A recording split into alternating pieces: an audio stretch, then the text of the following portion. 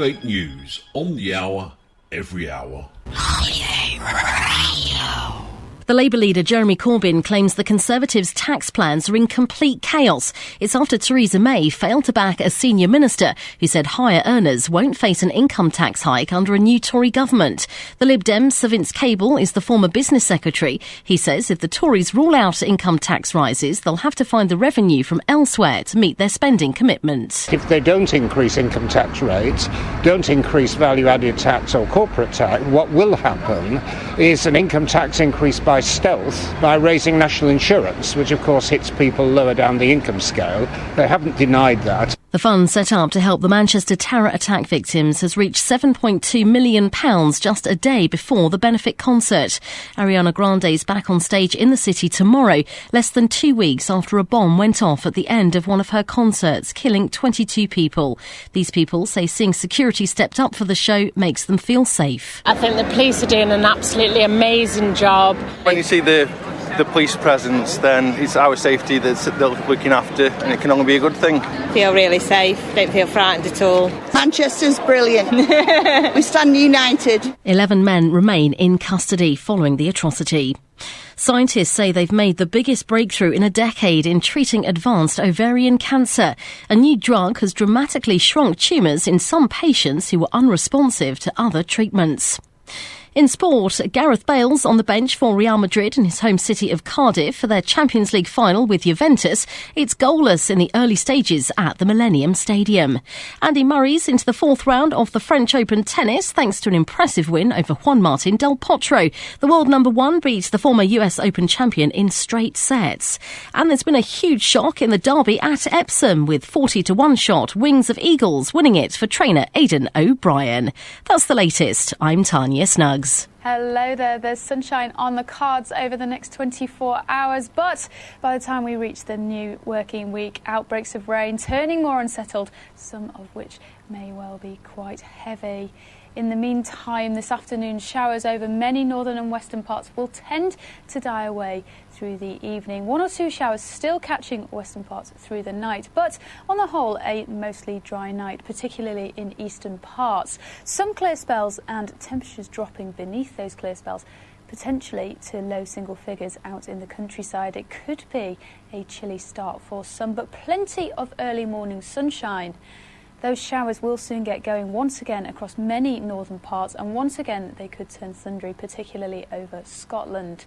Southeastern parts, meanwhile, seeing more in the way of sunshine, mostly dry day to come here. Further west, though, the skies will tend to cloud over much of southwest England and Wales later on, with outbreaks of showery rain.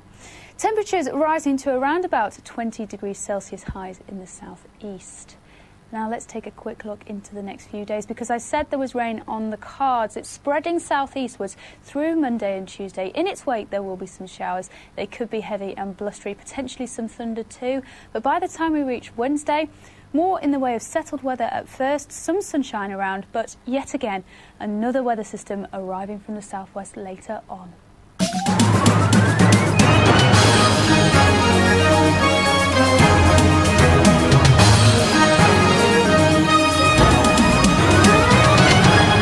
Motivate News on the hour, every hour. The following may contain references to sex, drugs and rock and roll. Oh, and some bad language too. Communism is like prohibition. It's a good idea, but it won't work. And a very, very good evening to you all. I don't know if you've noticed, but the lead is now working on the phone. Apparently it was S-Voice and these voice command things I like to disable. A very good evening to Facebook Live, a very good evening to YouTube Live, a very good evening to all of those on the TuneIn app, and a very, very good evening to everybody in the Motivate chat room. My apologies, for for being 24 hours too late. Normally... I'm not ever put off by doing anything. I received a phone call at 5 o'clock yesterday. I haven't swapped my SIM cards over from phone to phone yet, so the numbers that are in the other phone are not on the phone, etc., SIM cards and this, that and the other. So I answered it, as you do, to be told, hello, this is Detective blah, blah, blah. And I went, okay. He said, is that David Russell? I said, well, who's calling? As you do. This is blah blah blah from Canterbury Police Station. We need to have a talk and a chat. Would you be able to come to the station? No. Can we come to your house? Yes. Nothing to hide. So I put out a status yesterday, just gone 5 o'clock, I do believe, to state obviously that there will be no show. I wasn't too sure of what was going to go on, to be honest, whether or not I was going to be arrested or, you know, we say lots of things and do lots of things on the radio and on videos, you know, that should be allowed through freedom of speech. So anyway, I put the post out and said, look, I won't be doing tonight. And they turned up at my house, just gone 7 o'clock. So I invited them in, and as they walked in, I showed them the studio. You know, they've asked me not to record any conversations. Now, I've recorded a few in the past, some to do with our nonce case Gillette.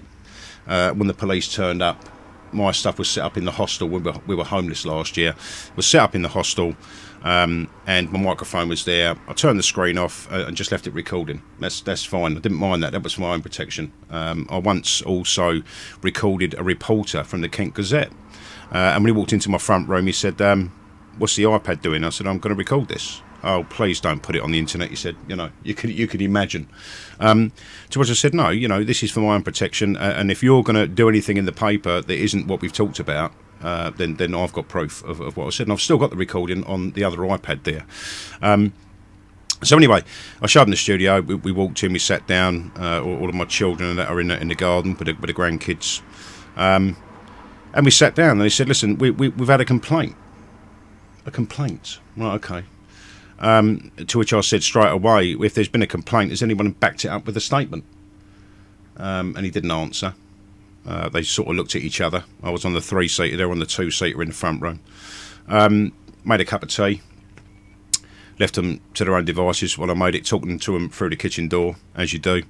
And, you know, I've really not got anything structurally to tell you. I don't know what video it was. I don't know if it was because we live streamed Graham's video. I don't know if it was because of one of my videos, although they went back a couple of years and told me basically in no uncertain terms, you know, you were saying things back then, you know, that could be deemed offensive.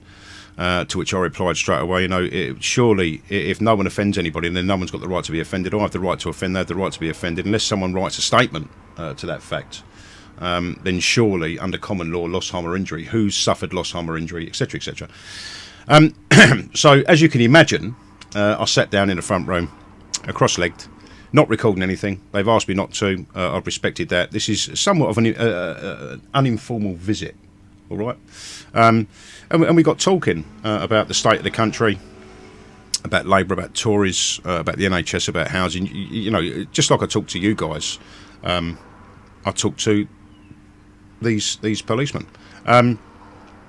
plainclothes detectives, and you know, I think they were expecting probably to turn up and think, you know, he's just a Muslim hater, it's Islam this, Islam that, etc, etc, and that certainly wasn't and isn't the case, as you know.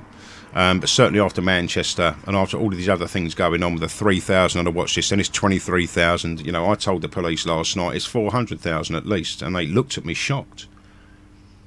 You know, our intelligence services worldwide have told us it's between 15 and 25% of 1.6 billion. You know, what more do you need to take from that? Excuse me. Anyway, so, you know, we got to talking about the state of the country, and I found them most, you know, agreeable, really. But the last night's show was cancelled, basically, because I didn't know what was going to go on. I didn't know I was going to get arrested. I'd rather do it, you know, early and let everyone know you might be planning your nights out, doing all sorts, you know. Fuck me, Motivate Radio really shouldn't be that important, although it should be as well. Just point that out. But, you know, it was one of those things where, you know, I thought if we stop it dead, we'll do it tomorrow. You know, whatever happens today, happens today. If I don't come back home, obviously, and I'm sort of banged up for the weekend, then at least we can put another notification out and say that it won't be on Saturday either. So just to go over a few things here, okay?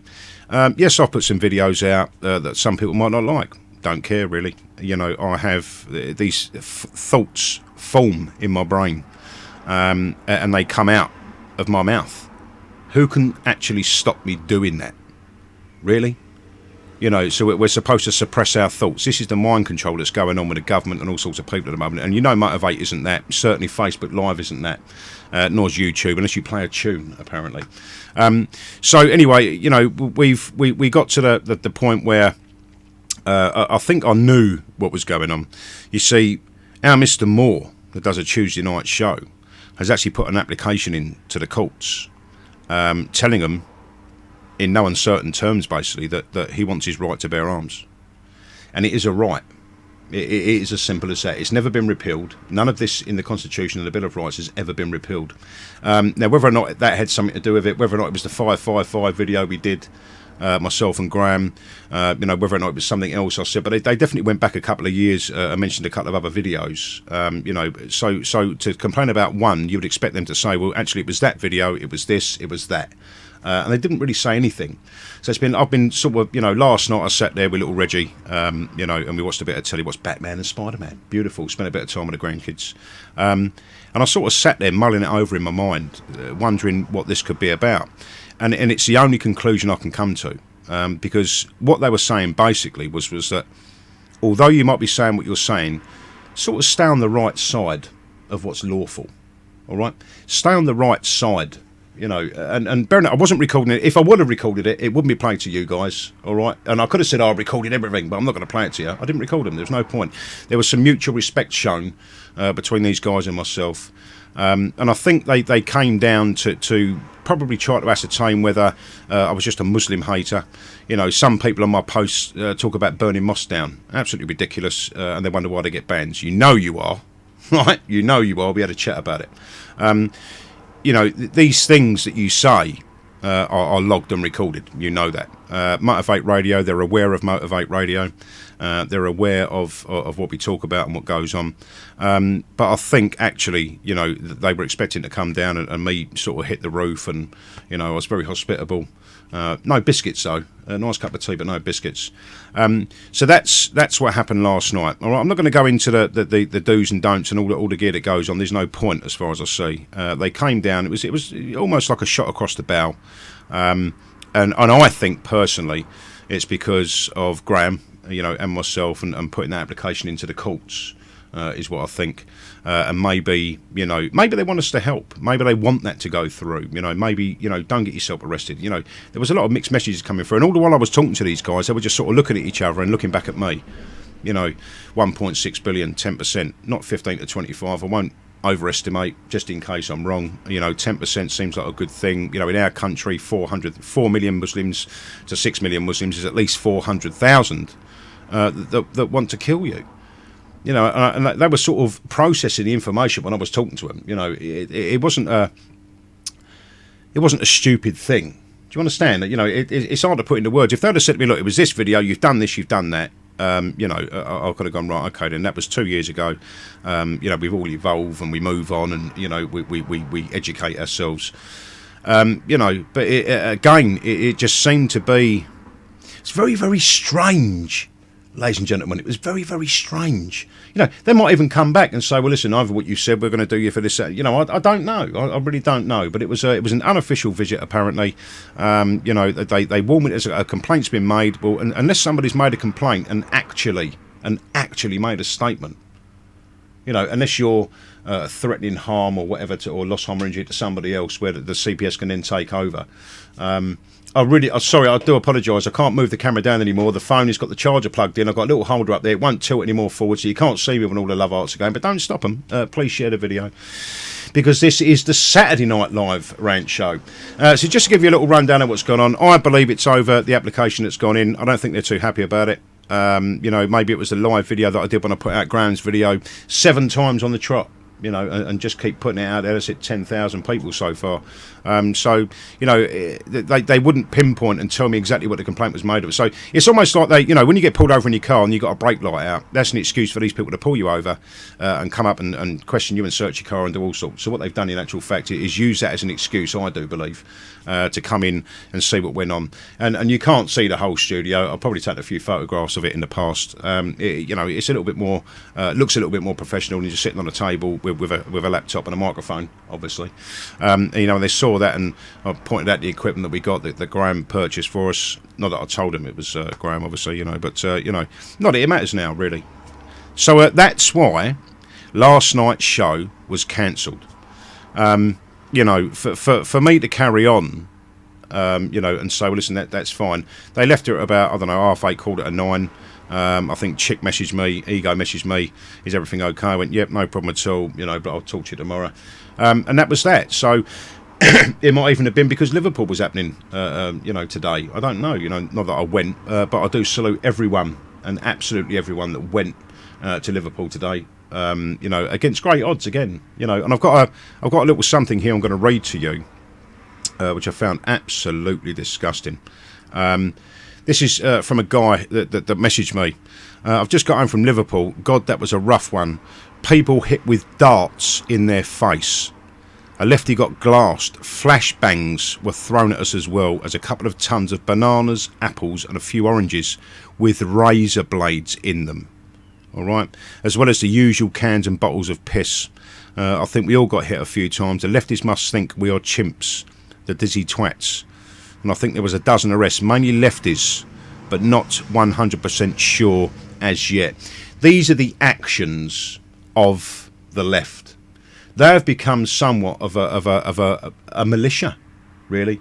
These people, these guys, ladies and gentlemen. I would call them ladies and gentlemen, but they're not. They're twats and cuntosses is what they are. And you've already been warned that the language will be what it is. So please, if you've got any children laying around that are going to be listening to this on Facebook or wherever, please put yourself in another room, because this is going to get very ugly very, very quickly.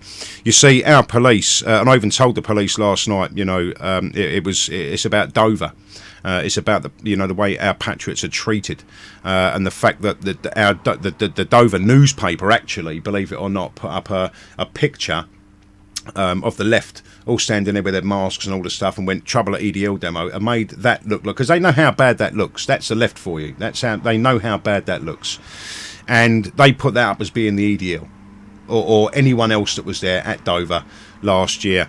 And it's gone into 3 figures, the amount of jail time these guys have got from being attacked by the left. Okay, there was a demonstration we did where we come down through the subways, we come through, everything was nice and peaceful, it was absolutely lovely. All the media are standing up around, and this green and a big ramp that came up, and the people are standing down there, and as we come towards the end, they stopped us from moving. I wasn't near the front, unfortunately, but and we've got photographs from the media of battens. A woman got hit, a guy got hit. There was a lot of fracas going on at the front, because that's what they wanted to achieve.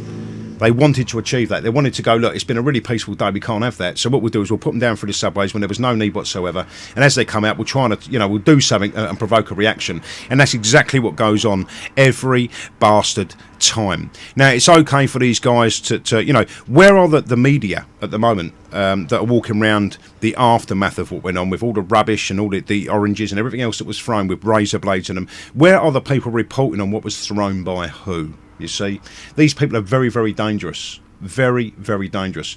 We've got protection at the base and the root of our hearts. That's what we've got. We've got protection. We love, everything we do really is about protection, whether it be of our children from being raped and groomed, whether it be over our culture, our history, our heritage. We are into protection. That's what we're into. What are the left into, please? The left are absolutely despicable in every action they commit against people that are trying to stand up for their rights and their country and their children. How many people do you know on your friends list, actually, that would find out somebody's going to march against, the child rape, trafficking and grooming of our children? How many people do you know that would actually go, we're going to counter demonstrate that because you're racists? How many people do you know that would do that?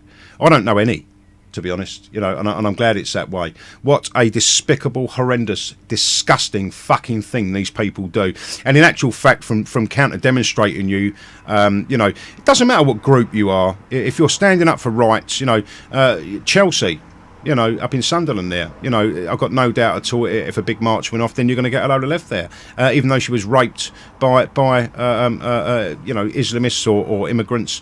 Doesn't matter. Apparently now you're a racist for sticking up for your own race, for sticking up for your own people, and that is unacceptable, ladies and gentlemen. It really is absolutely unacceptable.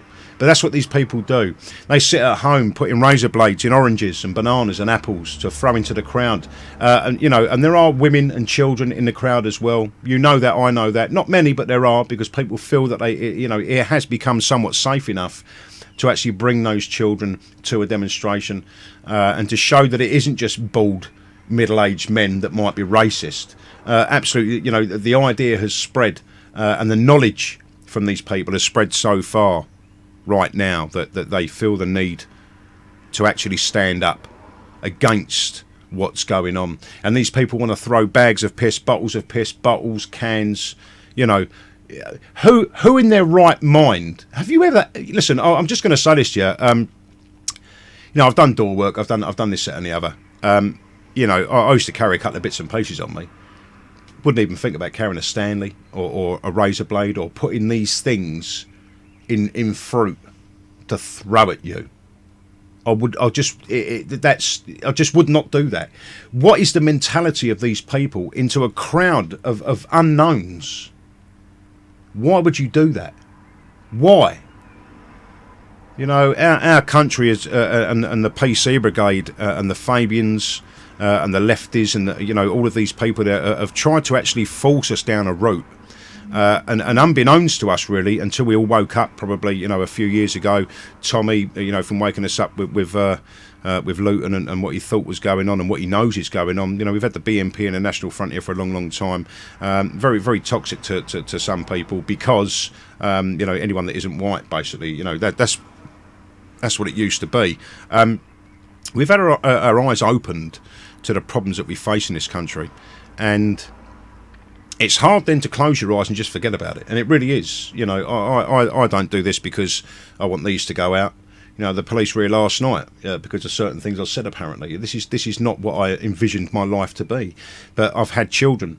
They're good children. These children, my children, are having children. I've got grandchildren. And I don't see much of a future over this. And the point I'm coming to, really, is that surely, if children can be taken from the right because they believe in the EDL, etc., etc., if children can be taken over future emotional harm, if people, can lose their jobs, etc., etc., over believing, and being patriotic, really, and actually believing that we should be doing something to protect our culture, then surely, over all these years that we have suffered under the indoctrination of the left through our schools, our colleges, our universities, etc., etc., through the media, through the governments, surely these people should be held accountable for the indoctrination of a nation, of people that don't know any different, of people that we are actually trying to shake and wake the fuck up.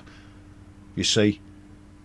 It's absolutely disgusting what's going on at the moment. And this agenda that's being pushed is being pushed. It's not just being pushed in England, in the UK, sorry, do apologise, in the UK, in Britain. It's being pushed all across Europe.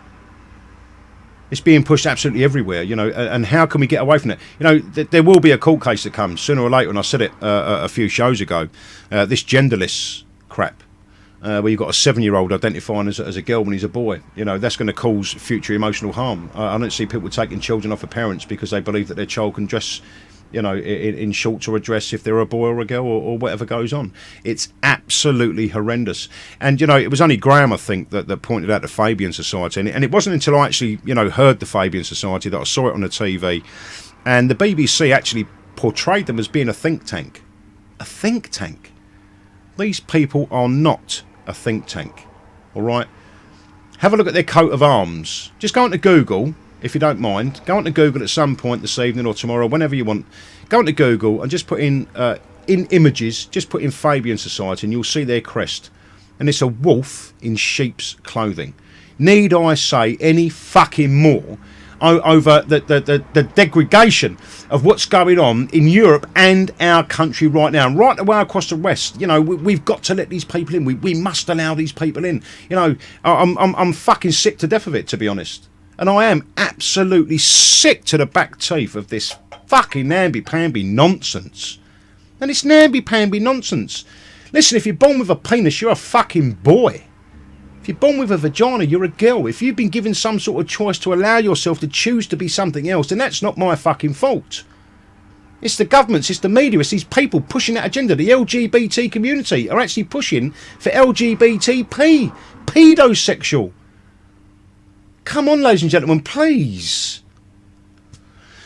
You know, I did a lot of recording yesterday to get ready for the show, as I normally do, to play you some snippets and bits and pieces of what's gone on throughout the week. And I think I'm going to get on to a few of them. Sorry, Facebook keeps freezing when it shouldn't do. You know, there's no. Sorry, I'm just talking to somebody that's talking to me in Motivate chat room at the moment. In case you didn't know, they're saying that it keeps freezing. Well, I'm not being funny with you. It's not even coming up that it's signal broadcast has been interrupted or weak signal or anything. It's absolutely fantastic there at the moment. I don't know if anyone else is having any problems. Can you let me know in the chat? But look, again, it's not until you actually put all of these things together. I could do a show every night and talk about one thing every night, and you're going to forget about it the next night or 2 nights later.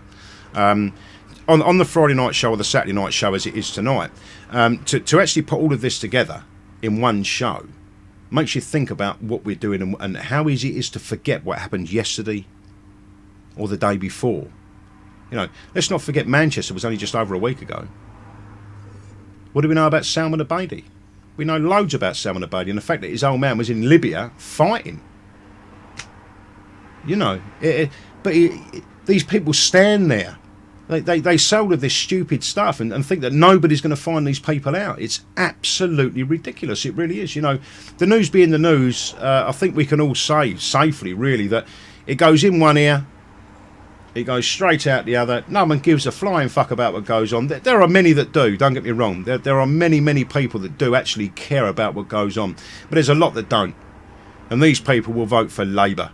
And they will. Listen, I don't want to vote Tory or Labour. I'd rather vote UKIP if I could. UKIP, I know we're in the running. It do be waste to vote.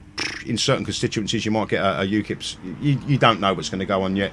I've looked into it. People have been asking me, I've got no UKIP here. We'll vote fucking Tory then. You can't let Corbyn and Diane Abbott and that in. You just can't do it. If you did, it would be the death of this country overnight. It really would. If you're not seeing what comes, listen, you're not going to see what's what on the news. You're not going to see what's what, from the mainstream media in newspapers, etc., etc. You got to look on the internet and find out what these people are and what they're about and what they're doing. And I've got to tell you, this is a first for me. This is a first. I've actually written down an order of what goes on and who these people are and what they've said, etc., etc. Because I used to put it all together as an hour and play it to you. It gets very boring, people listening, when I'm just sitting there going, yeah, have a listen to that for an hour, So we're going to do it live tonight, okay? And hopefully we'll have no problems.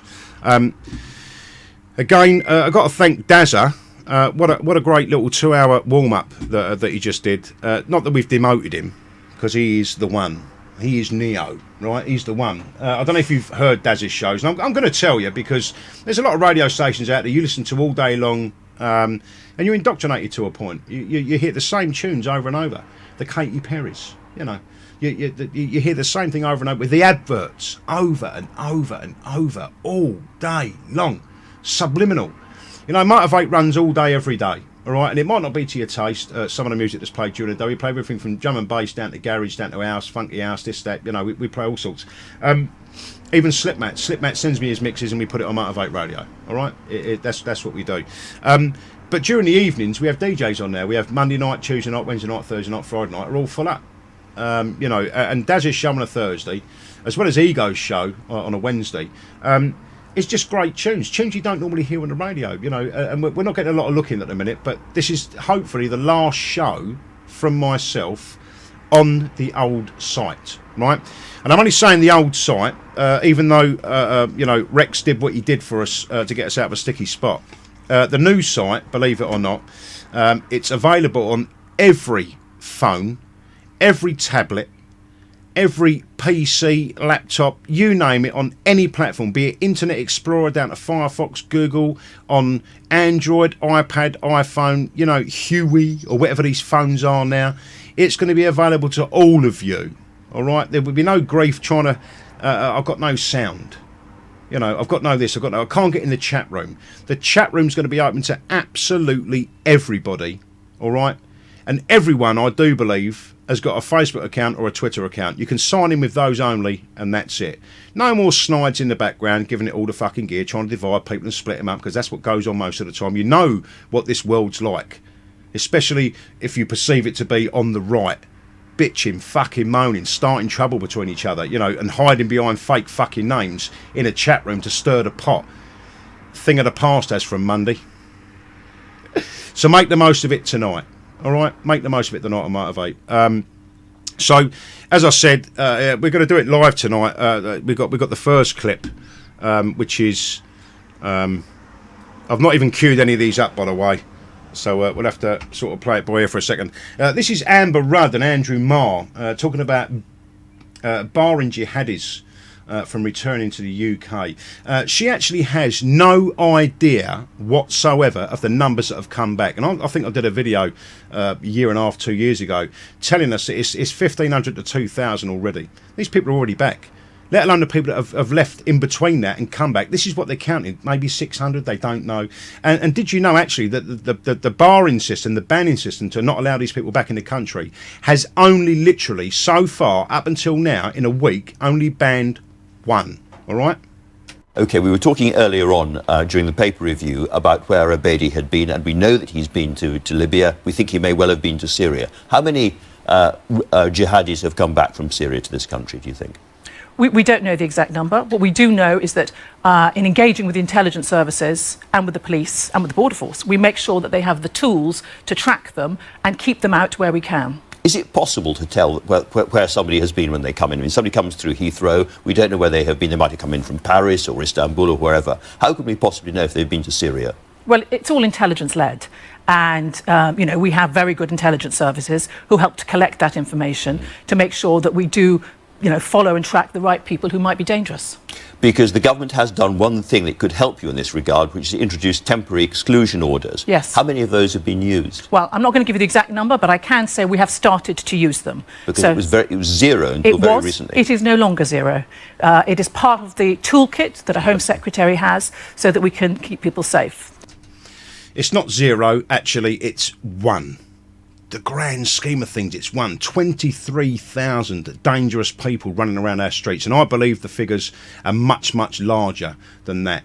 And like I said to the two officers last night, 1.6 billion Muslims. I'm going to play you something else in a bit from Bridget Gabriel. I think you've probably all heard it, but that was back in 2014 when it was 1.2 billion. It's growing exponentially, where people think it's cool now to be a Muslim. But it's 1.6 billion Muslims. 15 to 25% are actually radical in their beliefs, where I believe that they're actually orthodox Islamists, all right, Mohammedans.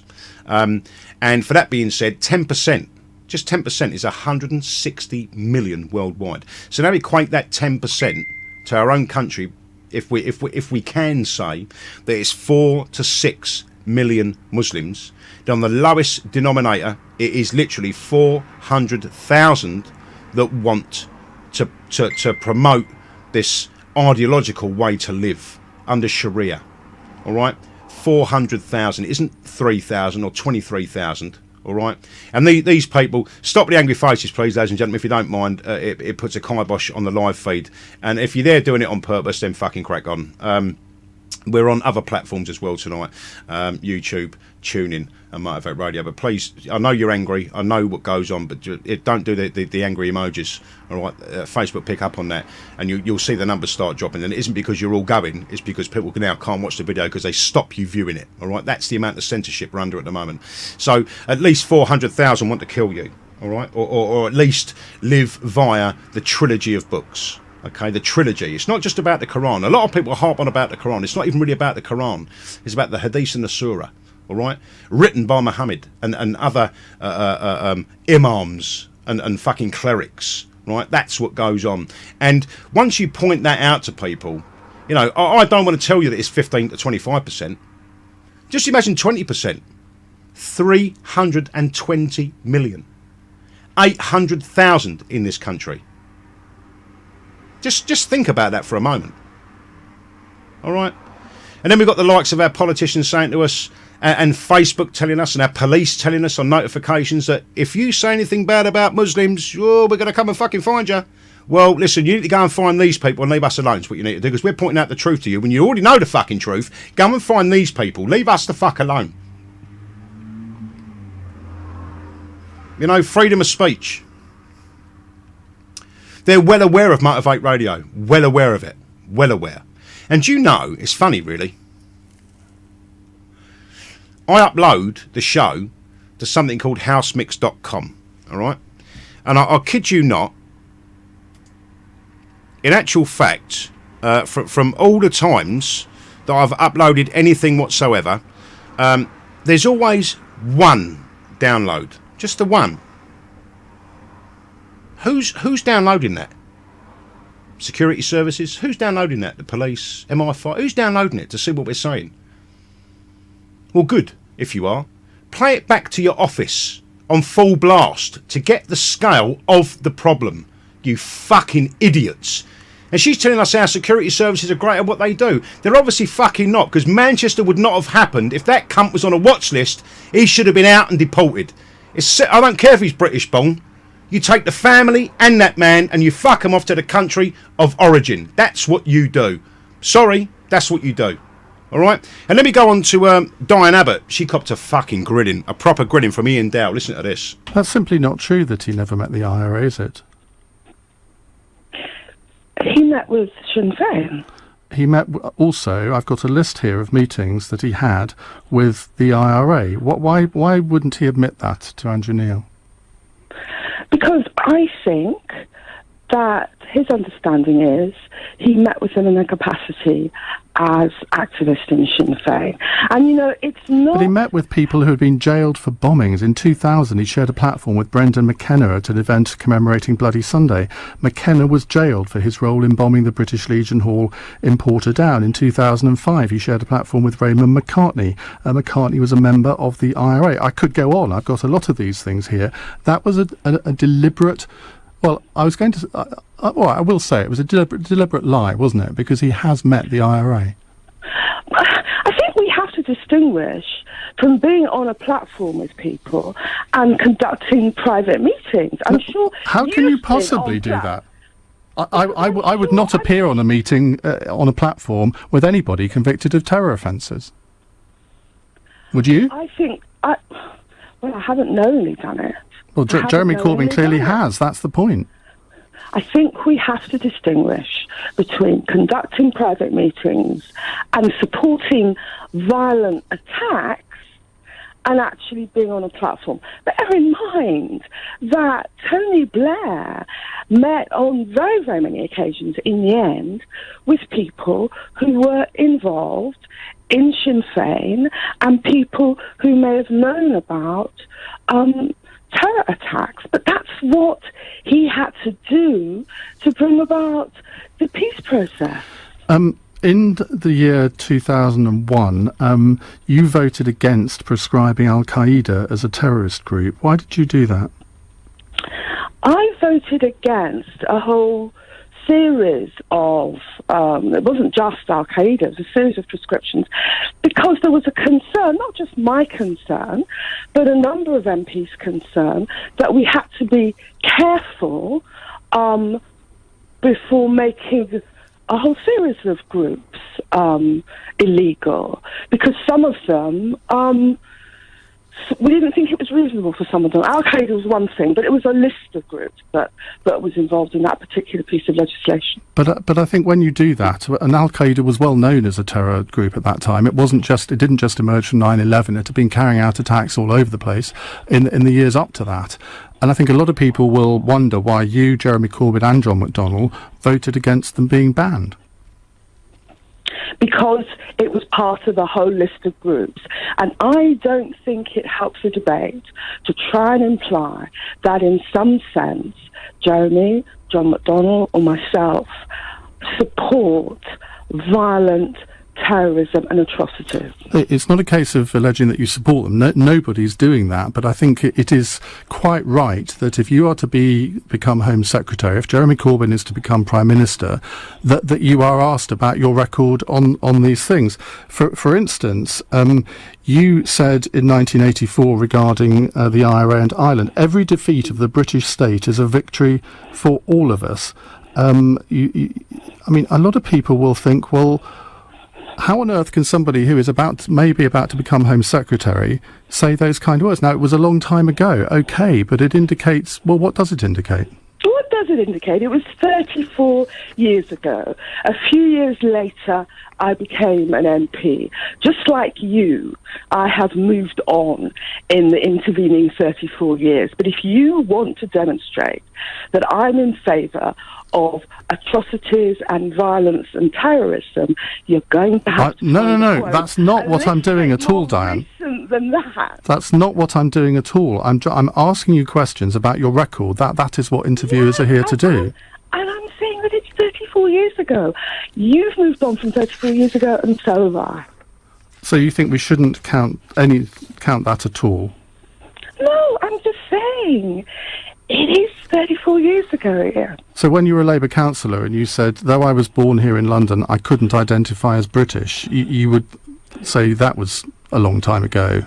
It was indeed, and I was privileged to be elected as a British Member of Parliament, the first black female British Member of Parliament. And look what she goes on about. I'm the first black British MP. I'm this, I'm that. Listen, you know, she won't turn around and say that I can actually identify as being British now, but she can identify with being a British MP. Fucking horrendous, this woman. And I can tell you that in 2017, I am proud to be a British Member of Parliament. But why couldn't you identify as British then? It was 34 years ago, Ian. I have to keep saying that if you're going to ascribe to me views and motives, you have to perhaps find quotes that are a little bit more recent. I mean, listen, I think we can all see what the woman is. We can all see through the mask and the masquerade of this woman. We can see through Jeremy Corbyn. Listen, like I said to you earlier, I don't really want to vote Tory or Labour, but certainly Labour in this country would be an absolute fucking disaster. It really would. And listen, there will be bad language tonight. If you don't like it, please make sure your children aren't sitting around. I can do the show without it. You know, I can. But I don't want to, because I don't have to, because it's my radio show, my radio station, and I say things as I see fit. I'm not going to apologise for it. A lot of people can't do that, and especially one, Katie Hopkins. You know, she said something and she was sacked. You know, and that's going to be played for you in a moment. But it's not until you generalise and round all of this information up over 1 week. Imagine all the stuff that I've got saved at the minute. And actually say, well, in actual fact, what I'm going to do is put a video together of all of these clips. It'll be hours and hours and hours long, and just look at all of the problems that we have. Don't forget about what happened yesterday because of the news of today. And that's what we tend to do. This is what goes on. And I certainly don't do that. You know, I save things all week. I record things in all week. You know, the show is what it is because of these people making an absolute fool of themselves. These are supposed to be our leaders. These are supposed to be our elite. These are supposed to be the most educated people in our country. And they haven't got an absolute clue. Not a Scooby-Doo, my friends, on what they should be doing and what they shouldn't be doing. If they have, then their strings are being pulled from behind the scenes of the groups of which you know already. All right? Let me go on to Nigel Farage. He had a caller called Paul. That's absolutely terrified, apparently, of Diane Abbott becoming Home Secretary. That's simply not true that he never met the IRA. I live in an area where my daughter goes to school and she's like one of 6 white Britons in a school of like 400 kids, and 2 of them are Irish, mate. You know, you want to come to these areas and see what immigration is doing to this country and listen to the working class people and what we're saying about Islam also. Because they're the only 2 things that mean anything much.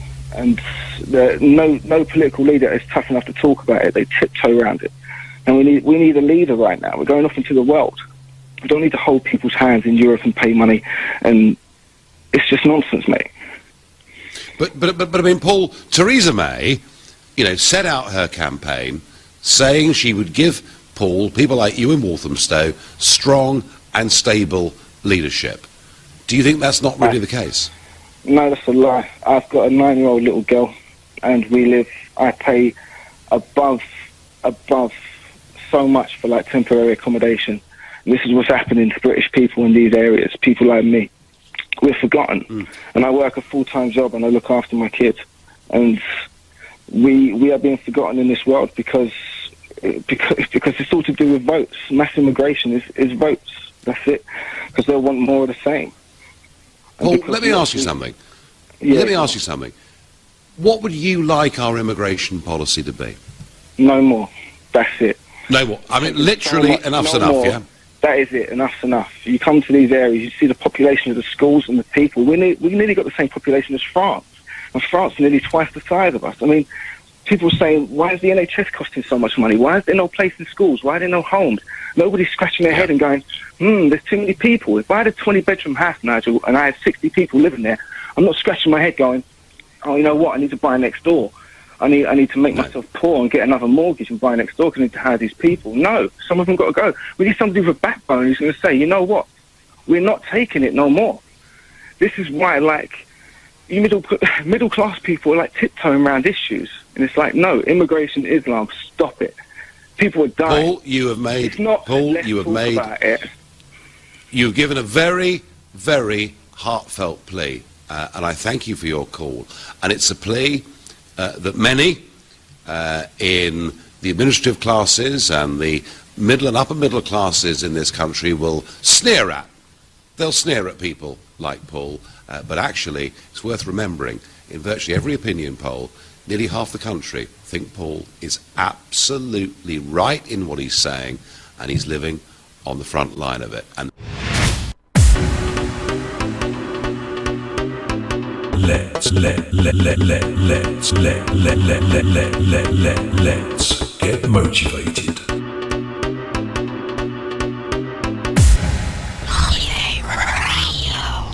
Which brings me on to something that you've probably heard, but it's got to be played this evening. I'm not going to apologise for playing it. If you've not heard it, then this is Bridget Gabriel. One Muslim in the audience trying to put it back on themselves that they are the victims, and this woman was having absolutely none of it. Alaikum, peace to you all. My name is Saba Ahmed. I'm a law student at American University. I am here to ask you a simple question. I know that we portray Islam and all Muslims as bad, but there is 1.8 billion Muslim followers of Islam. We have 8 million plus Muslim Americans in this country, and I don't see them represented here. But my question is, how can we fight an ideological war with weapons? How can we ever end this war? The jihadist ideology that you talk about, it's an ideology. How can you ever win this thing if you don't address it ideologically? Great question. I am so glad you're here, and I am so glad you brought that up because it gives us an opportunity to answer. What I find so amazing is since the beginning of this panel, which we are here about Benghazi attack against our people, not one person mentioned Muslims. We are here against Islam, or we're launching war against Muslims. We are here to discuss how 4 Americans died and what our government is doing. We were not here to bash Muslims. You were the one who brought up the issue about most Muslims, not us. And since you brought it up, allow me to elaborate with my answer. There are 1.2 billion Muslims in the world today. Of course, not all of them are radicals. The majority of them are peaceful people. The radicals are estimated to be between 15 to 25%, according to all intelligence services around the world. That leaves 75% of them peaceful people. But when you look at 15 to 25% of the world Muslim population, you're looking at 180 million to 300 million people dedicated to the destruction of Western civilization. That is as big of the United States. So why should we worry about the radicals, 15 to 25%? Because it is the radicals that kill. Because it is the radicals that behead and massacre. When you look throughout history, when you look at all the lessons of history, most Germans were peaceful. Yet the Nazis drove the agenda. And as a result, 60 million people died. Almost 14 million in concentration camps. 6 million were Jews. The peaceful majority were irrelevant. When you look at Russia, most Russians were peaceful as well.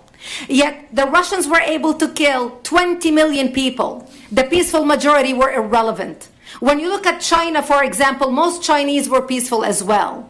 Yet the Chinese were able to kill 70 million people. The peaceful majority were irrelevant. When you look at Japan prior to World War II, most Japanese were peaceful as well. Yet Japan was able to butcher its way across Southeast Asia, killing 12 million people, mostly killed with bayonets and shovels. The peaceful majority were irrelevant.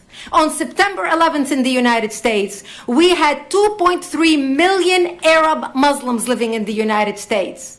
It took 19 hijackers, 19 radicals to bring America down to its knees, destroy the World Trade Center, attack the Pentagon, and kill almost 3,000 Americans that day. The peaceful majority were irrelevant. So for all our powers of reasons and us talking about moderate and peaceful Muslims, I'm glad you're here. But where are the others speaking out? And since you are the only Muslim representative,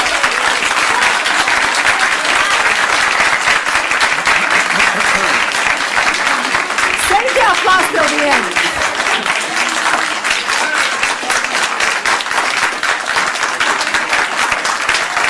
Thank you.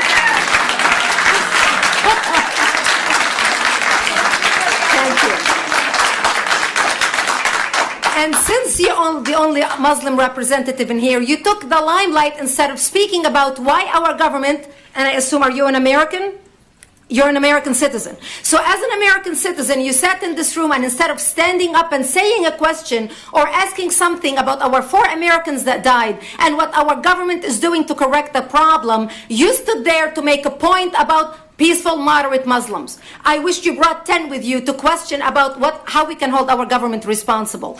It is time we take political correctness and throw it in the garbage where it belongs and start calling it. And on to Theresa May. Theresa May, this is actually quite funny. Listen, I think we've all seen it, Diane Abbott, etc., etc. But she made a bit of a point in front of rallying the voters, shall we say. Not that I don't like either party, to be honest. We've got to vote for the lesser of two evils. That's what we've been forced to do in this country, okay? But this is actually quite funny. Just think about it. You know, John McDonnell, a Marxist who had to Google the deficit, and believes in abolishing MI5 at the Treasury. Diane Abbott, who can't add up, in charge of our anti-terrorism work and undoing all the good that we've done in relation to immigration over the years. And then we go on to Jeremy Corbyn, quite possibly the next Prime Minister of the United Kingdom, on Women's Hour on Radio 4. Didn't know his son. You know what? It's almost like he is the replication of Diane Abbott. Let me understand then. How much will it cost to provide unmeans-tested childcare for 1.3 million children? It will cost. It will obviously cost a lot to do so. We accept that. I presume you have the figures. Yes, I do. It does cost a lot to do it. The point I'm trying to make is that we're making it universal so that we are in a position to make sure that every child gets it, and those that can at the moment get free places will continue to get them. Those that have to pay won't, and we'll collect the money through taxation, mainly through corporate taxation. So how much will it cost? I'll give you the figure in a moment. You don't know it? You're logging into your iPad here. You've announced a major policy and you don't know how much it will cost? Can I give you the exact figure in a moment, Is this not exactly the issue with people and the Labour Party, which came up under Gordon Brown, that we cannot trust you with our money? Not at all. You don't know the figure. All of our manifesto is fully costed and examined. And But you're holding a manifesto, you're flicking through it, you've got an iPad there, you've had a phone call while we're in here, and you don't know how much it's going to cost. can we come back to that in a moment? What, when you've looked it Well, up? look, My point is, it's quite troubling. This is a policy you're launching today, Mr Corbyn, and you don't know how much it's going to cost. It hardly inspires the voters. I think what is important for the voters to understand is that if we don't invest in our children and we don't invest in them for the future, then they do less well in primary school, less well in secondary school, and less well in the future. But you don't know the cost. I want to give you an accurate figure. Did you hear the sigh? Oh, we've been caught out again. You know, it's almost as if, listen, if you look at socialism, it's down to everyone else to pay for everyone else. Right? You take from other people, you do what you do. So it's almost like Diane Abbott and Jeremy Corbyn both think that someone's going to come and save them. I don't really have to do the work. Someone else is going to do it. Absolutely fucking incredible that anybody could be voting for these fucking terrorist-supporting bastards. And they do. They support the IRA. They support Hamas. What a lovely guy. You know, Jeremy Corbyn, Diane Abbott. I think it's 320,000 million trillion and two halves of a fucking donkey's tail. What the fuck goes on here? You know, listen, unless people listen to this and see this and see it for what it is, the show goes on for hours. I know that. And we will have to restart a few times because you only allow 3 hours of time on Facebook. But my good fucking God. You know, Theresa May was sitting there the other day giving it this one and sort of shaking like she had Parkinson's.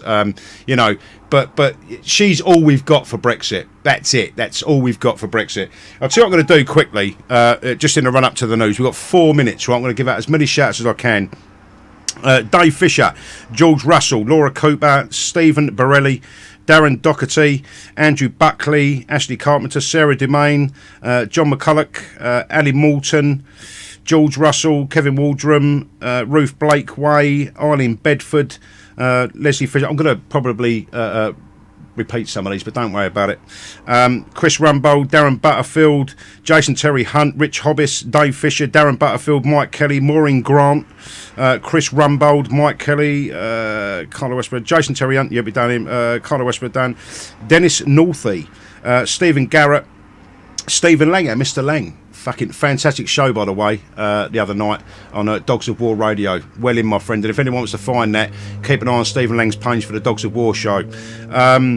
We've got Brian Bacon, Jenny Murphy, Susie Watkins in Florida, USA. Thank you very much for listening. Gary King, Lindsay Maguire, Zara Boudica Blackstone, Richard Evans, Pad Murphy. Good evening, my fella. How we doing, brother? Tracy Geddold. How we doing, darling? Tracy Bowen, Lowell Osborne. Good evening to you. Lee Martin, Chrissy Johnson, Gemma Young, Nigel Jones, Lindsay Maguire, Ruth Wolfer, John Atkinson, Alfred Edward Garnett. What a name. Absolutely beautiful. Penny Tommy, Tony Williams, Baron Paulie von Kasberg, Jay Minty, Craig Thacker, William Johnston, Paul Smite, oh my God, Dean Birmingham, Alison Baxter, Brummy, Paul Graham, Clark, Mick Williams, Mick Jefferson, Julie Francis, George Russell. Lots and lots of people are motivated this evening, ladies and gentlemen. I've got 3 minutes to go. Carl Worrell, Graham Clark, William Bunt Diamond, Rob Stretton, Rob Lonsborough, Dave Roberts, my brother down there in Croydon. Fucking love you, boy. Shane Jarvis, Dean Birmingham. Yeah, done that. Mark Lidford, Adele McGinn, Elaine Woods, Shane Jarvis, Nigel Jones. He's starving apparently. He's doing Ramadama Ding Dong. Abigail Bennett, Kevin G, Chris Rumbold. Good evening, my friend. Shane Jarvis.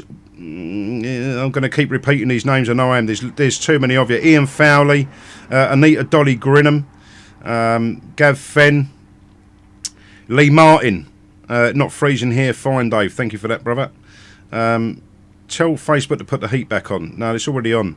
Ashley Carpenter, Chris Fraser, Linda Sadler, Martin Dust, Tony Williams, It's crackling, mate, really bad, Kevin Waldrum saying. That's just the nature of the beast. I do apologise. I can't do anything about that. In this little room where we've got all sorts of cables running everywhere, I've tried rerouting them. It doesn't get rid of the crackle. It's actually my mouse. When I move my mouse, the crackling gets worse. I can't solve that. We've got 1 minute to go. Resenda Rachel, Kim Thompson, Maureen Grant, Paul Huttle, Nikki Littman, Flo Kerridge joined us, Sue McCollum. I'm going to leave that there for the second, and unless I can find someone else. Jason McGowan used to work with that man down in Croydon, fantastic fella. How you doing, brother? Orit Ollier, George Wright saying Nokia 3310, the brick, indestructible and a lifetime of battery. You need that in your life when the apocalypse happens. Chuck Rock, Lee Bolton, Aaron McGregor, Stuart Thurman, Ken Wigston. I'm scrolling now, I'm scrolling. Donna Michael Kilgour, Brian Hudson. And now it's time for the news.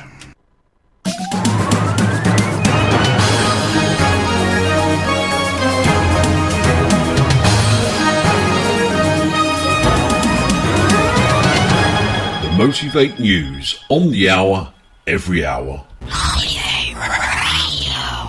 The Labour leader Jeremy Corbyn claims the Conservatives' tax plans are in complete chaos. It's after Theresa May failed to back a senior minister who said higher earners won't face an income tax hike under a new Tory government. The Lib Dems' Sir Vince Cable is the former business secretary. He says if the Tories rule out income tax rises, they'll have to find the revenue from elsewhere to meet their spending commitments. If they don't increase income tax rates, don't increase value-added tax or corporate tax, what will happen is an income tax increase by stealth by raising national insurance, which of course hits people lower down the income scale. They haven't denied that. The fund set up to help the Manchester terror attack victims has reached £7.2 million just a day before the benefit concert. Ariana Grande is back on stage in the city tomorrow, less than 2 weeks after a bomb went off at the end of one of her concerts, killing 22 people. These people say seeing security stepped up for the show makes them feel safe. I think the police are doing an absolutely amazing job. When you see the police presence, then it's our safety that they're looking after, and it can only be a good thing. Feel really safe, don't feel frightened at all. Manchester's brilliant. We stand united. 11 men remain in custody following the atrocity. Scientists say they've made the biggest breakthrough in a decade in treating advanced ovarian cancer. A new drug has dramatically shrunk tumours in some patients who were unresponsive to other treatments. In sport, Gareth Bale's on the bench for Real Madrid in his home city of Cardiff for their Champions League final with Juventus. It's goalless in the early stages at the Millennium Stadium. Andy Murray's into the fourth round of the French Open tennis thanks to an impressive win over Juan Martín del Potro. The world number one beats the former US Open champion in straight sets. And there's been a huge shock in the derby at Epsom with 40-1 shot Wings of Eagles winning it for trainer Aidan O'Brien. That's the latest. I'm Tanya Snuggs. Hello there. There's sunshine on the cards over the next 24 hours, but by the time we reach the new working week, outbreaks of rain turning more unsettled, some of which may well be quite heavy. In the meantime, this afternoon, showers over many northern and western parts will tend to die away through the evening. 1 or 2 showers still catching western parts through the night, but on the whole, a mostly dry night, particularly in eastern parts. Some clear spells and temperatures dropping beneath those clear spells, potentially to low single figures out in the countryside. It could be a chilly start for some, but plenty of early morning sunshine. Those showers will soon get going once again across many northern parts, and once again they could turn thundery, particularly over Scotland. Southeastern parts, meanwhile, seeing more in the way of sunshine, mostly dry day to come here. Further west, though, the skies will tend to cloud over much of southwest England and Wales later on, with outbreaks of showery rain. Temperatures rising to around about 20 degrees Celsius highs in the southeast. Now let's take a quick look into the next few days, because I said there was rain on the cards. It's spreading southeastwards through Monday and Tuesday. In its wake, there will be some showers. They could be heavy and blustery, potentially some thunder too. But by the time we reach Wednesday, more in the way of settled weather at first, some sunshine around, but yet again, another weather system arriving from the southwest later on.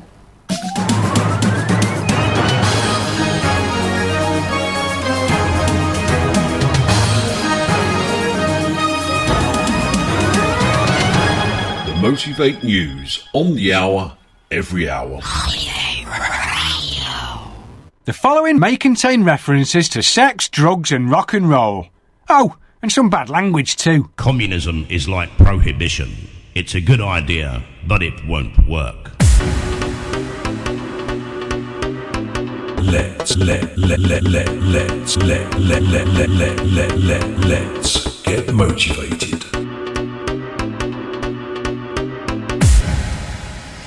Right, and just to go through, just to get rid of that, so I can scroll back up the page and see your comments. There's been plenty of comments so far. It's not that I'm ignoring you, but there's just too many. I'm on my own. Or I'm all on my own. I've only got the one ticket. Victoria Louise Weller. Annie Elizabeth Boatman has joined us from America. Thank you very much. Claire N.S. Johnson, because everyone else is here already. I can just scroll down to the highlighted ones. Dorian Griffiths, Richo Hunter. Sharon Fryer,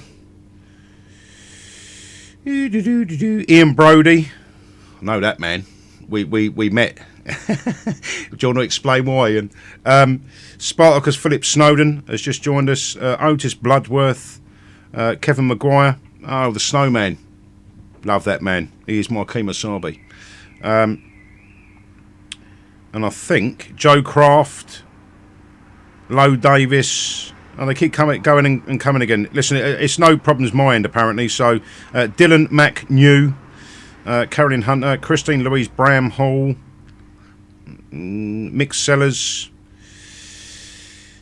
Perry Glover saying, I'm here, you old git. Well, thank you very much, Perry. Danny Crane, Mike Watson, Justin Omerod, Ian David Slater, Carolyn Hunter, yeah, we've done that. Chris Rumbold, Norman Gardner, Rob Cleverland.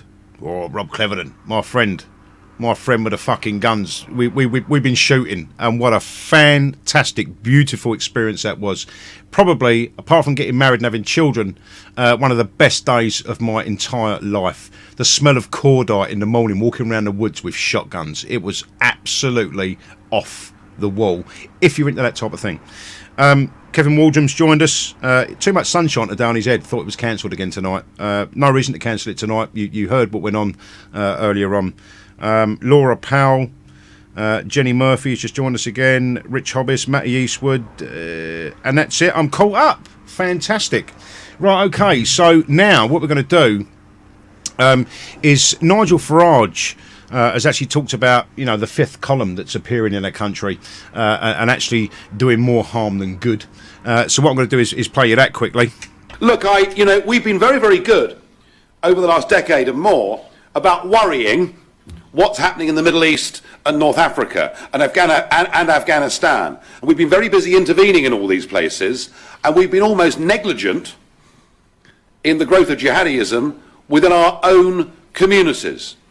And when I said last year, to the usual howls of outrage, when I said last year that we now have a fifth column living inside our own countries, they carry our passports, they speak our language, and they hate us. They want to kill us. They want to overthrow our culture, our constitution, our whole way of life.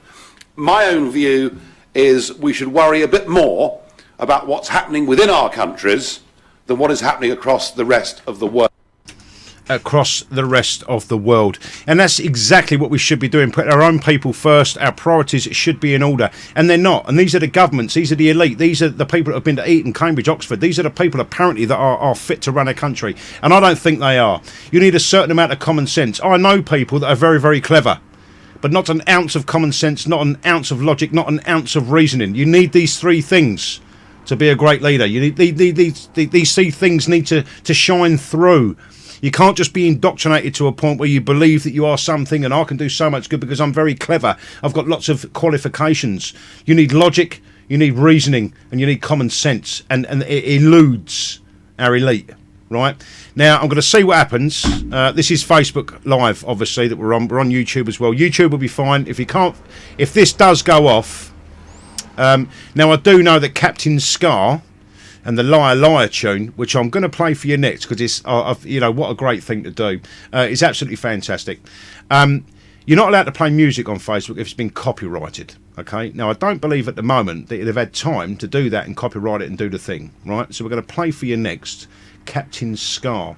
It's actually hit number 2 or number 1 in the charts, and not one radio station will play it. That, my friends, is the state of our country at the moment.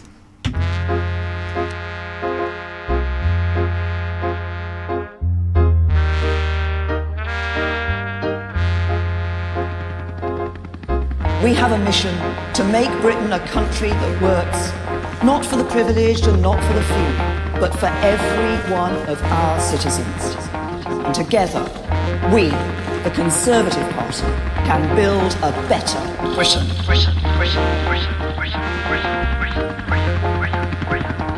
She's a liar, liar. She's a liar, liar. No, you can't trust her. No, no, no, no. She's a liar, liar. She's a liar, liar. No, you can't trust her. No, no, no, no. We all know politicians like telling lies. Big ones, little ones, porcupines, saying they're strong and stable, won't disguise. We're still being taken for a ride. The nurses going hungry, schools in decline. I don't recognize this broken country of mine. They're having a laugh, let's show them the door, then cut the rich, not the poor. I've been very clear that I think we need that period of time, that stability, to be able to deal with the issues that the country is facing. I'm not going to be calling a snap election. She's a liar, liar. She's a liar, liar. No, you can't trust her. No, no, no, no. She's a liar, liar. She's a liar, liar. No, you can't trust her. No, no, no, no. I want to have a government that doesn't think that fascism is where it's at. 'Cause putting the mother of all bombs into tiny hands can go very wrong. I'm hoping for a future for my child where she can grow and feel inspired. Do everything in your power you can. People rising up is the only plan. When future generations look back at this time, they will judge us not only by the decision that we made, but by what we made of that decision. They will see that we shaped them a brighter future. They will know that we built them a better Britain. She's a liar, liar. She's a liar, liar. No, no, no, no. She's a liar, liar. She's a liar, liar. No, you can't trust her. No, no, no, no. She's a liar, liar. She's a liar, liar. You can't trust her. No, no, no, no. She's a liar, liar. She's a liar, liar. You can't trust her. No, no, no, no. No, no, no, indeed. But then do you trust Labour? No, no, no, no, no, infinity, no. All right, it's the best of a bad bunch. And I'm not trying to say to you that we should all be voting for Tories. Listen, you do what you want to do. I don't give a fuck what you want to do, really. You know, you do what you want to do. If you believe that Diane Abbott, McDonnell, Amber Rudd and the rest of these fucking people can actually run the country, and that's down to you. And I'm just going to say this to you. I don't know if you can see this, right? I'm just going to put my face up to the camera quickly.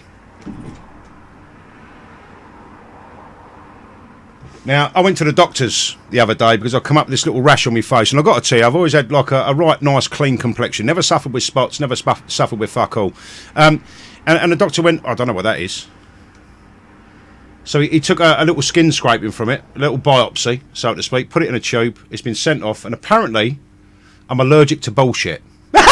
I'm allergic to bullshit. That's what's going on. I've watched too much of this political bollocks over the last couple of 3 weeks, and I'm allergic to bullshit. Who fucking knew? And we go on to Nigel Farage, and he's talking about the media. And this was from December 2016, but it's well worth a play, especially over what he's talking about at the end on climate change. Well, good morning, everybody. I thought I was coming to a conference, but it feels more like a funeral. So come on, cheer up. You can shout at me, you can get upset, but cheer up, everybody. It's been the most fantastic, uplifting, amazing year. There has been the outbreak of nation-state democracy. It's a virulent disease, and it's going to sweep the entire Western world, in my opinion. For me, well, Nick did allude to the fact that I've had one or two ups and downs getting to this position. But for me, yeah, it's been a 25-year journey. I was a businessman.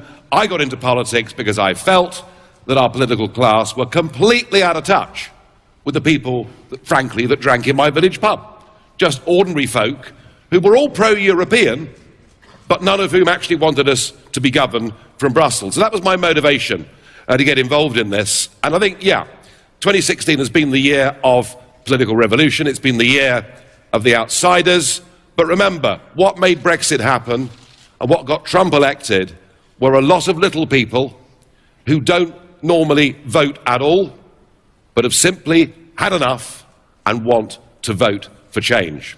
They feel they've been talked down to.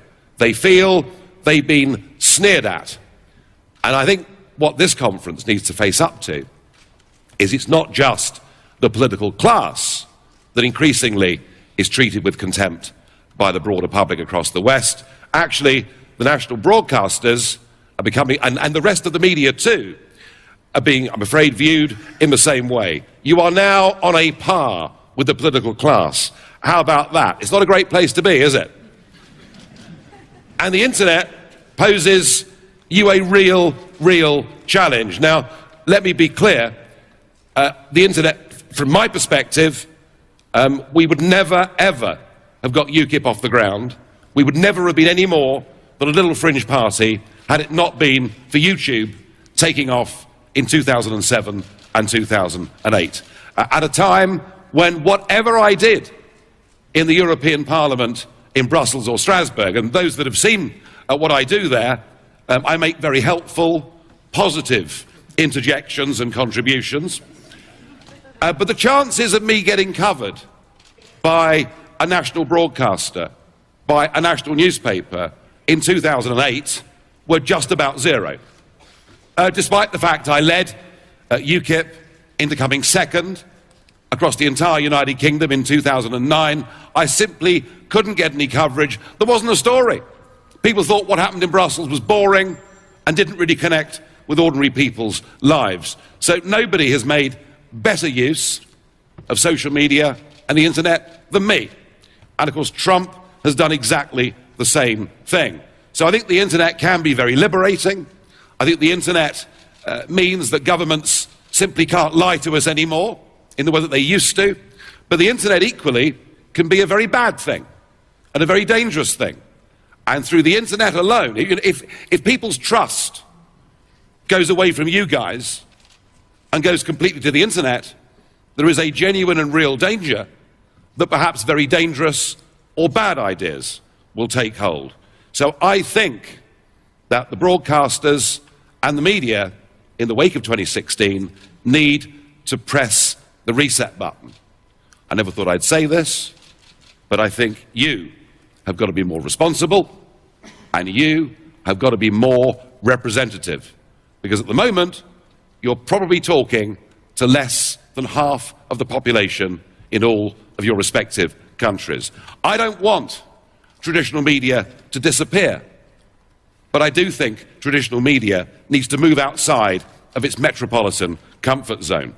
Now, my personal experience of this, of course, is mostly with the BBC. And some of this is personal, but much of it is backed up, by good documentation, an organisation that I've helped over the years called Newswatch, and we've, since 1999, we've analysed thousands of hours of BBC output on a variety of issues.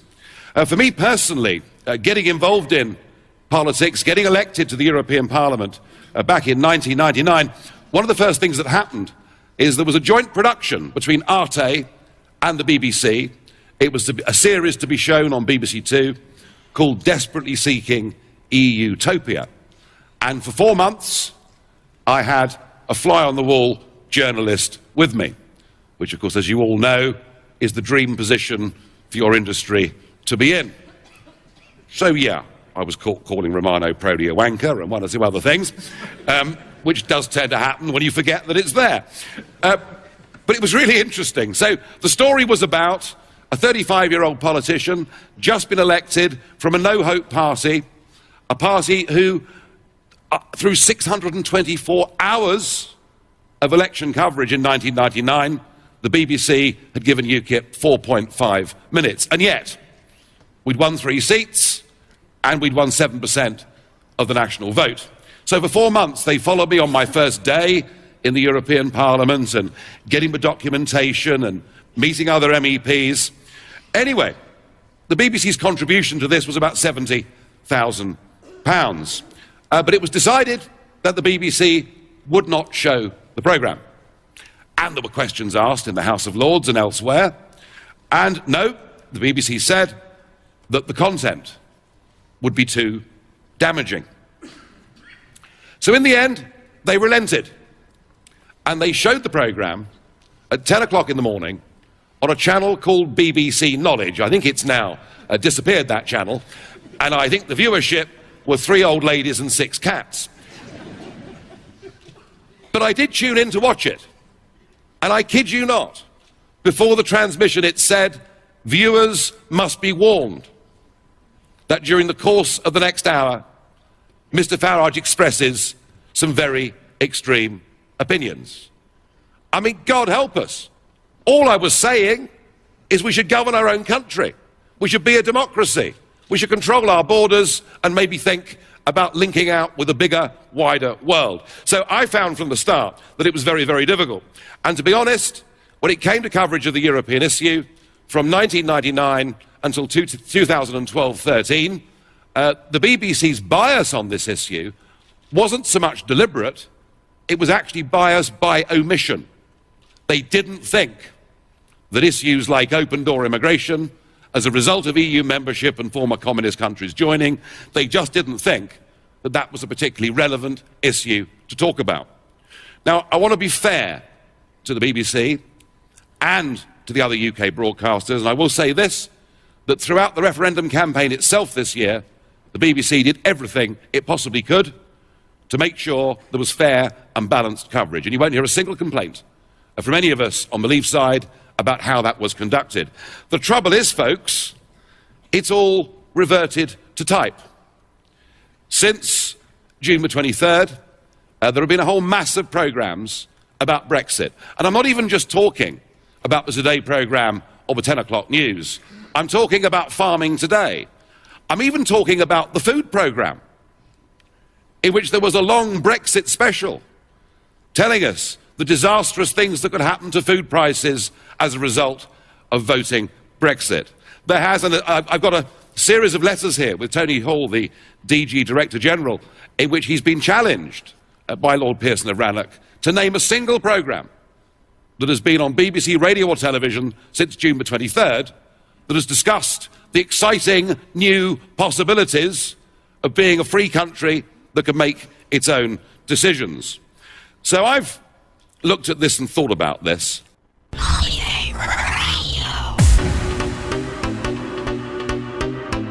Let's get motivated. And particularly what's happened since June the 23rd. Really the question is not, is the BBC biased? Is not, are all of you biased? No, the question is, do you think you're biased? And I don't think you do. Because when I meet people in the media, they assume that actually they're representing a proper, reasonable, balanced view. And a point was made earlier about a chap with tattoos who'd been in the Royal Navy. When I go into New Broadcasting House and I look at the people that are working there, The vast majority come from at least middle-class wealth, in many cases more than that. I bet there's not a single person on the news or research side that hasn't been to a good university. And many live metropolitan lives with lifestyle choices that would not be replicated in those percentage terms once you got outside the M25. And that, I think, is what I see everywhere. And I think recruitment is absolutely vital. I think, just like politics needed a massive shake-up with some outsiders coming into it with different backgrounds who weren't necessarily career politicians, I think you in the media need to start drawing from a much broader spectrum of people. Now, I'm not for one moment, pretending that this is isolated to the United Kingdom. There are countries in which there is even less of a debate on some of these issues. Sweden, I think, probably being the worst country in the Western world, where I hope there are some Swedish broadcasters here. If it didn't upset someone this morning, I'd have wasted my time.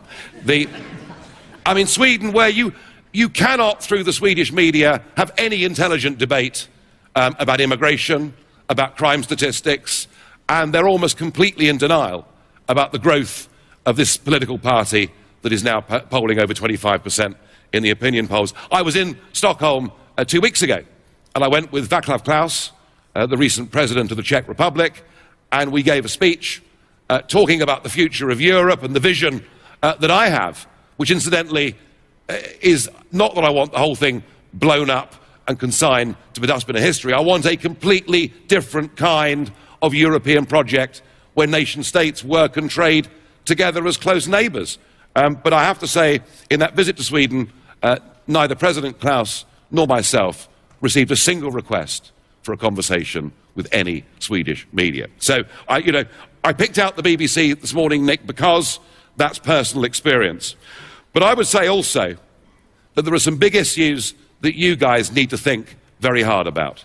The European question is one of them. We've shown with Brexit what is possible, and there are now many countries across the European Union seriously questioning their future in this project. I think in terms of immigration, I think you're still, many of you, covering this subject in the way that anyone that dares to raise the issue somehow has malevolent intentions underneath, which in the vast majority of cases simply isn't true. I think the coverage of radical Islam is another area where you're completely losing touch with vast swathes of your own population.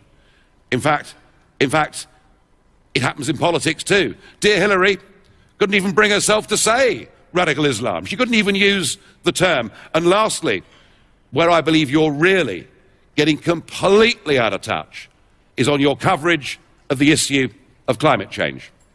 And I say this with particular reference to the wind industry. I have seen dozens of reports on British media about a new wind farm that is being built on an upland moor or being built at sea.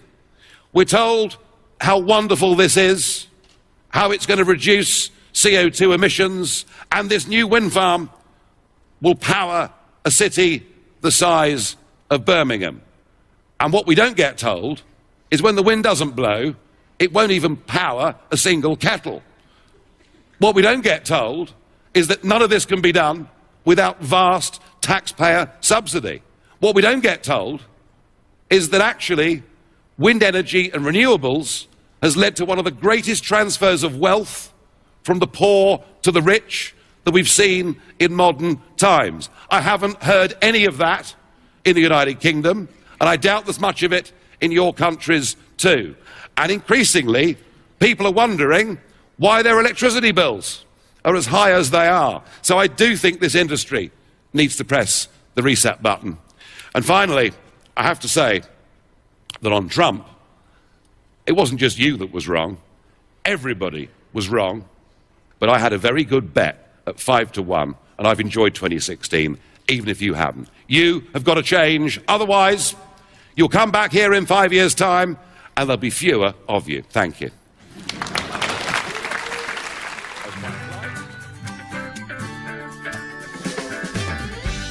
Join DJ Dazza every Thursday for the Marathon Show from 7 p.m. bringing you great music, friendly chats, competitions and taking your requests all night long. So don't forget to join me every Thursday from 7 p.m. only on Motivate Radio. And that was our great and honourable Nigel Farage. Now, I have a clip at the moment. The sound quality is very, very bad. If you need me to play it again, I might play it a couple of 3 times. This comes back to what Graham Moore has done. What a great, great man. And I've got to reiterate what a great man. We talked about this, and that man went ahead and did it. He's passed it between certain people, high-ranking barristers, to all sorts of constitutional law experts. Okay, he's put an application in there for the right to bear arms. Now, we're not talking about everyone picking up a gun and going around killing each other, because that would be murder, and you'll be tried under the Crown against common law. Okay, that's not what this is about. We at the moment have seen plenty of stories where someone has come to either protect their own property, the property that's outside their house. Some kids have been snapping off wing mirrors, windscreen wipers, etc. Someone's gone out and said, listen boys, leave it out, and they've jumped up and down on his head and killed him. All right, there is no protection in this country, and if you believe that the police and our security services, etc., will actually protect us, okay, I'll tell you what. Not that I'd like to waste police time, and please don't do it. But just as a matter of fact, if I called the police now and said there's someone with a gun and he's trying to break down my door, how long do you think it would take armed response to get to where I am? Anyone? It's going to be at least 5 to 10 minutes. All right, by the time they gear up, get out of the station and get to you, you're dead. That's it.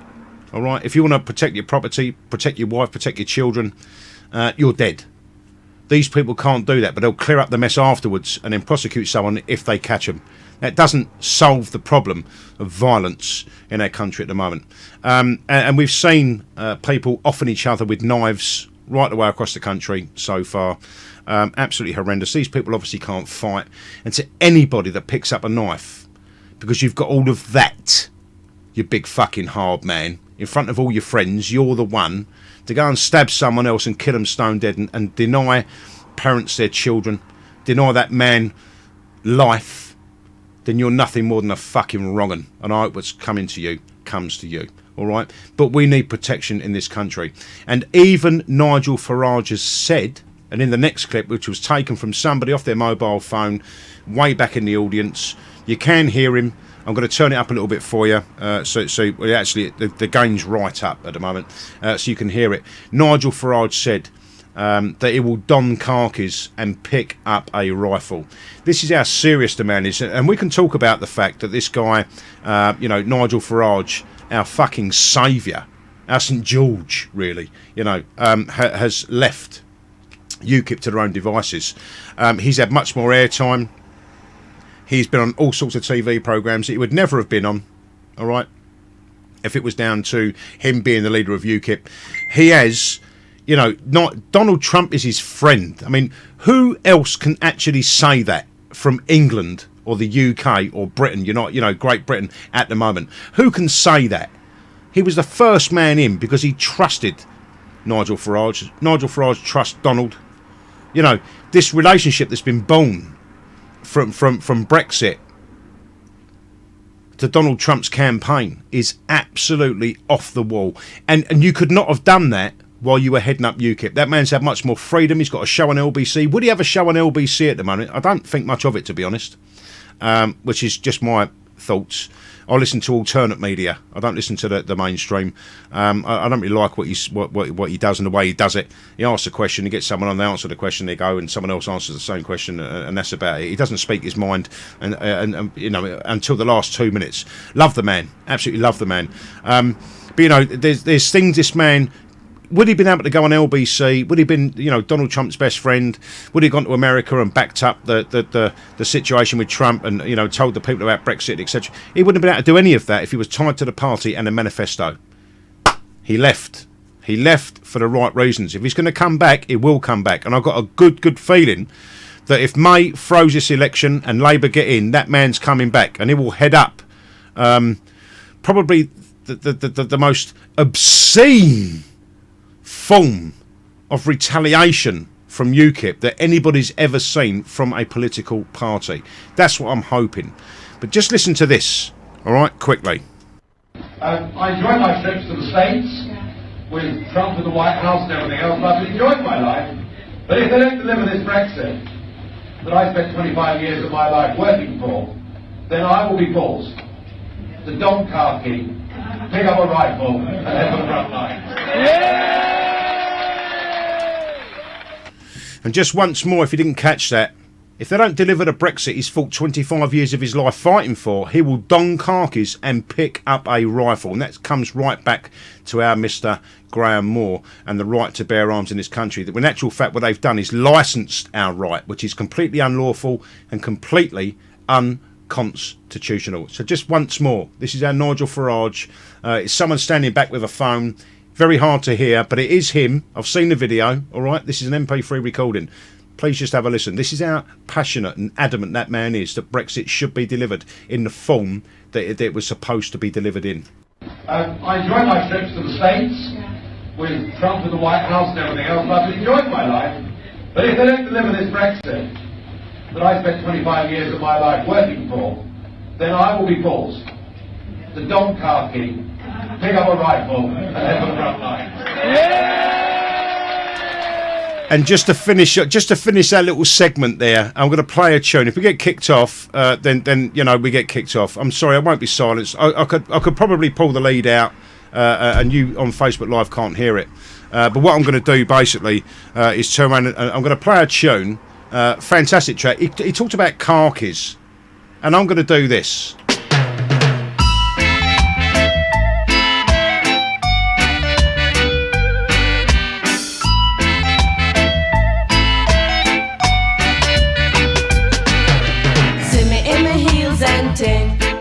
Them checks say we hip and ting.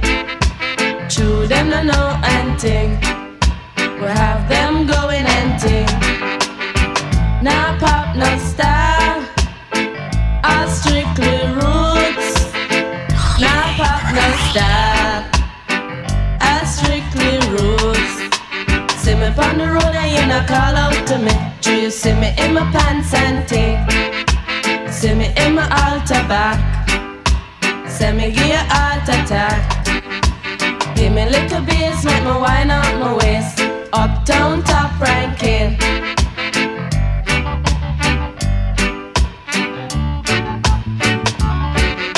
See me in my Benz and ting. Dolly true Constant Spring. Them checks say we come from Cosmo Spring, but the true them no know and ting. Them no know say we top ranking. Uptown top ranking.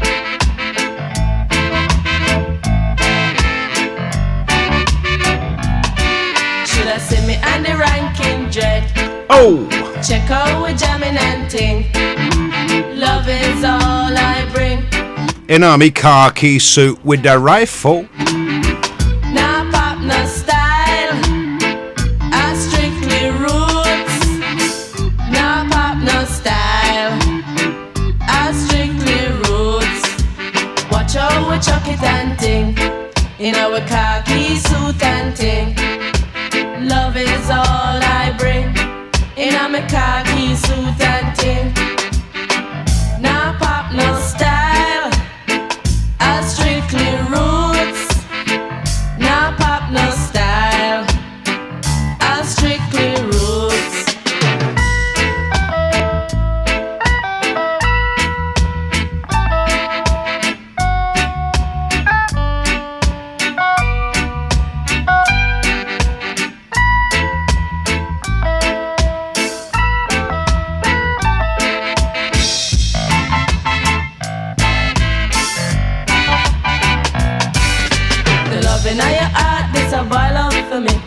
See me in my pants and ting. See me in my altar back. See me give you a heart attack. Give me little bass, make me wine out my waist. Uptown top ranking.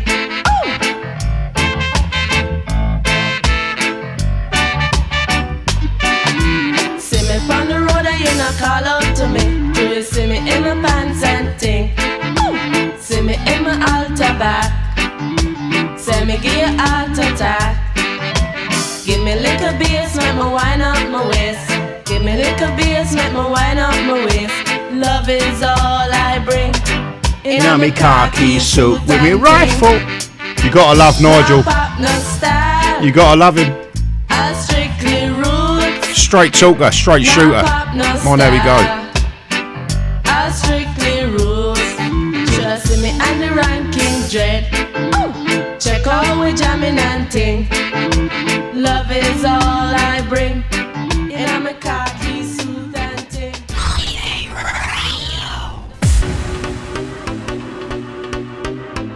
Let's get motivated.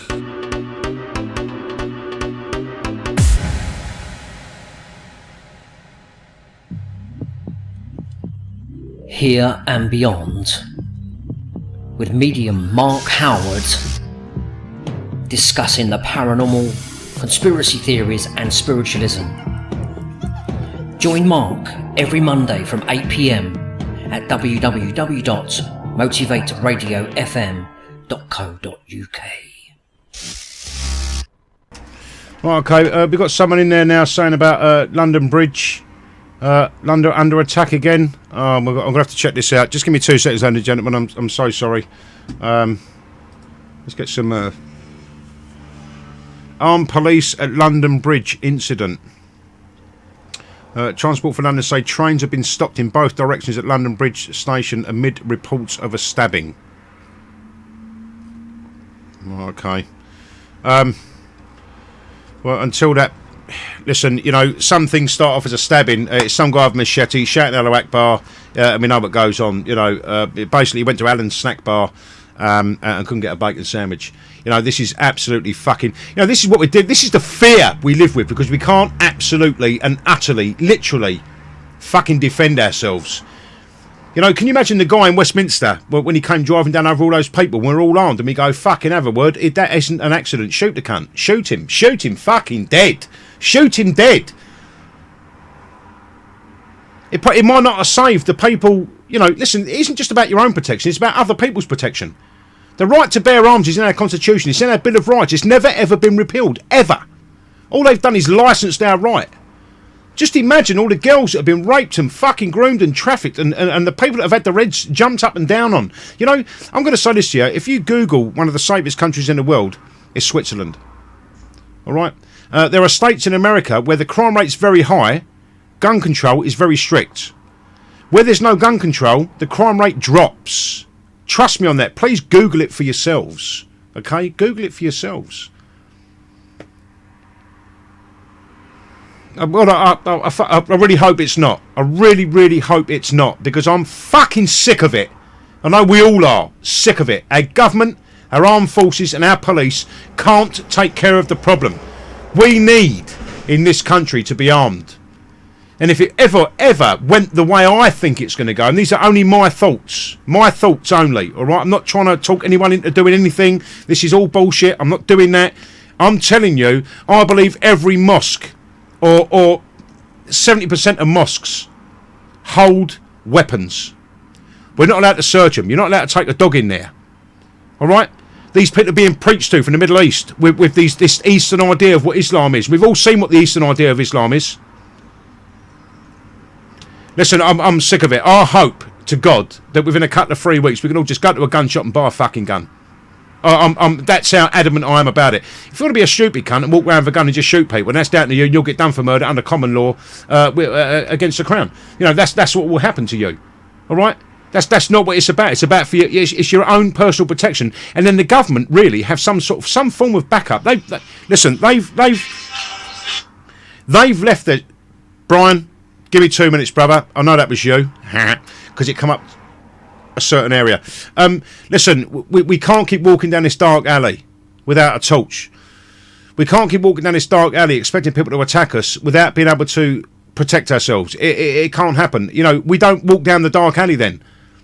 So what do? We just don't go onto the streets anymore. We don't walk to our nearest, you know. What more can we do? We need to be armed. It is as simple as that. And I, for one, you know, listen, I'm not going to say what's happened in the past, but I went out with Graham for a day's shooting. With Rob for a day's shooting. It was absolutely fantastic. People will say, you're going to turn it into Little America. No, the only way that America's like that is because gun control is very strict. No one's got the guns. The criminals got the guns. The criminals have the guns. In our country, the criminals have the guns. They have access to the guns. On the black market, they have access to guns. What have we got to defend ourselves against these people? What have we got to defend ourselves against these people where in the mosques, etc., they might be armed? Could be armed. I'm 95% sure. Mosque in their language means fortress. That's why there's minarets on the top. Listen, don't tell me they're not armed. We got told by Ben a long time ago, probably 3 years ago, on Motivate Radio, a serving member of our armed forces actually turned around and said he's been witness to the gun crates. He's been witness to the fact that these people have been caught running guns to our country. You don't hear that in the news, do you? No, that was from one of our armed forces. That was a soldier on the front line. You know, where's the customs and excise guys? They all know what goes on. The soldiers know what goes on. You're all being fucking lied to, is what you are. I'm not going to say any more than that. You're all being fucking lied to. All right. And when he told me what he told me and said, listen, in complete confidence, we had him. It was anonymous. That's why we called him Ben. You know, and have done for a couple of 3 years now. All the while we talk about this, these people run guns to our shores like other people run drugs. Where are these weapons going? Where are they going? And you're going to be quite glad to sit there with bad breath and foul language, are you? You know, someone popped up on one of my posts the other day on one of those videos that I put Graham out live. I think it was 7 times. You know, over and over and over and over again because people kept joining and missing the first part of it. Oh, it's going to do. Oh, you fucking. You. No, now watch the whole fucking video in its entirety, please. Carry on watching, you twats. You're the only ones. We are the only ones at the moment that can't protect ourselves. The government are protected. The MPs are protected. The police are protected. The army are protected. They're all armed under common law. They haven't got a licence. They haven't got a licence. They're under common law for defence. Where's our right to bear arms, please? Where is it? Oh, it's fucking coming, ladies and gentlemen, because Graham Moore has done what nobody else up until now has found the fucking gumption and the bollocks to do. That's what's going on. You fucking watch the ride on this one. They're not going to like it. They could all well send him a licence through the post and say, right, well, listen, you just go and get your category 1, do what you want to do, but you can't tell anyone. No, fuck. His right is all of our rights. Under the Constitution and the Bill of Rights to arm ourselves for defensive purposes only is our fucking right. And I won't have anyone telling me it's going to turn into America. I won't have anyone telling me you're going to get lunatics running around with guns fucking killing everyone. If that's the case, then you know, why am I being penalised to protect myself because of one silly cunt shooting another man? No. Why are you all actually banned when you're quite competent? Talking on your phone, not texting. Everyone's been banned from it. Pit bulls were banned as a breed from this country because apparently one of them attacked a child.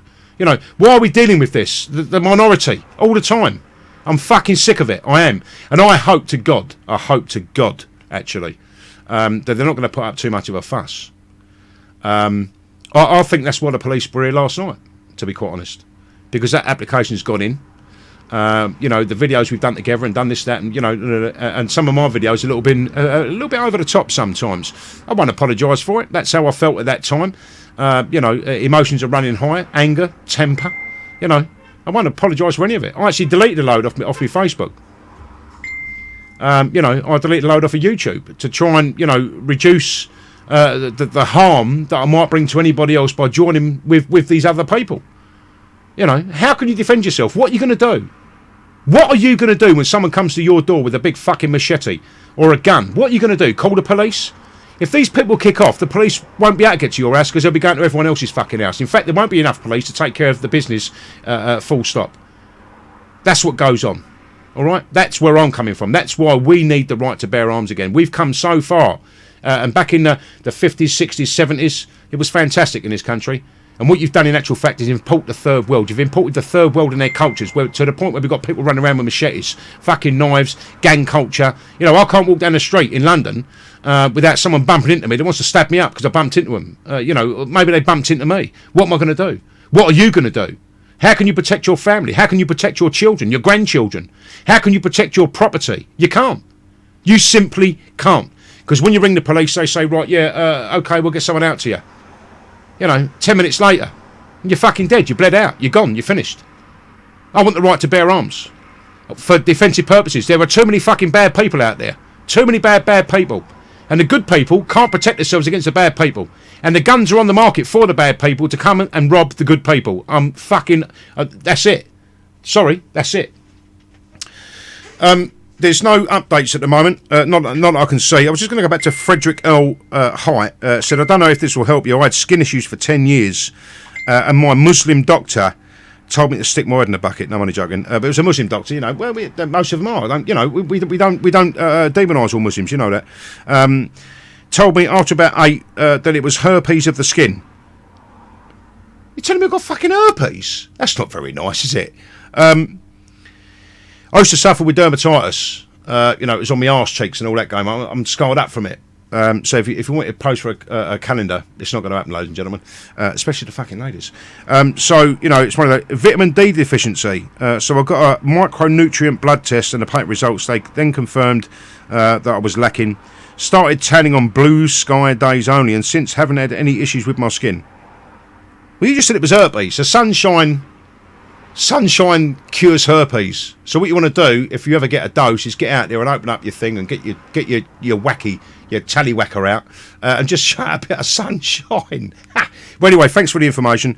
And out to Tony Kendrick. He's saying, first time, loving the show. Thank you very much, young man. Listen, we've had, I think, 38 shares or 40 shares so far of all the people watching. I'll tell you what I want to do, actually. Rather than just share it, invite your friends. There's an option there. Invite your friends. Look, if you think we talk bollocks, then fair enough.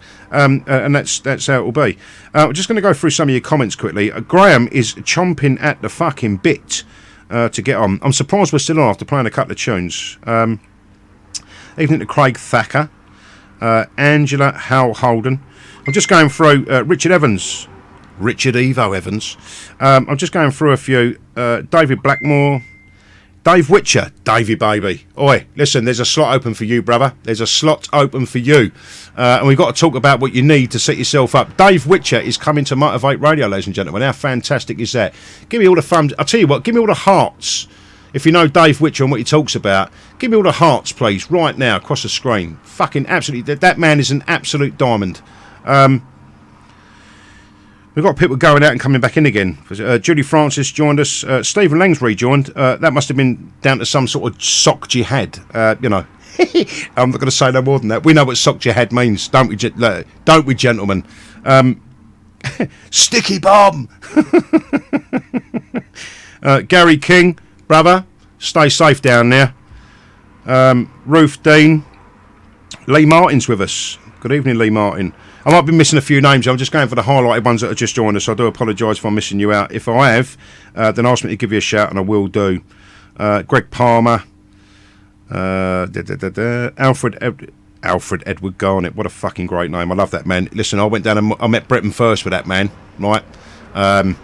He is a diamond of a fella. He really is. He really is. Not that the other guys were, but we went down and I walked round the corner with a flag going, what the fuck am I doing here? It was one of those. Long time ago now. There's actually pictures of me standing with Paul Golding.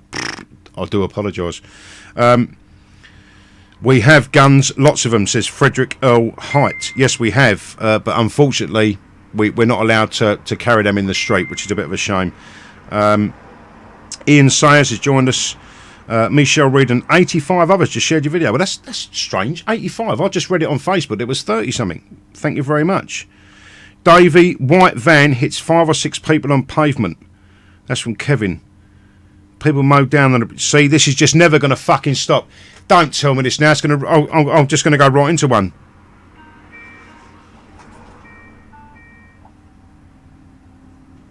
Graham, hold back on the call, brother. I will call you on my mobile to your phone. You're cutting the video off when you do that, mate. I'm sorry. Give me a second. White van hits 5 or 6 people on pavement. On London Bridge. Jesus fucking Christ almighty.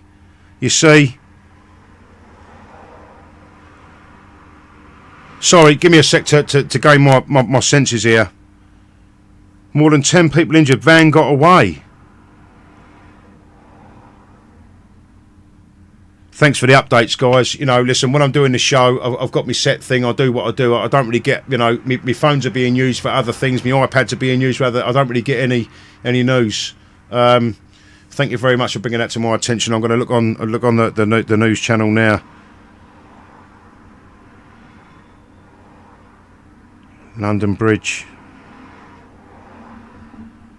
Well, you know, I'm trying to catch up with your comments here, guys. Paul Ramsey's joined us.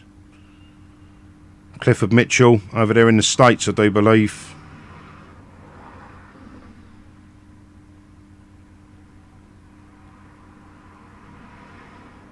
Like I say, I do apologise for the crackling and stuff. It's the computer that I've got under here. I've tried rerouting the things.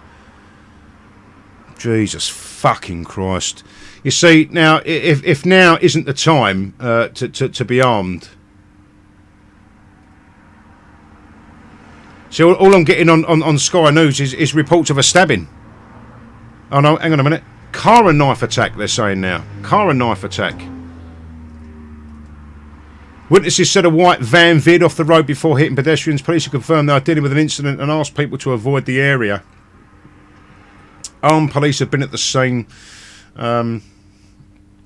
Will Heaven was at the scene shortly afterwards and wrote on Twitter that he had seen casualties, one on the pavement and one on the edge of the road.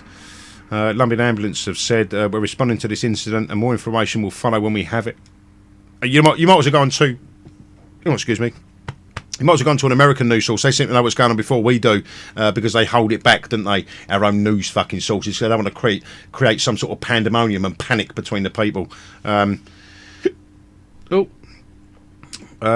News Home Affairs editor Mark White said there were reports of multiple injuries and some of these are serious. He added certainly reports were getting suggest that this may be terror related, but that is not being confirmed by police at this stage. However, it is being declared a major incident.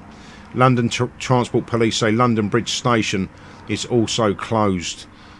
Witness Caroline was in London Bridge Station and said it had been evacuated. You know, listen, ladies and gentlemen, you know, we can keep putting our heads in the sand, or we can pull it out the sand and see the daylight, see the truth for what it is, and actually deal with the problem that we find. We can ban drivers from texting on their phones because it's caused a couple of accidents and people have died. I'm sorry those people died, but it doesn't reflect the rest of us. I don't text when I drive, but even now to be caught, you know, with my phone using it as a sat nav, I can get a nicking. Why is that? Because of a couple of people. These people now apparently are the minorities, and they're not the minority as far as I see. But there's at least 400,000 in this country that want to kill us. All right, it's just a matter of when.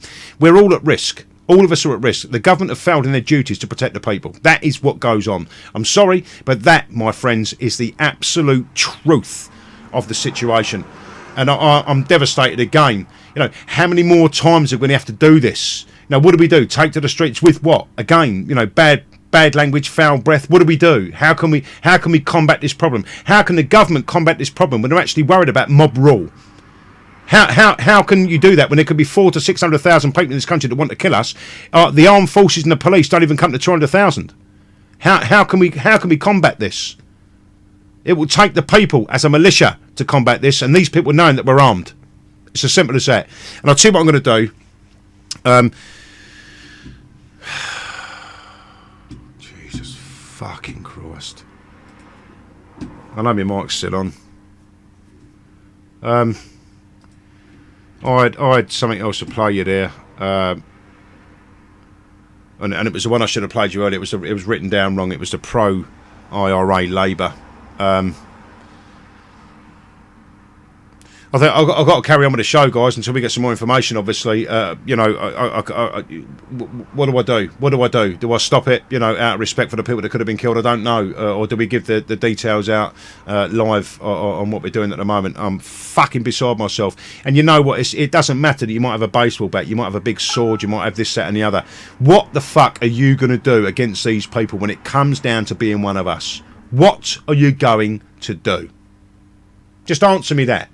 What are you going to do? Some woman told me on one of my posts I'll kill them with my bare hands. I went, right, okay, then there's no need for weapons. You're going to turn it into Little America. You're going to do this, you're going to do that. It's no good. Violence with violence is no good. Oh, fucking well. You're obviously a lefty. So what are you going to do then to protect your family? She said, I'll kill them with my bare hands. And I went, what, even against a gun or a knife? And she went, yes.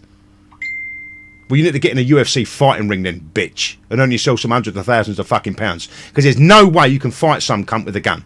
It's not happening. I've had to go with people with bottles and knives. I've done it. I've been there.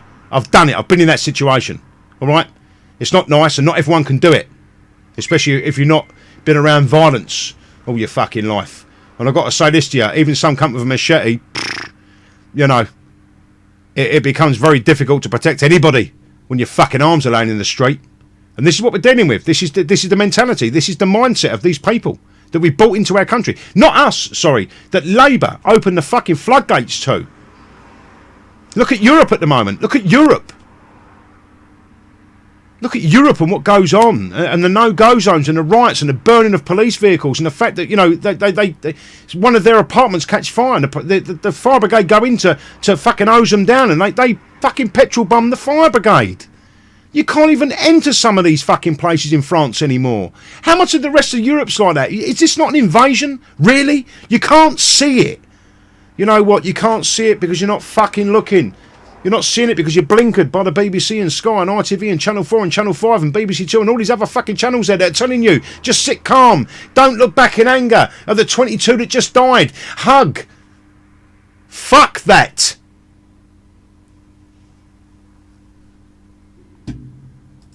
This is William here. Can I say something? Yeah, go on, yeah. Who's that? I am terrified when I'm looking at these opinion polls, when I think of Diane Abbott, possibly Home Secretary, and Jerry Cormann, Prime Minister, two absolute pro-IRA people. We have... And on to... That was a 5 Live caller. And you know, scared of the IRA, etc., and the fact that you know, Diane Abbott and the rest of these people have actually supported this. And then we go on to a very disrespectful Tim Farron, that fucking ultimate knob jockey cunt that would like to say to you, in actual fact, listen, what we're going to do is have a vote, and if you don't like it, we're going to have a vote again. If you don't like that, we're going to have a vote again. If you don't, we're going to have a vote again. We're just going to keep on fucking voting. What is the matter with this cunt? And with Andrew, listen, I've got to tell you, with Andrew Marr. You've got to see what goes on. Andrew Neil, you've got to see what goes on. This guy, you know, trying to talk all nice and sensible. You're not going to fucking, you know, I'm telling you this, and you've got to listen to me because I'm a fucking lefty, and I'll be offended if you don't. Just have a listen to this quickly. We have the rebate. We have exemption from Schengen. We don't have the We euro. know all that, Mr. Farron. Can we just finally try and get some clarity on this? Because as you know, there's nothing worse than politicians not answering questions. So can you just be clear? Do you know that you can't keep on talking over me. What you do, how this works is I ask questions and you try to answer them. So let me... No, you're doing it again, Mr. Farron. Please hold on. No, Mr. Farron. The problem is when you keep talking, Mr. Farron, you're not in last night's debate. You're in a one-on-one. Mr. Farron, please be quiet and listen to my question. My question is quite simple. Will you campaign... I can't answer. Mr. Farron, you're not answering. Let me try one more time. Mr. Farron, let me try one more time. You're not going to heckle me out of this. I will ask my questions. Don't talk over me when I'm giving I you will ask you my question. Answer. In the second... Let's get motivated. He's not just, you know, disrespectful to Andrew Neil. He's disrespectful to the rest of the 17.4 million people that voted for Brexit. This jumped up little prick. I can't stand him. And you know what? I wouldn't condone any violence against him, but fuck me, just give me 2 minutes with him. Give me 2 minutes with a bit of stuff written down, and let him try and heckle me. I'd like to bite his fucking nose off that cunt. These people are running roughshod over our country. These people are doing things in our country that we just don't need anymore. You know, we've seen that the leftist idea, the PC Brigade and the Fabian system doesn't work anymore. Look at the people we're breeding in this country because there's no line drawn in the sand. Do you understand that? Oh, fuck me. And let me go on to, this is great, this is, Sturgeon is irrelevant, right? I put it to you that in many ways, and this is not your fault, it's just the nature of the arithmetic, you are irrelevant in Westminster. They can ignore your pleas on Brexit, they can ignore your complaints. Why not vote Labour and get a Labour government instead? Well, Labour's not strong enough in Scotland to challenge the Tories. At the last general election 2 years ago, the SNP was first or second in every single constituency. So a vote for Labour in Scotland is actually a vote to split the anti-Tory vote and run the risk of letting Tories in the back door. That's why people who don't want a Tory government with a bigger majority have to vote SNP on Thursday. The Graham Moore Talk Show, every Tuesday from 9 p.m. on Motivate Radio. Politics, law, current affairs and much, much more. Tune in to the man in the know, Graham, only on Motivate Radio. I've got to say, great little jingles from Dazza, by the way. Listen, I'm waiting for news coming in. I'm trying to keep an eye on your comments, ladies and gentlemen, as I'm trying to do at the moment. I've got Sky News open. No new details at the moment. But I think, you know, unless the guy was drunk in a transit van and veered off the road and then found himself sober enough to drive off, I think we can completely ascertain that this is another terrorist attack. And what I'll be worried about right now is the fact that van hasn't been caught yet, if I'm right in that. If the van hasn't been caught, then what's in the back? I just hope that it's not what I think it is. And if it is, then my good God, ladies and gentlemen, you know, we can't be in any more danger than we are. And I'm really fucking worried about that. And just to go on to just a final thing that I wanted to cover that should have been covered last night, but unforeseen circumstances, obviously, like the police coming to my fucking house. You know, it was either I go to the police station or they come to my house. I'd rather they come to my house, they can have a cup of tea, we can sit down, we can have a chat, and I'm going to talk to them like I talk to you. And that's exactly what I did last night. I talked to them like I talked to you. This is from a guy, I can't remember his name, it's something more someone. When you look on his profile, it's actually in brackets as a different name. I do believe he's a Muslim. But you know what? I don't agree with all of it. There's 7 things this man's brought out so far, apparently. This was played earlier on Daz's show, and I've got to play it to you because I believe that is what the propaganda is. I believe it is the media, etc., etc. Yes, we have got to wake up, blah, blah, blah. Not probably for the reasons that he's saying, because he is of a certain persuasion. So just have a listen to this, and I'm going to be right back.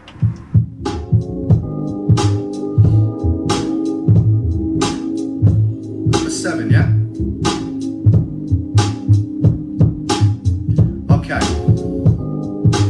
First rule of mind control, yo, that's distraction. Misdirection, like tricks from a magician. Acquiescing our blessing, we stress and convalescing. The saga continues like the story never ending. This is Gnosticism, and what's required here is your presence. Giving you a lesson for you go back to the essence, while still living a vicarious experience. Willfully following orders with strict adherence, but realize the rhetoric, you see that it's pathetic. The tool of the sorcerer's a Hegelian dialectic, but control the info that the masses see and read. And crops can be harvested from the planet seeds. This is the manifestation of fear energy. Low vibration, people stuck in a frenzy. This is literal, not metaphorical, it's kind of graphic. And that I have to tell you, this is really kind of tragic, yo. But it's all about controlling your mind. Break free from the spell and you'll find that since birth we've been fed lies, dumbed down, deaf and blind.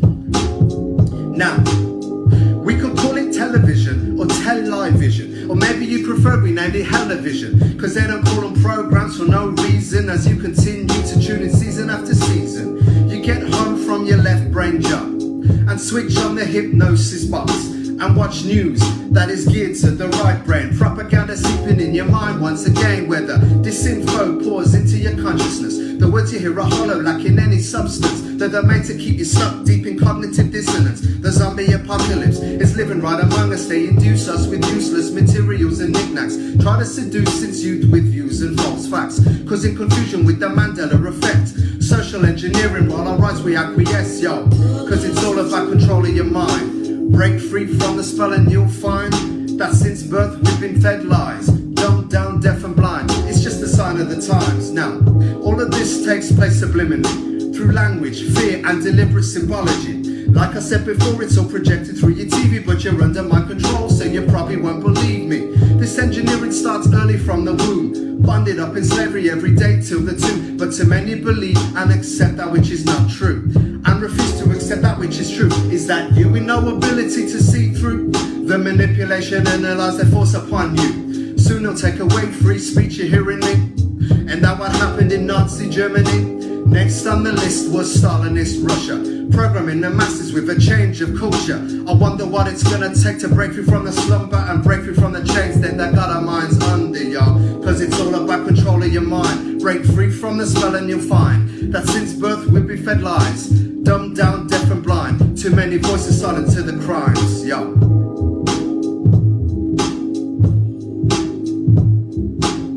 Peace out, one love. Right, well, you know, look, we know what goes on with the propaganda machine. I don't agree with some of these other ones. I had to play that. Daz had played it earlier, but it's a wake-up call, really. You know, stop believing the box in the corner of your room. You know, there are. And I just read something actually. You know, our reporter that was on the bridge at the time. What is that? What? Just conveniently placed? She just happened to be there. You know, who else happened to be there that's put these videos out on Facebook at the moment? We don't know. You know, we get told about you know, false flags, etc., etc. No one fucking knows what goes on, really, and you won't ever know what goes on. But over the protection of our people, over the protection of everybody in this country, we need to arm ourselves. Now, I'm gonna ring my main fucking man here, Graham, if you don't mind. We'll do it on Facebook because I don't get a lot of signal in here.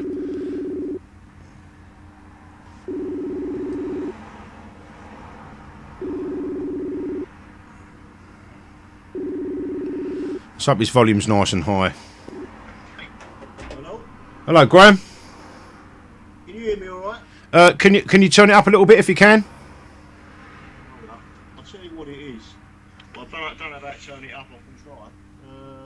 It's either that or I'll turn myself down a little bit and turn the gain up for all of us. Here we go. Hang on a minute. Right, let's have a bit of that. Right. Can you just say something, mate? Let's see if we can hear you. 1, 2, 3, 4, 5. Oh my God, it can count to 5. Right, okay. It's not really turning up here for some unknown reason. All right, listen, a little bit low, but don't worry. Listen, apparently now we've got something going on London Bridge with a white van. Right.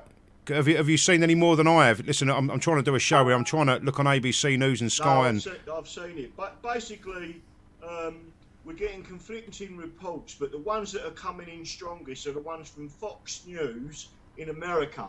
And Fox News in America are basically saying there has been significant gunfire on the bridge itself or by London Bridge Station. There's been a number of injuries. The van did run over a number of people, at least 6 people. Graham, sorry, brother. Can you try? Listen, I know it's horrible, and I don't want to ask you to shout, but can you speak up a little bit? Your levels are way low. If I just explain to people, Graham's actually moved to another property. He hasn't got internet at the moment. He hasn't got his studio set up. So we're actually at the moment just going on Facebook via the thing. So Graham, if you can bring it a little bit closer to yourself, bruv, please, and let me know what you're doing. I'll tell you what I can do. Do you want? Well, Can I call you on Skype instead and see if that's any better? Yeah, call me on Skype. I'll tell you what, I'll do that. Okay, no problem, brother. Give me 2 seconds. Right, no worries, bye. Oh, mate, bye-bye. Do apologise, ladies and gentlemen. Like I say, Graham just moved home. He hasn't got any internet there at the moment. He's working on 4G. His studio isn't set up. It's all still in boxes. So what I'm going to do is try and call him on Skype. And if I can just get that open quickly without opening anything else. Let's see if we can get the volume up just a little bit. There we go. Right, let's try that. That sounds better already.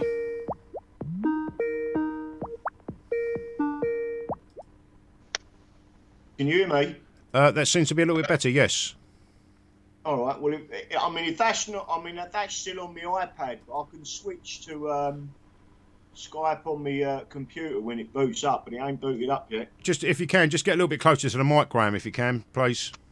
Hang on 2 seconds. I'll see if I can. Sorry, mate. You know, it's people are trying to listen and they can't hear you properly. So, where is the microphone on an iPad, by the way? I think it's underneath, on the bottom. Can you hear me now? I can hear you, yeah, but just not very well. It seems to be very low, and I've turned all my levels up as far as I can turn anything at the moment. That's what I'm going to do. I'm going to turn Well, the input. Well, the only other way you can do it is if I know it sounds strange, but if you drop this, Right, hang on a minute. call again. I've done it. Have you? Yep. I've pressed something called PFL. What the frick's that? I don't know. Talk normally, obviously. Well, I'm talking normally now. Right, you're a lot louder. Right, is that okay for everyone on Facebook at the moment with Graham Moore? Is it okay on YouTube? And is it okay in the Motivate chat room? I do apologise, ladies and gentlemen. We're dealing with technical issues and the fact that a man has now got a nice little flat, which is unheard of in this country, really. Yeah, you're not kidding, mate. Yeah, you know. Right, okay, that's much, much better. Thank you very, very much for that, Graham. Right, okay, so what are you seeing at the moment? Because I'm trying to go in between what goes on. I'm trying to do the show. I'm trying to look on all sorts of news channels. I've been trying to, yeah. There's a lot. The answer is there's a lot going on. So the people it looks like that are giving out the proper news are Fox News in America on Twitter. Unbelievable. That's coming through, and their exact words are there was tremendous gunfire, significant gunfire. London Bridge. You can see loads of people running on the videos, loads of old Bill up there. It looks like a van has been used in the attack. It looks like they've also used a knife and been stabbing people. And it looks like there's some form of gunfire up there as well. Whether that's come from the police or both the terrorists and that. But the other, although that is part of the news, the other thing is that the Juventus Stadium in Spain has also been attacked with bombs. Really? Yeah. Jesus Christ, you see what we miss. I've seen the videos where everyone's screaming and running away in Juventus. I think it's in Milan, I'm not sure. Wherever there's a big, I'm not into football, wherever there's a big game out there at the moment in Europe, that has just been, it looks like it's been attacked with bombs. As the bombs went off, everyone's screaming and running away, and there are numerous injuries there. Okay, so, look, we're live now. It's 11:15 on Saturday evening, the 3rd of June, May 2017. Look, this is unprecedented, obviously. We've never done a show where these things have been happening live. I think I'm more worried about the fact, actually, that if the van got away, which is I'm led to believe the van mowed the people down and then drove away, what could possibly be in the back of the van?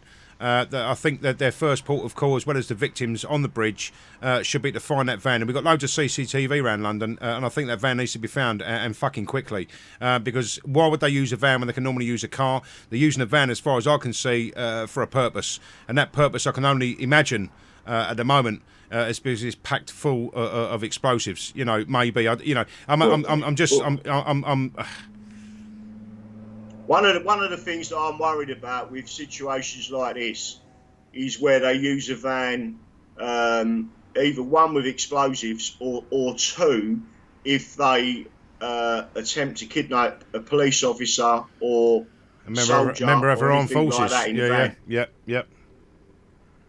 I mean, that's the basis of what they're trying. That's one of the things that they've done in the past. That's certainly what they do. In Iraq, ISIS, in Afghanistan, and they've done that in Syria. So I do apologise. Yeah, 3rd of June. I'm sorry. My brain's all over the place at the minute. It really is. Listen, we don't expect this every week or every couple of weeks. It just seems now, the Ramadan bombathon or terrorist attackathon that we're looking at the moment is certainly increasing. And I, for one, really, I'm really worried about this, Graham. We've tried to enlighten the people as to what goes on with facts and figures. People won't take it. The left certainly won't take it. You know why?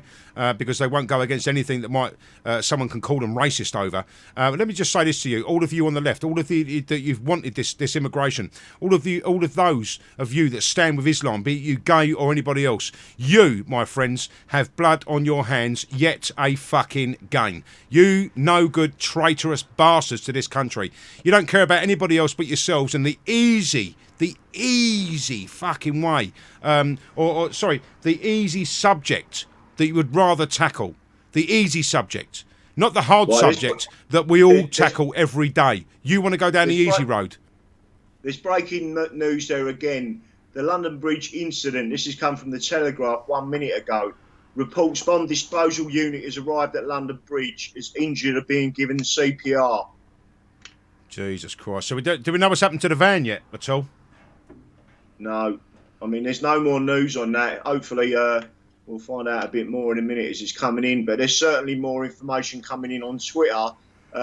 Definitely more American news is popping up on Twitter, actually telling us the truth immediately. You've still got these plebs in our media that are saying we don't know if it's a terrorist attack.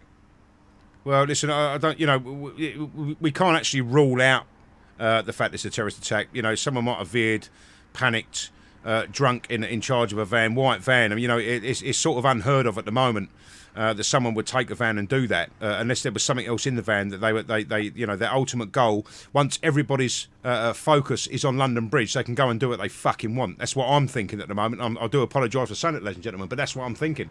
Whilst that attention is being drawn to London Bridge, they can go anywhere and do anything they fucking want. Mate, there's another one just come in by the looks of it. Breaking news: security incident at Cheetham Hill Road near Manchester Arena. That's another one just come in. Oh, I'm fucking sick of this. I really am. You know, and what are we going to do? Oh, right, okay. Lisa in the chat room has said basically the van has stopped. It hit a bus. You know, I mean, what the fuck are we supposed to do to protect ourselves in this country? You know, listen, and don't forget, this will be in the news in a few days' time. This will be another one that was on the fucking watch list, or another 3 or 4 that were on the watch list that nobody's bothered doing anything about because they've actually committed no crime at the moment. Well, I'm not being funny with you. The crime's already been committed. If you deal in terrorism, or you want to deal in terrorism in any way whatsoever in this country, you mean us harm, then you must be fucked off from this country. Forthwith. Or fucking killed. Dipped in pig's fat, boil them, fuck them, kill them, catch them. My opinion on this and what's going on now is, over a number of years, our politicians have allowed this to happen. Our governments have done this. The previous governments have allowed this to happen. And the only way of dealing with it now is if the people take back control. And that means that we need to bear arms. We've got the right. I'll read it out to people in a minute. That application is going in next week, and this isn't a threat. No, actually, sorry, Graham. The application's already in. You know, you're waiting for a reply. Yeah, the application itself, the process has already been started. They've got a reply by Wednesday of next week. If not, then the judicial review goes in on the Thursday.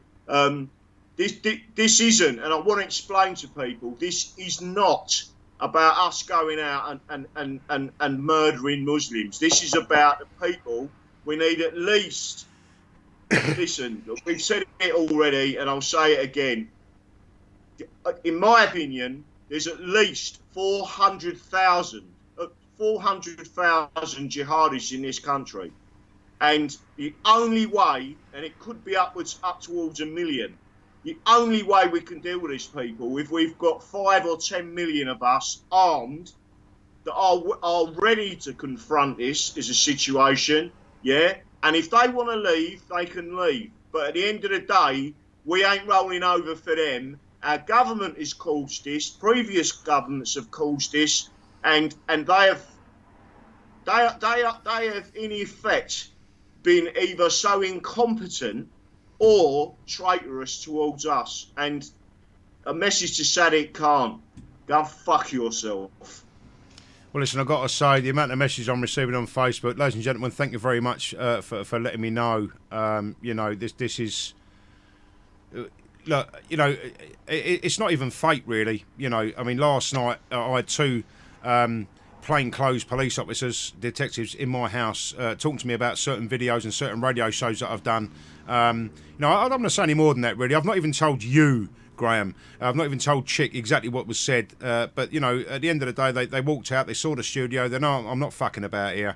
I've got a message for the people. And all the while my freedom of speech exists, and I will keep telling the people what goes on. You know, and it just so happens that last night I couldn't do the show, tonight I do the show, and now they're all out in fucking force again, doing whatever they're doing. And I've got to say to you, you know, our governments can sugarcoat this. the Muslims, the Muslim Brotherhood, all of these different groups in our country at the moment can actually sugarcoat this and say it's got nothing to do with Islam. We know, as well as the interview I did on RT, thanks very much for giving me the chance to do that, Graham, by the way, you're a great man. Graham decided that he wanted to be on Motivate Radio on last Tuesday, after the Manchester terror attack. I said, no, I can't be there because I'm going to be on something else, on Motivate on a Tuesday night, because it's very, very important. Graham sees that as more important than RT News. This is what we're talking about. This is why we're trying to change the site. We're trying to get more people over to have a listen, available on every platform. There's a lot of people that can't listen, so we go on Facebook Live, we go on YouTube Live, we're on fucking TuneIn, we're everywhere. But he gave me the chance. And it was my first time. I'm a virgin. I was a virgin. It was the first time in, and I had this little man in my ear going, you can interject at any time. You can interject at any time. And I thought, well, fuck it, I'm going to then. He was stirring the pot. They wanted a debate. It was a woman I was debated. I didn't want to come across as being some sort of fucking chauvinistic pig.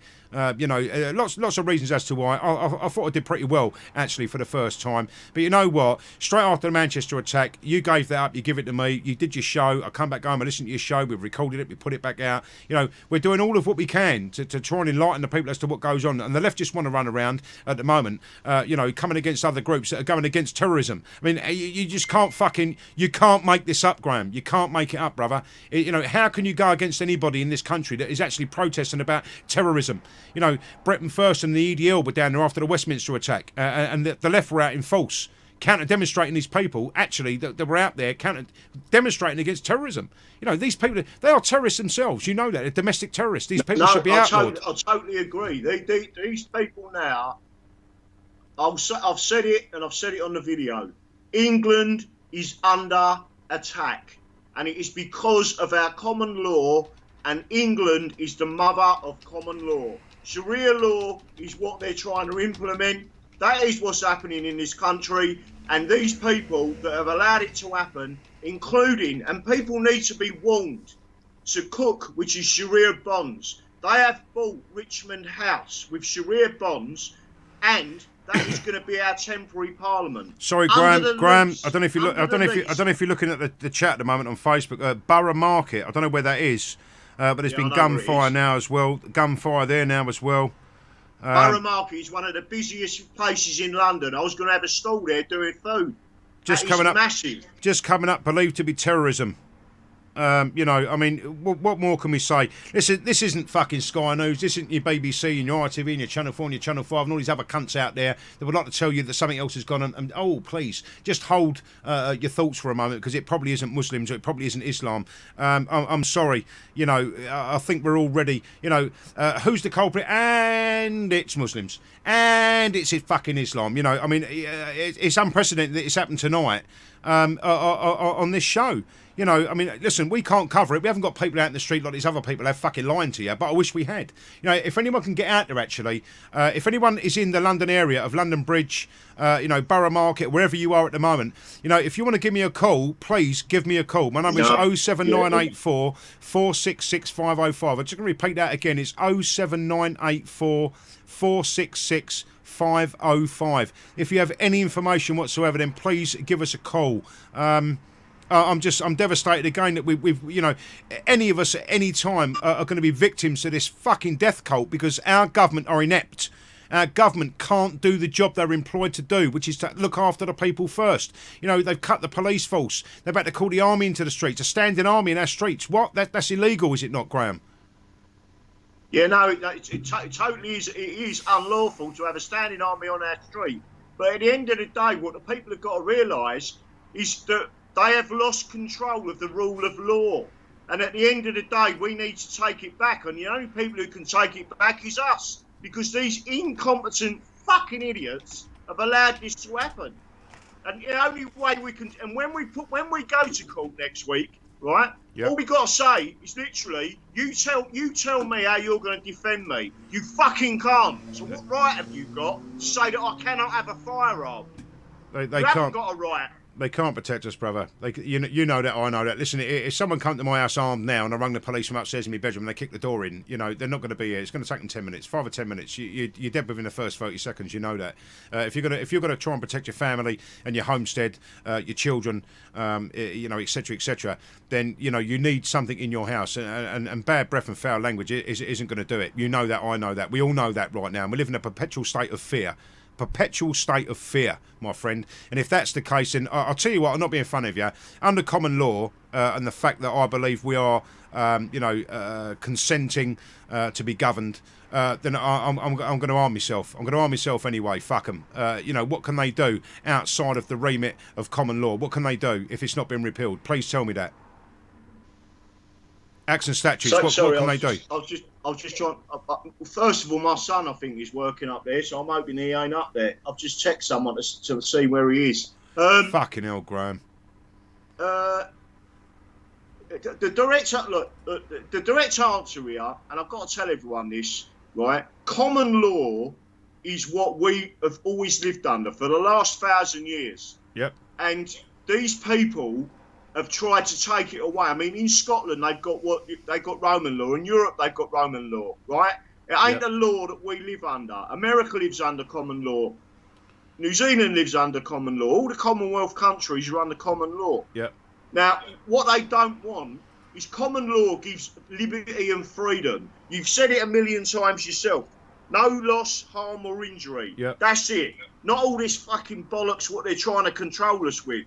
Now, under our Bill of Rights, it actually states, and I'll tell you, there's a number of things that they say in it, but you can't have, for example, illegal prosecution. So them coming round and talking to you is disgusting in the first place. But this is what the 1688 Bill of Rights says this, and it's got its own subheading: subjects, arms. That the subjects, which are Protestants, may have arms for their defence, suitable for their conditions and as allowed by law. What that means is common law. Not shalt not murder. Not acts and statutes of the law. Not something you have to be consent to be governed by. That is the common law. We know. Yeah, exactly that, my friend. Exactly that. That is the common law. Statutes and what they're coming up with now is all bollocks. It's about a control system. And what they've done is they've lost control of the rule of law. You can see that by when you go into these areas and they're no-go areas. That's fucking England. How dare they say that we can't come into that area because it's a Sharia controlled zone? Now, the other particular part of that is no ecclesiastical courts. They're illegal, right? So ecclesiastical courts are illegal. And what it says in this exact wording, that the Commission for erecting the late Court of Commissioners for ecclesiastical causes and all other commissions and courts of like nature, that's the important bit, of like nature, are illegal and perniciosus, right? Which means it is not good, basically. It's unhealthy. It's not a nice thing, and it's got to be stopped. It's dangerous to us. That again is something that will be put in to the common law court, and we'll be saying to the Lord that will be receiving this, are you under oath? And if he is, his oath is to common law. If they do not do what I am asserting, which is my right to bear arms, my right to train with firearms, and my right for personal defence and defence of my country, they are conflicting with their oath. They are showing that they are part of this. That is what's going to happen. They are part of this. And if that happens, then we all know what we got to do. Right, listen, that's what I'm saying. Can I just say this here? Look, we're getting some really stupid fucking comments. So what you're going to do when you arm yourself, kill innocent Muslims, as that's exactly what fuckwits will do when armed. And that comes from Amy Wood on YouTube. No, that's not what it's about, Amy Wood. You're missing the point completely. And yes, Amy Wood, yes, pish. You can say what you fucking want. I'll ban you in a minute. You know, your interjection is not needed here. Okay. So these people that want to kill us, and they do, and I'm just going to a message to Amy. Amy, if you don't want to be armed, that's fair enough. But it's my right and our right as English and Protestants to be armed. You've got nothing to say about it, love. And if you don't like it, fuck off. Right, okay, and she's saying people will kill because they're uneducated, but that's okay because whoever kills if they're uneducated, well, okay, so if they're uneducated, then they get tried under the Crown under common law. That's it, right? No one's condoning any action to go and kill anybody, but we have the fucking right to self-defence. Now, how many stories have you seen of people going out to protect their property? All right, and having their heads jumped up and down on by teenagers because we have bred an unruly mob in our country at the moment over the leftism, the PC Brigade and the Fabian Society that wish to take away all the powers of discipline and fucking, you know, we're taking that away. And we've bred this. Children are offing themselves in massive numbers across our capital fucking, you know, city of London because they've got knowledge. Suicides are up over 4,000 a year. It's the whole thing is an absolute disaster. Well, you know, look, I'm not being funny of you. You know, the people won't see it because they don't want to see it. I am on the... Look, no, there's no need for anyone to be armed in the UK. Amy Wood, I'm not even going to bother with you. You can go and fuck yourself with a big fucking large one, as far as I'm concerned, plugged into the mains, preferably with 2 wires that will just fucking electrocute you, and you can go away and do something else. You know, that is absolutely ridiculous. We have got lots of people in this country that are armed, all right? Criminals, the mosques, Muslims, etc., etc. They're armed with cars, etc. They're armed with all sorts now. We don't ban cars, do we? You know, we don't ban vans because someone else has just mowed down people on London Bridge, okay? And whether it is or isn't a terrorist attack right now, we've been talking about this for a long, long time. We have the right in this country to defend ourselves, our family, and our realm if it comes to it, okay? Oh, for fuck's sake, get a grip, man, look, she's saying. Amy Wood, I'm so sorry, you know, you are irrelevant to this conversation because you, my friend, will be the first one that is probably killed because you couldn't defend yourself. Let's look at the statistics, Graham. In Switzerland, the crime rate is nearly 0. All right, because they know that people are armed. If you bump into someone in the street and you start a row, you both know you're armed, you'll leave it alone. You bump into someone, you say, sorry about that, thanks very much. There's a lot of attitude at the moment, all right? Let's look at the facts of America. You know, let's actually look at America, Graham. And I'll tell you what, I'm going to hand over to you in a second, but what I'm going to say to everyone is, at the moment, is that America, actually, the highest crime rates and highest killings with weapons are in the States with absolute fucking gun control, where nobody can own guns, but the criminal element have them. Is that not right? Please tell them what goes on, Graham. That's exactly right. And please tell them.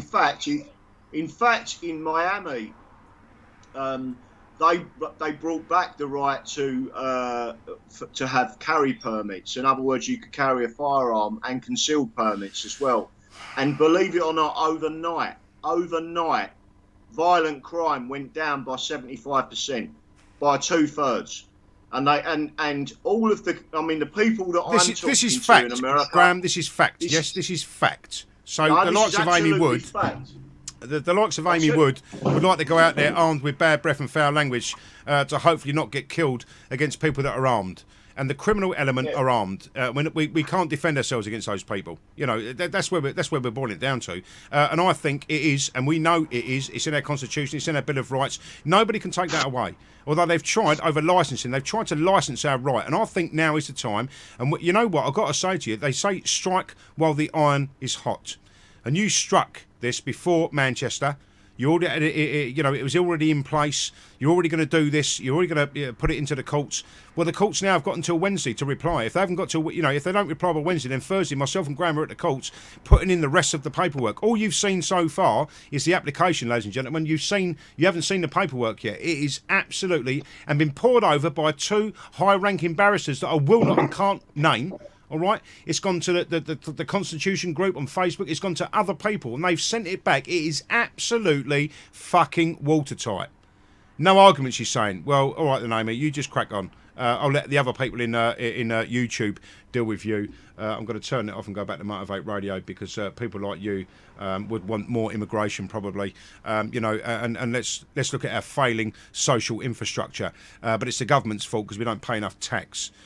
So you're just your argument is irrelevant as a minority. You know, there's a lot of people out there at the moment that want to protect themselves that can't, and that's because we see the impending doom from these people.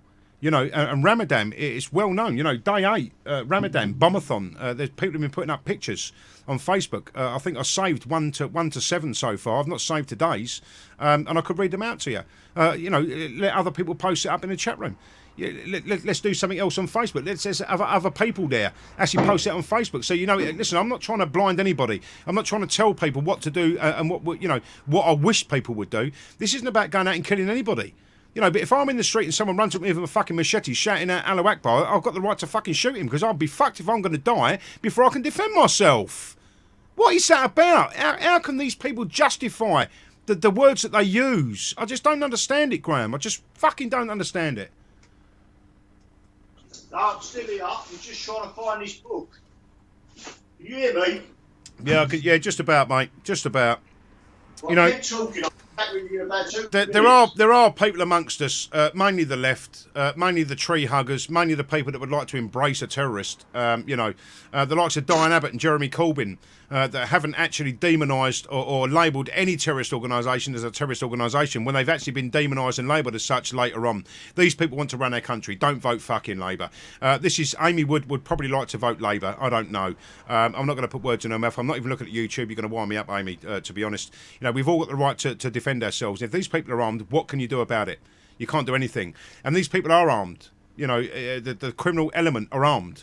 There are people that have gone into farmhouses and shot the owner dead for a couple of £1,000 in a safe. He couldn't defend himself. Didn't have a shotgun licence. The rest of our country at the moment actually can't defend themselves, and we hope and pray actually that it'll be the police, the armed police response, that will actually come and save us.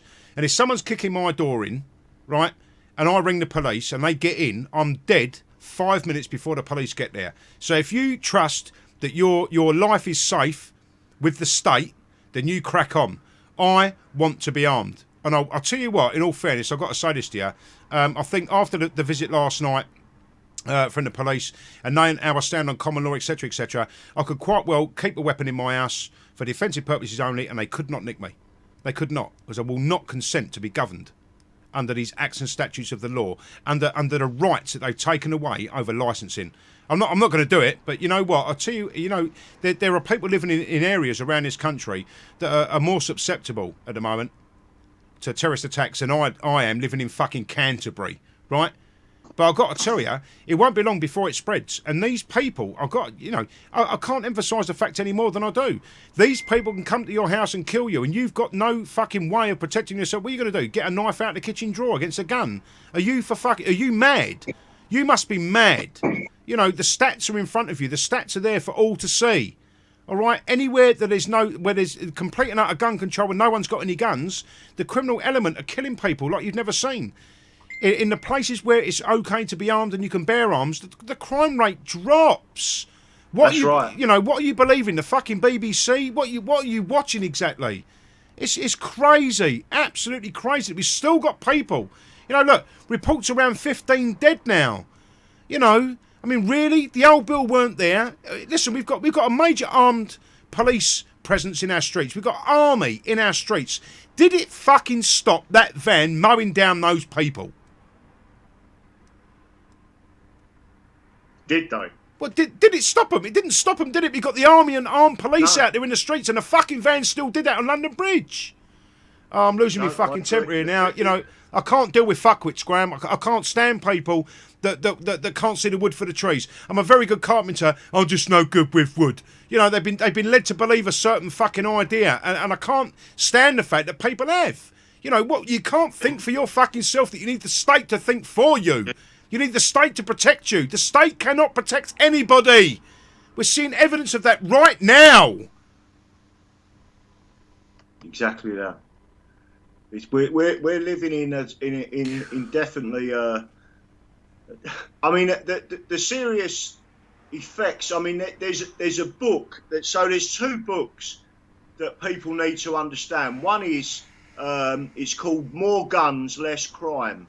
This guy was originally what is described as a neoliberal, and absolutely didn't believe. He was a professor, didn't believe in having guns, and then he set out to start looking at the actual statistics, and he has now become one of the world's foremost experts, and actually says all the statistics support the fact that if the citizens are armed, armed, the crime rate, the violent crime rate falls dramatically.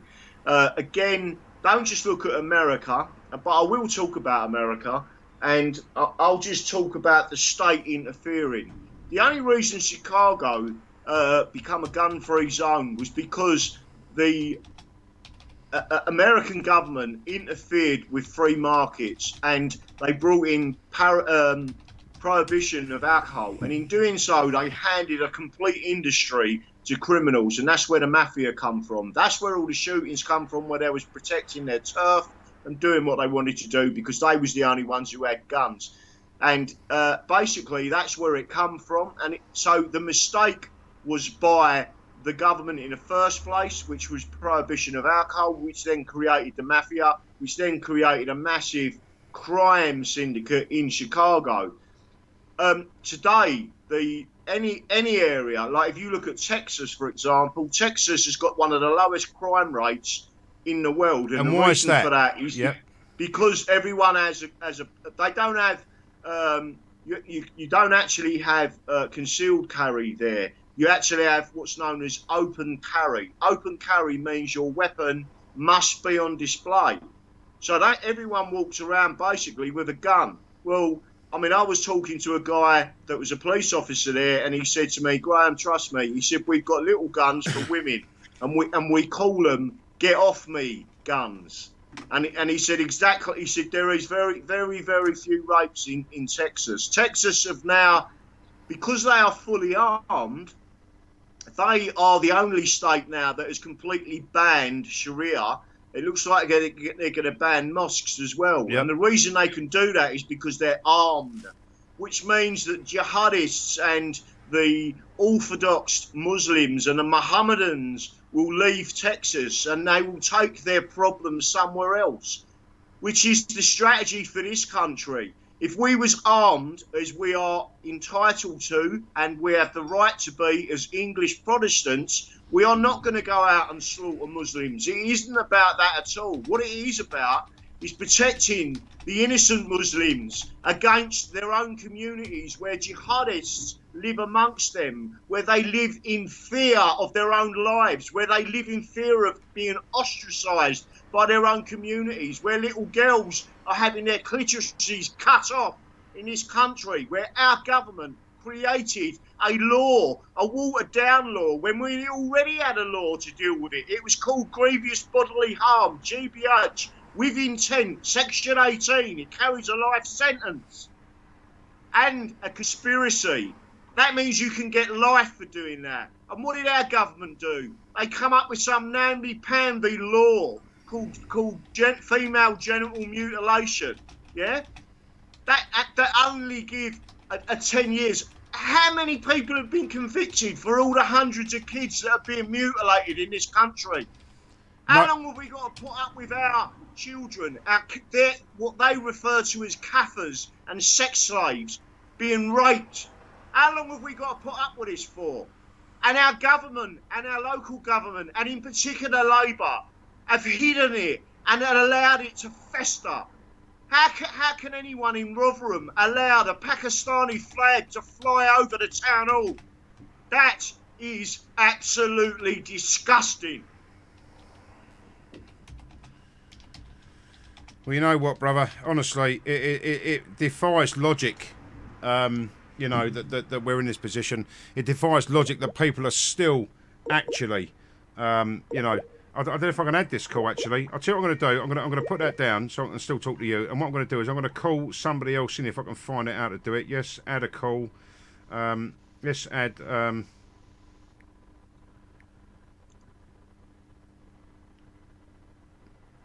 let's add him. Who's that? Spartacus, my friend. Aha. No, hang on a minute. That's the wrong one, apparently. You still there? Yeah. Spartacus, you there? Graham, you still there? Yeah, I'm still here, mate. Right, okay, sorry. I think I've got the wrong... I've got two accounts. Just give me 2 seconds. Oh, what the fuck is that?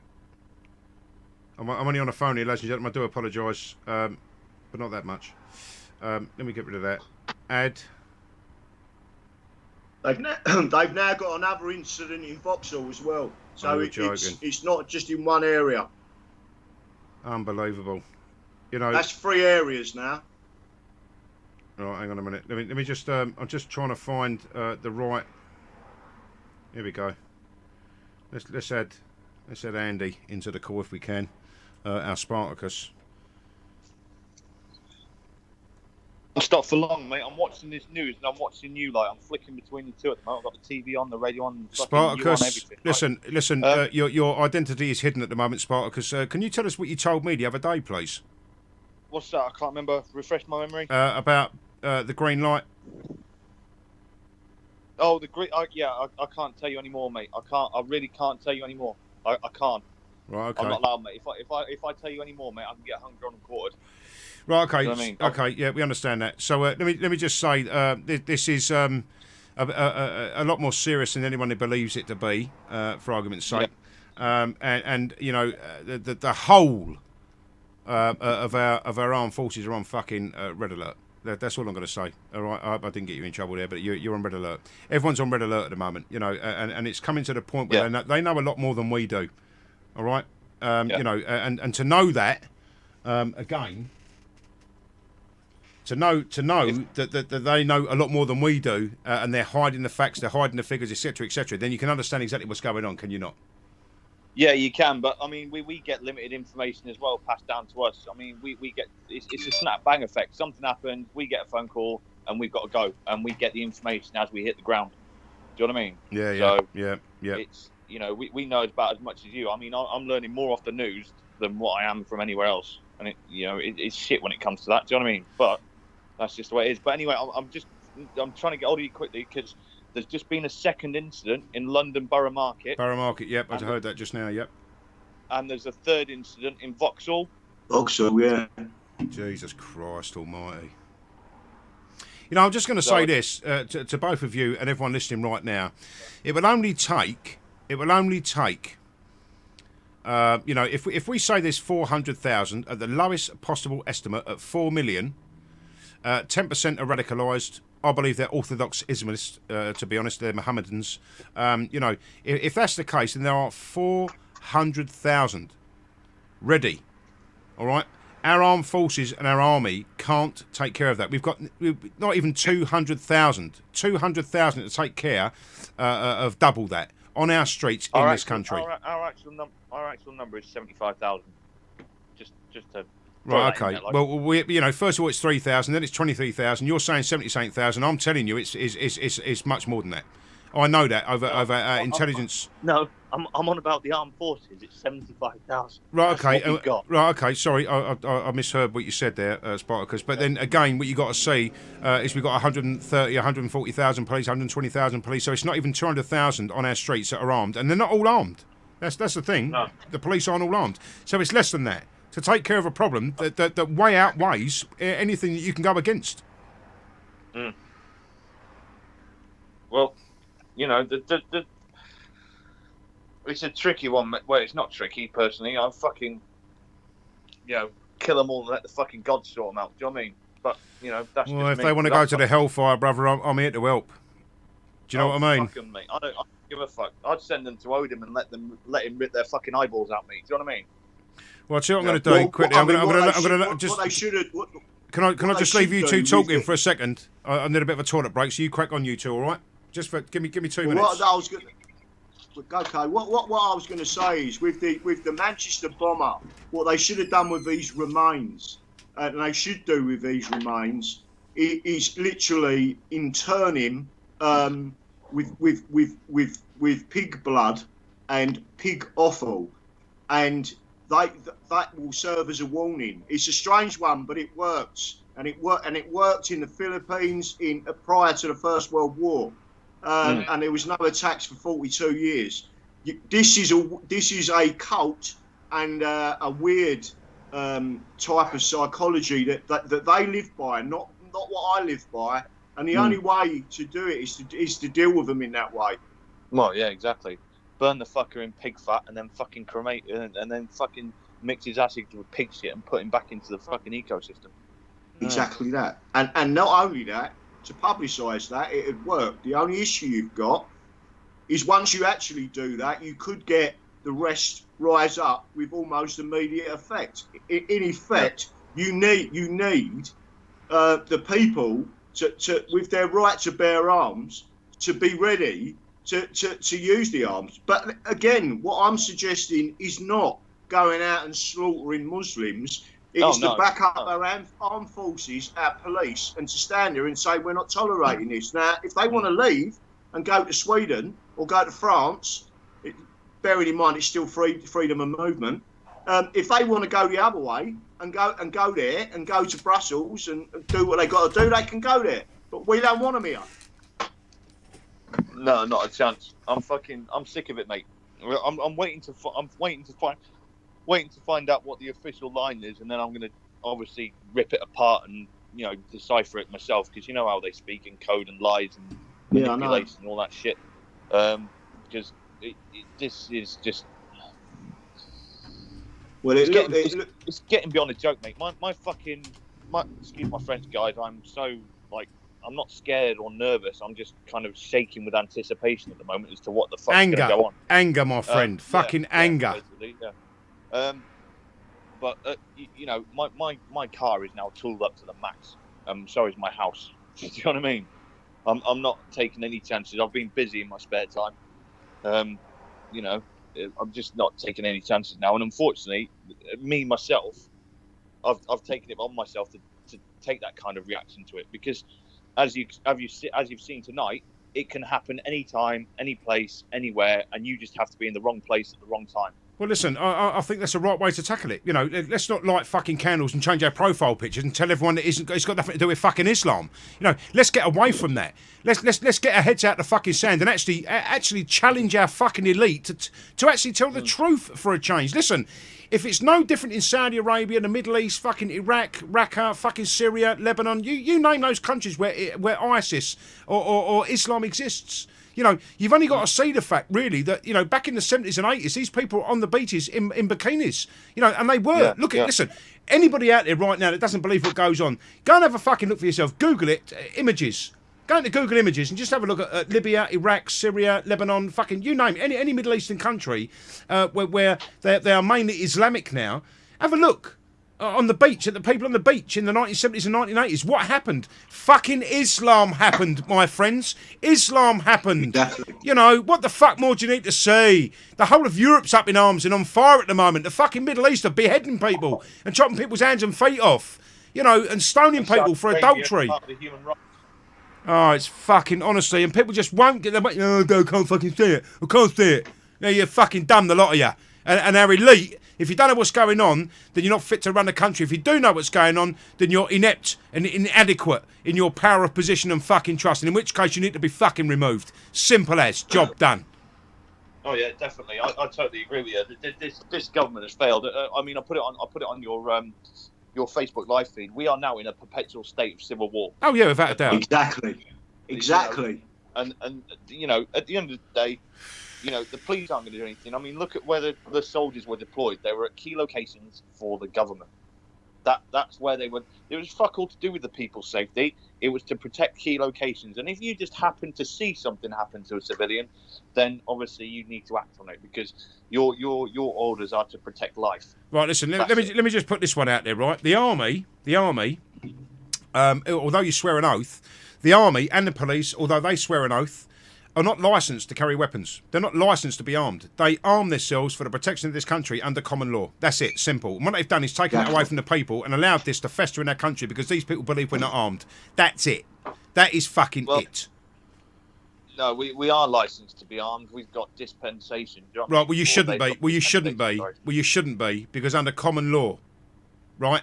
Yeah, I know under common law, but the government's taken over. Like I told you the other day, the military, being employed by the police, now work directly for the government. Do you know what I mean? So, again, this goes back to the Constitution that Graham was talking about. In fact, me and Graham were talking about it the other day. Why? Is there? Hang on. Just to let you know, right, Stan Right, I've got to go. Something's happening outside the front of my house. I was catching a bit. All right, brother. Listen, All be right, safe. no, Be bye. safe. Well, it's just me and you and Graham. All right, brother. No, that's all right. You've got to be careful with him as well. All On the right. on the other side of it, this is what our constitution says. The Bill of Rights, 1688, standing army. By raising and keeping a standing army within the kingdom in time of peace, without consent of Parliament, and quartering soldiers contrary to law. What that means is that technically we're at peace, and they shouldn't be using our army on our streets. It is technically unlawful. Now, it is different if we are armed. Again, there are certain elements to this, and there is a number of things that I could go over on this that we are being, that they are just basically taking a piss out of us, and we need to take back control of our own country, and the only way of doing that is for the injunction next week on next Thursday, where we will be saying, well, first of all, I'm not asking for my right, I'm asserting it, and if they don't put the injunction on and they don't allow the arming of the people because they say it's got to be licensed or whatever crap they want to come out with, then we know what side they're on. Exactly. That's the difference. Exactly then that. we know. Then we know that it's them against the people. Yep, exactly. And we know that these consecutive governments that have allowed this to happen, and the judiciary are part of it, and that is something that we will know next week. We will know where the people stand and where they stand. Well, Graham, There's listen. a lot more of us than there is of them. If you don't mind, what I'm going to do is just cut you quickly. Stay exactly where you are. All right, I'm going to cut you quickly. We've got the news headlines now. I don't think there's a lot on there about what's going on, but I'm going to play the news headlines anyway, because this is, you know, our news headlines from not fucking 10 minutes ago. All right, so just stay where you are, brother, please. Yeah, no worries, I will. Nice one, Graham. Thank you very much. We're just going to break for the news and be right back after this.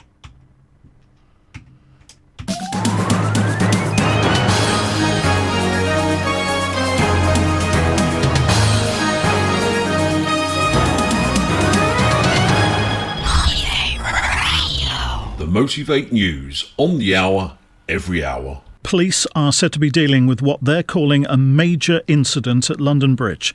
London Bridge Station has been closed at the request of the police. Armed response vehicles and emergency services are said to be there in numbers. This witness explains what she saw. I just was walking out of the London Bridge Station, and I was walking to catch a bus. There were police officers in the street. Some of them were coming by car, other ones were running. A witness has told Sky News that he heard what appeared to be gunfire. We'll bring you more news on that as we receive it. Theresa May has defended the Conservatives' tax plans after two cabinet ministers suggested there be no income tax rise for higher earners. When asked to clarify the commitment from her foreign and defence secretaries, she only said the Tories were the low tax party. Labour leader Jeremy Corbyn has described it as complete chaos, but the Prime Minister says it's her firm intention to reduce taxes on ordinary working families. When people come to vote, they know they have a choice, as I say, between a Conservative party that always has been, is and always will be a party that believes in lower taxes, and a Labour Party whose manifesto we know will cost ordinary working people. A 24-year-old man still being questioned by police investigating the terror attack in Manchester. 11 men are now in custody on suspicion of terrorism offences in connection with the bombing almost 2 weeks ago. Scientists say they've made the biggest breakthrough in a decade in treating advanced ovarian cancer. A new drug has dramatically shrunk tumours in some patients who were unresponsive to other treatments. Real Madrid have secured back-to-back Champions League titles. They ran out 4-1 winners over Juventus in the final in Cardiff. And our main story, police are dealing with a major incident at London Bridge. The station's been closed at the request of the police. Armed response vehicles are said to be there in numbers. That's the latest. I'm Kevin Gover.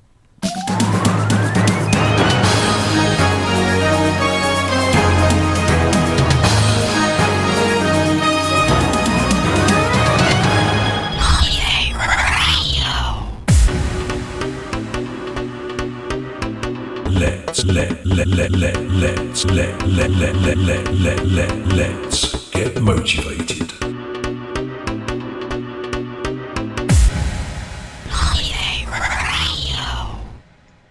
And we are back live with Graham Moore. I've just had a little message here from Gary King saying, I'm right near Lambeth Bridge. The emergency services are flying about all over the place. Gary King, please, and anybody else down the area at the moment, please, just stay safe, people.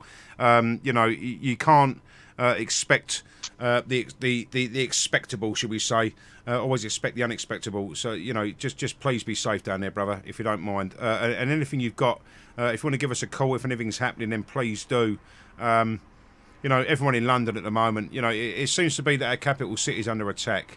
And yes, we can understand why. And I do understand our foreign policy is to do with that, over the rhetoric that's coming out of the Middle East, which will tell people, we're our soldiers apparently, and I know a lot of armed forces. I talk to a lot of them, Graham, right? And the rhetoric coming out of the Middle East at the moment is we're raping their women, we're killing their children, we're doing all sorts of, and it's not the fucking truth when you can pinpoint a bomb on a 50p piece. They're using that as an excuse. And the propaganda that we get, imagine the propaganda they get that's now being passed over to the Muslims and the Islamists and the Mohammedans in this country. Now you can understand their actions, because apparently they think that we're killing and raping their wives and children, and it's not the fucking truth, Graham. You know it and I know it. Someone on Sky News has just been interviewed and said live on Sky News, Muslim cunts. Really? That'll get pulled then. I was happy. Fucking hell. That'll get pulled then, as you do. God. I just, look, it's almost becoming a weekly occurrence.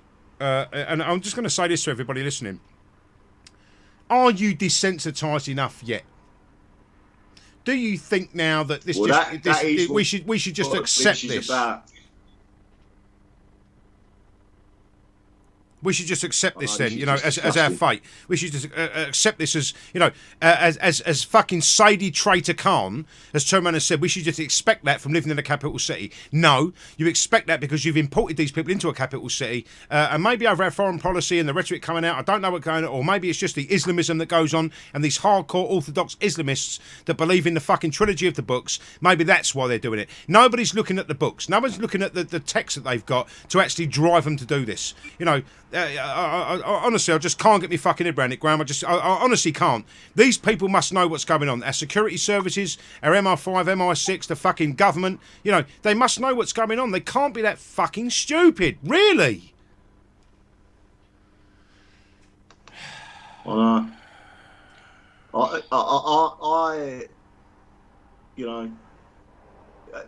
not that. They're not. To me, they must have known what's going on, and the fact that they haven't, called an emergency situation and rearmed the people, because that's what it needs. That's what we need to do. Imagine that. To arm against and again, this is. Well, I'm right. Let's. I'll tell you what I'm going to do, Graham. I'm just going to lay this out for the people that listen on Facebook and that at the moment. The idea is, okay, from certain videos and certain things I've seen so far, is that we have not got the right to arm ourselves. We are down to the government, the police, the army to protect us.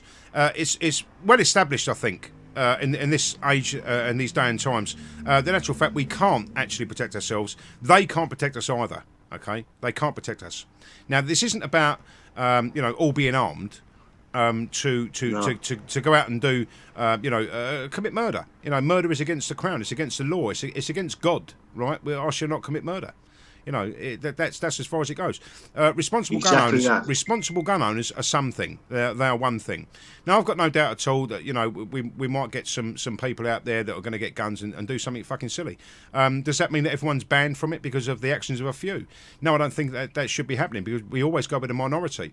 Now, on the other side of that, what you've got to see at the moment is that to have arms ourselves and look after each other, right, and look after your neighbour, look after yourself, look after your family, look after your homestead, look after your children, look after the realm if it comes to it. If these people knew we were armed, they wouldn't be so easy to run into the street doing what they're doing at the moment. That's my take on it. And let me just tell you this. There was a chief of police that actually piped up. I recorded it last week. I might even play it for you in a moment, ladies and gentlemen. And what it was basically is that he said you can't actually deport the 3,000 on the watch list or the terrorists. You can't do it. And they asked why.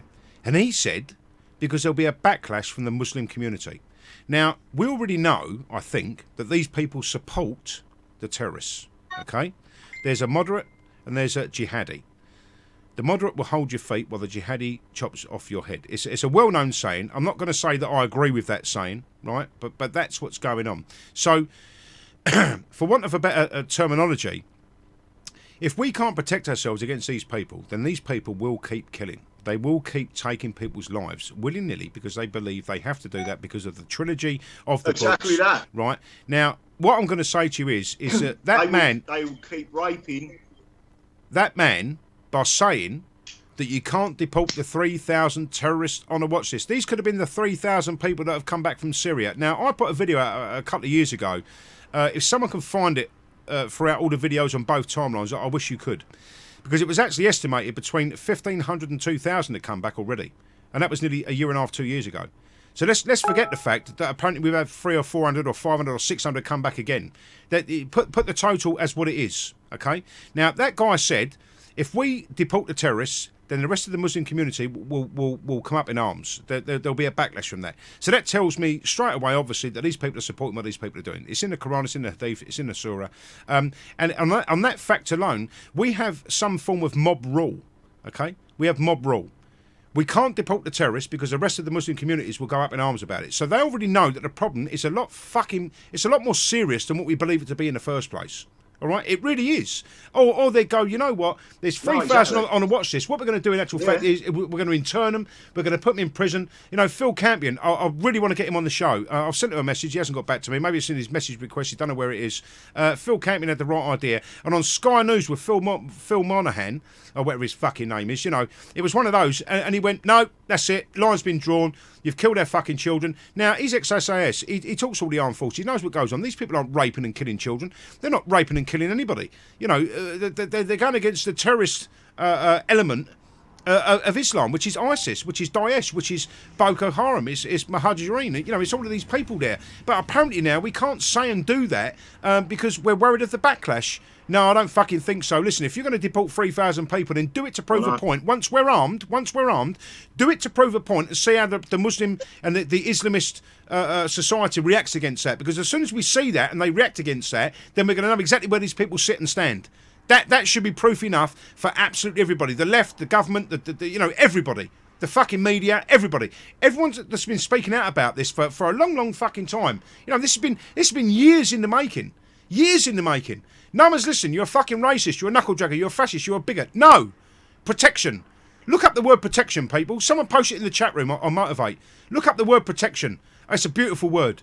And that's all we want. The protection of the people in this country already. Whether you be Muslim, Sikh, Hindu, Buddhist, fucking Jew, I don't give a fuck who you are. We must put the protection of the people in this country first. And if you've got these people running around doing what they do, because the book instructs them to do it, because you're all kafar, you're all fucking apes and fucking pigs, right? That's what the Quran says. Go and look it up for yourselves, you fucking idiots. What more do we need to say? It's in black and fucking white. And let me just say this to you quickly, Graham, before I finish me fucking rant. If anyone's going to get indoctrinated, if anyone's going to get radicalised on the internet, right? If you told me that I had to do something, I'm going to want to see proof of that. I'm going to want to see fucking proof of that. And what proof do they show them? They show them verses in the Quran, the Hadith and the Surah. That's what they show them to make them believe that you're a bad Muslim unless you do that. That's what goes on. Those fucking verses in that trilogy of books is what's turning people to radicalisation. They're radicalised. They're orthodox Islamists. This is what's going on. If you can't see that, then I can't fucking help you. And you know what? I don't wish death on anybody. But you cunts will be the first to go because you don't believe what goes on. It's absolutely ridiculous that no one picks up a Quran, the Hadith, the Surah, the English fucking versions, the translated versions, and read them for yourselves to see what goes on. But even if you did read them, they go, well, you took that verse out of context. No, we didn't. No, he didn't take it out of context at all. Oh, the first one was this, was that. Oh, fuck off. Listen, you can sugarcoat Islam as much as you want to. You can sugarcoat the Quran, the Hadith, the Surah, as much as you fucking want. We, the unbelievers, the Kuffar, have studied your trilogy of books.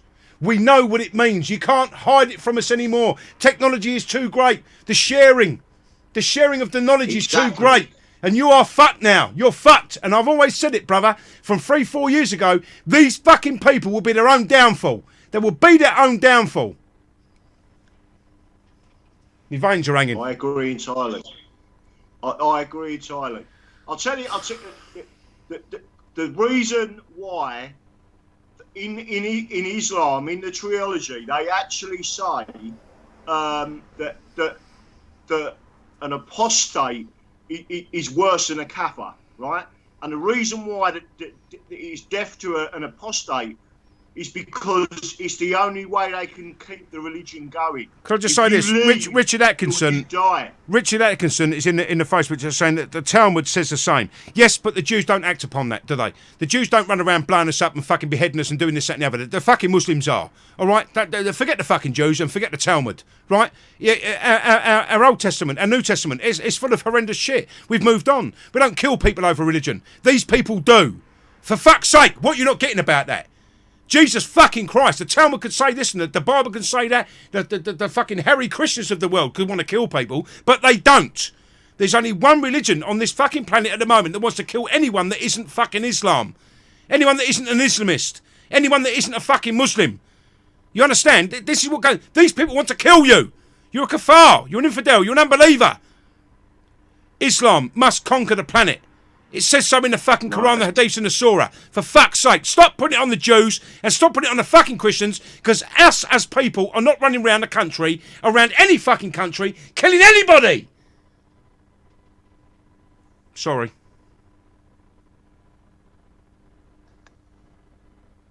Don't apologise. Had to be said. It's the frustration coming out, and the worst thing is, what's just happened to you? They send 2 police officers round to you to say, well, you know, you might be getting a bit near the mark here. Oh, well, it's just fucking happening in London then. Well, you know, it's a smaller watch this, Graham. It's much more easy to take care of because apparently I talk the truth, and that's not allowed. You're not allowed to tell people what's going on. Well, listen, the internet is at everyone's fingertips. You can see the news, see what it is, go and do a bit of research and find out exactly what's going on. All right? It's as easy as that. I do that all day long. You do it all day long. You're much more educated than I am, Graham. And you know what I'd like to do? If I could wave a magic wand, right, and I'm not trying to... there's no dispersions here, right? But it seems to me that anyone that talks with a posh accent gets listened to. And you and I are not posh, my friend. Agree. You and I are not posh. If I could wave a magic wand and let you use the words and pronounce them in a way that these people do, you would be listened to by more people than listen already. Exactly. Because apparently we're thick, uneducated, exactly. fucking kafir, fucking fascist, knuckle-dragging, racist cunts. And it's got nothing to do with that. It's got nothing to do with that at all. This book promotes fascism. It promotes misogyny. It promotes the subjugation of women. But that's fine. We'll just have that in our country and let these people run amok in our country, in their own secular ghettos, doing exactly what the Quran, the Hadith and the Surah prescribe them to do. We'll just keep that going then. Because our government are too fucking spineless over the Saudi money, the oil, the opium. I mean, fuck me, how far have we got to go on this? Listen, brother, if it was down to me and you know what would go on. We'd shut every fucking mosque. If we didn't shut the mosque, you know, I asked there was a live feed last Sunday. And Paul Golding, Jada Franson.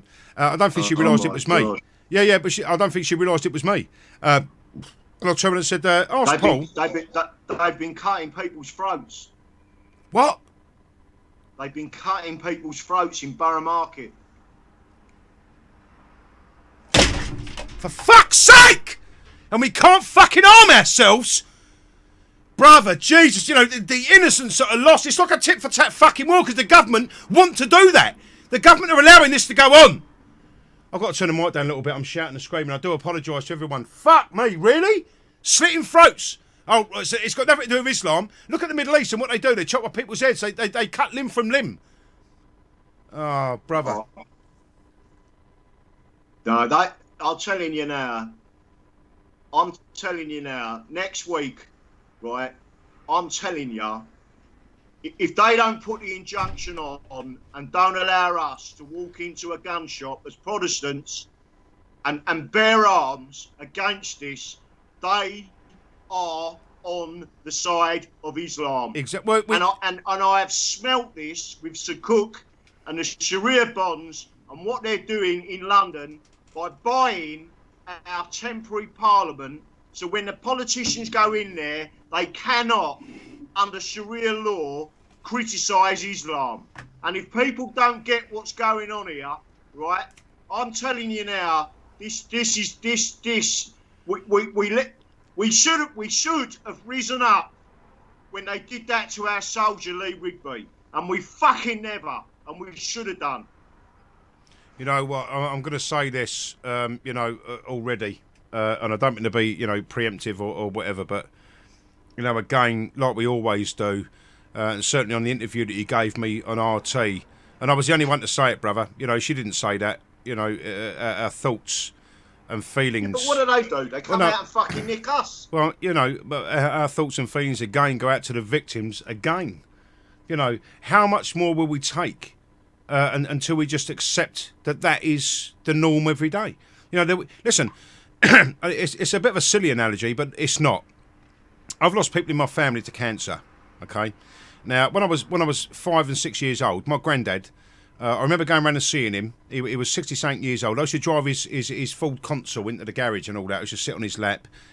Great man, beautiful man. And I wish he was still alive, to be honest. He can't be because I'm fucking nearly 47. But I wish I could have spent more time with him. He was a lovely, lovely, beautiful man. My nan was a lovely, lovely, beautiful woman. And I went round his house one day and I saw drawings all over him where they were going to cut him up. To try and get rid of this cancer. We're talking back in 1975, 1976. I lost my granddad, all right? And cancer was a big thing then. Cancer was something that nobody's really heard of. People are being diagnosed with it. They're being treated for it and they're dying, all right? We've come a long way from that to where people now are being treated and surviving it. But even so, where has this come from? But even so, again, we've been desensitised to it. When I heard, when I was 9 and 10 years old, and you hear the word cancer, like you used to hear the word stabbing.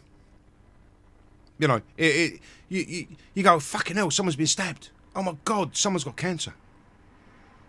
What are we dealing with now? We're dealing with now. Listen, I know people with cancer now. And you go, fucking hell, someone else got cancer. Different day, same shit. Someone else has been stabbed up in London. Yeah, well, different day, same shit. We've been programmed to accept this as the norm, and the more this goes on with no action, the more we will perceive this to be the fucking norm. And I'm not ready for that. No, it fucking ain't. Right. Witnesses are telling Reuters he saw 3 people with their throats cut on London Bridge. Comes after accounts of van ploughing into pedestrians. Just to let people know, Quran, verse 8:12, strike them at the neck. If you think this has got nothing to do with the book or that evil book and trilogy, the Quran, 8:12, strike them at the neck. You have got people on London Bridge with their throats cut. I'm just honest. Listen, we can try and tell the people what's going on this. I'm not being funny of you, right? On my other account, 25,000 people. I do a live video, 100 people are watching, right? You try and tell the people what's going on. Just another load of fucking shit. We're on Motivate Radio. People can't get into the chat room. Can't do this. Can't do that. We've got. The best time for me was 90.4 FM. 90.4 FM. I got nicked. And I got my gear back. I fought the courts. I fought the law, and I fucking won to a point. I got a £15 fine. Ask Andrew. Not Andrew. The guy that lost his iMac and all his fucking equipment. 2 grand worth of equipment. He lost all his equipment. He didn't get it back, and he got a £2 grand fine. I got a £15 fine. I went up against these people. I questioned them. How can you tell me that these people own this? And who can own God's own shit? The electromagnetic radiation above our planet. How can you tell me anybody owns that? How can Ofcom own that? I fought the fucking courts. You know, it's coming down to the point where we're going to have to do something fucking drastic, Graham. And if it's about bearing arms, you know, listen, if certain people get killed, you know, over the grand scheme of things, because someone's a fucking idiot, right, and they just go to a gun shop and lose their temper one night and get drunk and kill their girlfriend or kill their fucking boyfriend or kill it, you know, I couldn't give two fucks. Really? You'll be tried under the law and you'll get done for fucking murder and you'll be put away for a very long fucking time. That's not down to me. Right, it's not down to me, it's not down to you, it's not down to anybody. But I'll tell you now, the fucking right to bear arms, mate, I've got to, listen, I couldn't be any more behind you. I played your video 7 times on a fucking loop, on a live feed. Metropolitan Police have just made an announcement on Twitter. Please remain calm. Be alert and vigilant. We are using all necessary skills and resources at London Bridge, Borough Market, Vauxhall. Too little, too late, you fucking lemons. I can't believe these people. You know, but honestly, I just, you know, again... And they're going to come out and nick us. I'll guarantee it. Them Oh, without a doubt. will come out and nick us because they've done their common purpose training, which is all part of what's going on now. This is unconventional warfare. We are involved with it now. And the only people out there that can think through it are the free thinkers like me, you, and the people listening to this radio show. Well said, young man. Well said. Nice one, Graham. Listen, I've got to give you a massive kudos for what you've done. The next one, which is a little bit more involved, obviously, the next one's going to have my fucking name on it because I don't mind taking the flak from that. I'd rather you didn't if you do this over, you know, the right to bear arms. The next one, my friends, is the one. This is very, very important. This will go down in fucking history. I've got no doubt about that. And Graham's name's going to go down in history, along with the fact that we have now got the right to bear arms, right?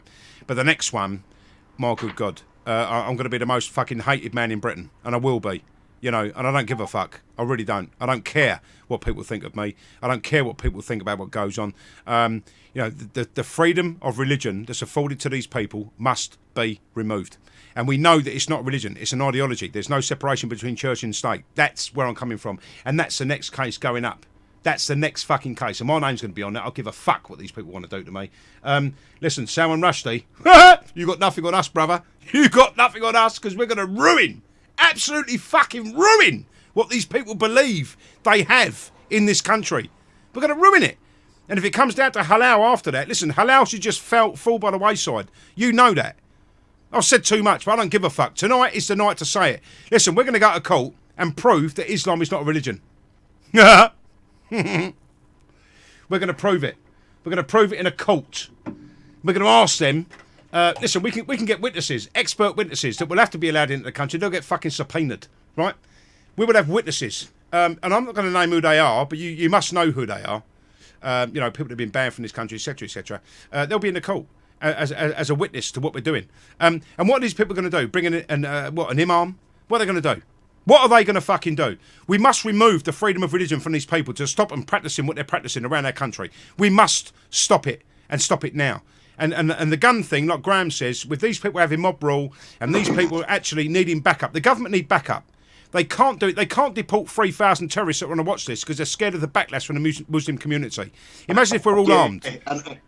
Imagine if we're all armed. And they can't control the 400,000 to 1 million that are sitting there ready to go against us. And unless we do it now and stand up now, we are going to get fucking slaughtered.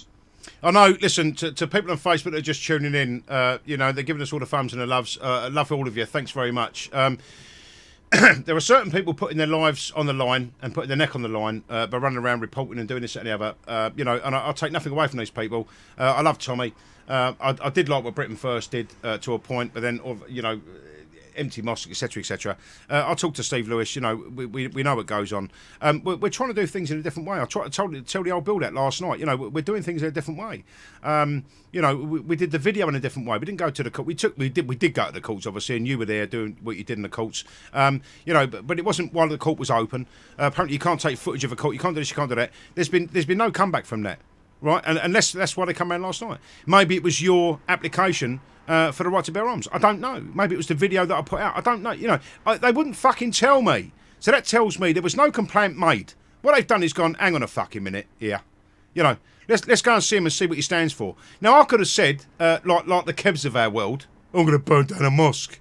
You know, I don't condone that action at all. You're talking bollocks. That's absolute crap. You got a 30-day ban on it. You know, don't put stuff like that then, you fucking twats. You know, listen, you're all liable for your own. You're responsible for your own actions. And most of the posts I put out, it's like kill and stab and fucking. Oh, fuck off. You know, give me something fucking decent to look at in my fucking news feed. You know, once I put a post out, rather than stab them, kill them, fucking deport them. You know, what the fuck? Give me some credible fucking answers. You know, I'm looking at all of you. Listen, you're looking at me and Graham at the minute. You're looking at Tommy. You're looking at Britain First. You're looking at these other groups here to try and fucking save you. All right? And then we get messages saying, "Oh, Dave should have recorded it last night." Oh, fuck off. You know, you're not in my fucking position. You don't know what goes on. You know, all of this really fucking grates me, Graham, to be honest. You know, there are people out there trying to do what they do, and they're putting themselves at risk over doing that. Now, I did offer, you know, a bit of protection if we can.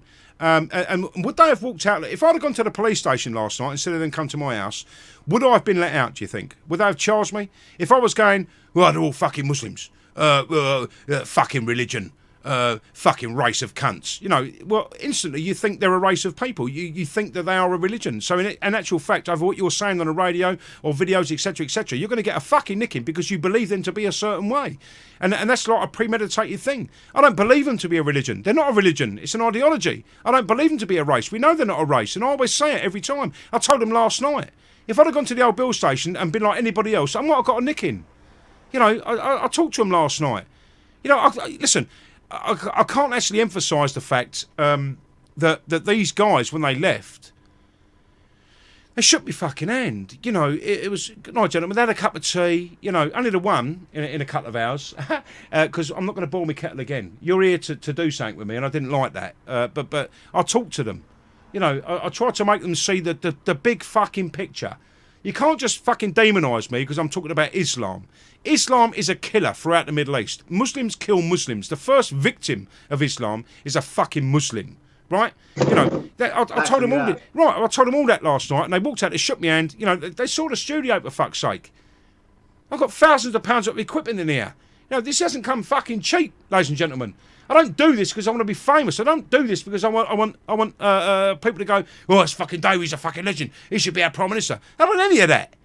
But you people need to be fucking shook by the neck until nearly dead, until you wake up.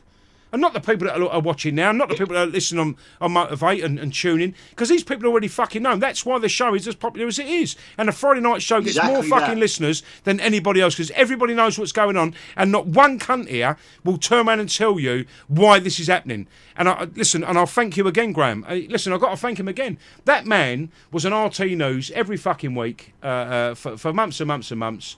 He's putting out the recording, still not the gear. You know, Tuesday night after the Manchester attack, he went, no, I'm on Motivate tonight, so I'm not going to do that. But I know a man who can. And they rang me at 7:30.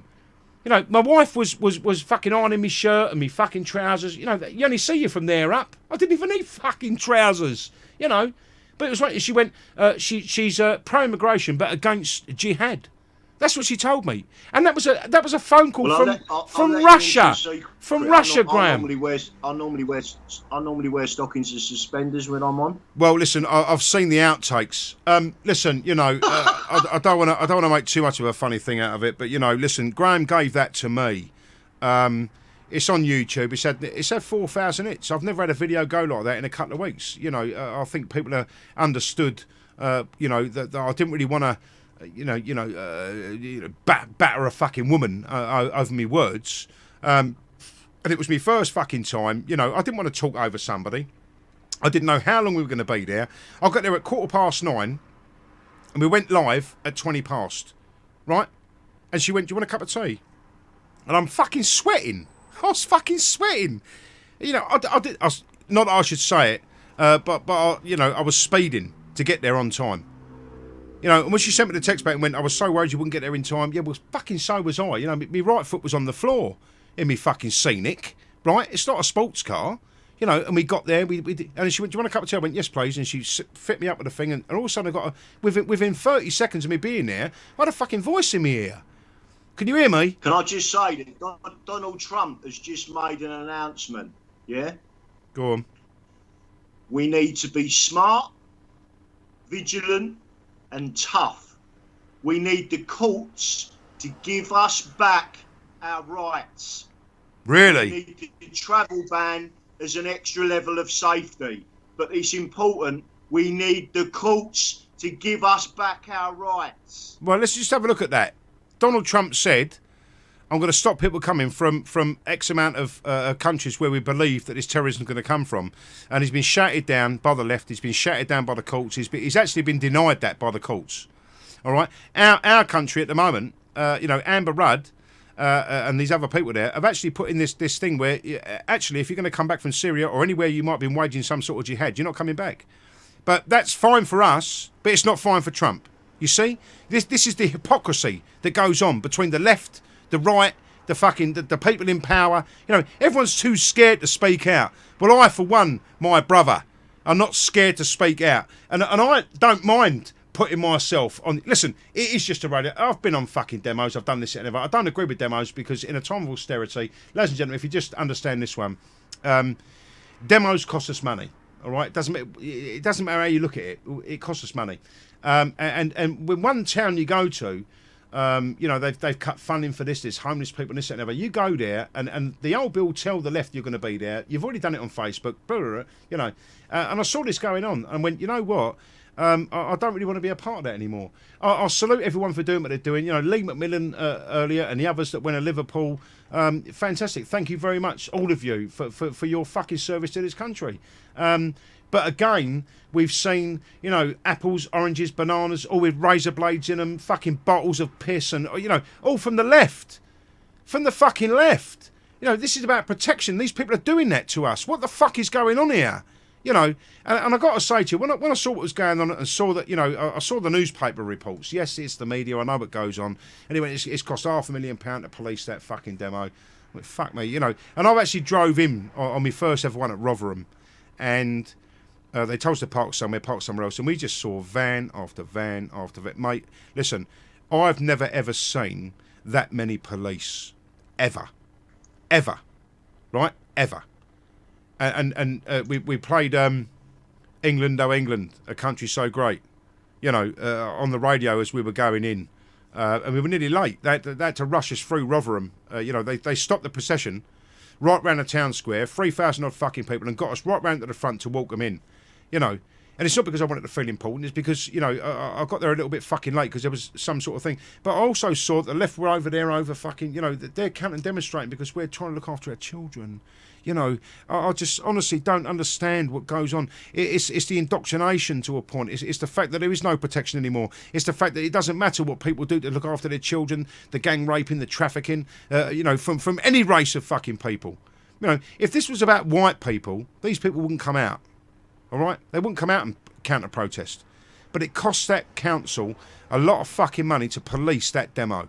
And that's why I went, you know what, in all fairness, there were other reasons, don't get me wrong, but I looked at it and went, you know what, I can't be doing that anymore. Because what you're in actual fact doing over the government's budget to your councils is taking too much fucking money out of that budget, and now you can't look after your constituency. And that bothered me. And there were other things that bothered me. I'm not going to go into them now, but, it was one of those, and I just went, no, fuck that. There's no point. When Dave Bolton, fucking lovely man, I spent a lot of time with him, Roger Firth, I spent a lot of time with these guys. My first ever meeting with the EDL up in Wolverhampton, some geezer tried to nut me, right? And I sort of put my head to the side and went, what the fucking hell was he doing? Well, he was jumped on. Instantly, taken out the back. He was given a good pacing, and they fucked him off out the back door. It was one of the, and I got back to the hotel. I was so drunk, after meeting all the guys, and it was also a lovely thing to be doing. I was so drunk. I went back to the hotel. He was in a cab, and I was asking the geezer if he knows fucking Anjem Choudhury because he was an Islamist. It all got really fucking silly, and I actually went upstairs and ended up spread-eagled on the floor because I tripped up a stair. I think I tripped down a stair, actually, and they looked around and went, fuck it, he's gone, isn't he? Yes, I'm fucking gone. I nearly pissed on my daughter.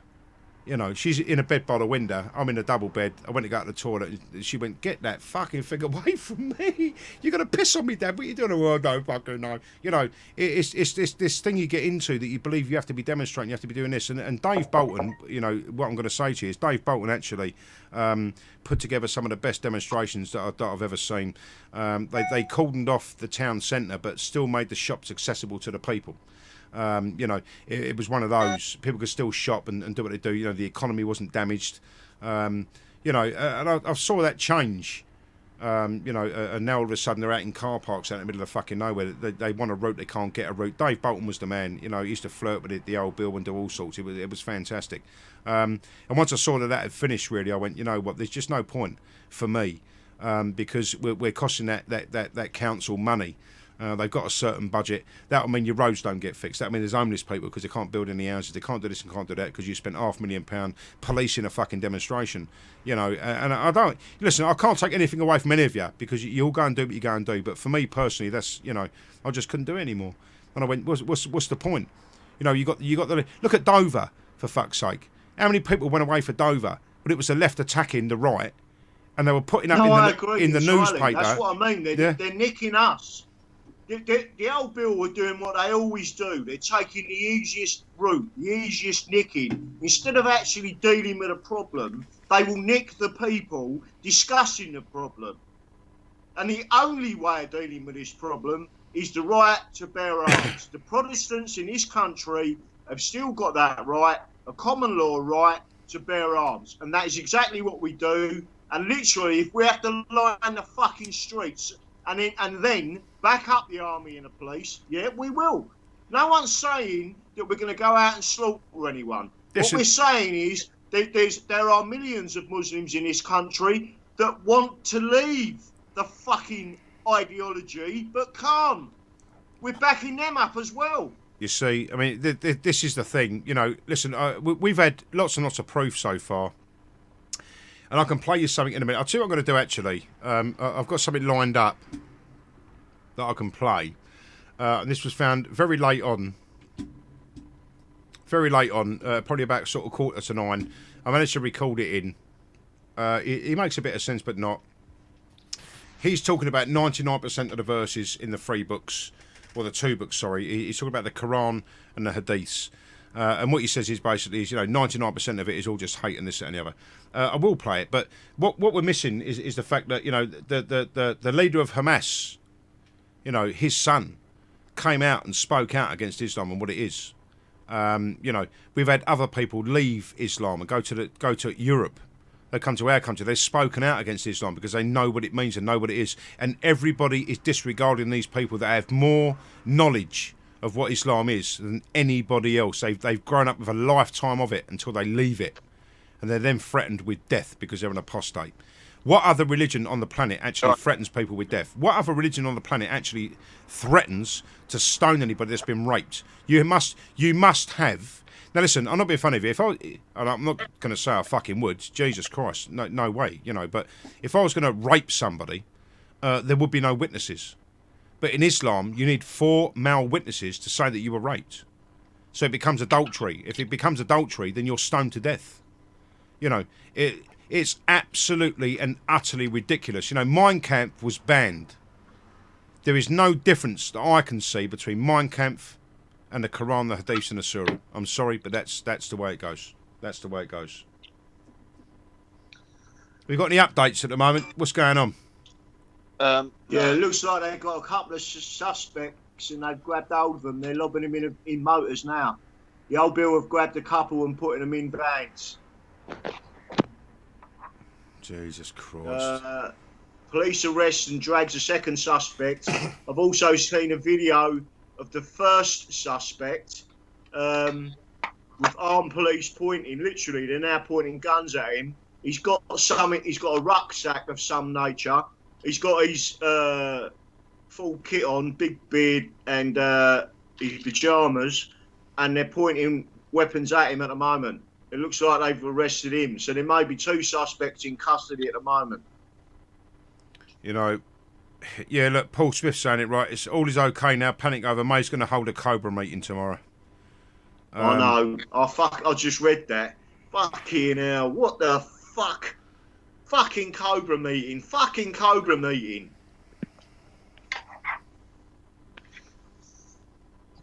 I just think, this is fucking bollocks.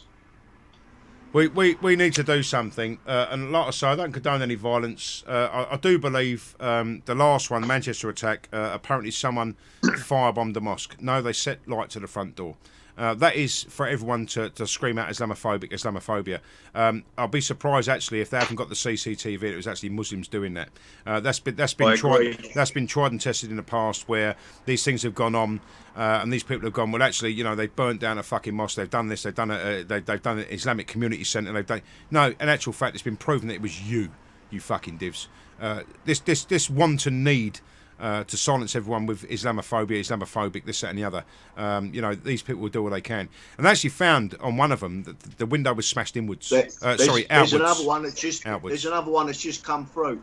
Armed police arrest a man on suspicion of terror offences at a petrol station near Manchester Arena. It looks like he was targeting a petrol station. You get quite a large explosion from that one. Well, listen, brother, if that goes down to the tanks... You know, imagine how many tanks there are. Don't forget, in the Quran, one of the things that they say is to burn them by fire. I'm fucking sick of this, I really am. I think everyone else is as well. You know, if you're too scared to speak out, I understand why. If you're watching this video or listening to this broadcast at the moment, I understand why. You know, children have been taken away from people over their beliefs. They've lost their jobs. They've done all sorts. You know, until we all stand up as one... you know, armed or not, until we all stand up as one and say, listen, something's got to fucking happen, then things aren't going to change, ladies and gentlemen. And what we're going to end up with, really, is the fact that this is going to happen every week, every 2 weeks, every day, maybe. You know, they'll desensitise you to it to a point. You know, look at Manchester, for fuck's sake. You know, children, fucking children, my friend. And you know, why would you hold a concert tomorrow? Please, if you can, or today, sorry. Why would you hold a concert in the place and offer free tickets to the people that were bombed the first time round? Why would you offer them back? Why would you do that? And did you see, actually, the security force that was in place at the time? I saw a list. Mohammed this, Abdul that, Mohammed this. They were all security. Now, I've had no proof of that, but there was a list went out of the security for Manchester, and they were all fucking Muslims. And then you wonder why these people get in. You know, maybe security was lapsed. You know, I don't know really. You know, it's we can keep taking hypothetical situations, but at the end of the day, people are still dying on our streets because of our government's inaction against this problem we face, and I find that completely unacceptable. I don't know about anybody else. You know, it's completely and utterly unacceptable. News here. Eyewitness tells BBC that the terrorists on bridge ran at people with knives, shouting, "This is for Allah." Well, there you go then. You know, listen, there's going to be people out there. Fucking pulling my prostate. Oh, you still here? Yeah, I'm still here. I've just come back into the combo after I've had to sort out my little problem. Fucking hell, you lot of bad smell. Listen, I've got... Don't be horrible. What's he doing? How the fuck? He just sneaked in through the back door. I thought my ringer was hurting. How the fuck did you get back in here just like that? I thought you cut the phone off. I have ways and means. Brother. You know this. Yeah, I'm worried about that now.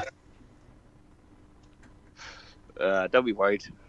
My eye's not on you. Don't worry about it. Yeah, thank fuck for that. You know, listen, we're dealing with a situation that we can't control. And if we look at the sheer numbers involved, we certainly can't control it. And it doesn't matter how much the government have Cobra meetings. It doesn't matter how much, or how many armed police we have on the streets. It doesn't matter how many armed forces we have on the streets. We can't combat this problem, without... This is unconventional warfare. It needs unconventional thinking. It needs... thinking people to get on with it and deal with it, not these arseholes that are out there now. Well done, that man. Modern military tactics do not work against old age fucking tactics. I know that because of the fucking things that I study. I can't stand the fact that we've got people running around our country. They could be Buddhists, Sikhs, Hindus, fucking Jews, Muslims, ourselves, you know, could be anybody. I can't understand why we have not done more to combat this. We allow these people to run around their country when apparently now, it's not 3,000, it's 23,000.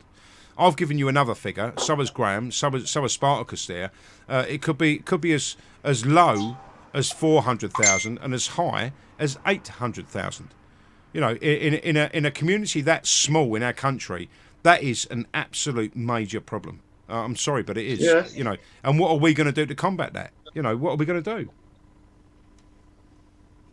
Well, just fucking hunt them down yourselves. You know what I'm sick of, guys? I'm fucking pissed off with it now. Is fucking talking to not offense to you, David, because you're doing a different type of talking. You're putting the message out there. Well, thank you for that. I'm glad you've done that, or I have to cut you off. This is no disrespect to you. This is more to the fucking politicians and the legal services and all them fucking do-gooders that fucking. Excuse my French, but I'm just wound up now. I'm pissed off. No more than us, brother. I swear to God. Just talk. Let's have a fucking meeting. Let's have a race relations meeting. Let's have an equality meeting. Let's have a fucking diversity meeting. No, fuck off, right?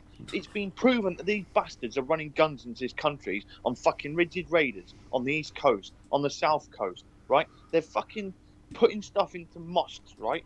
Do you know what I mean? You can't go into a fucking mosque without it being bloody 24 hours notice or 48 hours notice. You can't take dogs in there to sniff out fucking TNT or C4 or whatever the chemical is they're trained to sniff for that's in these explosives or whatever. You can't do it. You give them 48 hours notice. Oh, look, there's a white van suddenly pulled up outside the freaking mosque. Oh, and it's got all the freaking guns in the back of it. But you won't see it because it'll pull into the garage, which is part of the mosque. They'll load it all in and they'll fuck it off somewhere else to a safe house. Well, you know what? Listen, look, I've I don't know how many times I've said it live and motivate, live in my videos, and I do this because it's not for the need to be famous. I don't want to be famous. I don't want people to recognise me for anything. It's not that. I don't do it for that. But we got to see, really, we've got, Amy Wood's still there. She's saying, don't blame me for this shit. I'm only commenting on who is ready to blame for this, the government and their policies. Well, you know what, Amy?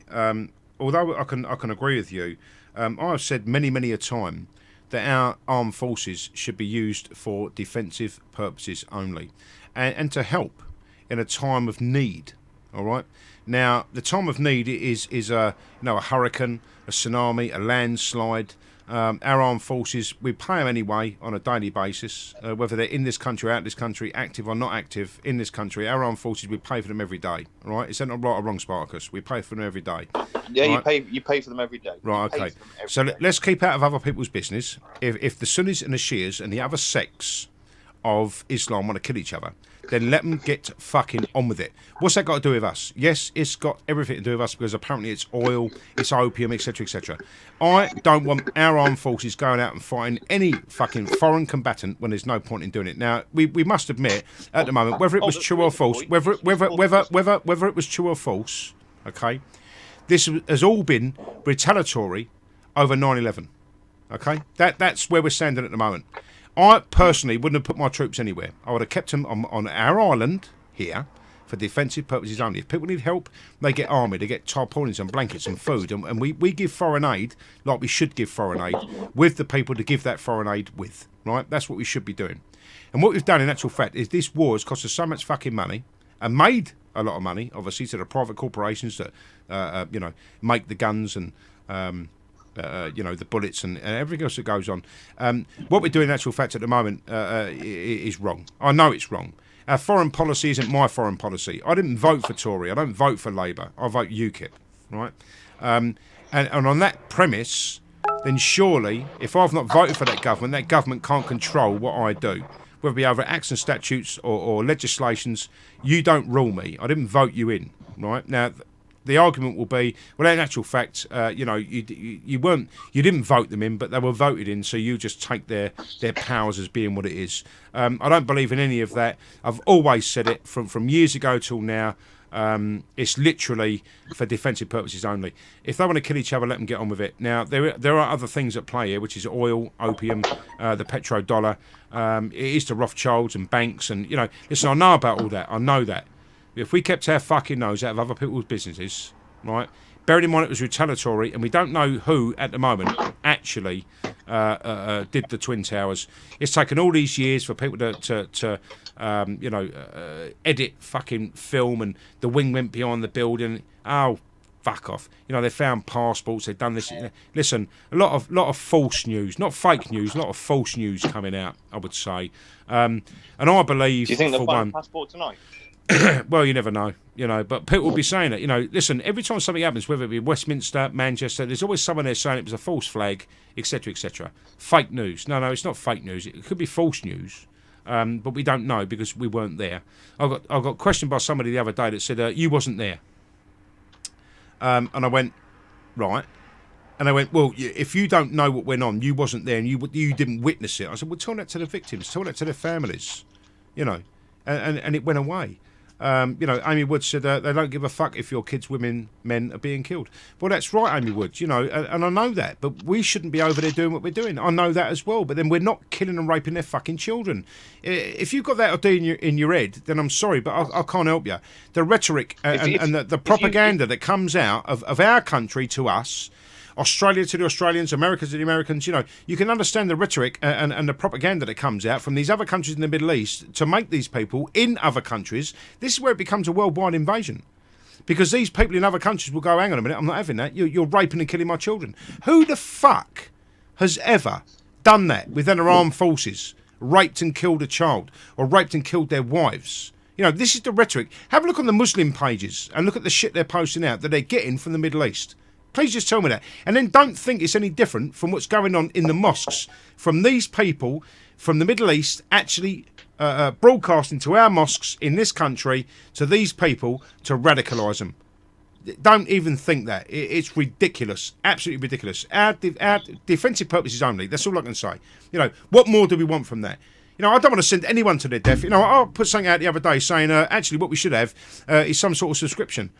Some sort of national service to teach these youngsters now some sort of discipline, because we brought these children up with no discipline whatsoever, and then they're running amok in this country because the teachers can't do anything, the police can't do anything, their parents can't do anything. Childline, he smacked me, quick, take the kid away, future emotional harm. What the fucking hell goes on here? We have bred in this country so many fucking idiots over the policies of the left. What do we not see about that? Were stabbings as widespread as they are now? No. Was anything as widespread as it is now? Were they so unruly, walking around in fucking hoodies, defending their postcode? No. We've done that. The left, actually, have done that because they believe that everyone should just live and be lived, man. Look at Katy Perry. I think we should all just live together, man. No borders, man. No borders. Fucking no borders, you dirty fucking slag. No borders, slag, Katy Perry, in your £8 million fucking mansion, gated and walled off from everybody else. These fucking celebrities they got something to answer for here. They have too much sway in the world. These cunts, and they haven't got the right idea. They've been hidden from it, shielded from it, hidden from it. They've got no fucking idea whatsoever. How fucking dare you tell us about politics when you don't even know about Islam? You don't even know about Islam. You don't know what goes on with Islam. You don't know what it means in Islam to be half of that of a man. You don't know what it's like to be subjugated as a woman in Islam, in the Middle fucking East. You don't know what it's like to have your clitoris cut off, you fucking whore, in the Middle East. You don't know anything about Islam, but what you want to do is open the borders and just let everyone in, man. You know what I mean? No, you get me? Just let everybody in. We can all just coexist with everybody and I just fucking love you. You know what I mean? Fuck off! Live in the fucking real world, you millionaire behind your mansion, big walled gated community cunt. They're all fucking mad. How many people have taken these immigrants in that want these immigrants? How many people have taken them in that actually say we should just let everyone in? They've got mansions all around the country, in other countries. Right, okay, then, well, I'll tell you what I'm going to do. Let's be a stand-up person and go, you know what, in actual fact, I've just won the Euro lottery. I'm pro-immigration. I'm going to buy all of these properties and just let all these people in. Nobody spends any money. Nobody puts them in any place. It impacts on us. It impacts on the indigenous of the country and the people that emigrated here a long, long time ago. Don't tell us what you think should go on, because you're full of fucking shit, is what you are. They're full of shit. And people believe it. Listen, look at Russell Brand. 2015 general election. Nobody vote. You cunt. You got 2.5 million fucking Twitter subscribers, you wanker. Don't start giving out false information like that and false fucking news. What are you doing? Oh, it's crazy, mate. The fucking world's gone mental. It really has. I think now would be a good time to just fuck off to the hills and start our own civilization. Well, if there was a country to fucking go to, mate, I'd probably have you on that. But, you know, at the end of the day, our country's our country. And I don't mind opening it up to other people that can bring something to our country. When we've got a birth rate of 1.7 children on the white side of it, you know, and we've got 8 point something on the immigrant side of it, you know, 4 wives, 25 children, all sponging off the benefit system, doing what they're fucking doing. There's something's going completely wrong, brother. And it really is. And I don't want to, you know, look, I believe solely that there should be no more immigration. In fact, what we should be doing is backing people. And if it means backing 23,000 at the moment, we already know that Salman Abedi actually used his benefits and this, that and the other that we gave him when we opened our big fucking liberal arms to him. You know, we actually went, well, okay, then I'll tell you what you can do. Yeah, we'll just give you all this money. And he built a bomb and killed 22 people and injured loads more. You know, that's what we do as a country, apparently, because the Liberal left, the PC Brigade, the Fabian Society, you know, and all of the indoctrination that's gone on through the schools, colleges, universities, have actually said and taught these people what you should and shouldn't be doing. And I'm sick of it. Sorry, mate, another one. Juventus fans running covered in blood after bombs gone off in Turin. Yep. Graham said that earlier. You know, any football ground. Yeah, any football ground, apparently. It's only just come up on my news feed, mate. Oh, no, I didn't mean the news that you just said, but, you know, Juventus and this, you know, that goes on. That has gone on since this went on. It's almost like a coordinated attack. Yeah. Oh, here's another one for you. It's just come up on my timeline. A homeless man in Grimsby has been arrested outside a mosque for a pencil. Sharp pencil. A pencil, which would be deemed as a offensive weapon? An offensive weapon. Yep. Figures, doesn't it? You mentioned that one as well. Well, yeah. Well, no, I didn't. But I saw it earlier and thought it was a fucking joke, to be honest. You know, I just honestly, I'm fucking. I don't know what's I'm happening sick in of my it. timeline, bud, but it seems to be disappearing all the time. Really? Where's Graham gone? I've got one call in there. Graham's gone, apparently. Oh, was he? Oh, dear. Yeah. Let me just check Facebook. Where's Graham gone? Where's the Graham gone? Where's the Graham gone? Where's the Graham gone? I don't know, you have to get him back, though. Yes, I hammer my keyboard. Yes, I hammer my keyboard. So what? Right, okay, well, listen, I'm going to have to... I've got to play the news. Apparently we've got a new update. A new update on the news. It's 12:59. So what I'm going to do is I'm going to cut you off if you don't mind. I do apologise for doing that. Actually, no, I don't. You've been on for way too long, you. That's not very nice, is it? That's not very nice at all. Listen here, brother. All right, you know me. Just please, brother, whatever you do and whatever you're called to do, please just stay safe. Please. Mate, you know me. I'll be the first one in there. Fuck staying safe. Well, listen, I'm going to say good night. It's 1 o'clock. I've got to pay the news. Listen, brother, I love you. All right? Please stay safe. If you want to call back in, then please do. I'm going to open up the line to other people now. All right? Yeah, all right. Right, no worries. Love you, mate. Love to your family. Love you too. Cheers, guys. Cheers, brother. Thanks for listening. See you later. Bye-bye. Bye-bye. Bye-bye.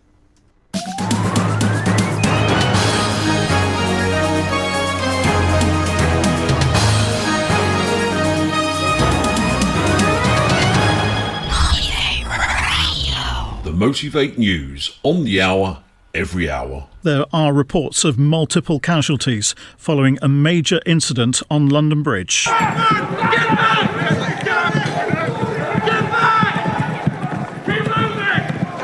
and gentlemen, would you please leave the area for your own safety? British Transport Police say they've received reports of an incident possibly involving a knife and a vehicle. A second incident has been reported at Borough Market and a third in Vauxhall. The incidents are being treated as an act of terrorism. A Downing Street spokesman says the Prime Minister is in contact with officials and is being regularly updated on the incident. London Bridge is closed both ways and the public are being urged to avoid the area. Men armed with foot-long knives were reportedly seen after a van drove onto the pavement. Well, this witness, James, says he saw armed police. Brindisi restaurant, yeah? Tapas Brandy. Yeah, on the Borough High Street, on corner by High Street and Southwark Street. Yeah, 2 armed marked police behind the X5, black X5. When I get back, 3 shots. Well, this man, Nick Archer, saw a man lying on the ground. People were... So what I'm going to do, sorry, I know you just joined us. I had to cut the other video off, it just went off. I do apologise, that is the time limit for Facebook.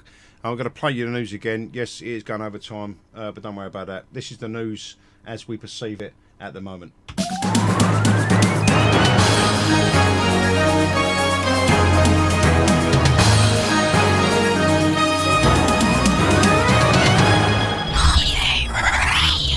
The Motivate News on the hour, every hour. There are reports of multiple casualties following a major incident on London Bridge. Ladies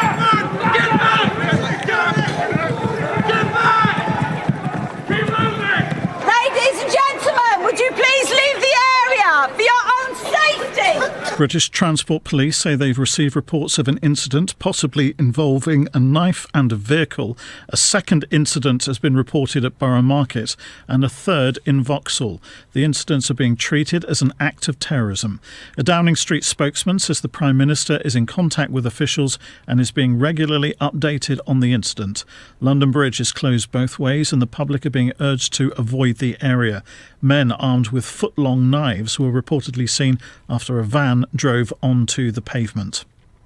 Well, this witness, James, says he saw armed police. Brindisi restaurant, yeah? Tapas Brandy. Yeah, on the Borough High Street, on corner by High Street and Southwark Street. Yeah, 2 armed marked police behind the X5, black X5. When I get back, 3 shots. Well, this man, Nick Archer, saw a man lying on the ground. People were coming from the London Bridge direction, telling us people had been either shot or stabbed, telling us to get back. So we just sort of retreated back to the London Bridge, where we are now. Well, this witness was working at London Bridge and explains what she saw. I just was working out of the London station, London Bridge station, and I was working to catch a bus.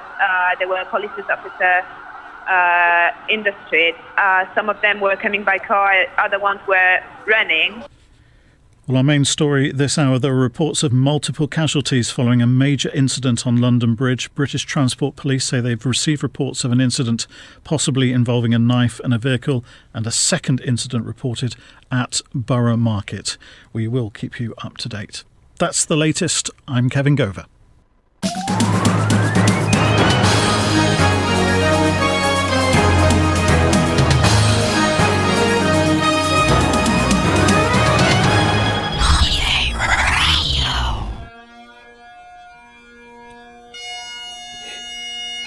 He's big. He's brave. It's the Scottish Gob on legs. Yes, it's the ego.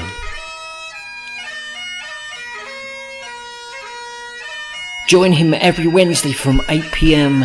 with The Asylum Show. Comedy, great tunes and laughs. But listeners beware of foul language. This is a Certificate 84.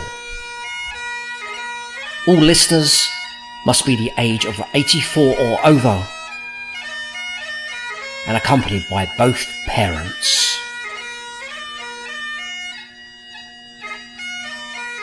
This is Motivate Radio.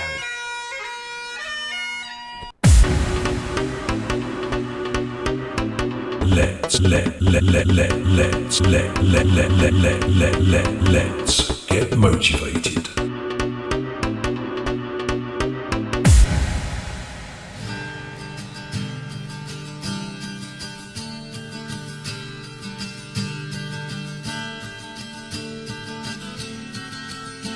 The red in the flag is the blood that was spilled in the way that your forefathers tell.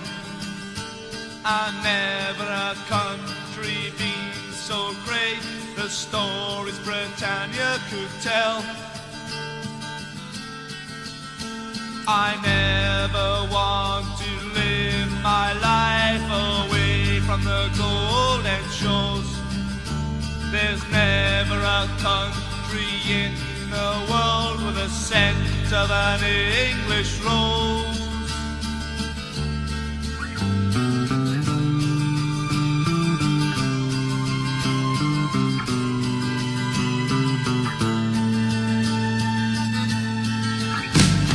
England, oh England, the country's so great, the land that's so fair and so true.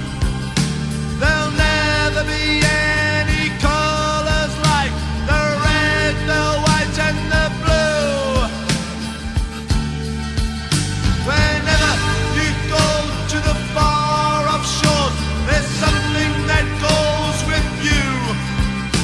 The pride and the joy and the love that comes from your mother of red, white and blue.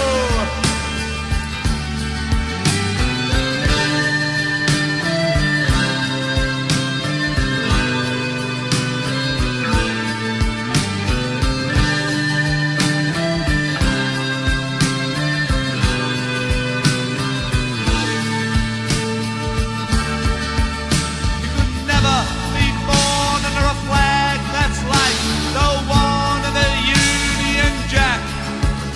St. George's spirit has never died. You know what? I've got to say this. Anne Gurney just said on Facebook Live, other poor families are now having that knock at their door tonight. Would any of us want that? No, I don't think so. The red, the white and the blue. England, oh England, the country's so great, the land that's so fair and so true. There'll never be any colours like the red, the white and the blue. England, oh England, the country's so great, the land that's so fair and so true. There'll never be any colours like the red, the white and the blue. England, oh England, the country's so great, the land that's so fair and so true.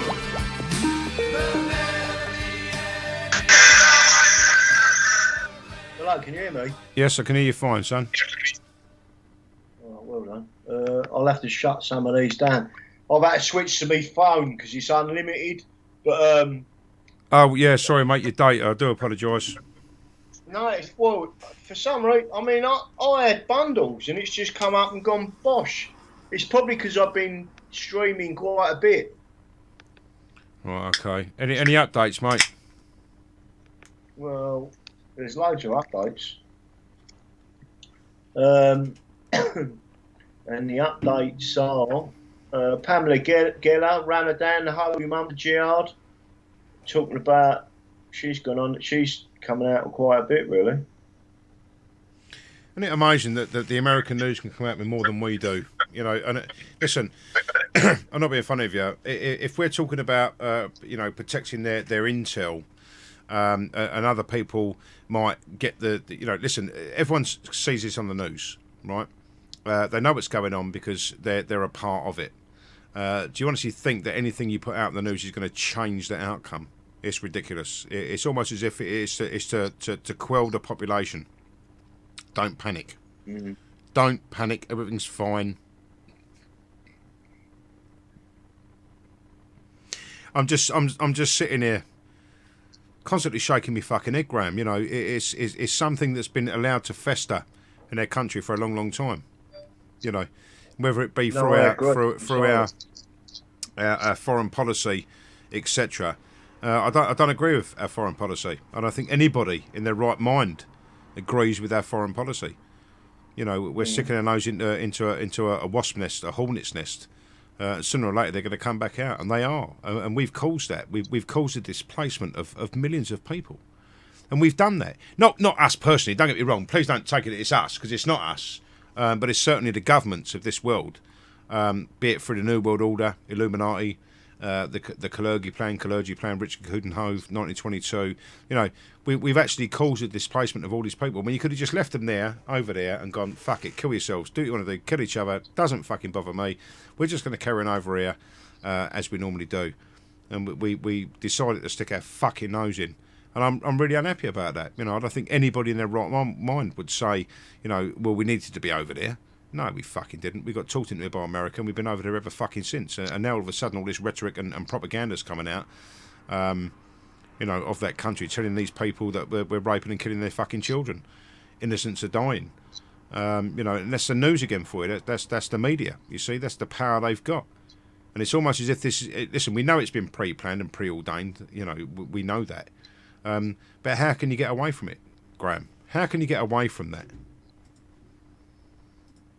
I totally agree. I mean, again, have a look at this situation that's just happened in the US. I mean, we'll carry on with this, talking about this, but when you've got that Kathy Griffin, the you know, but beheaded Trump. Yeah. Yeah. Surely people can see how sick the left are. Well, you know, and to try and say that that's some form of joke. Surely people out there can see that the people. The only people that got any sense here is people like me, you, and the people who are currently listening to this, and you know, because these elitist types, I mean, they're all protected, Graham. They're all protected, Graham. You know, they don't live in the real world. They don't live with food banks. They don't live on social payments. They don't live as a disabled person. They don't live trying to get a house. They don't try to get an NHS appointment because they're all fucking private. You know, they don't try to get their kids in schools because they pay for their kids to go to schools in the best fucking schools. They don't live in the real world, my friend. The House of Commons was put there for the common people. It's been overrun and overtaken by elitists, by these people that think they're so fucking clever, but haven't got an ounce of common sense, reasoning or logic known to man. That's what goes on. Sorry, Rob, I've had to cut you off there, brother. I'm on Facebook live with Graham at the moment. I do apologise, Rob. If you're listening, you're watching, I will call you back very, very soon. All right. Sorry, what's that? Who was that? That was Rob Cleverton. No, I don't suppose these two are happy, is he? No, I bet you fucking ain't. Listen, none of us are, brother. You know that. And it just comes to the point where, you know, it comes to the point straight away. Listen, can I just say on YouTube at the moment, is that the Imed that I knew in Norbury? Just let me know. Just put a fucking yes if it's the Imed that I knew in Norbury. You know, Ben and David, right? Just do that. Now, Amy Wood's still in there giving it the large. I think I used to be friends with her on Facebook, actually. I had to delete the bitch. You know, very, very much leftist orientated, and doesn't take. You know, you can whack her with the truth with a shovel, and it'd leave a lasting imprint as you look in the mirror and still not see the truth. Do you know what I mean? Fucking unreal. Yeah. Some people see. This is why it's all going to rack and ruin at the moment. You know, I don't know how many more times I've got to say it to you. We've taken away the powers. We've taken away everything. You know, everyone can just be free and easy and be a girl if you're a boy and a boy if you're a girl, and you know, all of this stupid fucking stuff that's going on at the moment, to the point where apparently now we're Islamophobic against terrorists. Please, really? We're Islamophobic against terrorists. How can you be Islamophobic against terrorists? That's the state of play. I know. That is the state of play, my friend. Well, in a good old English tradition, I've just seen a photograph of a big crowd of people running, as they've been told to do by the old Bill.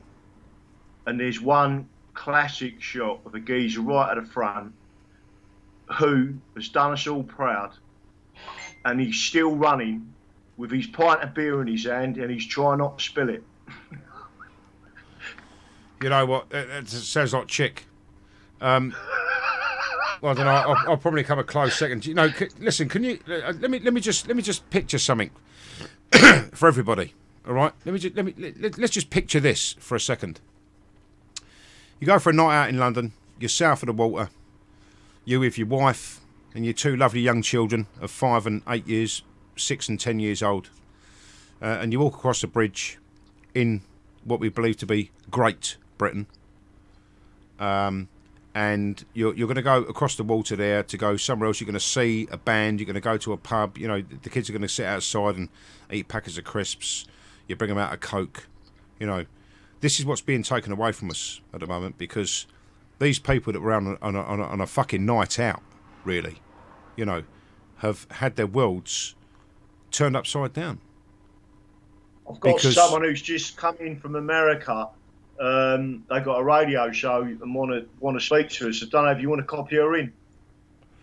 Mate, if you can call him in on Skype, please do.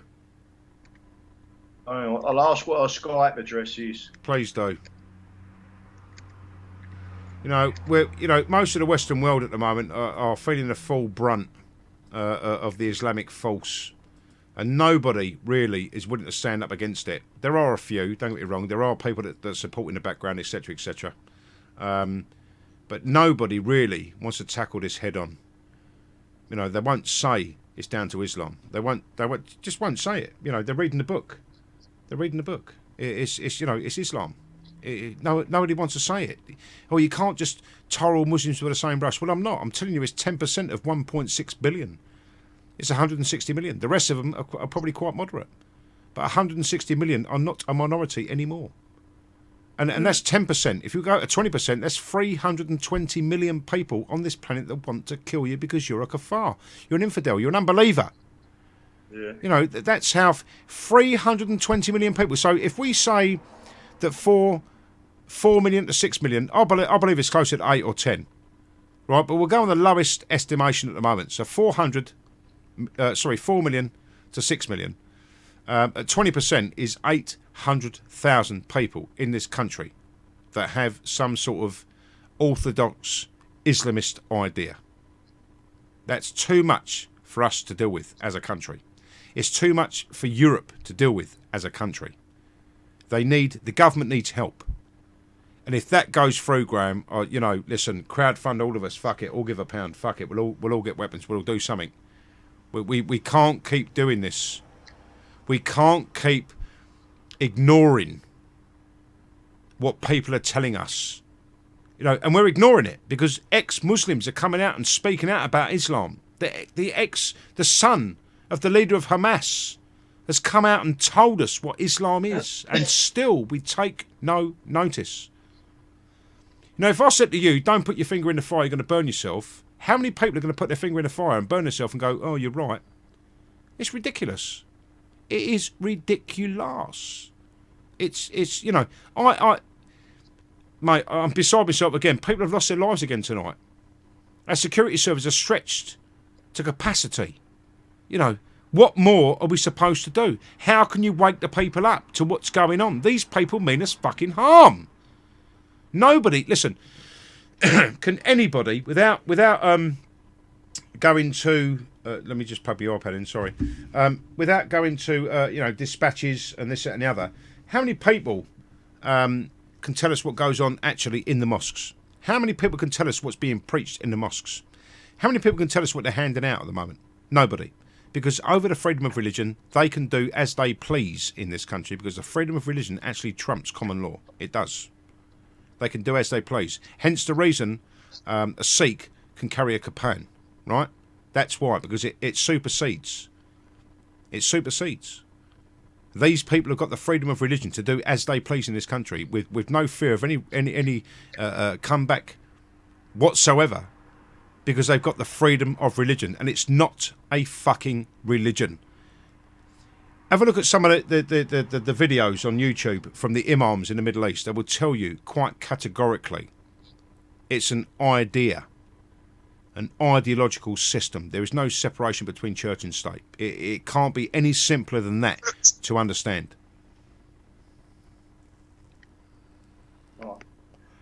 So I'm listening to you, but I'm sending this person the links to the live show because she wants to mirror it in America. Oh, right, okay, yeah, fucking restream it. Send her the tune-in link, if you have to. Do you want me to send it to you quickly? Have you got the tune-in link? If you can send it to me, Yeah, give me on 2 seconds. Facebook, and then I'll just copy it straight over to her. But also the live link, if you can put that into a message to me, I'll send that to her. Well, tuning is much more reliable, than Motivate at the moment, only because obviously we've people can't get in the chat room, they can't do this, they can't do that, they can't access this, they can't access that. So I'm going to send you that second, and I've just done that right now. The tuning one, the first one, you can listen, you can restream it, you can do what you want. I think it's time. I think it's time.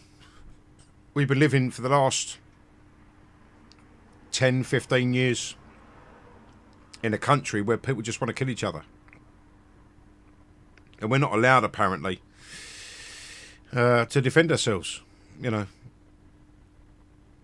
We've seen the evidence of that, have we not? Yeah.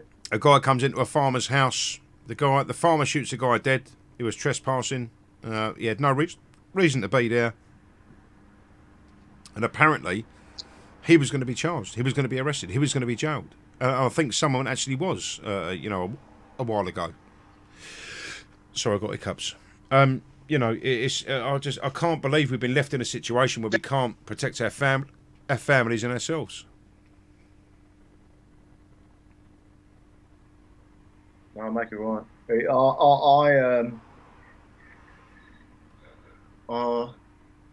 Sure, I'm still looking to see what Robin's saying to me at the moment, but she's got it anyway. I think they're restreaming it out in America.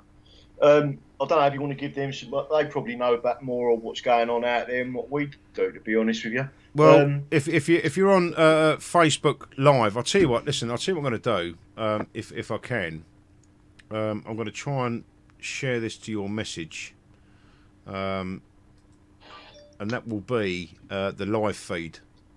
All right. Let me just do that. Sorry, ladies and gentlemen. Let me, we've got other people here that want to, they've got things to say and get involved. I just sent you a message. Send that on. That's the live feed on Facebook at the moment. If they can't get on TuneIn or can't get on the Motivate Radio website, they're live anyway. So, but what's that? The link that you've just sent me there.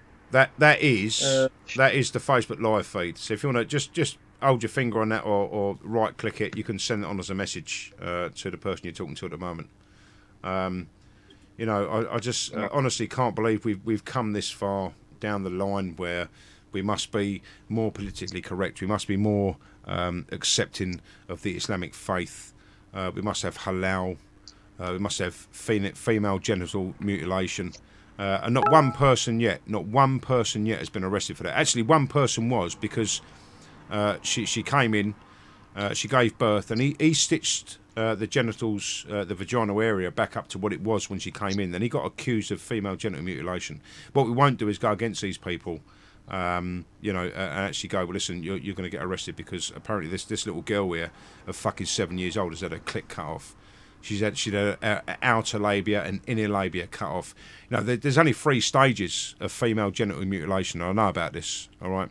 One is when they cut the clitoris off. The second is when they cut the inner and outer labia off. And the third is when they do both of the above and actually sew up the opening. And it causes many, many problems. It causes problems with urinating. It causes problems with menstruation. But nobody in this country at the moment has actually been arrested for that crime. And it's been a crime since 1995, and not one person yet has been arrested for it. That should show us dividends. That should show us exactly what goes on in this country and the appeasement we give to these people over the freedom of religion. Okay, that's what goes on. The worst side of that for me, Davey, is that we already had a law under common law that dealt with it, which was GBH with intent, Section 18, which carries a life sentence, and they brought in this wishy-washy FGM law, female genital mutilation law, which only carried a 10-year sentence, which they haven't used when the law was already in place. And what they tried to do was appease that community. They tried to appease Islam. I'll stand corrected. They seek to change our culture. Our culture It's completely different. I stand corrected. It wasn't 1995. It was 1985. Emma Foreman saying in the chat on Facebook. Listen, ladies and gentlemen, I do appreciate you keeping us company this evening. You know, after last night and the police coming to my house and me not doing this show, I was the last one to expect anything would happen tonight. I actually expected it today at the area, the concert for the Manchester victims. Who in their right fucking mind would want to go back there? You know, and I actually expected something tomorrow, not today. Sorry, not Saturday. And 3 separate incidents again, and still our government will just hold a Cobra meeting. You know, I bet they're all sitting there just having a cup of tea, going, "Fucking hell, look at these cunts running around like headless chickens." What are they going to do? They're going to remove us from Parliament. What are they going to do? Are they going to tell us that we're not actually, competent to run the country? What are these plebs, these serfs? What are they going to do exactly? You know. Well, I've got some great ideas. Graham's got some great ideas, and I've got to tell you, Islam is not for me. And I'll tell you what I'm going to do, actually. I'm going to find that tune. I think I've got it here somewhere. I should have. I've got so much stuff saved. Every show that I do, I've got every clip I've used.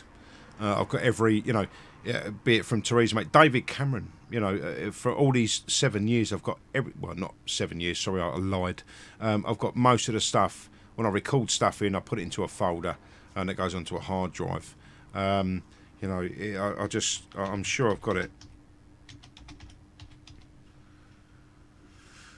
That breaking news, this breaking news, that Tom Robinson, fucking blah blah blah. I'm going to play it because I think it's not for us. It's not for us.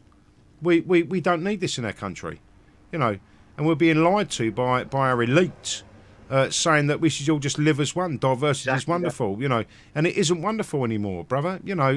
Look, why is it then that the Buddhists, the Sikhs, the Hindus, the Jews, nobody's ever in the news for doing this? All right, you can read the Talmud, you can read the Old Testament, New Testament, you can do what you want. Nobody really is using that book as an instruction manual. To cause when you consider that Sikhs are actually armed, allowed to be armed, carry up to a 3-foot blade in their waistband, and yet they've never used that. I mean, it's to protect the weak, and it's classed as a weapon of defence. You never ever hear about Sikhs doing anything like what's going on now. And No. Again, to repeat the verse in the Quran, strike them at their necks. They've been on London Bridge slashing people's throats. And it says in the Quran, strike them at the neck. I mean, what we're saying now, again, for the American listeners that are now listening on Facebook, we are asserting our right, which still exists in the UK, never been repealed, from the 1689 Bill of Rights Act, where we have the right as Protestants to keep and bear arms. And that is the only way we're going to deal with this now, because successive governments have allowed this to fester. And with political correctness, this is the result of incompetence and complicit governments over many, many decades.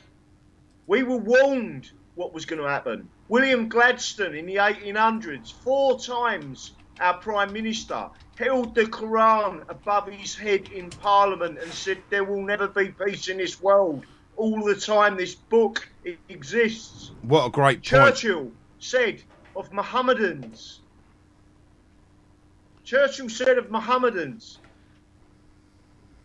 that Islam in a man and Mohammedans is like rabies in a dog. When are these people? It must be complicitly. They must be complicit. They must want this. How did we come from William Gladstone and Winston Churchill speaking out against Islam and what the book means and what it is. And I do believe, actually, I've not got it in front of me at the moment, but I'd like, if you can get it up, Graham, I want you to read it. You know, their agricultural systems are slovenly. You know, these people are very lazy. What they've done in actual fact is lived in a fucking sand-ridden country for a long, long time. They've been dictated to. They're very fucking angry, and we've allowed them into our countries, probably to listen. You know, for want of a better terminology, to invade us, because we've already got it set up. These people can take that. All the while our democracy supports that. All the while that our freedom of religion supports that. These people can do that in our countries. And I am absolutely sick to death. For American listeners, if you are listening at the moment on the live feed or Motivate Radio, I won't apologise for my language. I will not. Okay? This is an 18-plus show. We are at 28 minutes to 2 in the morning, GMT. Okay? It's 1:32. 13:32 for a 24-hour clock. I won't apologise for my language. So if you've got young children sitting around, please, take them out of the equation and have a listen to what we're saying. We are sick and tired of being dictated to by a government, being dictated to over our own safety. And let's face facts. Over the sheer numbers and statistics that we have put out this evening so far, 1.6 billion Muslims. It's already been seen, apparently, allegedly, that 15 to 25% are radical. Now, myself and Graham, and I wish everyone else that's listening at the moment, doesn't take them as being radical. We are looking at these people as being orthodox Islamists. Okay? That's 15 to 25%. Now, I've taken it down to 10% because I don't want to scare anybody. Although maybe I fucking should, right? 10% of 1.6 billion is 160 million people spread across this planet with the idea of Allah and Muhammad, the Sunnah of Muhammad, the Quran, the Hadith, the Surah. Okay? Now, if you want to double that to 20%, then it's 320 million people spread across this planet that would like nothing more than to further the cause of Islam. And we can go back to Bridget Gabriel. And I'll tell you what I'm going to do, just to point that out, and I know everyone's heard it before. Graham, stay on the line, my friend. I'm going to play Bridget Gabriel again because the minority are irrelevant, my friend. The moderate Muslims are irrelevant. Do you get that? They're irrelevant. From Germany and the Nazis, the minority are irrelevant because it's actually the majority. Sorry, the majority are irrelevant because it's the minority that do this and push these things forward. Stay right with us, brother. All right? I've got to play this again. Alaikum. Peace to you all. My name is Saba Ahmed. I'm a law student at American University. I am here to ask you a simple question. I know that we portray Islam and all Muslims as bad, but there is 1.8 billion Muslim followers of Islam. We have 8 million plus Muslim Americans in this country, and I don't see them represented here. But my question is, how can we fight an ideological war with weapons? How can we ever end this war? The jihadist ideology that you talk about, it's an ideology. How can you ever win this thing if you don't address it ideologically? Great question. I am so glad you're here, and I am so glad you brought that up because it gives us an opportunity to answer. What I find so amazing is since the beginning of this panel, which we are here about Benghazi attack against our people, not one person mentioned Muslims. We are here against Islam, or we're launching war against Muslims. We are here to discuss how 4 Americans died and what our government is doing. We were not here to bash Muslims. You were the one who brought up the issue about most Muslims, not us. And since you brought it up, allow me to elaborate with my answer. There are 1.2 billion Muslims in the world today. Of course, not all of them are radicals. The majority of them are peaceful people. The radicals are estimated to be between 15 to 25%, according to all intelligence services around the world. That leaves 75% of them peaceful people. But when you look at 15 to 25% of the world Muslim population, you're looking at 180 million to 300 million people dedicated dedicated to the destruction of Western civilization. That is as big of the United States. So why should we worry about the radicals, 15 to 25%? Because it is the radicals that kill. Because it is the radicals that behead and massacre. When you look throughout history, when you look at all the lessons of history, most Germans were peaceful. Yet the Nazis drove the agenda. And as a result, 60 million people died. Almost 14 million in concentration camps. 6 million were Jews. The peaceful majority were irrelevant. When you look at Russia, most Russians were peaceful. Eyes wide shut. Every Western government, eyes wide shut, or they're complicit in what's going on, in which case they're not fit for office. When you look at China, for example, most Chinese were peaceful as well. Yet the Chinese were able to kill 70 million people. The peaceful majority were irrelevant. When you look at Japan prior to World War II, most Japanese were peaceful as well. Yet Japan was able to butcher its way across Southeast Asia, killing 12 million people, mostly killed with bayonets and shovels. The peaceful majority were irrelevant. On September 11th in the United States, we had 2.3 million Arab Muslims living in the United States.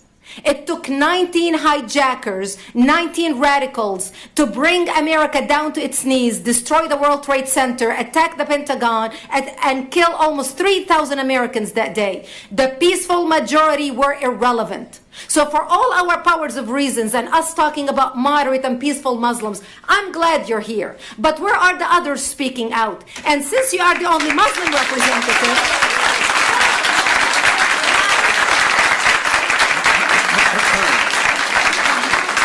applause till the end.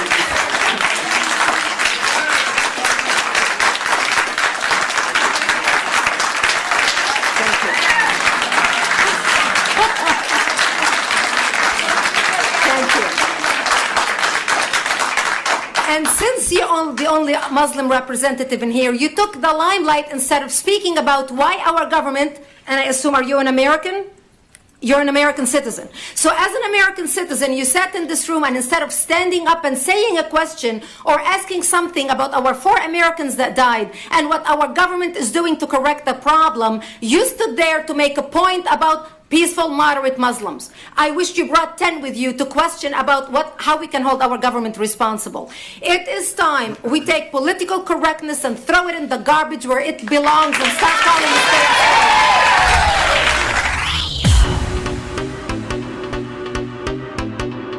Let's get motivated.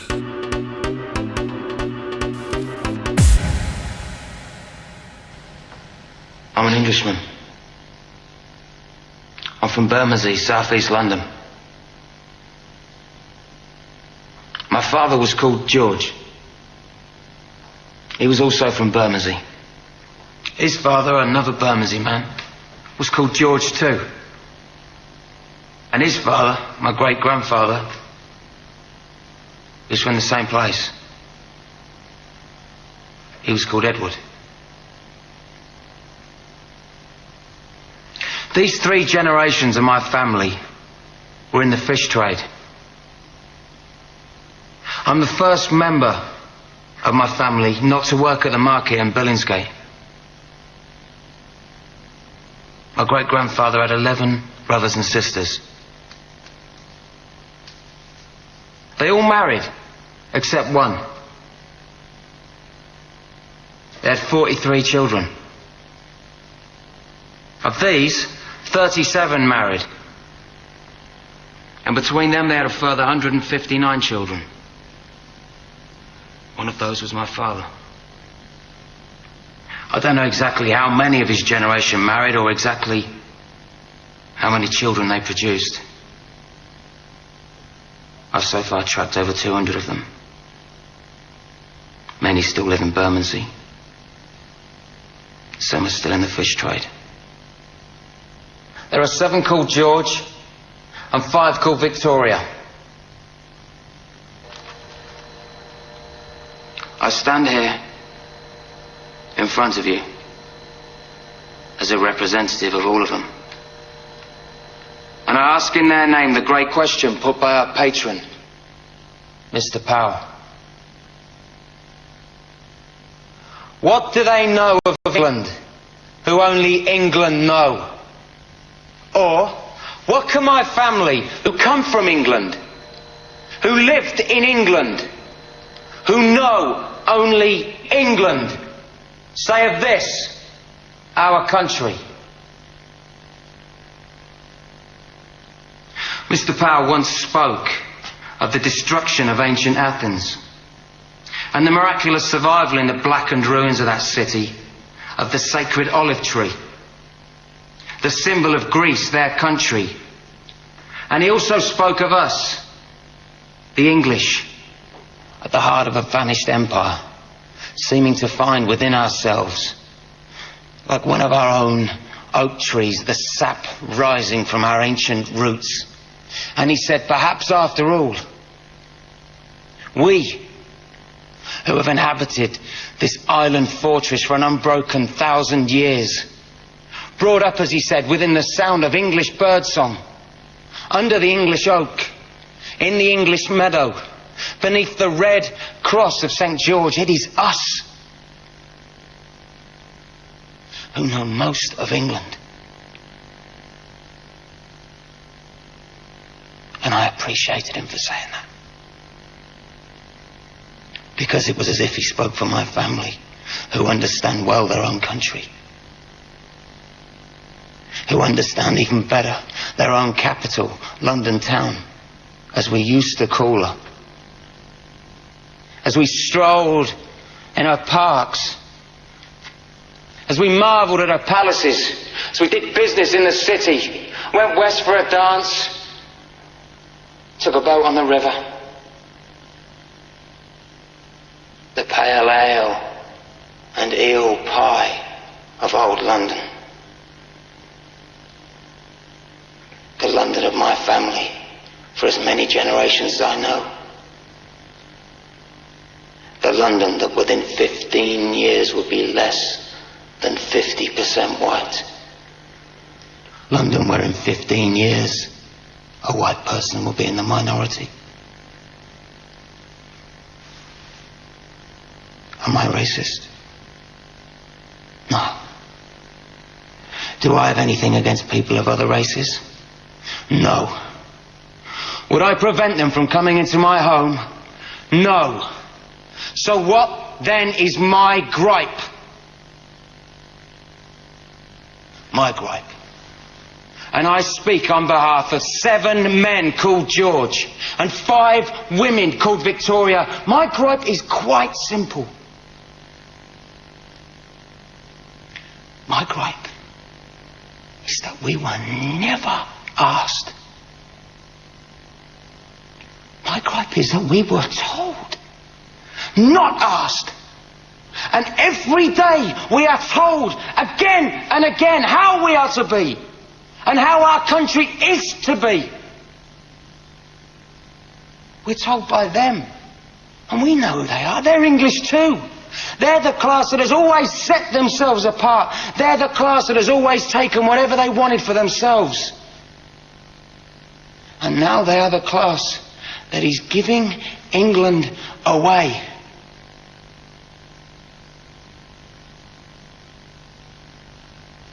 They have never asked us.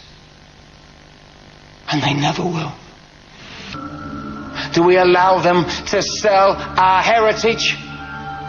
Or is it time for us to speak? To speak. To refuse them the right to give away our holy, our bountiful, our only England that has nurtured us naked, grown us as the oak. Is it time for us that England know to come yet again and defend our country with our fire, our fists?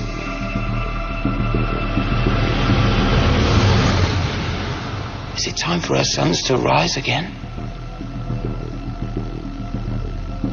I say yes. I say yes. Say yes. Let's get motivated.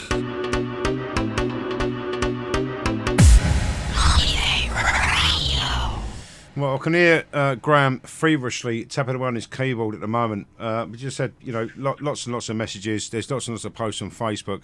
Very, very hard for me and my own to get through all of them. But I think we all realise right now that a problem will not go away whilst these people are in power.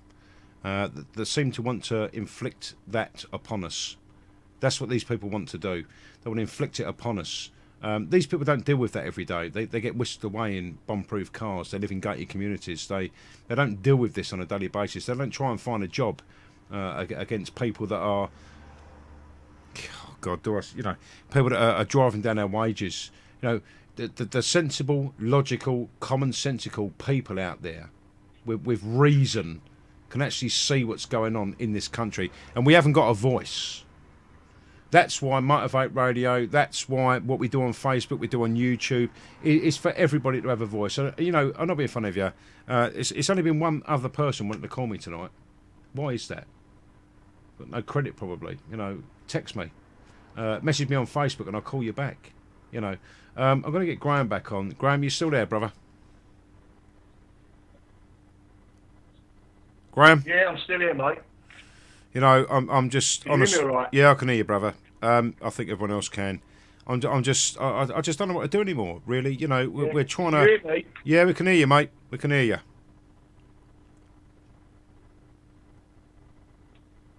Graham. Graham. Yeah, I'm still here. Right, okay. Would it be nice if you Going talked? in and out a little bit, though. Well, shouldn't be. Internet's fine here. It might be your end, brother. You're on 4G, remember?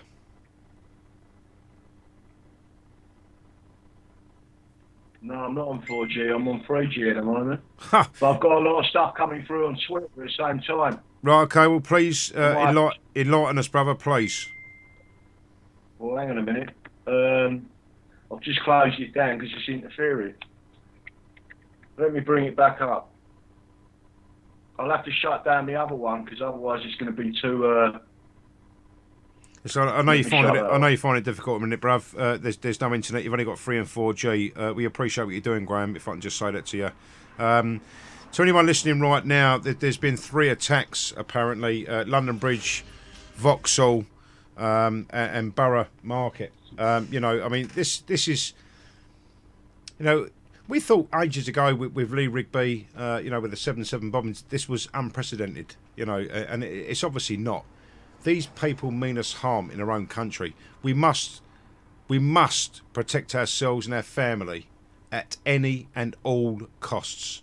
I don't care where you are and what you're doing. It's all well and good you having arms indoors. You've got a gun indoors, you've got a shotgun cabinet, you've got your licence. Oh, it's fucking lovely, isn't it? What a great thing to do on a Sunday morning, Saturday morning. Go out there, and do a bit of a clay pigeon shooting. That's fantastic.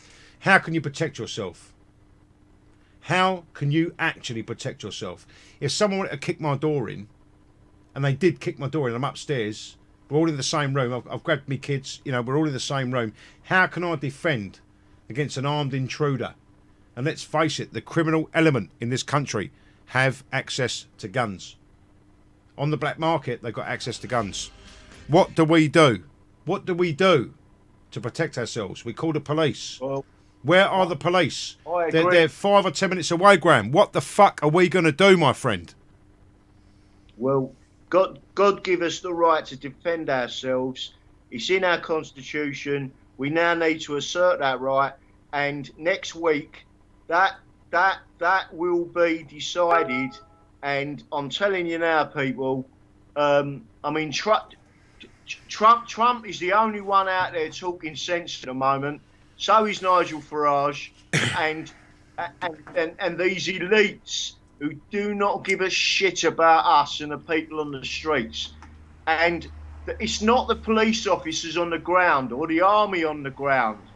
It's the people above them that have been brainwashed with this common purpose and this nonsense of multiculturalism and this nonsense of political correctness that you can't speak out. we're the only people speaking out. That's why people are listening now. And the more people listen and understand that this isn't just about us. This is about the Muslims in this country that want to leave the ideology but are under a death threat if they do. You know, we can talk to it. We're blue in the face. You know, we do know because, you know, listen, up until years ago, maybe the Quran wasn't available to everybody. The Hadith of Surah wasn't available to everybody. So people went, you know what, we can carry on as we're going at the moment. You know, Islamists and Mohammedans, we can carry on as we're going at the minute because nobody knows what's going on. They can't read Arabic. They're all fucked. Well, I'm sorry that technology way surpasses what you ever thought was going to happen. And we all know what the Quran, the Hadiths and the Surah mean to the general public that are not Islamists. They're not Mohammedans, right? So we've come to an awakening. And let me just say this to you.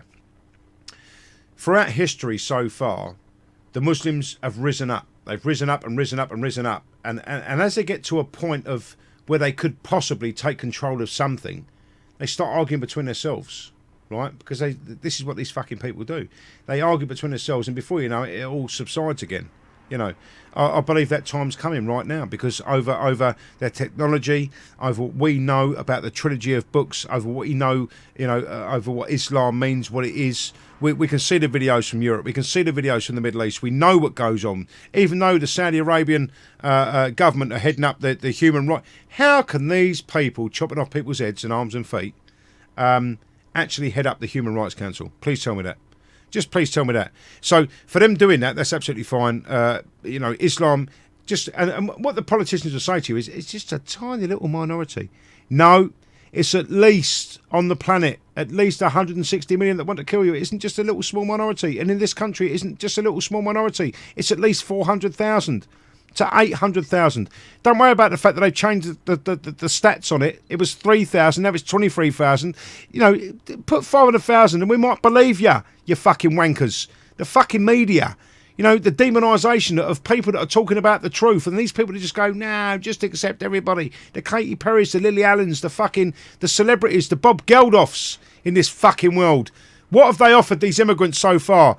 They've offered them nothing. They want us. They want them to live in between us and fuck our lives right up. And that's what these people are doing. There's too much freedom for these people. Too much. Fucking freedom of religion needs to be removed. It's not a religion. It's a fucking ideology. And the next court case that goes ahead will have my fucking name on it, and I'm going to remove that. I'm going to remove that from these people. It's not a fucking religion. If the imams in the Middle East are telling you that it's an ideology, right? Then the courts have got to listen. Who are they going to call in? Fucking Muslim Council of Britain? That's all right. Don't worry about that. We'll have Robert Geller, Robert Spencer, Pamela Geller, Bridget Gabriel, fucking Bill Warner. We'll have Pat Condell. We'll have all these people as expert fucking witnesses that have read the Quran, the Hadith and the Surah. They know what it fucking means. What are these people going to say when you remove that freedom of religion from these people? What are they going to do? What could they possibly do, Graham? They can't do anything. Who's going to argue against that when you can show, in actual fact, that it's not a fucking religion? There's no separation between church and state. It's a fucking ideology. The imams from the Middle East will tell you openly in the mosques in the Middle East. It's a fucking ideology. Our elites don't care. What happens to them? They drive around in bulletproof armoured limousines. They drive around with armed police officers that are armed under their common law right to be armed. Yeah? Funny that. Why should they give a shit about us? They're driving and who's paying for their armed protection? And who's paying for their ivory towers? And who's paying for their bulletproof and bomb-proof limousines? Would that be us, Graham? Would that be us? Yeah. But that's all right, though. Leave all of us unprotected over your fucking policies and your unwillingness to battle the problem head fucking on. You cunts! I'm really fucking angry. I honestly, listen, I know I'm trying to abate it at the moment. I'm trying to subside it at the moment, but I'm really fucking angry now. You know, we've had more than enough warning this is going to go on. From 2 years ago when ISIS said we're going to flood your fucking country. We're going to flood your country with fucking fighters. You know, Europe. Look at Europe. You know, how many more times we've got to say it? Listen, if no one knows what's going on in Europe at the moment, please just do a YouTube search, Islam in Europe. Change the words. No-go zones, Europe, Muslims. You know, put in a load of different search fucking things and have a look at what goes on for yourselves, all right? If you don't think that's coming here, and it isn't here already, then, my good God, you need a fucking slap round your face with it's not even a wet fish. It's my fucking right hand to knock some fucking sense into these cunts in our government and the left that believe that if we just hug a fucking Muslim, everything's going to be fine. And it's not going to be fine. It's got everything to do with Islam. These people have proof.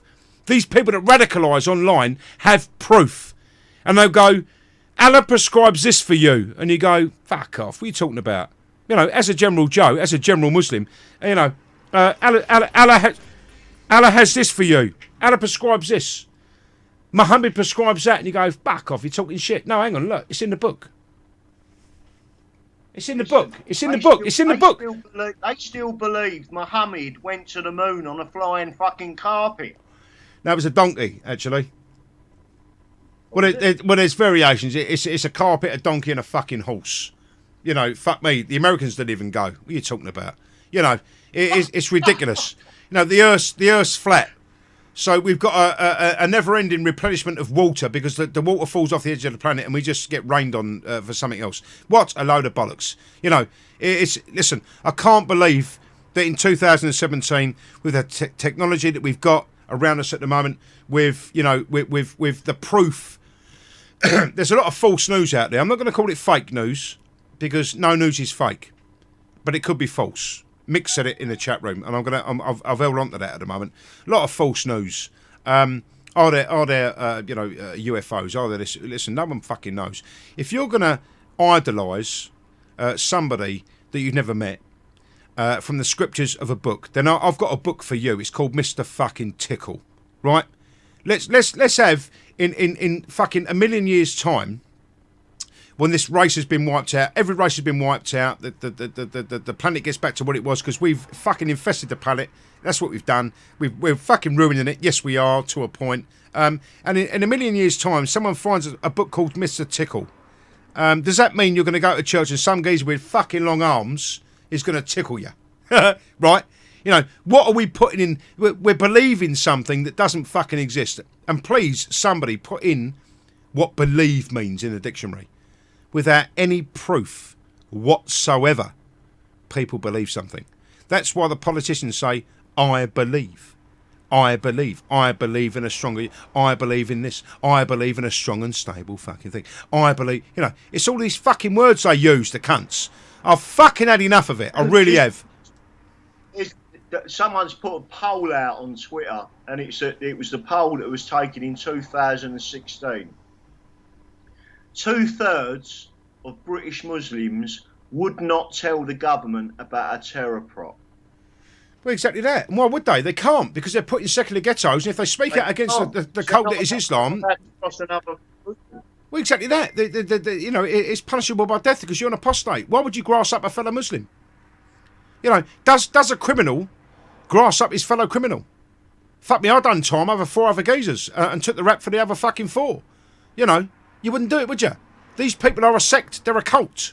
They're a cult. As soon as we remove, if we can, remove that freedom of religion and prove, in actual fact, down to our constitution and our common law and our Bill of Rights, you know, in the Blackstone's dictionary, it actually states in the Blackstone's Law Dictionary, it actually states that we can arm ourselves to protect life and limb, ladies and gentlemen.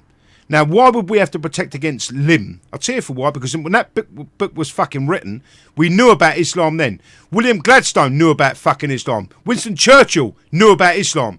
How can we come this fucking far and not know what Islam is? I'll tell you for why, because you told it me the other week, and other people have told me as well. You can rewrite fucking history and change history every 80 years, is what you can do. By the time people are gone and dead and gone and dead and gone, you can change what people believe. Why do you think they're ripping down the fucking Confederate statues and all that game in America at the moment? Because they're hoping to change the history. That's why. It's bollocks, Graham. These cunts, the left, the fucking PC Brigade, the Fabian Society are to blame for all of this. All of it. No, I agree entirely. And as soon as people wake up to the Fabian Society that installed communism in Russia and the USSR, they installed communism in China. They have been going since 1884, I think it was, and they are the most dangerous people on the planet. And yet we've done nothing about them. Trump needs to talk about them. Trump needs to say it. We need to say it. Listen, Stick them on a fucking island somewhere. You know what? Get on with it. You know what? A lot of people have slagged Nigel Farage. Oh, he left UKIP, he left us alone, he done this. Listen, he spent 25 years of his life trying to get us out of fucking Europe, right? I've seen that man from 3, 4, 5, 7 years ago talking about Islam, Sharia, fucking you name it. And for him to walk away from UKIP gave him a lot more freedom. And he's now talking out about that. You know what goes on. He actually said the fifth column. You know, the fifth column that's ruined its ugly fucking head alongside our law system. He also said that he's gonna don his khaki pants and pick up a fucking rifle if Brexit doesn't go his way. You know, what more have we got to see? You know, there's lots of people out there, and these are very well educated people. The Bill Warners, the Robert Spencer, the Pamela Gellers, the Gert Wilders. You know, all of these people, Marine Le Pen.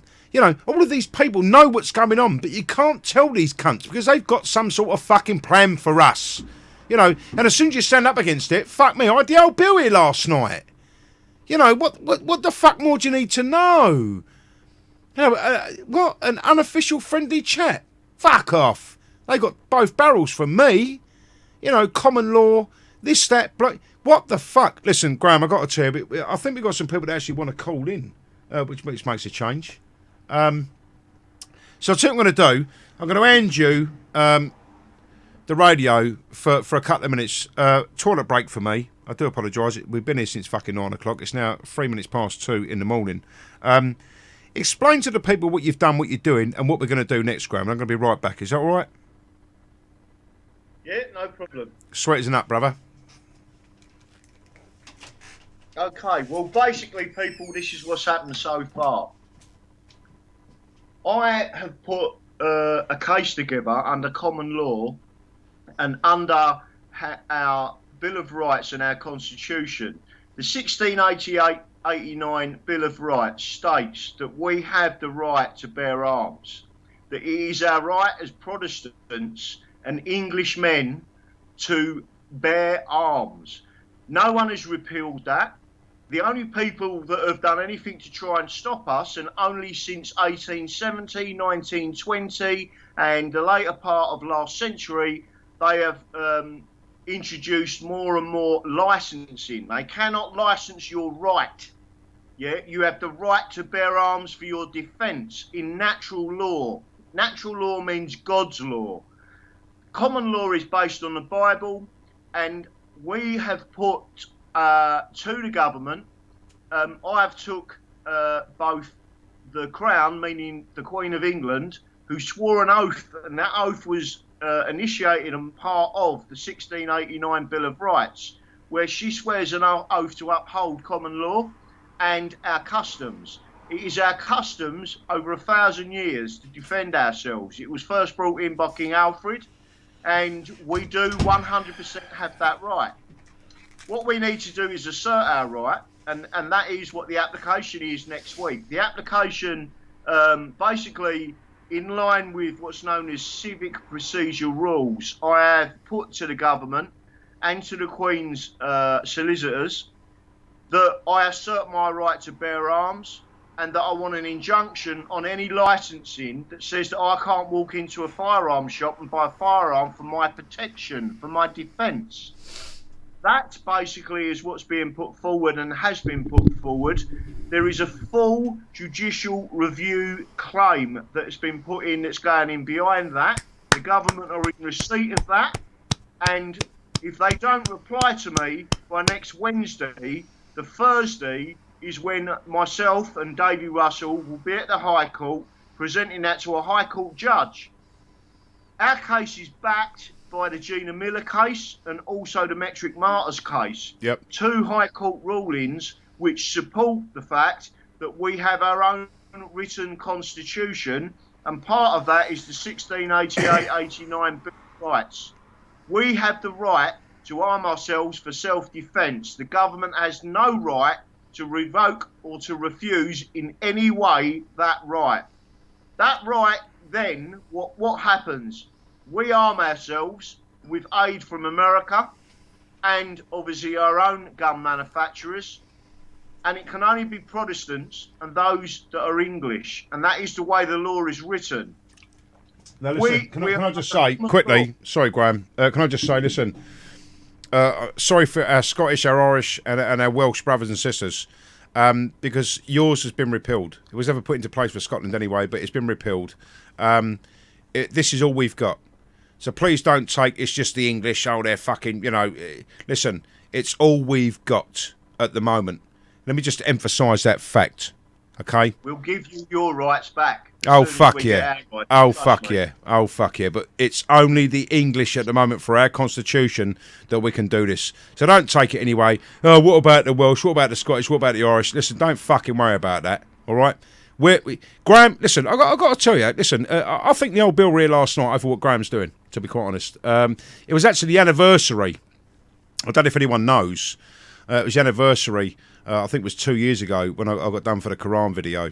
And Chick pointed that out earlier, Ego, and said, that posted up my timeline this morning. I've not even looked at mine, to be honest, so I don't know if it's there or not, and it certainly won't be now because it's gone 12 o'clock.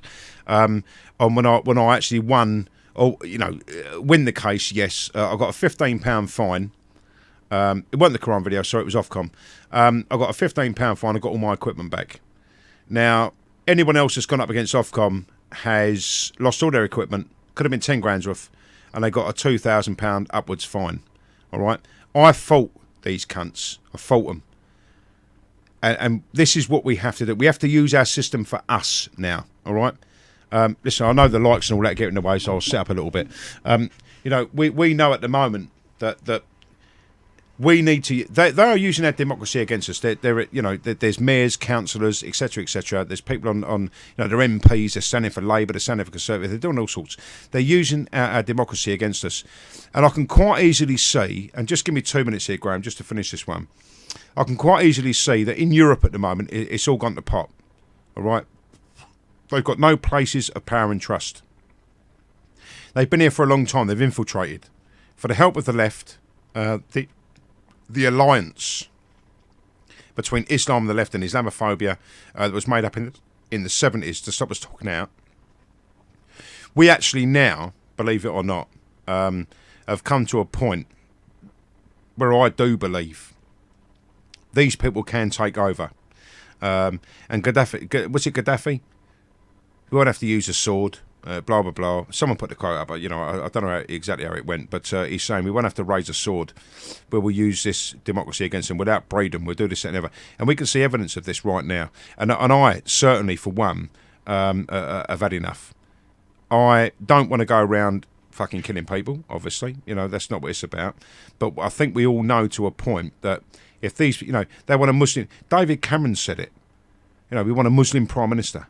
Really? Well, we don't. All right, we've now got an Irish PM-elect who's gay and the son of an Indian immigrant. How much further is this going to go? Look at the fucking proof, people. Our country is our country, and we outnumber these people fucking 10 to 1, right? Apparently, I think it's less than that, to be honest. And these people now want to run around, blow us up. We don't know what's going on in the mosques. We don't know what's going on in their homes. Although we do know that Salman Abedi's dad actually went to Libya to fight jihad. He went over there. That's what he did, And he said, I don't know why my son did that. We had the same story with the 2 girls that left for Syria. Do you remember that? The 2 girls that left for Syria. The dad was on telly with a teddy bear. Oh, I don't know what he went on. I don't know what's going on. Oh, my God. And then we found him. We, the KRC, the Kafar Resistance Coalition, when it was up and running, fucking found that cunt and his 2 fucking daughters, right? Listen, him and his 2 fucking daughters on an Anjem Choudhury march. So don't fucking tell us that you didn't know your fucking daughters were going here, there and everywhere, you lying bastards. Fucking Takia. There's more breaking news, by the way. Oh, don't, Graham, please. Go on.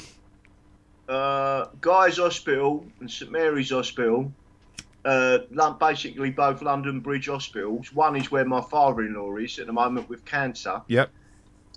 Are on lockdown to keep the staff and patients safe because the defenceless are targets for this terror. So we're talking about armed old Bill and soldiers on the doors of the hospital to stop people getting in. That's what we're talking about.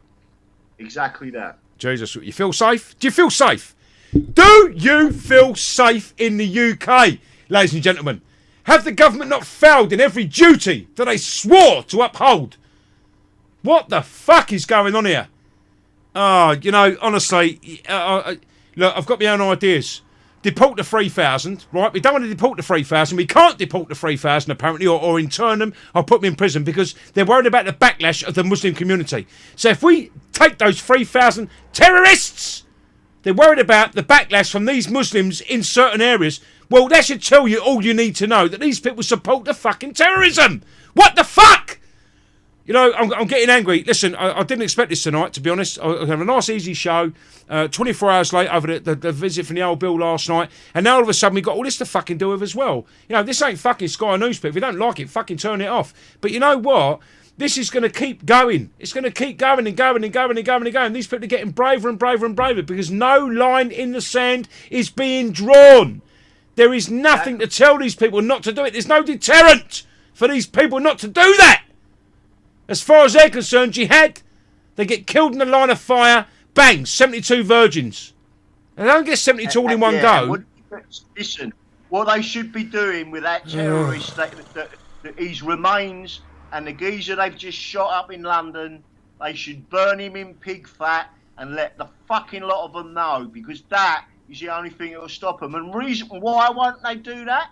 Because they're frightened of the 400,000 to 1 million sitting in the United Kingdom that they know will turn against this country. Well, We've been betrayed. Well, you see, therein lies the problem. There was a chief of police somewhere that said, you can't deport these people, you can't do anything with this, you can't intern them, you can't imprison them, you can't do anything. And when you read through the article, listen, I know a lot of people here see the headline and don't really read the article. I read everything, and I do. A couple of times I've been caught out, but I've gone, on the headline, fuck it, I'll share it, I'll post it. And I shouldn't really have done that, to be honest.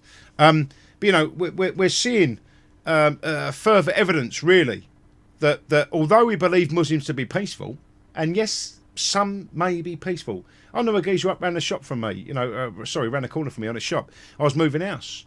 He supplied me with all the boxes. He gave me a sofa. Not my cup of tea. It was like an Indian fucking sofa, So I sold it. I picked it up out of his house. He wanted a new sofa. He's living in a fucking 700 grand house, 800 grand house. You want to see it? It's beautiful.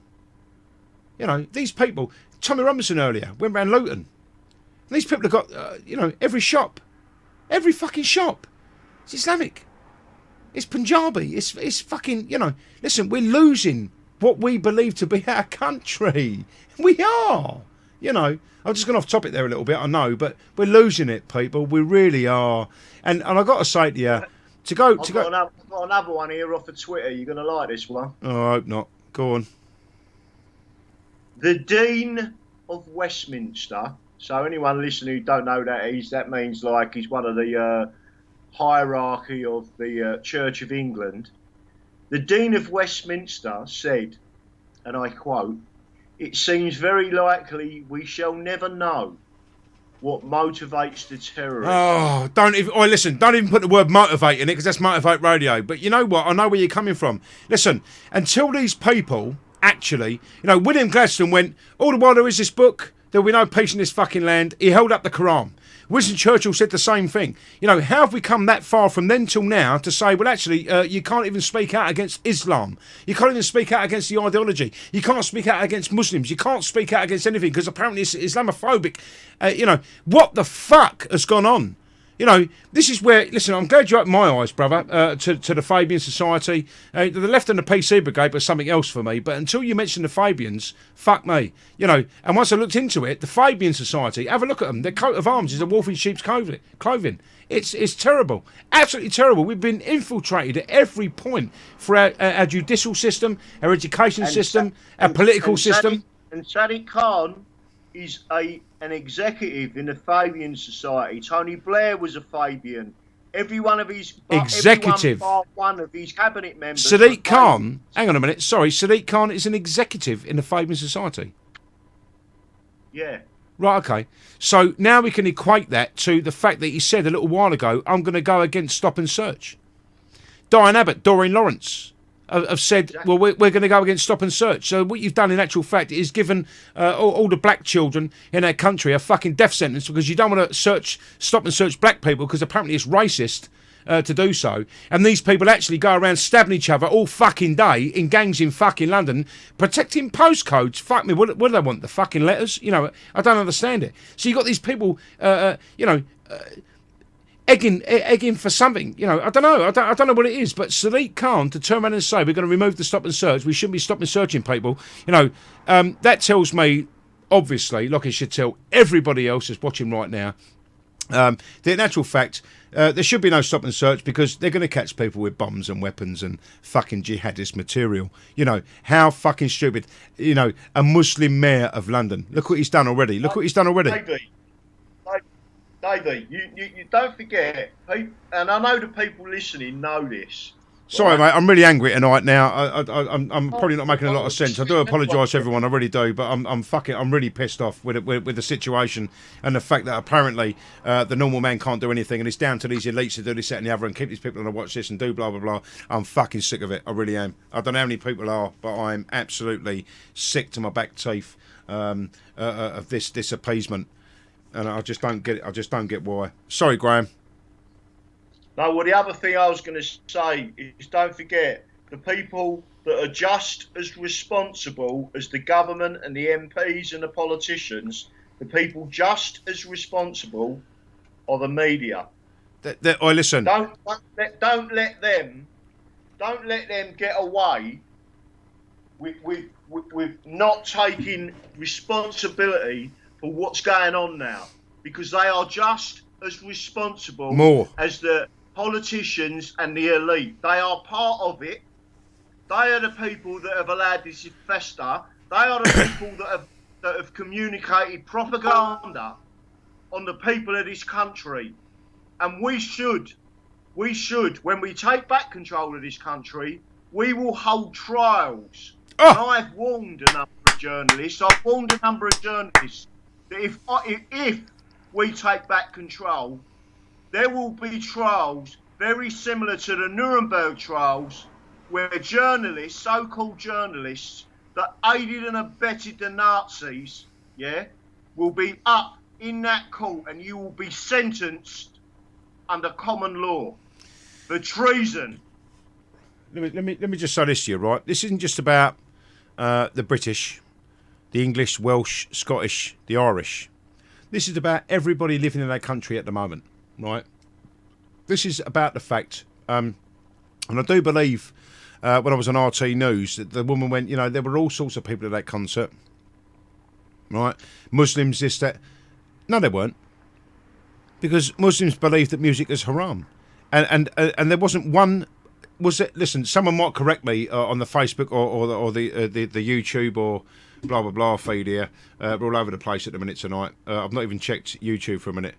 Amy Wood's still going. She can fuck off. So I'm going to go back to Motorfat Radio. You know, look, at the end of the day, we tend to believe what the news say, right? As a nation, dumbed down to a point. You know, maybe it's the chemtrails, aluminium oxide, I don't know. Maybe it's the Bilderberg Group, maybe it's the New World Order, maybe it's the fucking Illuminati. Oh, blah, blah, fucking blah. Listen, we've got a problem in this country that we can quite easily take care of if the people were willing to take care of it. And like I said earlier, these people will be their own downfall, all right? People are going to get pissed off, all right, with what's going on. Now, I've got to say this to you. I don't think anyone on the right yet has lost anybody, right? So it's not because we have a certain idea and a certain way of thinking that protects us, but certainly we are a lot more vigilant over what goes on. All right, people have been lost. Children have been lost at a concert. You know, other people have been lost.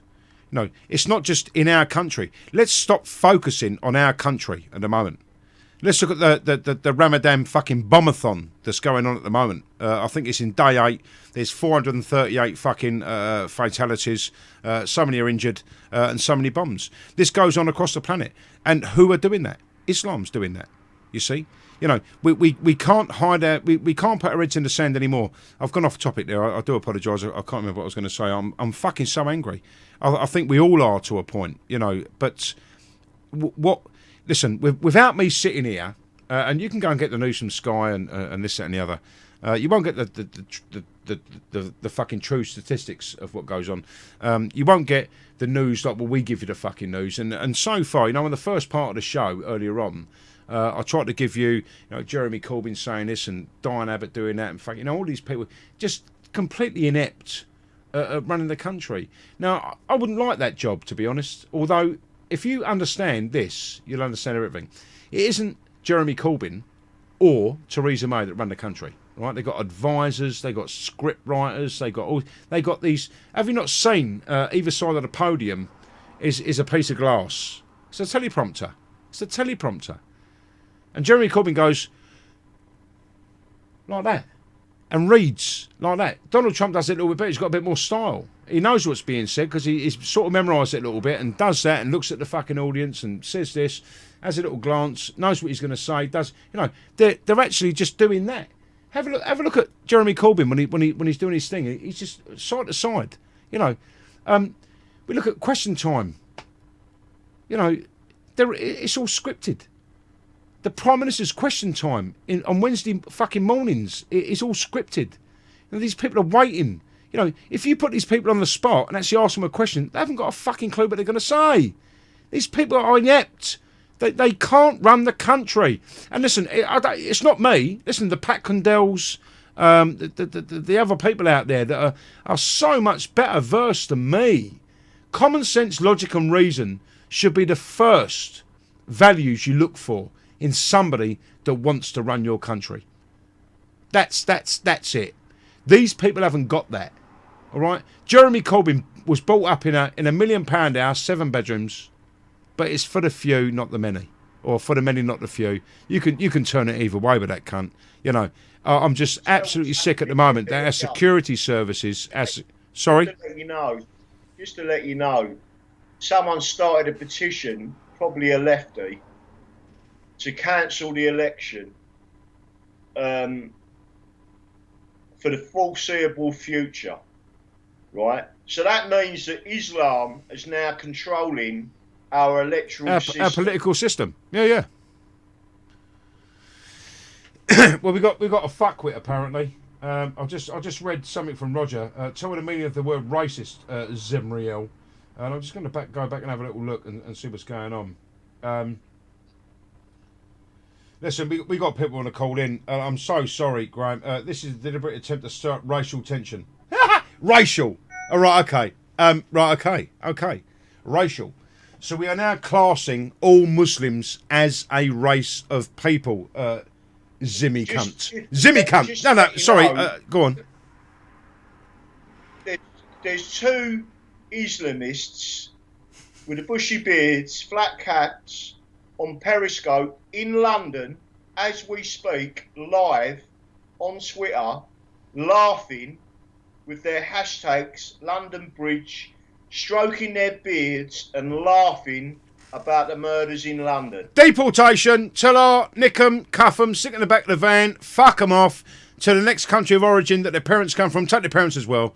Sorry, you know, look, I'm pretty cut and dried. Look, if I've got a problem, I'll fix it. Right? It's quite easy. The British and the English are known to be engineers, right? If you find a problem, you fix it. If it ain't broke, you don't fix it, right?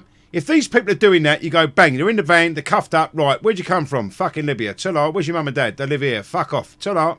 Let's show a deterrent. Let's have a deterrent. And this Zimia fucking divvy cunt, this is nothing more than racial. Really? Now, if you believe that Islam is a race of people, then, my friend, I can't help you at all. The next thing you'll be telling me is that Islam is a religion. Someone do me a favour and post up a link if you can. I'm on my iPad at the moment. I can't do that. And we're live on Motivate Radio with Graham Moore and myself, DJ David J, the boss man. Right. And this normally goes on a Friday. And it's almost like I must have known it was going to happen, or the old Bill come here and knew it was going to happen and stop me from doing the show to do it tonight. And live tonight, we've had to report on 3 separate attacks. I do believe Vauxhall was a false, so it's 2 separate attacks. But apparently I'm racist for pointing that out. What a load of shit. So you must be an apologist, you must be a lefty, or you must be a fucking Muslim yourself, trying to tell us that the verses in the Quran, the Hadith and the Surah are all taken out of context. Ah, you fucking muppet. Well, I'll tell you what, I'm going to ring a few people, Graham, and I might even give the company number. I might click on his thing and get his profile up and actually ring him and see what he's got to say. Oh, fucking Zephiel, whatever his fucking name is. You know what, listen, not all terrorists are Muslims. Sorry, not all Muslims are terrorists, but it seems to be at the moment, worldwide, that all terrorists are Muslim. All right? You can take that as being a bastardised version of what you believe the Quran to be. Listen, Graham, I'm going to have to go. Rob's rung me, I don't know how many fucking times so far. And we got to get the phone line open. Listen, the phone line's open. It's 07984 466 505. I'll tell you what I'm going to do. I'm going to put it in there. First person.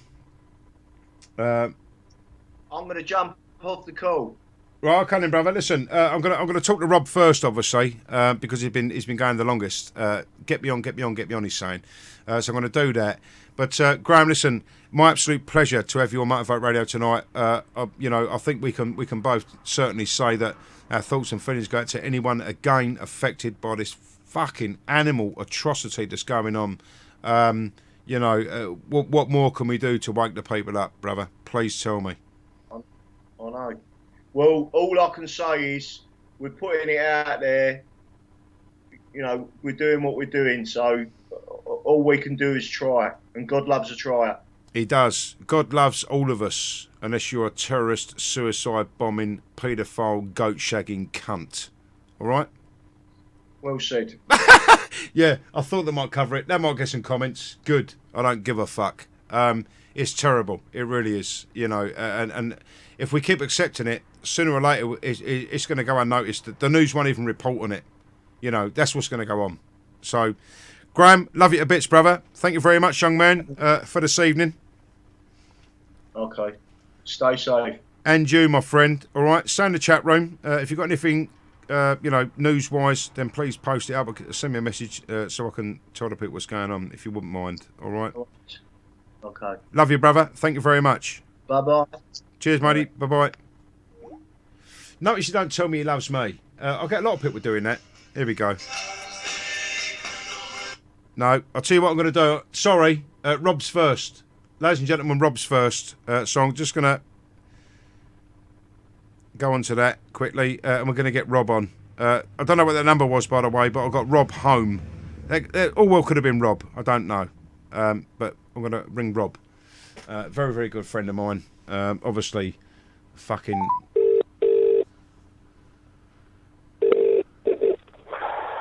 Good evening. Good evening, young man. How we doing? How are you? You all right? No, not really, Rob. It's gone way too far, brother. As far as I'm concerned, we've allowed this to fester. I do. Did you just ring me on a mobile number? I did. This is my house number, yeah. Yeah, I'll just ring you back on the... Turn your radio down, mate. I can hear the radio in the background. I just called you on your house number, but I just got a missed call from a mobile. I just want to make sure it wasn't you, obviously. So I don't want to ring the same. But right, okay. Listen, ladies and gentlemen, I do apologise for you not being able to call in at the moment. You know, myself and Graham have a nice little chat for the last fucking 6 hours. But the phone lines are now open. I'm going to talk to Rob quickly. We're going to get him off and then get someone else on and get you off. And this isn't the BBC. I don't do that and go, fuck them off and let's do something else. You know, this is what go. I do, you know. Right, Rob, what's your thoughts and feelings on this evening's events? No, totally on our side, yeah, but no disrespect whatsoever. But a little something you like mentioned earlier, a little reference towards people like with shotguns and not giving all that like Larry Large and going to do this, going to do that, yeah. Yep. I don't suppose that was like fired at me, but I've got to tell you something. No, not at all. Not at all. Oh, Rob, don't ever think that, brother. No, but please believe me. Please believe me.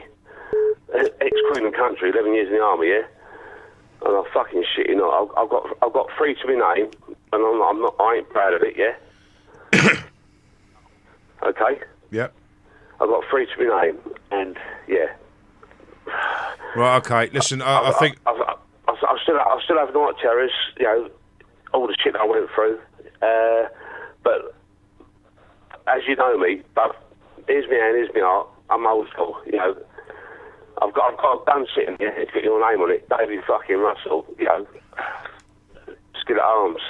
Oh yeah. Well, listen, I've seen the engravings, mate. It's a lovely gun. You know. No, seriously, bruv. I actually didn't know about all this fucking shit that's going on tonight. You know, breaking news on fucking Sky News and BBC One, BBC One News.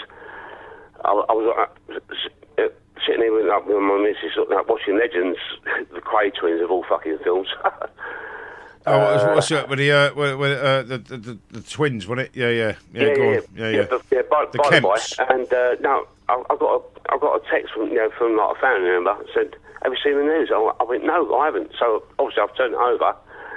Absolutely fucking devastated, totally devastated. I'm up in my fucking arms. I'm livid, totally livid.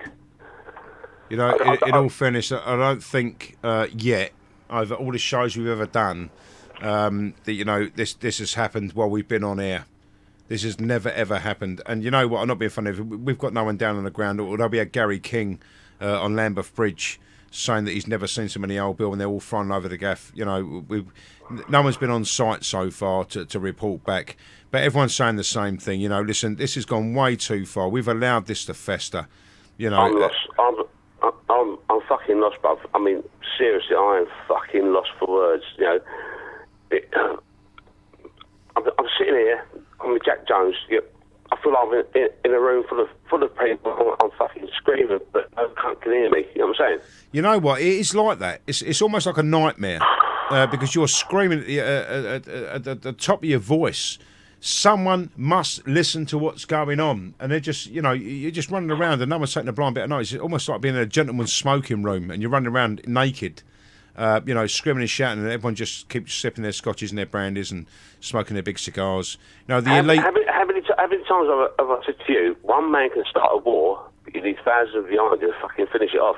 Well, brother, listen, you know what? Graham has done the honourable thing, I would say. And actually put in. By the way, sorry, David. Hello, Graham. Great conversation. You know what you're saying. You know, good to hear you, mate. You know what? Graham has done the honourable thing. We talked about it, obviously, and then all of a sudden, I said to him, you know, go to Dave and these other people there, and he put it out to, you know, the Constitution Group and this, that, and got this. I don't know if it was amended, really.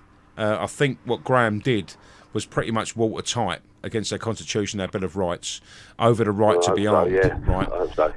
But he also got it back and went, right, there's the application. Now I have been privy to the paperwork. You know, all you've seen so far that you've all shared and liked on Facebook, and I thank every one of you. And let me just say this to you, actually. Some of my videos are good or bad. The shows are good or bad. Doesn't matter. I thank each and every one of you for sharing it, because, you know, the further it goes, the more people might wake up with a bit of common sense, logic and reason. Now, let me just say this to you. He has done an application. You've seen the application online, right? He's put it out there for everyone to see. I've shared it. Everyone's shared it. It's fantastic, okay? I've actually been privy to the paperwork that's going to go in afterwards. And let me just tell you this. 2 top-ranking barristers to do with a certain group have actually looked over and amended and not amended and gave it back to Graham. It's it's absolutely fucking watertight. Now, do you know actually that Graham said, do you want an exclusive to the Daily Mail? Do you want an exclusive? They went, what's that? It's this. You know, they've not even got back to him. So, right, okay, this is how serious it is. And last night, I had the police here about, I don't know, 7:15, they turned up. I knew they were coming. I copped a phone call at 5 o'clock. I put a post out saying, listen, the show's cancelled. You said it earlier, The show's cancelled. I can't do this, I can't do that. Look, they were gone before the show could have started, but I wasn't ready. So there was no point. I've already put it off. I didn't know if I was going to get arrested or fucking blocked, And I think they understand where we're coming from, but their hands are fucking tied. Listen, as an unofficial visit. You're all okay, though? Sorry? You're all okay, though, yourself? Yeah, no, I swear. Listen, if they're going to come back, then let them come back. I operate and only accept common law. Okay? That's what I do. I don't give my name. Listen, when they called me, they went, is that Dave Russell? I went, who's calling? Major mistake everyone goes is into a contract. No. Yeah, that's right. Well, is that Dave Russell? Yeah, you just admitted to being who you are. Right? Can you give us your date of birth, please? Can you give us your details? No, fuck. I can't give you anything. Hello, is that Dave? Is that Dave Russell? I went, yeah. Who's calling? It's blah blah blah from Canterbury Police Station. I went, right, okay. I said, what's going on? Can you come to the police station and we need a chat? And I went, no, not really. And they went, okay, so can we come to yours? I mean, yeah, you can come to mine anytime you like. I've got nothing to hide, And they come to my house. They come to my house, And they asked me not to record. Now, whether that's down to the online videos and what we do live, etc., then fair enough. And I honoured that because I'm hopefully, and Laz seems to think as well, honourable man, right? I do what I say I'm going to do on the fucking tin. And I went, no, that's all right. I went, as they walked in, I showed them the studio. I went, look, here's all me fucking gear here, and I'm not being funny of it. If I took the phone right now to hold it, I was screwed to my thing that's on charge with an SC4 lead and this and that. If I took it out and showed you the little studio here, it is a studio. It isn't just a laptop and a fucking microphone and some have-a-go fucking hero, right? Yeah, they had a look at that. I took them in the front room. I left my phones in here, right? I went into the front room. I've got Ben and Sophie, Evie Rose, Savannah and Oscar in the garden with Dal. Reggie's out there with Dal. And I sat on the end of my sofa there and they went, we've got to have a chat. When why is that? He said, because you've had a complaint against you. I went, okay then. Really? And I went, okay, can you what's the complaint? And they couldn't really answer that, you see. And when I turned around and said to them, well, surely if someone's made a complaint, you should have a statement. Exactly. Right? You can't just go, I'm offended, do something. You've got to be willing to put yourself on the stand and do what you've got to do and actually make a statement. And I didn't really say anything. So, like we're talking now, myself and Graham have talked and, we've been talking on the radio, etc., I just literally talked to him. And I said, you know what? I said, you might have ideas of me from old, EDL, this, that. There's no such thing as a fucking moderate Muslim, blah, blah, blah. And we got talking. And you know what? They were actually quite agreeable. As an unofficial visit, when they walked out, they shook me hand. A lot more was said, obviously. I'm not going to go into what went on. They shook me fucking hand and walked away. Now, if they're going to come back, they'll come back because I'm going to say, we should all fucking burn the mosque down. We should do this. We should do that. All Muslims should fucking die. And that's not what we're about, brother. You know what Motivate Radio's about. And for anyone listening overseas at the minute in America or wherever, we years ago maybe, I certainly thought there was no such thing as a moderate Muslim. We evolved. We changed tack. And we're trying to do things in the right way at the moment. And Graham, to put himself up for the gun, the right to bear arms, is absolutely fantastic. The next one, my friend, is down to me. Although it might be Graham and the Constitution Group and everyone else that writes it and does what it does, it's going to be my fucking name on it. And it's to remove what they believe to be the freedom of religion. We're going to prove beyond a reasonable doubt to our high courts that in actual fact, Islam is not a religion. And as soon as we do that, halal falls by the wayside. the right to mosques and everything falls by the wayside. This isn't going to go very well, and I'm going to be a very targeted man. I couldn't give two fucks. I don't do it because I want to do it because I'm on Facebook Live, I'm on fucking YouTube, and I don't do it for that. You know, I actually pulled the curtains back. I've told Graham when we were sitting there, you know, last night, and I said, look, you know. You must admit that things are going wrong. NHS, schools, this, you know, everything we normally talk about. They were sitting on me two-seater there, and I actually pulled the curtains. I went over and I stood up, pulled the curtains back, and went, just have a look out there. And they looked out there, and you had the missus in the swimming pool. It's only a little 10-foot round fucking thing, but she's got the grandkids in there, and they're all running around the garden. They got a little car. They drive. No, I went, that's why I'm doing this. Exactly. And they sort of looked at each other. All they kept doing was looking at each other and looking at me. And when they looked at me, you could see it's either I know too much or they completely disbelieve what I said, right? It can only be one of two ways. It was fucking ridiculous. Exactly, you know? But for what's gone on tonight again, then I can only say to all of you that we need to do more as a collective, as a people. And we can't do that unless we can protect the realm. Unless we can protect ourselves, our families and our homesteads and the realm. All right, I think the government have got themselves in way too deep. I think that deporting 3,000 terrorists and having the backlash from the Muslim community will prove to everybody that in actual fact they're not very peaceful. All right, they want to take what we've got. Brother, can I ask you something seriously? Yeah. Of course you can. Yeah. Seriously, where does that leave me? You know me. You know, as I am here. Yeah. With what I've got upstairs in my bedroom. Well, that would leave in my you. gun cupboard. Well, that would leave you with the right to arm yourself and be licenceless. You know, so no one can come around your house and take anything away or do anything because that right to have them remove that has been taken away. So I'm sitting here now, right now as I'm talking to you. I've got fucking like 9 shotguns upstairs. 9. In the gun cupboard. You got a problem. I'm only joking. No, I'm joking. I'm joking. No. How many? Listen, how many shotguns can you have on a license, please? As many as you like, actually. Believe it or not. Yeah. Oh, okay. As many as you like. So I've got 9. And, you know, I've got my section 1, obviously, as in, you know, FAC, firearms certificate. And is your section 1 a repeater? Is it a what? Sorry. A repeater. What my license or? Well, yeah, your section 1 can be the only one you've got that will allow you the access to the best firearms on the planet in this country. Well, it's only one, but under section 1, you can't have a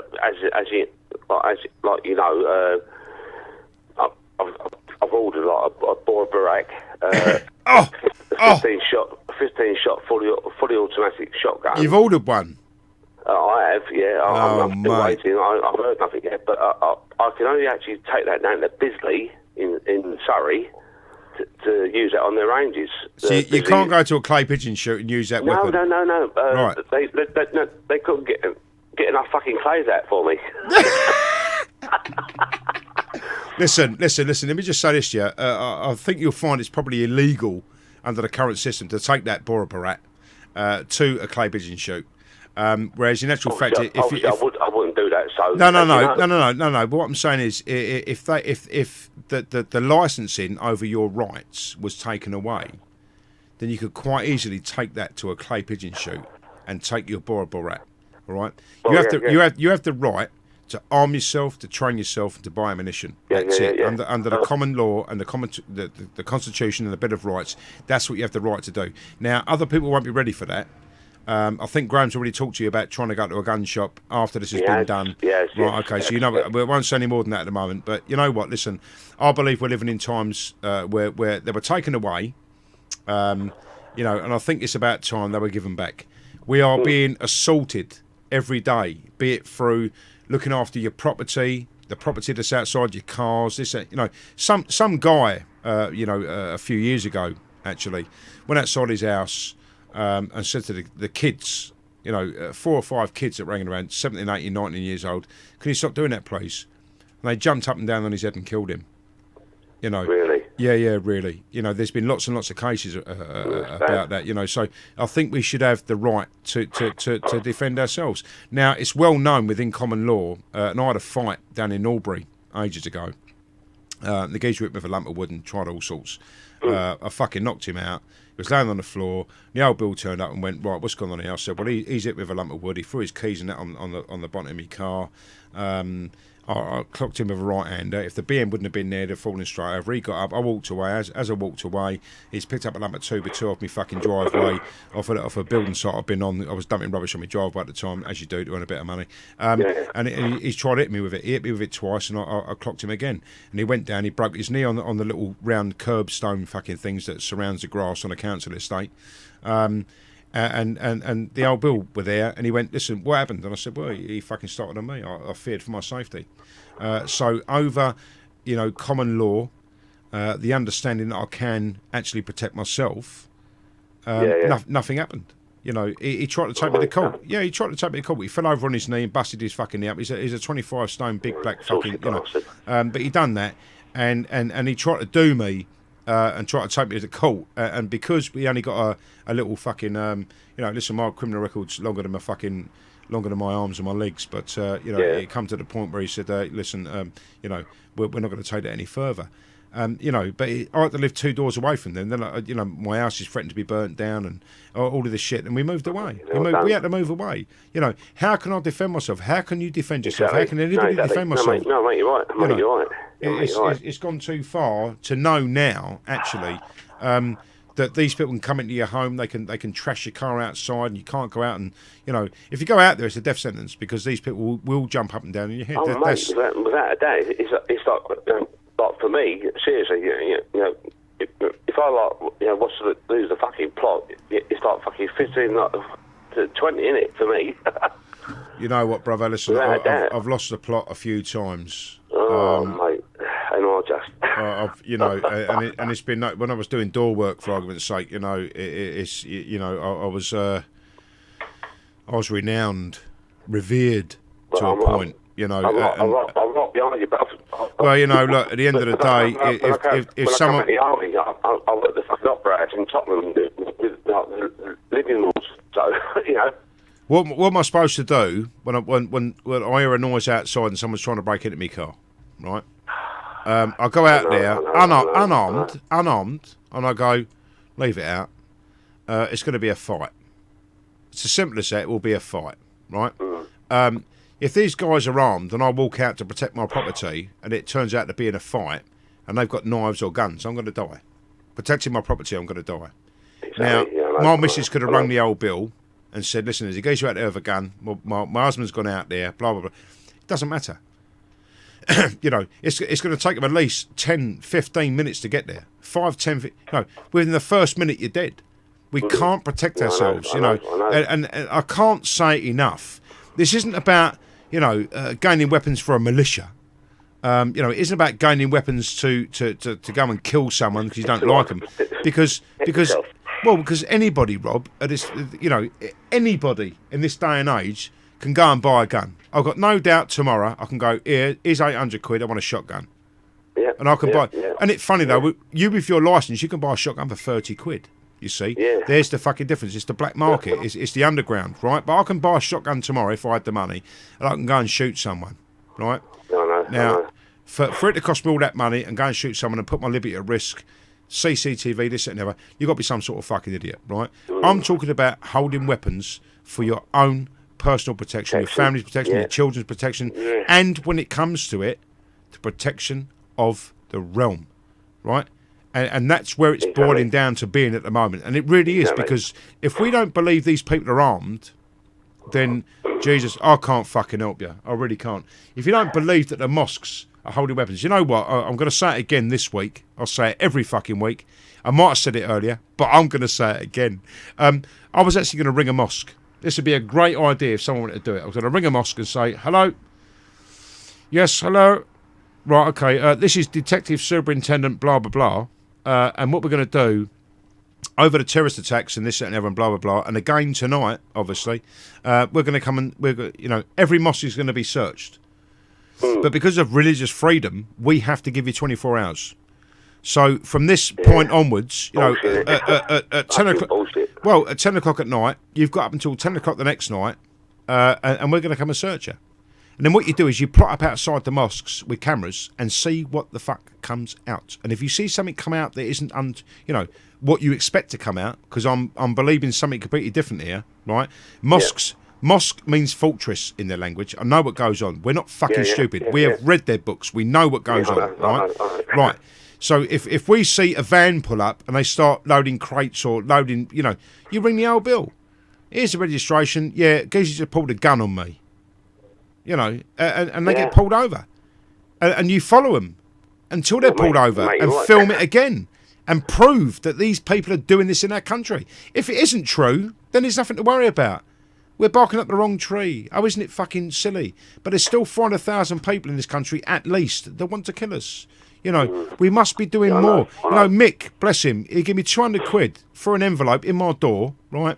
And I bought a plug socket, right?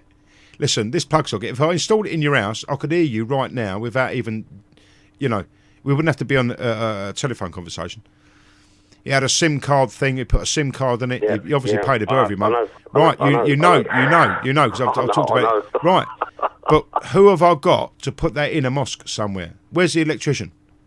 Who's calling for somebody? They're calling for their own fucking people. You know, I've still got it sitting in my fucking drawer.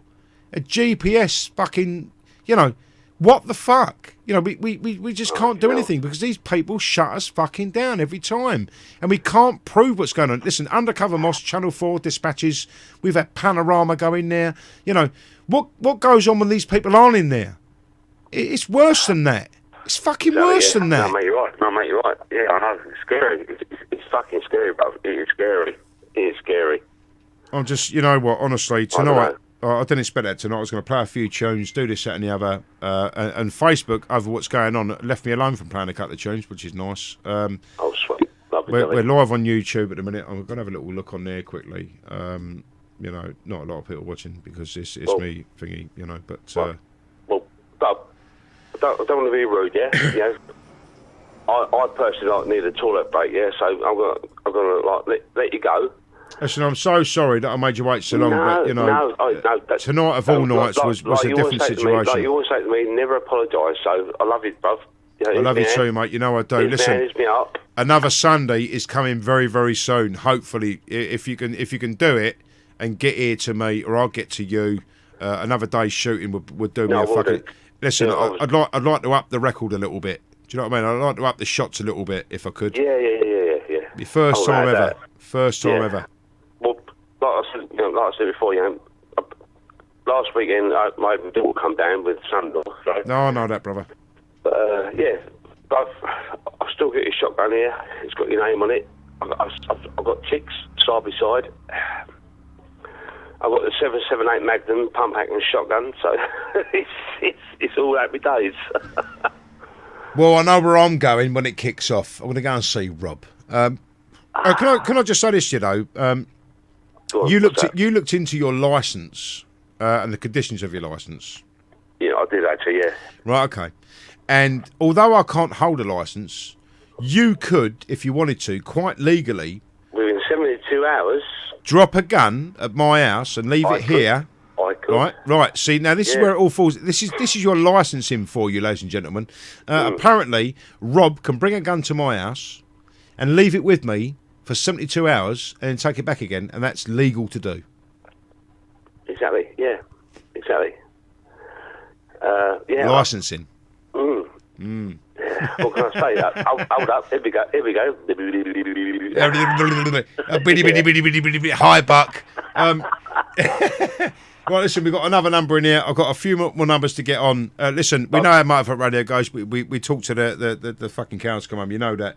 But Rob, listen, love you to bits, brother. Please stay safe, mate. Yeah, love the Dale and your family, brother. Right. Please stay safe, my friend. Love it, right. Miss you. Take care. Hello, all your listeners. You take care. Nice one, brother. Love ya. Good night. Good night. Bye, mate. Bye. Ta-ra, mate. Lots of missed calls tonight so far, so I'm going to try and get through a few of those for you. 018 seems to keep ringing, so we're going to ring 018 at the moment. If your number's 018, please answer the phone.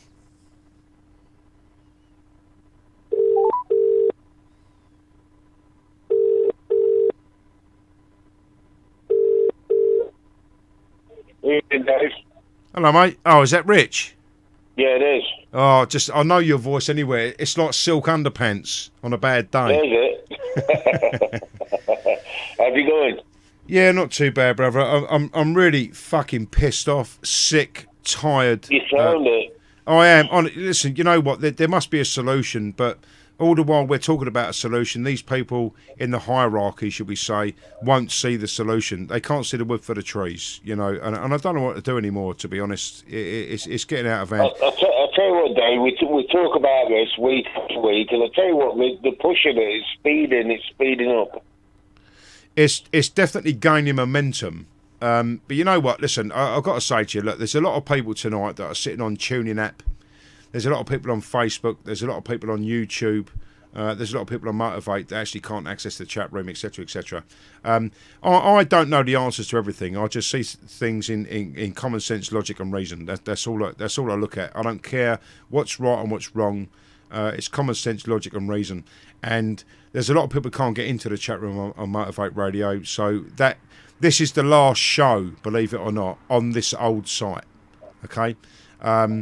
When it comes to Monday with Mark Howard, excuse me, when it comes to Monday with Mark Howard, it's going to be a completely different site, and the chat room will be accessible to anybody from Internet Explorer to Google to Firefox on any tablet, on any phone. Is that democratic, Dave?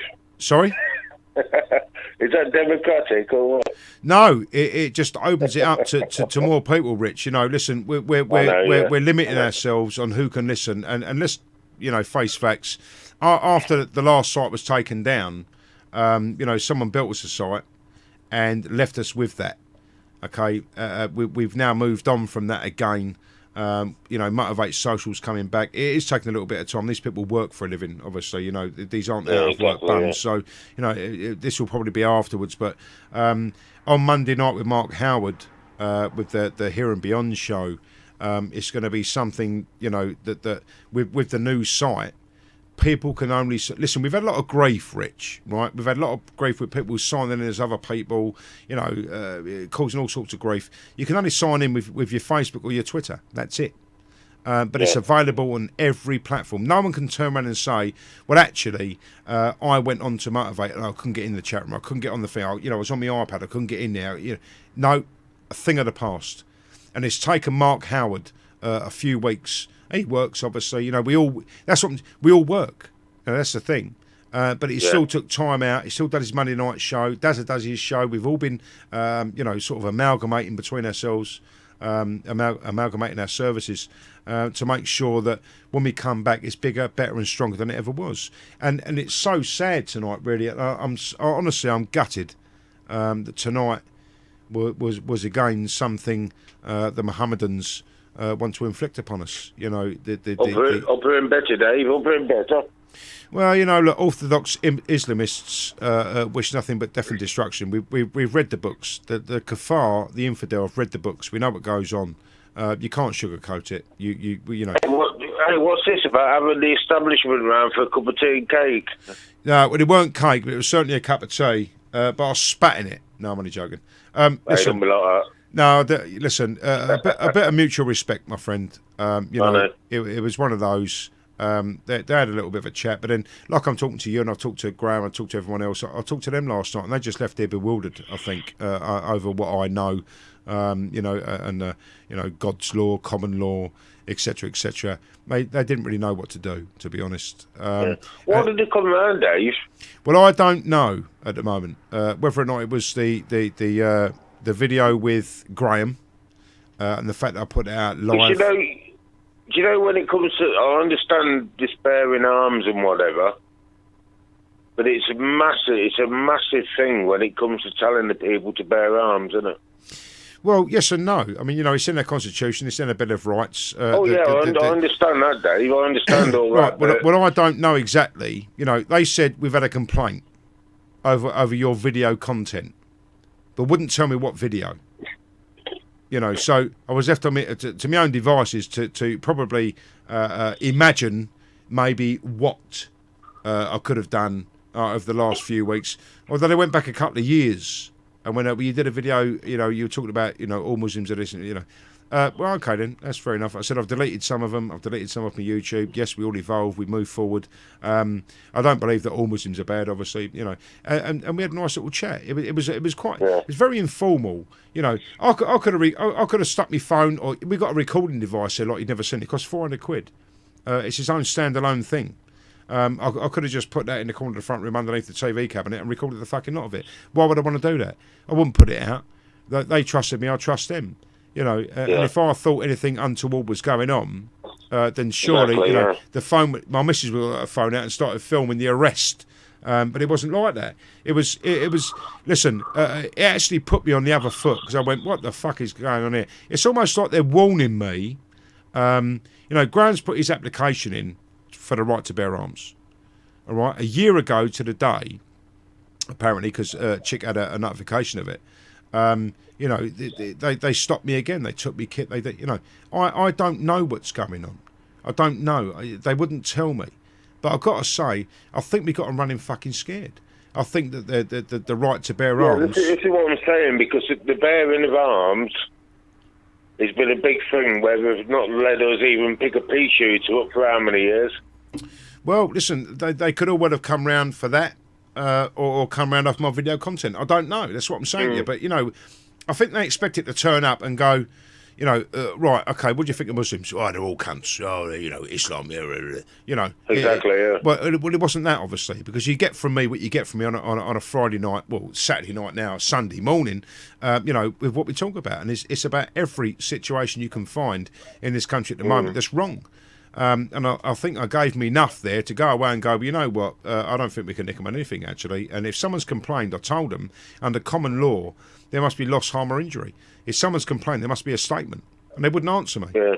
So I think, actually, if we can put all jokes aside, I think Graham's application for the right to bear arms has, for want of a better terminology, ruffled a few feathers, put it that way. Yeah, it might kick your shit in the pit, hasn't it? Well, look, yeah. Well, good way to put it, though. I mean? Yeah. Look, at the end of the day, look, I don't know. If I knew that they come round because of a certain video, I'd have said to them, well, Facebook haven't banned it. Can you imagine the police, how they'd feel if it ever come into law? This is one thing about the English law. Well, the so-called law, I don't know how much about it, but can you imagine the police if they thought the people would pick up arms? Well, listen, this is where we're coming from. I think they need it. They need the people to be armed. If you imagine 10 million people in this country that just went to a gun shop and bought a gun because they felt safer with it, they feel safer in their property. Right, okay. You have now got, people that want to protect the country, protect the realm. It's not just about your family. And if we're to believe at the moment, like I keep leading you to believe, there could be 400 to 800,000 to 1 million people in this country that want to kill you. And if they picked up arms tomorrow... I think there's more than that, Dave. Well, you know what? Listen, I don't like to scare... I don't like to scare people.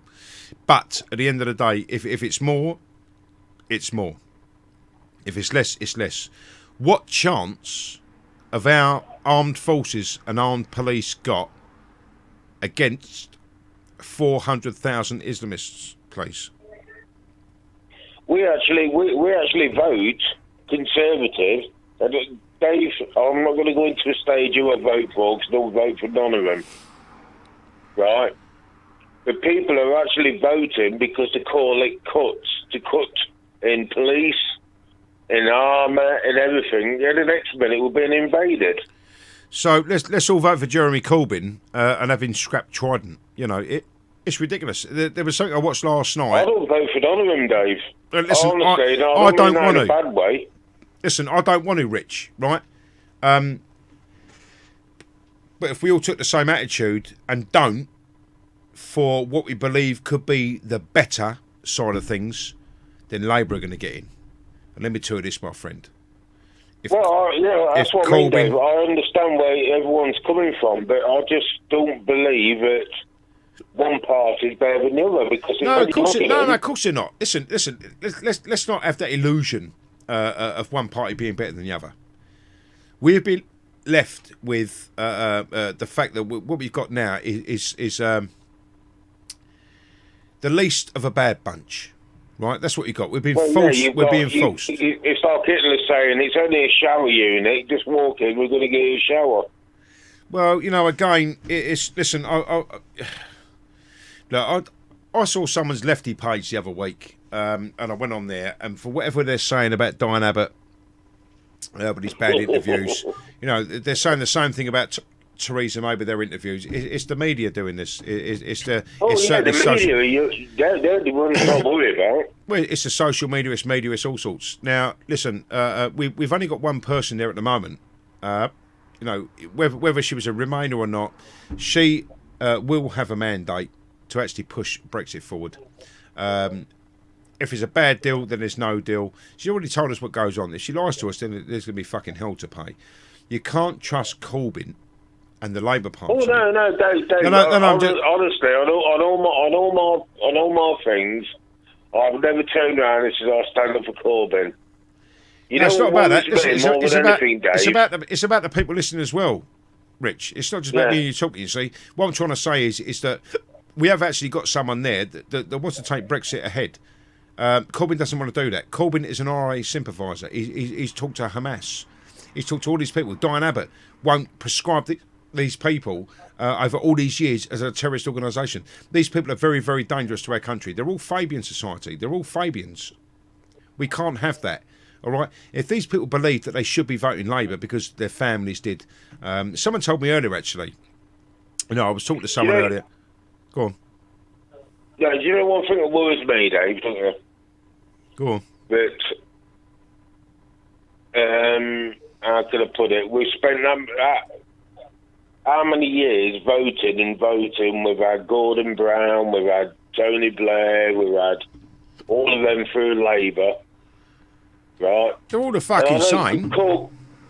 Corbyn is the new generation's fucking prime minister, isn't it? No, he's not. He's an old generation wannabe socialist cunt, is what he is. No, yeah. But what I'm saying is, to the younger generation now, he's like, we hope. We've all been there. What worries me is that it's all going to start all over again, because that's all this is about.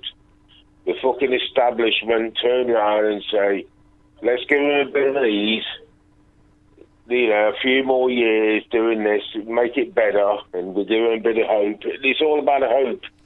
No, it isn't. It's about what Labour did to us back in the 90s. Oh, yeah, that's what I'm saying, but people forget that. Yeah, but people forget that. You see, that's the problem. People forget the news from yesterday to today. That's why on a Friday, that's what I mean, Dave. The people just fucking forget. It's disgusting, to be honest. People see someone as some form of hope. We have no hope.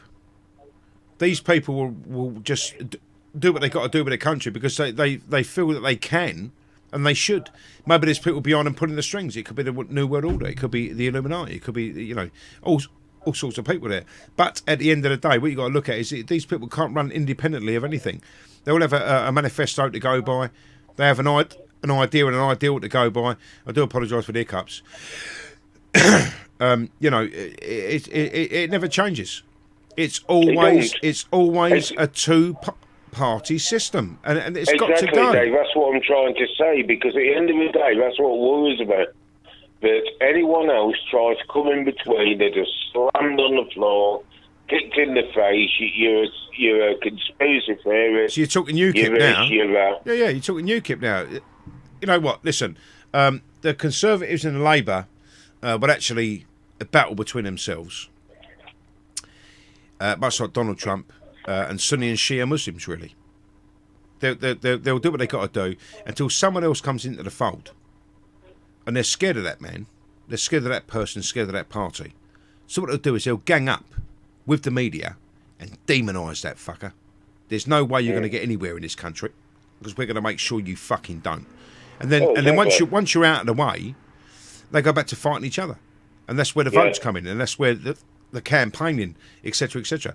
Donald Trump was the same.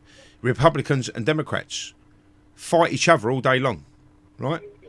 They've stepped aside and actually let Donald Trump gain presidency of the United States, and then they've joined forces again to try and fucking out him.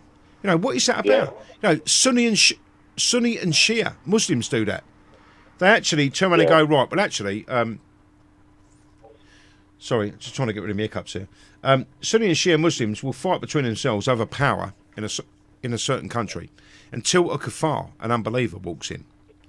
All right? Yeah. That unbeliever, that kafir, will try to change the equilibrium. It will try to change the landscape of what goes on. And it's only then that you'll see these people that were warring between each other actually join together against that one man. We're seeing it right now. We're seeing it right now on our media, on the American media, on the Middle Eastern media. It's bullshit, the whole lot of it. You know, unless people get into power, they should actually know what they're talking about, or it's not even know what they're talking about. It's to have logic, reason, and fucking, you know, logic, reason, and you've got to be able to take this further. You've got to see it for what it is. You know, I completely agree with Trump, the Paris Agreement. Fuck off. You know, what they want more than anything, bearing in mind America's a fucking great country, is all the donations that he wants to give to make sure that we're all going to live green. Oh, fuck off. What is that about? Really? Global warming? Really? Ha! Global warming. What, but that's what I mean, Dave. I was just going to come on to that. What do you reckon the decision Trump's done? What do you reckon to it? Well, I think Trump's done the right thing. He's gone, listen, you want all of our money to make sure that you're all green, you know, and like Nigel Farage said earlier, you know, it's all well and good you having wind farms until there's no wind. You know. What about the polar bears, Dave? Oh, fuck off. Listen, Rich, brother, listen. I've actually looked at a lot of this over the past few days, right? Since he pulled out of the Paris Agreement, dun dun dun. I've actually looked out for that, and I've looked at a few things. At the moment, our history has only gone so far because we started recording history at a certain point, and we've not really seen any changes. Now, over the rest of the thousands of years that this planet has survived, apparently, there's always been changes in temperature. What they want to do is spend billions and billions of pounds of your hard-earned labour to reduce that by 1%, by 1 degree. It's all bullshit. Now I've seen, the ice caps. You know, you might see different things. I don't know. Other people might see different things, right? But the ice caps are growing. They're not shrinking. They're growing. Exactly. Right. But Dave, type in Google, right? Lord Monckton, UKIP, climate change. Well, I can't do it right now, but I will do. Send me the link. Lord Monckton, UKIP, climate change. Right, so send me. And see who's behind UKIP and the climate change.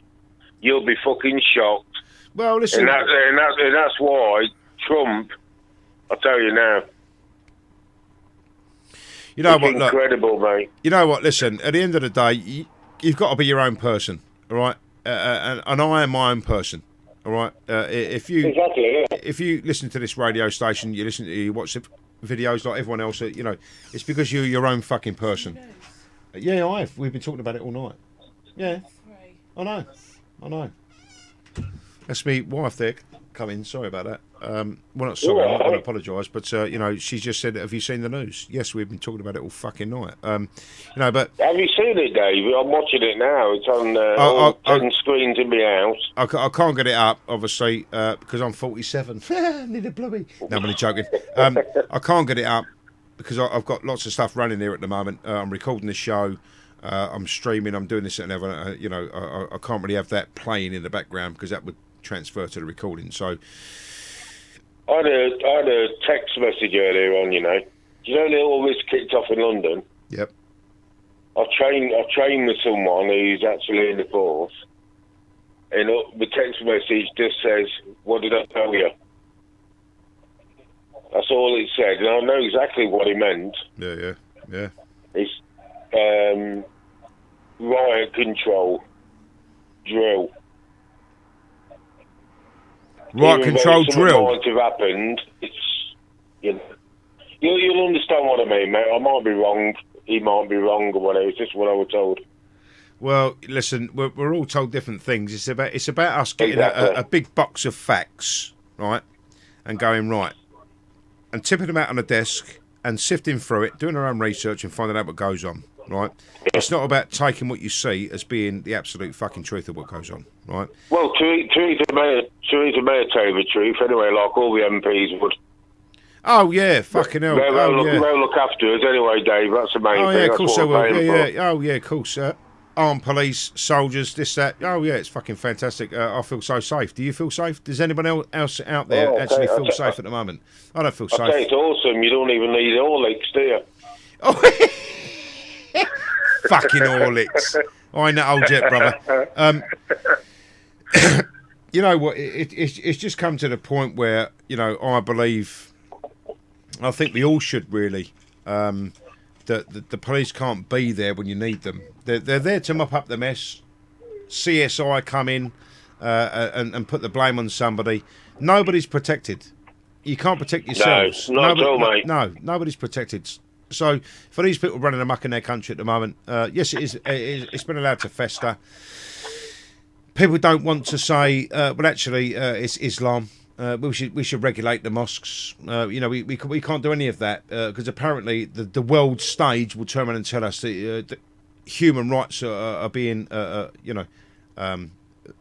vilified. Look, I don't know why they're doing this. I don't know why this goes on, but I know it's fucking wrong. You know, we all know it's wrong. We all know that the fact that these people are running around their country, 3,000 people on a watch list, back off. You know, I said it ages ago, 3,000. I did a video a couple of years ago when actually it was 1,500 that come back from Syria. 1,500. It was on the news. 1,500. I went, 1,500, you could probably double that. Or it's at least 2,000. Now all of a sudden we're led to believe that it's only 300 or 400 that come back from Syria. Fuck off. Why do you think we've got 3,000 people on our watch list and another 20,000 people added to that might be a danger? 23,000 people? No. It's closer to 400,000 to 500,000 is what it is. These people think we're fucking stupid. They think now that we take the news as being what it is and go, yeah, I've forgotten about that. I don't think about that news anymore. And if you tell me something different and tell me something different now, I will completely forget what happened in the past. Lot of bollocks. Dave, how long do you reckon it'll be before Brexit's sorted? No, but it's never going to be sorted. Never going to be So sorted. how many more people can come in the country then? Well, you know, again, that comes down to if you want to vote for Labour and have a Home Secretary like Diane Abbott that says there's only been 3 coming, but actually it's 3 million and fucking 3.5 times 7. You probably get a rough idea what goes on. I don't know. Well, exactly. That's what I'm trying to say, Dave. They're all the fucking same. No, one I know. will go against the other. One will protect the other. Listen, we all know they're the same. The same old dog shite, isn't it?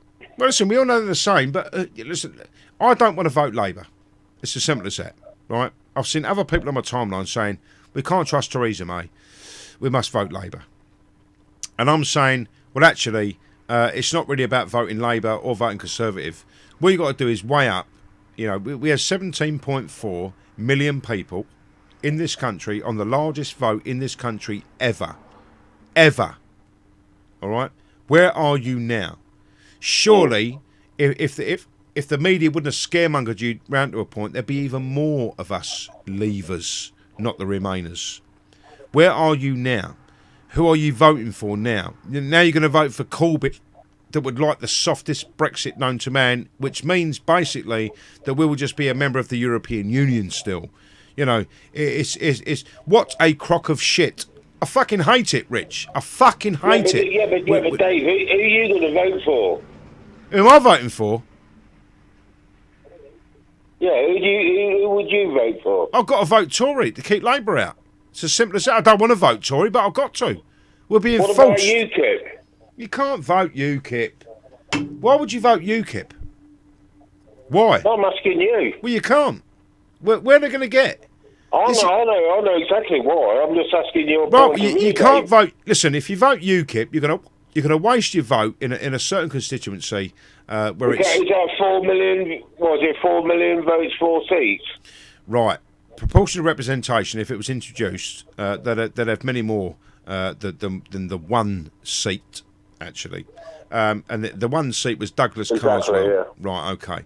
So, let's look at what goes on.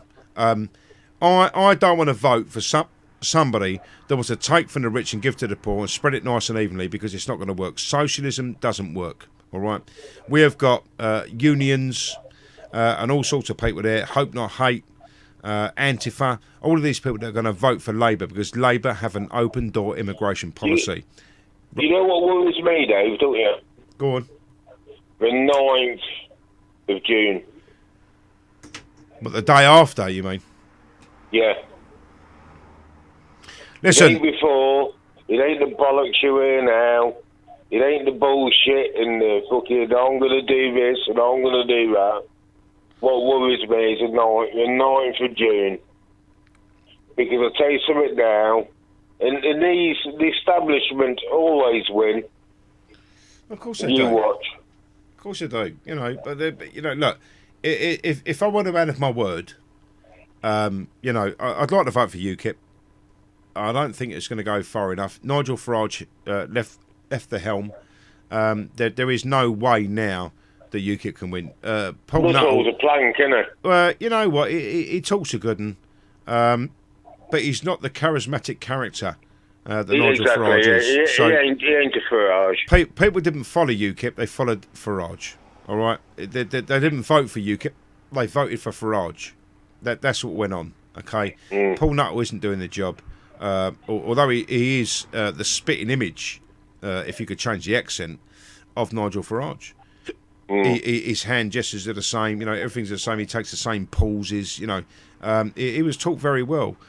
But to employ Muslim MPs and Muslim this and, it's completely... Listen, we're attacked by the left. Doesn't matter what you say and what you do. Donald Trump was attacked by the left. And the people still believed in Donald Trump. Now, you could talk about Islam, Sharia, you could talk about immigration, you could talk about all the shit that's going on in this country. That'd be fantastic for Nigel Farage to do. And if Nigel Farage wanted to make a change, he wouldn't give a fuck what other people said. He'd just go ahead and do what he wanted to do and gain the support of the people. But they've watered themselves down. And since Nigel left, they've watered themselves down. And that is not acceptable. I'll tell you what, old Farage, I'll give him his due, right?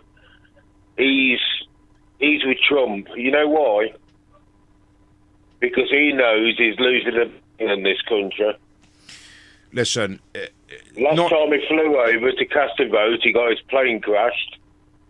He's been. He's had his fucking wheel. He's had his wheel nuts. Yeah, he's had his wheel nuts loosened and lost tyres and wheels on the fucking motorway and done all sorts. Listen, at the end of the day, we all get that. Let's not get death threats. Everyone gets death threats if you talk about what we should and shouldn't be doing. It's not just wholly about Islam either. It's about voting for somebody that the left don't want you to vote for. It's ridiculous. I get loads of message requests and I'll just fucking delete them. I'll tell you what, the 9th of June. I'll tell you something now, Dave. You wait till the 9th of June, mate, when you see the true side. Listen, we had Theresa May running. She was running roughshod. It was brilliant. Apparently, Labour have got no chance whatsoever of winning. All right. Now all of a sudden, the news and the media companies have changed it over, and there's polls and this that to suggest actually that Corbyn's 2 seats behind. Fuck off. Yeah. Fuck off. You're doing that. It's called democracy, Dave. No, it's called fucking lying to the electorate. Lying to the electorate through media means is what it's called. They're lying to the electorate. Listen. It's democracy, but it's all bollocks. I'll tell you what I'm going to do. I'm going to read you something here, if I can find it quickly, and I will do, because I know exactly where it is. Let me just say this to you, right? Where is it? There it is. Opinion polls are a device for influencing public opinion. Exactly, yeah. They are right. You know, they are not a device for measuring it. Crack that, and it all makes sense, right? Exactly, yeah. Right.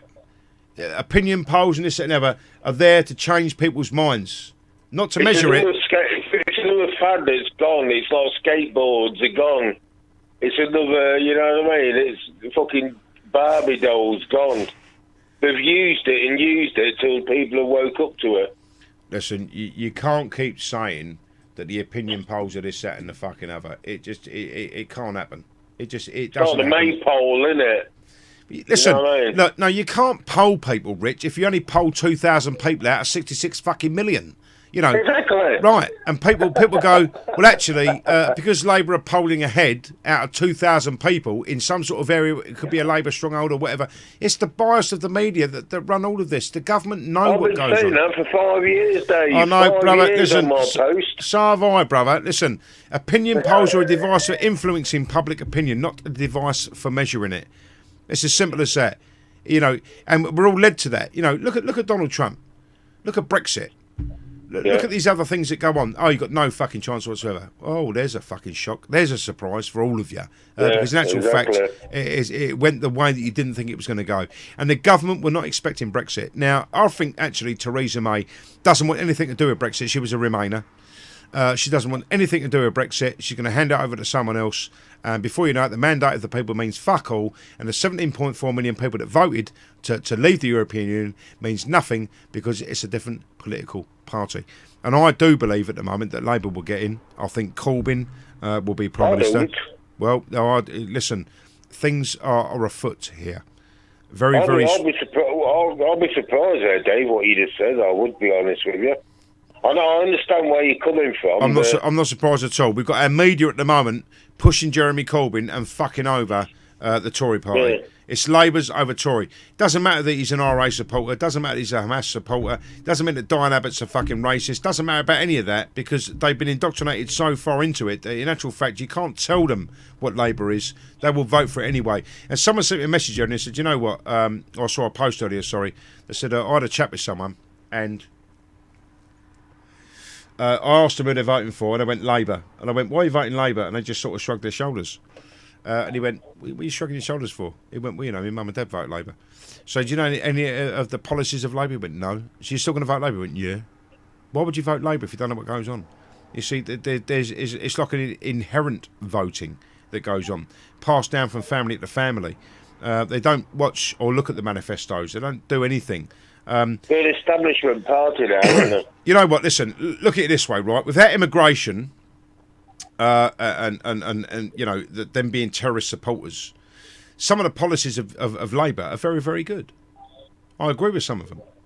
You know, with the Tories, I agree with some of their policies. Why can't we get a party that agrees with some and not all of both policies and put themselves forward? Because we ain't got People's Party, Dave. Well, you see, but that's the problem because you can see the good and bad in both. Why can't you? No, you don't want to do that. Why can't you get both good ideas and good ideas from both parties, put them together, and create another party? You know, because Dave, it'll never happen. You know why? Well, because you stop the division, don't you? Well, yeah. God almighty. But, you stop the division. The establishment won't have that. That's too good. I'm completely sick. Can you imagine the people having a voice? No. Oh, woe betide that ever happened. Imagine that. That'd be worse than. I tell you what, no, you couldn't have that, Dave. Well, you know what? Listen, I've often said the House of Commons needs clearing because the House of Commons clearing. Fucking hell. It was meant for the common people, my friend. We know that. And the likes of the Etonians, the Oxford, the Cambridge people that think they're highly educated with no common sense, no reason and no logic, will keep on running this country. And it's a shame because our system wasn't set up to be that way. And that's what... Rotten. It's rotten, mate. Absolutely rotten. Everything about our establishment is rotten. Well, that's why we're trying to change that. That's why Graham... and myself are going to try and challenge this for our constitution. Exactly, yeah. That's why I chat to you, Dave. You know what? Listen, Gina Miller did it. You know, Gina Miller did it and used their constitution and a bit of rights to make sure that Parliament got a vote. It wasn't down to government, and she used that. That then tells us that our constitution, our bit of rights, actually exist. There was another case. I don't know a lot about it. I've not seen a lot about it, but it's the Metric Martyrs case, and again. back in the 90s, I do believe, or 80s. That was used, and our common law, our constitution, and our Bill of Rights was used on that as well. So it stands. When you get done for murder and you go to court, it's under common law. Loss, harm, or injury. I did look up, Dave. Not that I do a bit of conspiracy theory. Listen, take your tinfoil hat off, brother. But most of our laws are hidden against us anyway. No, they're not hidden. Nobody's ever challenged them. And I've got to say to you... Exactly. I've just got to say this to you.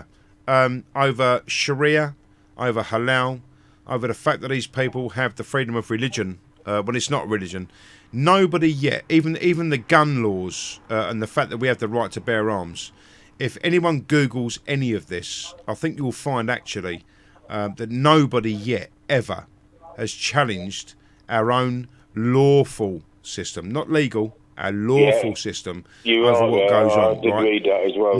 Nobody has done this yet, and this will send fucking shockwaves, my friend. Listen, I'm waiting for the brunt of it. I actually thought it was the brunt of it last night. When I couldn't... why are we going to do that when Coro's on? Well, Corrie will be banned under Boss Man. When Coronation Street's on, why are we going to look up some of his useful? Under Graham's law and Boss Man's law, there will be no more Coronation Street. Hey, don't be like that. There'll be no more EastEnders unless it gives unless it gives a true representation of what the East End is right now. Right, Hey, that's police state you're coming into now. Fucking brilliant. Listen, Rich, we got a few more calls to get through, brother. It is very late. Mate. Well, listen, thanks very much, young man. You know what goes on. Love you a bitch. You know that. Hey, catch you soon, kid. Brother, listen, seriously, look after you and yours. I can only tell all of you that, actually. Just look after you and yours, because things are getting a lot more dire. And certainly in the Ramadan Ding Dong side of things, these people get very angry because they're very hungry, etc. To the point where they're so hungry.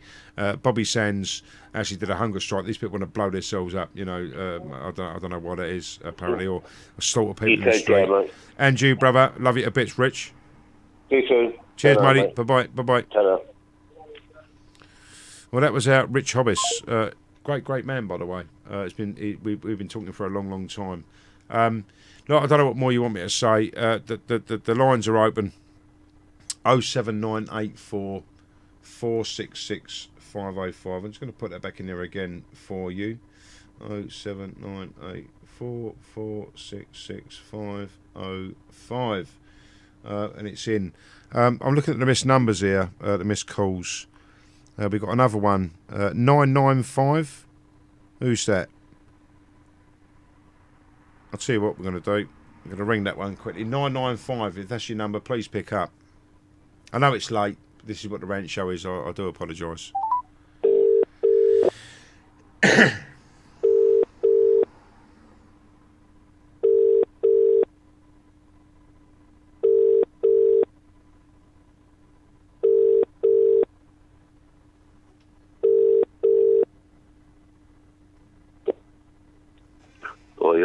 Son, right?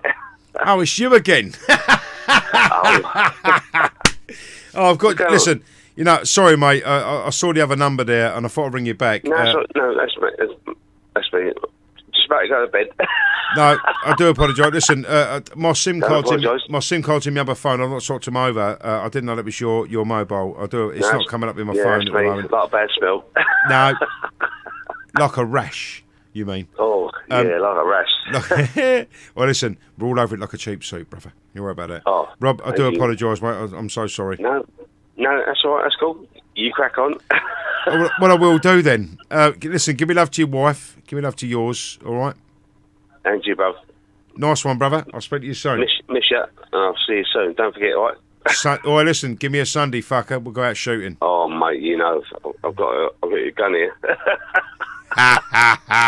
You take care, God bless you. Exactly that, Rob. Ooh, I've yet to feel it against my shoulder. Do you know what I mean? Oh, mate, yeah. Over and under. Is it an over and under? I do believe in it. It is, yeah. And Chick's a side by side. Yeah. Well, we have to give Chick a side by side because with his googly eyes, the cunt, he won't be able to get a shot, won't he? Well, yeah, well, look at me.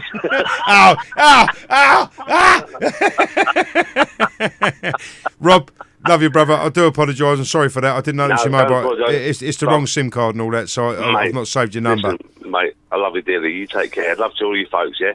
Brother, love you to bits. God bless. Love you. Cheers, mate. Right, Good night. Bye-bye. Bye-bye. Bye, mate. Bye. Bye.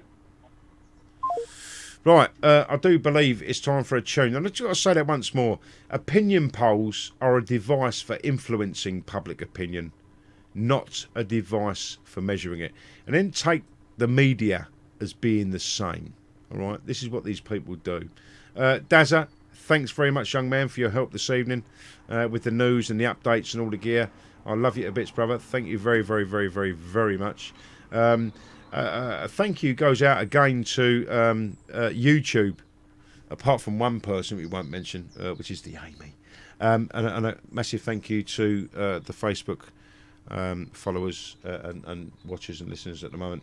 Thanks very much for sharing what goes on. I think we're going to play a few tunes, which is probably going to get us kicked off of Facebook Live. Oh, here we go. Hello, good evening. Hello? Who's that? What do you mean, who's that? What a way to answer the phone. Is that Dave? Sorry? Is that Dave? Yeah, of course it's Dave. Who's that?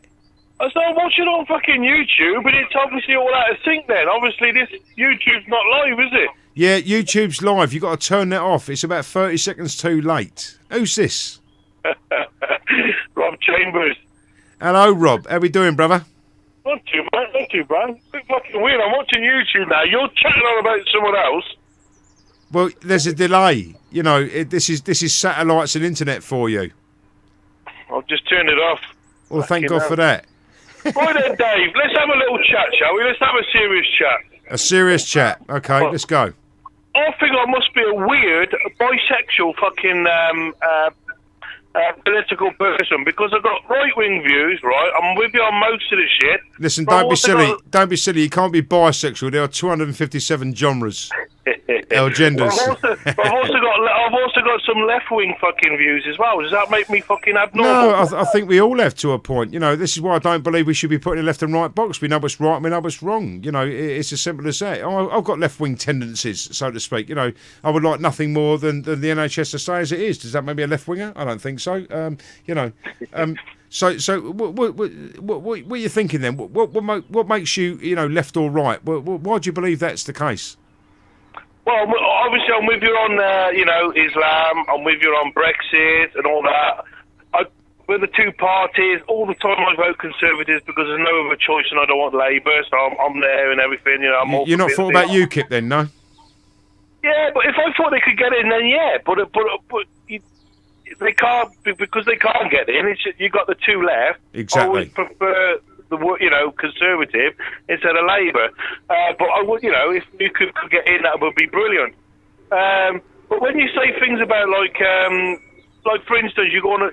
Some people slag off Jeremy Corbyn. I mean, I'm not a fan of his, but when I see people like nuclear weapons, then yeah, I don't want nuclear weapons on this on my country, and I've got a very good fucking argument for why not. Well, that's very naive. You know, it's very good of you to say so, and very upstanding, and very sensible for you to say that. But you know, when you're talking about, listen, if we could get rid of every nuclear weapon just like that, bang, job done, we'd have that. What you're doing in actual fact is leaving yourself open to attack because these people believe they can attack you with no retaliation. So I don't believe in that at all. I don't agree with that. I don't think anybody attack us, right? Because you got China, you got fucking America, and you got Russia. Their land masses are massive. We're little. We're so small, right? Every one of our cities is a target. We're going to be wiped out, and we'll never ever recover. We'll be radiating dead forever.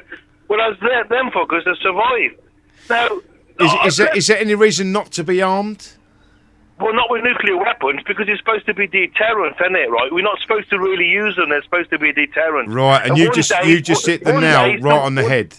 One day, somebody's going to use them, not us, but somebody else, and let them destroy each other. I don't want to be in on it. Right, okay, I mean? listen, there's only France and Britain and the whole of Europe. Listen, I know what you're saying. I know what you're saying, but you just said there's no need, but it's a deterrent. Right, and if these people think that we're armed, they're not going to pick on us. So why would they send a bomb over in the first place? Listen, it's almost like saying, really, two guys go out to a bar, don't know each other, one of them has a knife, would you like to have a knife? And one guy pulls out a knife and you pull out a knife and you go, right, you both got knives, fuck it, leave it alone then. That's nuclear armament for you. I believe we're too small to have nuclear weapons. No, I don't believe that. Listen, I'll have to disagree, right? I'm sorry about it, but I have to disagree. I think if we got rid of those, we'd be an easy target, for others. Who's going to target us? Who's going to target us? Well, listen, we don't know. You got the likes of Kim Jong-un, right? We've managed for hundreds of years with air wars and all that not to have nuclear weapons. No, but we're still been at war, haven't we? They took over. Let's say Romania, then, right? Romania was took over for X amount of years by the Soviet Union. They wasn't free, yeah. Yep. Right. Let's say they had nuclear weapons and they said right, and they used them. They would have been wiped out. They would have never been around again. They're back again now. They got their freedom. Yeah, but why would they be wiped out? Because someone else had nuclear weapons. You see. Say that again. Why would they have been wiped out? Because somebody else had nuclear weapons. You see, you can't discount the fact that there's a lunatic out there. If Romania had nuclear weapons, when Russia invaded them, in the Soviet Union in the Second World War, yeah, they could have, if Romania had said, right, used a nuke on them, right, or something like that because it's been invaded, Russia would have wiped them out. There wouldn't have been no fucking Romania left ever now to come back. But they're free again, they've come back. And that's the same with Britain. The Romans invaded us. If we'd used the nuclear weapons, they nuked us, we wouldn't be around now. You always get your freedom back. It's better not to have nuclear weapons, to have a fight, one side loses or the other, they get pissed off, they go back home in the end anyway, and everyone's happy. You know what? Listen, I can completely agree with you, right? I can. I can. No, listen. Well, listen. I can completely agree with you, but that would only work if no one else was armed. Now, there are some lunatics out there in certain countries, of which I will not name at the moment. But if we didn't have a nuclear weapon, they wouldn't target us with nuclear weapons. No. See, listen, I know what you're saying, but I think we'll be easier targeted because I know there's no repercussions coming back to those. So, I think that. Listen, I don't think we should be spending the amount of money we're spending on these things, but I do believe if I walked into a fight and someone had a knife, I would like a knife also, to the point where you both be standing there with a knife and say, well, listen, I'm not going to stab you, you're not going to stab me, and you walk away. That's the same sort of thing as nuclear armament, really. If you leave yourself open to people, you're open to attack. And there are plenty of countries out there with ruthless dictators that would like nothing more. And if they did send one over, what the fuck are you going to do? It's a horrible world, young man. It really is. And I hate the fact that we've got nuclear weapons, let alone Fukushima and nuclear power plants. I fucking hate it. But I wouldn't like to leave ourselves at a disadvantage when someone else has got that already, and we could be a target, and before you know it, you're wiped out, with no retribution or revenge, should we say. If someone sent a missile to me, I would at least get it while it's up in the fucking, up in the atmosphere there, to fuck that off and not fire one back. But this isn't the way of the world at the moment. Apparently we all want to fight each other. If a nuclear war kicks off tomorrow between the three big boys, it's going to be the three big boys, France and Britain, little France and little Britain. They all get wiped out, and then everyone else, if they don't get radiated by the fucking winds, is going to survive. Well, why can't we survive? We're too small to be a nuclear power. I don't agree that we can be a nuclear power. Well, listen. I think you're missing the point again. This isn't about being a nuclear power in our country. This is about having submarines and warships and all sorts dotted around the planet where we can actually attack and do this, that and the other. It's not just about our country. I think our country needs to be defended at all costs. I think if we took that away, we'll be open to attack. It's almost like me opening my door and laying down on the floor and saying, come in. We're not responsible enough to have nuclear weapons. We're the kind of country... Who's not responsible enough? Listen, you think Kim Jong-un... We go and invade other countries in the Middle East. What's stopping us from pressing a button and going and attacking somebody else first and then getting ourselves wiped out? That's how stupid we are, how stupid our governments are. I don't know about that. They don't keep their noses out, do they? Even you said that earlier. Yeah, no, I completely agree with that. But I think that if we left ourselves open... it's almost like me opening my front door and laying down in the front room and saying, listen, come in and take what you want to take, because I've got no opposition to you at all. Argentina's open for attack. Colombia's open for attack. South America's open for attack. The whole world's open to attack. Nobody gives a shit about that. But they aren't the world superpowers, are they? Are they? Well, we're not a superpower either, and we shouldn't be a superpower. We're No, too small. right, okay, we're not a superpower, but we certainly go up against the best of. And people know if they attack us, they're going to get attacked back, and that is the deterrent that goes on. A line in the sand is drawn. This is what we're I talking don't about. believe anybody would want to attack us if we didn't have nuclear weapons. I'm on about nuclear power now. Well, you know what? Over the economy and over the strength of the pound and over all sorts of reasons, I can imagine people wanting to get rid of us. All right, the EU don't like us. Maybe they'll send one over. Look, I can't take away the fact that you are right in what you say. I can't disagree with what you say, but what I will say is this: all the while these other people are armed, then we need to be armed. For me, it's as simple as that. I wouldn't like to think that I've done door work, I've done this and ever. I wouldn't like someone to come up to me with a bat if I haven't got a bat, or come up with a knife and I haven't got a knife. It's one of those for me. So at the end of the day, if you can't remove your knives, then I must have a knife to defend myself. And if that comes down to being nuclear weapons, when everyone else has got nuclear weapons, and you're going to leave yourself open to attack because apparently you're so lovely and kind and giving, But there's another that you argument, say isn't no. there? If you go at somebody with a knife, they could take that knife off you and use it against you and stab you with it. You wouldn't have died if you hadn't had that knife. There's that argument as well, isn't there? Well, there is, but how many people actually have a fight and can take a knife off of someone? I don't know. Well, you can't actually, if a nuclear missile's, full flight and 3/4 of the way to England, you can't sort of turn it the other way and turn it back to them, can you? You can't take it off them. Listen, I don't want to talk you out of it, brother. You've talked to me tonight so far about the need for not having Trident. But I'm talking to you about, worldwide with submarines and warships and this and that. We have a certain military might. I think if we took that away, we would leave ourselves open. Imagine the likes of Kim Jong-un, right? And we've no one else has got nuclear weapons. Oh dear. Yeah. It could be a very, very bad situation. It does cost a lot of money. The HS2 actually costs more money than our Trident defence system. But we all want the HS2. So it's about where our money goes, I think. It's about probably the fact that we pay the EU what we pay, and we give foreign aid to other countries. It's not really about the money. I know, listen, I'd love peace. Fucking hell. John Lennon, when he died, I think was 8 or 9 years old, back in the 70s. And I cried my eyes out. I used to listen to the Beatles and John Lennon and Imagine and all these tunes there. And he got took out by some cunt.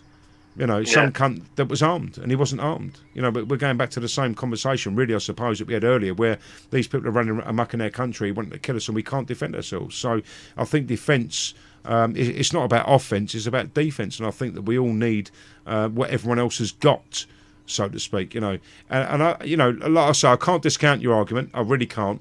But from my certain point of view, I think we need Trident. We are, the 5th richest country in the world. We are certainly a superpower in the world at the moment.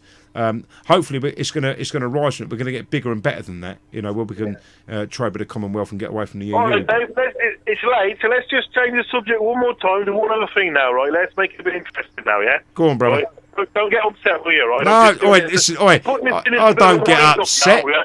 I don't get upset. What are you talking about? Okay, right, yeah, right. I'm not a Jerry supporter, yeah, okay, right.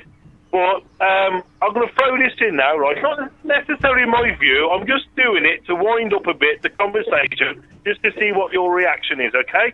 Get ready. Right, get ready, sit down, right? So, you said Jeremy Corbyn is an IRA, a terrorist sympathiser, yeah? Yep. What if I said the IRA were freedom fighters against imperialistic, murderous Britain? Wow. Yeah. Oh yeah. No, you've hit me there. That was a fucking right-hander with a swift. That was a right-hander with a swift kick to the nuts. I'm not necessarily saying that, but there's a lot of people that might say that. No. Listen, that was a swift right-hander with a good kick to the nuts. And I'm now going to push him out my belly, and I'm going to answer you on that. Again. Our army should be defensive purposes only. We put ourselves into Northern Ireland for no apparent reason that I can make out, really. Hundreds of years, actually, isn't it? Sorry? We've been over there for a couple of 100 years, starving them out and whatever. But why? Originally. But why? Because we like to take over people's land, like India, Pakistan, all the places we've been in the past. Listen, we can talk about colonialism, or we can talk about what went on in Ireland and be it over a religion. You know, Ireland. Right, in religion, it's religion. Look, I don't agree with what went on over there. You know, Ireland should be Ireland, Scotland should be Scotland, England should be England, Wales should be Wales. You know, I'm not into any of that disseminating anything or any country or anything. I don't agree with Nicola Sturgeon to try and take Scotland away. Do you know, when she opens a fucking gob on the TV, I could smash her straight in the face. She really winds me up. You know, listen, it's people have a bee in their bonnet about certain things. I certainly get the bee in the bonnet. You've obviously got your bee in your bonnet. You know, we all have our own ideas and things that go on. But you've got to look to the I suppose the greatness of the country as a whole. It's always functioned like this. It will always be like this. And for people to try and take away what we are, is very, very dangerous. I think that Nicola Sturgeon is a racist. You know, for want of a better word. And I think that she should be taken out of office. I think she's very, very dangerous to the economy of the United Kingdom as a whole.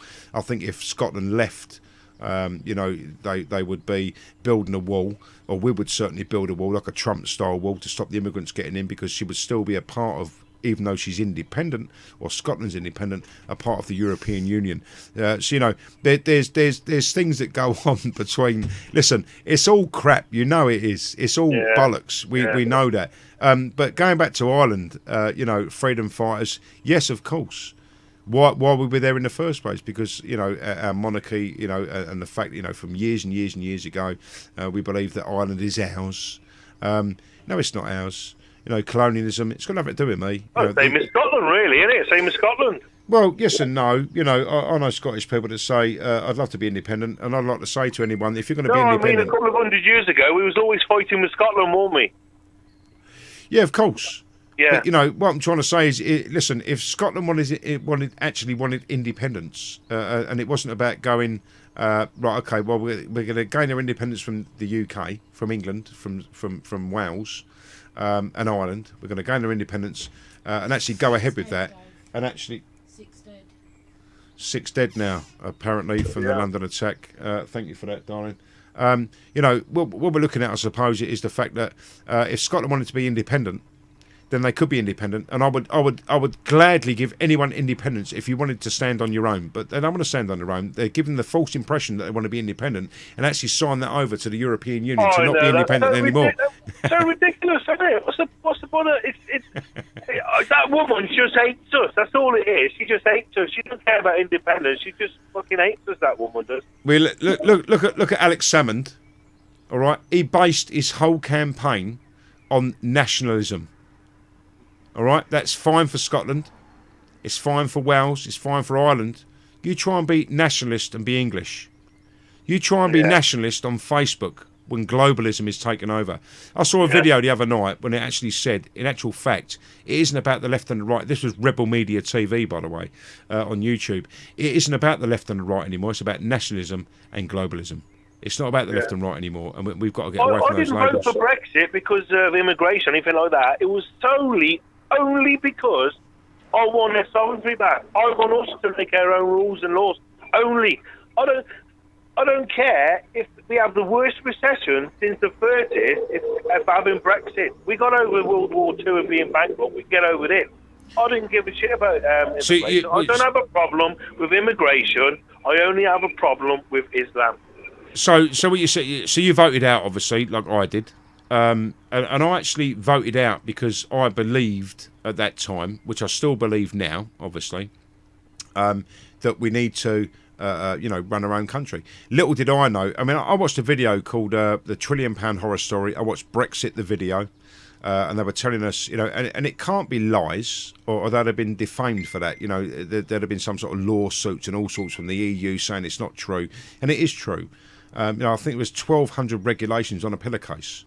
And what we're dealing with in actual fact is the fact that these people in the European Union are somewhat very slovenly, and they make something, we make something better, cheaper, and we go put it to market, and the people in Europe go, we're not happy with that, so they go to the European Union and they stick regulations and stipulations upon us, which stops us making the same product you see. It's all about the European Union. It's all about these people. We've always been outside that, always. All right, Yeah. we were never taken into being any part of it. And Heath there, when he signed us over, didn't have a mandate. He didn't tell us, we didn't have a referendum to get in. It was just for a free trade agreement. It wasn't about being ruled by Brussels. So that was my reason. And I'm very, I'm very adamant at the moment that what we could be doing over immigration, over Islam, over all of these problems that we see. If democracy is what it was and should be what it is, and direct democracy is what it was, then what we should be doing really is allowing the fact that what we say is, listen, in my constituency, in Canterbury, where I live, there's a massive influx at the moment from all sorts of different countries because we've got a university, you see.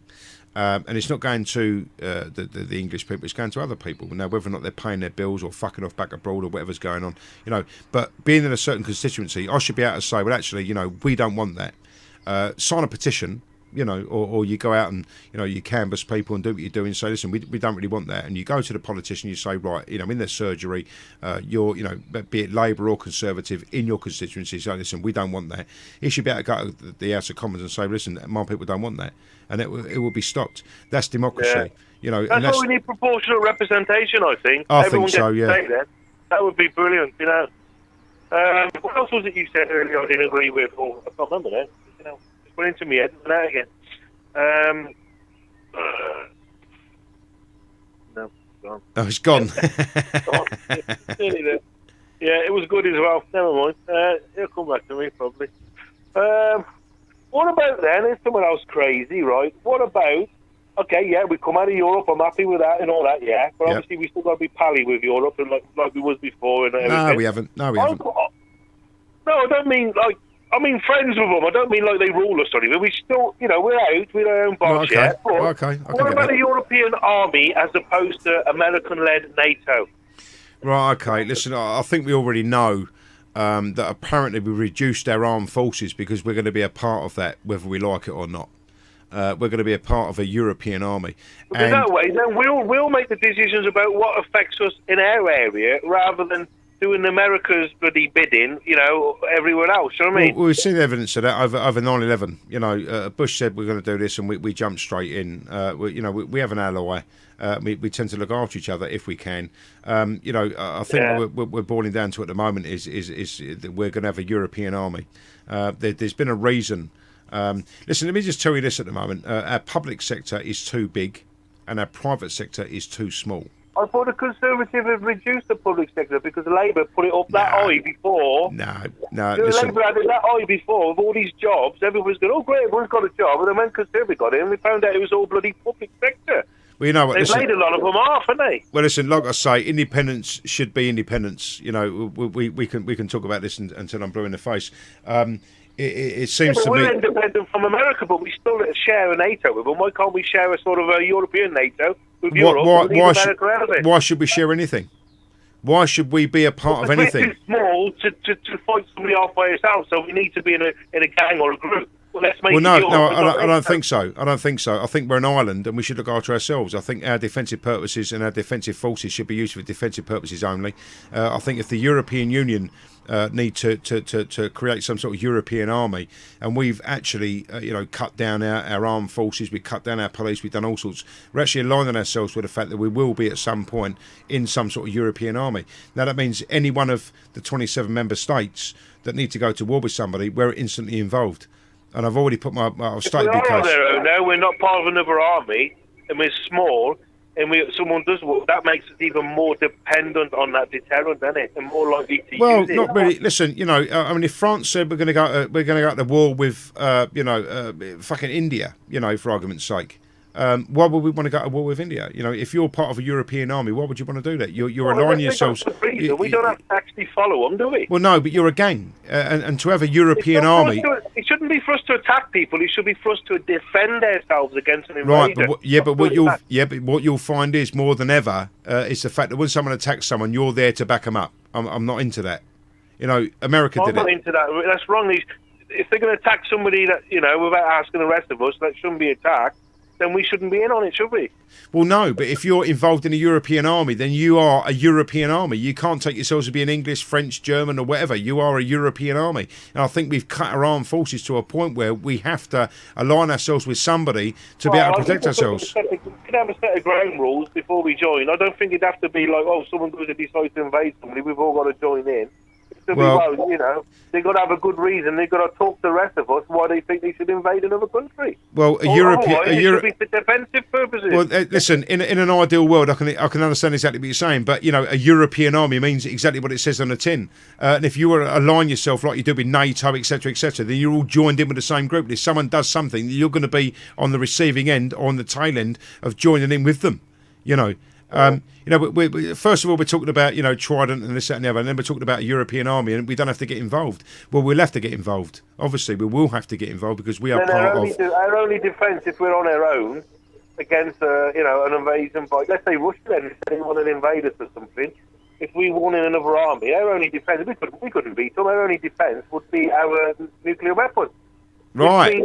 Their landmass is so big, we wouldn't wipe them out, but it would be by Britain. Right. Now imagine that we all have the right to bear arms. The Protestants, the English Protestants, and I don't want to take it away from anybody. I'm sorry about Ireland and Scotland and Wales. I'm sorry, it's been repealed in your countries. I'm sorry about that, but the English Constitution and the Bill of Rights still stands. Now imagine that there's 10 million people in this country that are armed. Yeah. That's the biggest army in Europe and probably the world. All right? So, you know, this is where we're coming from when we say... Wouldn't it be good, so we had a bit of training, wouldn't it be good to bring back, what was it called, national... fucking hell, when we have to go in the army for 2 years, national service, wouldn't that be good to bring that back for 1 or 2 years so we get a bit of training? Because in Cyprus... You know what? In Cyprus, I'll tell you, in Cyprus now, because of the Turks and all that, yeah, they all go and do training for 2 years, all the kids, 16 to 18. Yep. And when they leave, they've all given a machine gun that they keep at home. Right. They say, if the Turks come, you grab your machine gun and you go and fucking shoot as many as you can. Right, okay, Every Cyprus person has got a machine gun in their house, in a case. Just out to Amy Wood on YouTube. Yeah, same back to you. Listen, what you got to understand is that Switzerland, with the lowest crime rate in the world, are armed. And what you've got to understand is the culture actually supports that. So when they go to school, they strip down rifles. They do this, you know, they respect the weapons. They do all sorts. It will take a little bit of a while, a bit of time. Yeah, Switzerland. I didn't know that. Yep, lowest crime rate in the world, believe it or not. No, I mean, I didn't know they was allowed to carry a weapon. Yep, they're allowed to bear arms, and they listen. It's not just about us bearing arms and going out killing every cunt. You know, a lot of people are just going, "Oh, everyone's going to kill everyone." What a lot of crap. I'm a responsible man. I'm an honourable man. You know, I think we all know what goes on. You know, with who's who. Yes, there might be a few that grab out of a weapon and go and shoot someone. You'll be tried under the Crown, under common law. You get done for fucking murder. You get put in prison. So fucking what? There's a greater need at the moment to protect ourselves. Now, if you look at the crime rates and statistics through certain countries or certain states in America, the highest gun killings are in the states where gun control is at its absolute highest. All right, no one can get a gun. The criminals have got the guns, and crime is rife. Texas, for argument's sake, is everyone's allowed to conceal carry, open carry, and the crime rate has absolutely dropped. All right, Switzerland is the same thing. So again, it's almost as if because I'm armed and you're armed, we're going to leave each other alone. If I bumped into you in the street and you had a bad day or I had a bad day, and I went, "Oh, fuck off, mate," and you went, "What are you talking to?"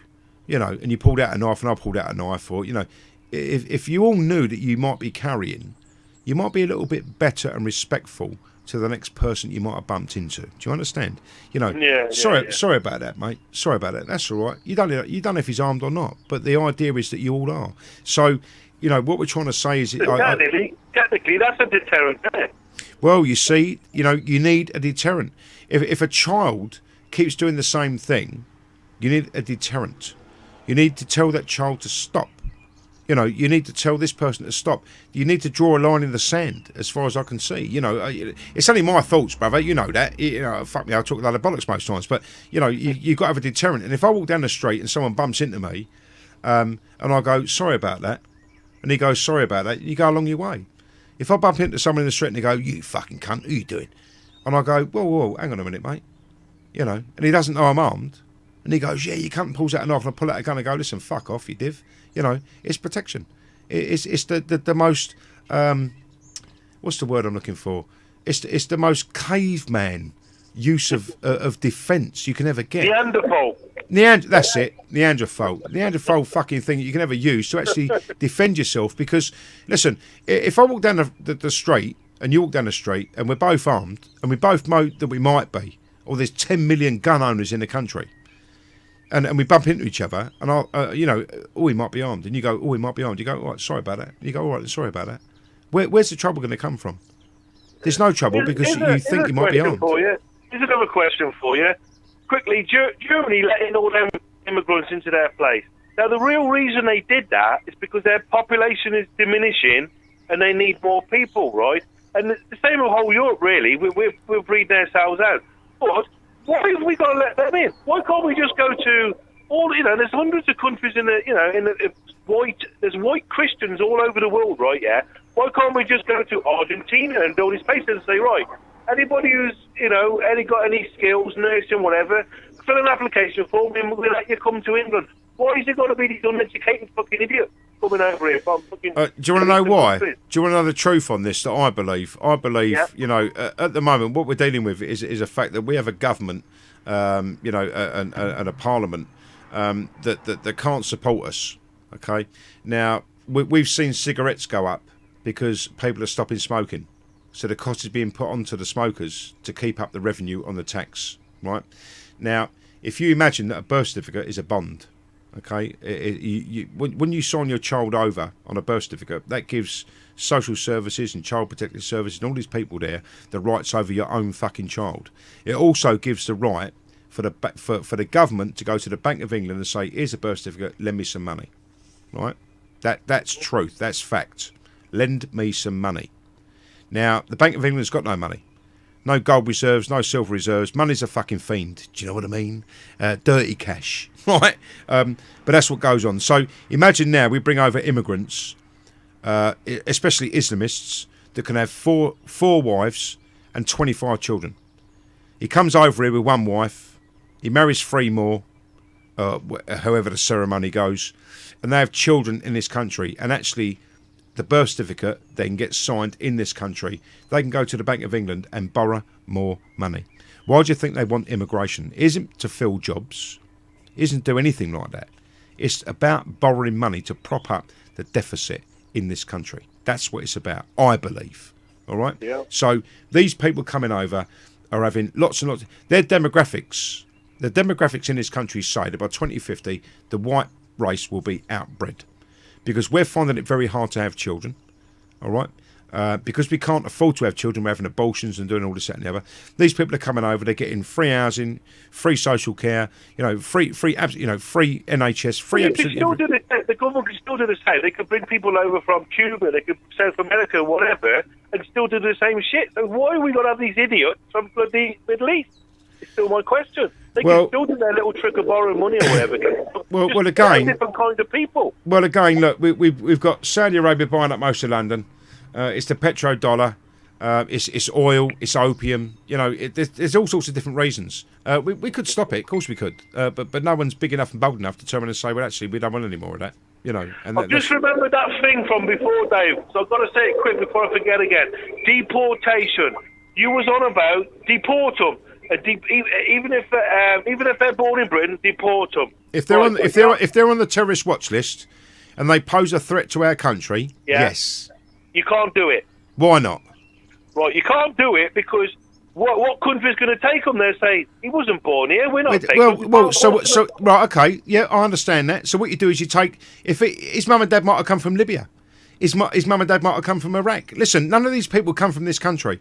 They were brought over here as immigrants years ago. Mum and dad had children. Yeah, you can get rid of them, but anybody who's born here, is British. No, the other country doesn't have to accept them back. Libya could say, "I'm not having that bloke back," and you Right, okay. So what you do is you take the family and fuck them off, and then put the geezer in prison or internment. That's what you do. No, I told you, I put my idea on Facebook before. You keep them in Britain, but another part of Britain, i.e. the Falklands. Well, The you know. shipping containers Well, on there you go. Well, so it's internment then. You still ostracise the people, haven't you? You know, so But wherever you they do go pay to. them. You don't have to stay on the Falklands. If you want to go to another country, we will pay for your plane fare. Otherwise, Right, you stay but on you the Falklands. can't come to England. So really, you've forcibly removed them from England. That's or the United Kingdom. Sorry. No, the reason I said that, David, you know when you say, "Oh, I get fed up," and people keep saying, "Oh, kill them, shoot them," and all that. Say something, more realistic in a proper argument, Yeah. But when I hear you saying deport them, I'm thinking he can't deport them. Yeah, you Or can. He can't deport the British one. Well, you know what? Listen, I've got to tell you. Well, if you say- Listen, the but responsibility from us, right, years ago, was about bringing people in to help them. Okay, we brought them in, we've helped them. If you can't look after your own children and they've been indoctrinated, then I'm sorry, but your child and you fuck off back to your country of origin. Yeah. Right, okay. And what you're saying is we can't actually set right. So Stop we just saying sending them back to another country when you know that they can't go. why is Start that? saying What, send them to the so Falklands. their mums and dads can't go back to the country of origin. In which case, if the spouse and the child is from those two people that came from another country that immigrated to our country, immigrants to set Technically, they are entitled to passports if their parents are from Libya. They're Mate, even a British born you know citizen, what? Listen, entitled to let's passports, so they can go back. Most of them. let's forget human rights. Let's forget international human Oh, I'm not rights. interested in human right, rights. okay. Well, nor am I. Right. So what we do is we say, right, there's 3,000 people in our country at the moment on a watch list. Yeah. Some of them are British born, some are not. The ones that are not, you deport straight back to the country of origin. Right. The ones that are British born have parents in this country from a country. All right. Yeah.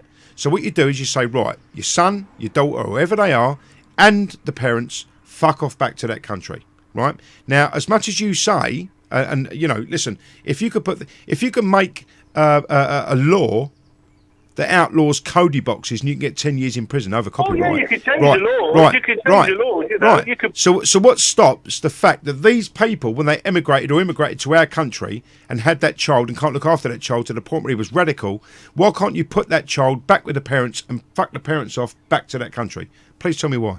You can, but will that country accept that child? Well, they'll have to, because that is... well, they don't have to. They can well, say, fuck well, you, maybe we're not. with him, won't let him in.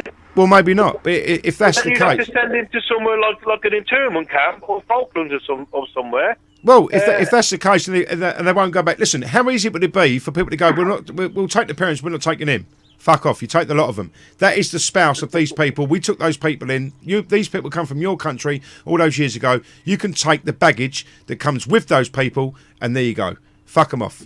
Listen, British born or not, they mean us harm. Look what's happening again tonight. You know, we can't keep dealing with this. There must be a line drawn in the sand, Rob, right? And I've got to say to you, you know, all the while we're sticking our heads in the sand and everyone's lighting candles. I think Islam should be banned and the mosque should be closed. It's not. Oh, You said it's not religious. how radical. You racist. I don't care. I don't care. You know, it's not religion, like you said before. It's it's church and state. It's not religion. It's ideology. You know, if me and you started our own religion up tomorrow, some kind of a sect, and we started doing things that they're doing, we'd soon be jumped on, wouldn't we? Listen, brother, you know what? You don't know the half what's going on. We're trying to do things here to try and protect, and just have a look at the word. Put in the Oxford English Dictionary definition of protection. It's beautiful. The EDL, even Britain First and groups alike are demonised over the protection of our children against the trafficking, the grooming, the raping. And we get counter demonstrated by the left. It's absolutely such a ridiculous situation. I'm adamant at the moment that if you can't deport them on the nearest available plane paid for by the taxpayer, then you put them in prison. It's no good putting them in prison because there's a lot of Muslims in prison that actually radicalise each other. Their own separate prison. Right. Their own separate Right. Okay. defence. Well, Mick's just said the same thing. He talked about about the Falklands. Maybe we should do a prison ship. Maybe we should do something. But at the end of the day, no one's doing anything, and we can come up with these solutions, and no one's going to carry them through, and people are still going to die. That's where I'm coming from. Now, it is a bit radical. And I'm sorry, it is. I'm not 100% sure, but didn't the same happen in the old Yugoslavia, where Muslims came over years and years ago to one place, outbreeded them, all right, Bredum, whatever you want, what word you want to call it, yeah. Pissed off then the non-Muslims then became a minority in a certain place. I don't know if it's Bosnia and some of Serbia and all that. And then they got pissed off and there was a civil war. They should have been left alone and sorted out. America stuck their nose inside it with the Muslims and split up Yugoslavia just so they could have a pipeline, oil pipeline going into Europe and another fucking American base. America poked their nose in again, but it was a civil war. It was Muslims against bloody non-Muslims who'd come into that country before, and then it's like Muslims here now. It's like us having a civil war now, and then America coming in and going, "Oh no, you can't fight. Right, we're going to give all the Muslims Wales, and you'll just have the rest of England." Yep. That's what it's like. That's what happened to Yugoslavia and Bosnia and Serbia. Yep. You know, and that's what happened here. They'll outbreed us. We'll become a minority. There'll be a civil war, and then we'll you know what I mean? It's not right. Look what happened in Rwanda, right? You know, 1 million people died at the hands of machetes over 2 different sects again. You know, and where were the UN? Where were these global fucking unionists, so to speak? There's nowhere they're from, is there? They're not interested in saving But people. they didn't give a fuck. You know, listen, they left them to their own devices. You can't fire unless you're fired upon. You can't do this. You can't do that. And in actual fact, I think it was the biggest massacre known to man. You know, I think it was the Hutu. Was it the Hutu and Why haven't they been over and overthrown President Mugabe then? Oh, see, you know, look at, you know what? We can go about this all day. Look what's going on in South Africa at the moment, right? All the white farmers produced food and did what they did. You know, let's not even talk about Nelson Mandela, the terrorist cunt. You know, but they all produced food and did what they did. The white farmers are now being removed from their farms and being killed on their farms. You know, South Africa is a major. A lot of people know about this. It's a major problem. And Zonia, bless her, she posts stuff every day, and I've been keeping an eye on what goes on. It's actually turning out now that they've removed the white farmers that are producing the food, no one is producing the food, so they're going to go through famine. Is that my fault? Is it our fault? No, it's the president of the country's fault, or the prime minister, or whoever they are. Bob Geldof will look after him, don't worry. Oh, Bob Geldof can suck my left nut while I'm punching him in the face, the cunt. You know, again, you know, we're dealing with people here that don't live in the real world. You know, and it is such a shame. Listen, I'd like to help everybody if I could, but not at the detriment of my own people. You know, and I don't just mean my own people. I'm not being racist by saying it. It's not just white people. It's everybody in this country at the moment that needs help. We should help first. If you've got spare cash, you know, after that. Oh yeah, we shouldn't be sending money. What's this bloody aid we send? We shouldn't be sending aid abroad when we need it ourselves. We're sending aid to India, and they got a space program. Well, you know, I've just been corrected, or actually enlightened. Margate Mick in the chat room on Motivate said Tutsis and Hutu. And that's in Rhodesia, where they removed the white farmers, or Zimbabwe, as Dazza calls it. Well, I'll get a lot of information from Zonia. Is that not President Mugabe? Mugabe, yeah. You know, but again, you know, Zonia posts a lot of stuff, and there's been some horrendous racist attacks from blacks on whites and removing them from their farms and doing all sorts. But there's no outcry, you see.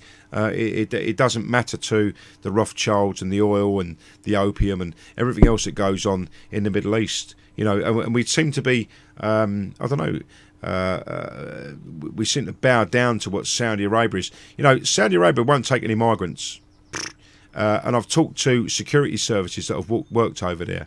And the reason they won't take any immigrants or any Islamists or any migrants or anyone that's been displaced is actually because these people fuck, they drink, they smoke drugs, they drive fast cars, they've got a lot of money. And they know that if they let these hardcore Islamists into Saudi Arabia, there would be no more Saudi Arabia, and they would take everything they've got. No, it's absolutely true. You know, so you know what is the true meaning of Islam? We don't know. But all the while it's going on in our country, and it's going on in other countries, it's going on in Europe, obviously. Then we've got to look at the reason why. You know, we must look at the reason why. And tonight, again, Jesus fucking Christ, you know, I can't believe it. You know, we got police knocking on people's door, telling them their sons and daughters, their mums and dads, their aunties, their uncles are fucking dead. Because of what? Because of the lapse in security. You know, earlier on I played a clip I think Amber Rudd turned and says, our security services do such a great job. Well, obviously fucking not, because that's another one now that's just got through. In a van. There's only so much they can do, unless you can actually put patrols on every corner, or the army. I mean, it was only like 5-10 minutes away. There's nothing else they can do other than actually have them, on every street corner. You're absolutely right. So why fucking have them here in the first place? Get fucking rid. Right? Yeah, I never said not to get rid of them. I know that. No. I'm with you on Islam. I'm just saying, if you try to deport them, right, or some of them, the whole world would go against us. Right? Well, they could do what they want. Listen, Well, no, because they'd put sanctions on us and they would cripple us and destroy us. So we can't just do whatever we want to a certain degree. Well, but I would. But we could have our own. We could put them. We could put them in prison and hold them like that. That's up to us. We can do that as long as we. We don't torture them and waterboard them and all that, and we just sort of keep them locked up. Oh, don't take the fun away from it. Fucking hell, listen, at the end of the day, I think if we've invited a guest into our country, from whatever country, But it's always the young ones, isn't it? It's the older ones. It's always the young ones. Well, you see, you know what? Listen, I've got no problem with immigration, really. Yes, we do need some. Immigration works both ways. It can be very detrimental to the host country, and it can be very detrimental to the country in which they come from. And most of the time, what we're seeing is the fact, because we're selfish, and we like to say, right, we need doctors, nurses, engineers, plumbers, this, that. We'll take the best from that country. We don't really need doctors and nurses. We just want cheap doctors and nurses. That's what it is, isn't it? Right. Okay, well, we don't want to pay. We don't want to pay our own a decent wage. Well, no. What we've done, in actual fact, over our social cohesion, it's not trained enough doctors and nurses, so we need people from the outside. But that's not the point. The people that are coming in from the outside, we are trained. They do train, and then they go off to private sectors and other places to get more money because we don't pay them enough. Right, and there's lots of people sitting up on a boardroom there getting six-figure salaries, for running a hospital. So we know what goes on. What I'm trying to say is immigration is needed, but not to the point of saturation. It's not needed to the point where we're rescuing boats. Right, the whole of Europe at the moment are coming out in their fucking boats and rescuing boats and bringing people back. Nah, you shouldn't do that. Well, they're not migrants. They're not refugees. These are economic migrants. Economic migrants, yeah. I mean, the real refugees or the real whatever, they're still on the borders of the places, on Turkey and Lebanon and all that, being fed and sent money by the UN and whatever. Them's the real refugees. Listen, not the ones coming over on the boats. If you take the best from the countries that are in a state at the moment, for your own country, for your own greed, for your own economy, for your own deficit, for your own debt, for your own money-making schemes, where does that leave the country that you took these people from? They can't recover, my friend, because you've taken the best of the best from that country. Well, yeah, can you imagine if we all pissed off to America after the Second World War and we didn't stay here and fix our own? We wouldn't have a country now, would we? Right, World War II, fuck it, leave England, fuck it, we'll leave it alone. It'll still be a desolate place now. Yeah. Right, okay, so what we're dealing with is the fact that we're taking all this immigration, taking these migrants and, into Europe, doing this, that and the other. A lot of these people actually, they've got no skills. They are sponging from the state. They're doing all sorts of stuff. But to actually take the best of, when that country's been ransacked, it's been bombed, there's been a civil war, they need engineers, they need bricklayers, they need doctors, nurses, all sorts. And what happens? We've got them all over here because we think we need them over here because we won't train our own people. And apparently now it's cheaper, etc. Listen, the whole system's fucked. You know it, I know it, and we can talk about it until the cows come home. There are reasons as to why we should be doing and shouldn't be doing everything. It just seems that we can talk about this and put the world to rights, but our elite just haven't got a fucking clue. Mick's saying a lot in the chat room at the moment, and he's bang on. We all know. When you said about our soldiers being accused of raping kids and all that. And killing people. I know that's not true or whatever. I mean, we ain't got that many soldiers over in the Middle East. But what is true, unfortunately, you get the odd incident. You've seen it on the telly or whatever. 60 people in one of these Middle Eastern countries at a wedding gets hit by a fucking bomb or a drone and killed. That's where your terrorists come from. That parent, that kid's just lost his parents. He becomes a terrorist then, right, okay, yeah. And do you know that was one of ours? Do you know it was on our bombs, or was it in between sex and in between no, wars? No, it's not ours. It's America, but they see us in America as well, one. How do you know it's America? Because you're being told. You know, this is how far I'm going with it. You know, nobody knows who's done fucking what to who, but the rhetoric and the propaganda that comes out of these countries are telling the people in our country and telling the people all around, you know, Europe, that in actual fact we're raping and killing their children. Yeah, Listen, but the point is, you've got America, you've got France, you've got Britain, and you've got the coalition. You've got Russia, all bombing in there, and everybody they're sending their bombs, no matter who it is not hitting the target, killing them. You know, you might kill 10 terrorists and kill another 20 civilians, and that's where you get your terrorists from. Their family then becomes hatred. Right, I hate them, I want to kill them. Somebody kills my mother, I want to kill them. Do you know what I mean? Right, okay. So can we understand then when I say that we shouldn't be involved in the Middle East? But no, if we have to, I totally agree. Right, we okay. shouldn't be there. Right, okay. So if we have to be, and I drop a bomb from a drone, from a plane, or do whatever, do we not agree that could land on a 50p piece in the middle of fucking nowhere because the GPS sends it to where it needs to go? Yeah, but you don't know who's there. You don't know who's Right, okay. But if we believe them to be terrorists, then who are the other people sitting by? Now, we talk about moderate Muslims and we talk about Muslims that want to kill us. How do we know there's any difference? And if they tell us that these are civilians and they were killed, how do we know they were civilians? In actual fact, they were terrorists as well, but they're laying it on. They're laying it on thick and putting out the propaganda to push out to other countries to make these people rise up, the Islamists rise up and take over the countries that they've been put into.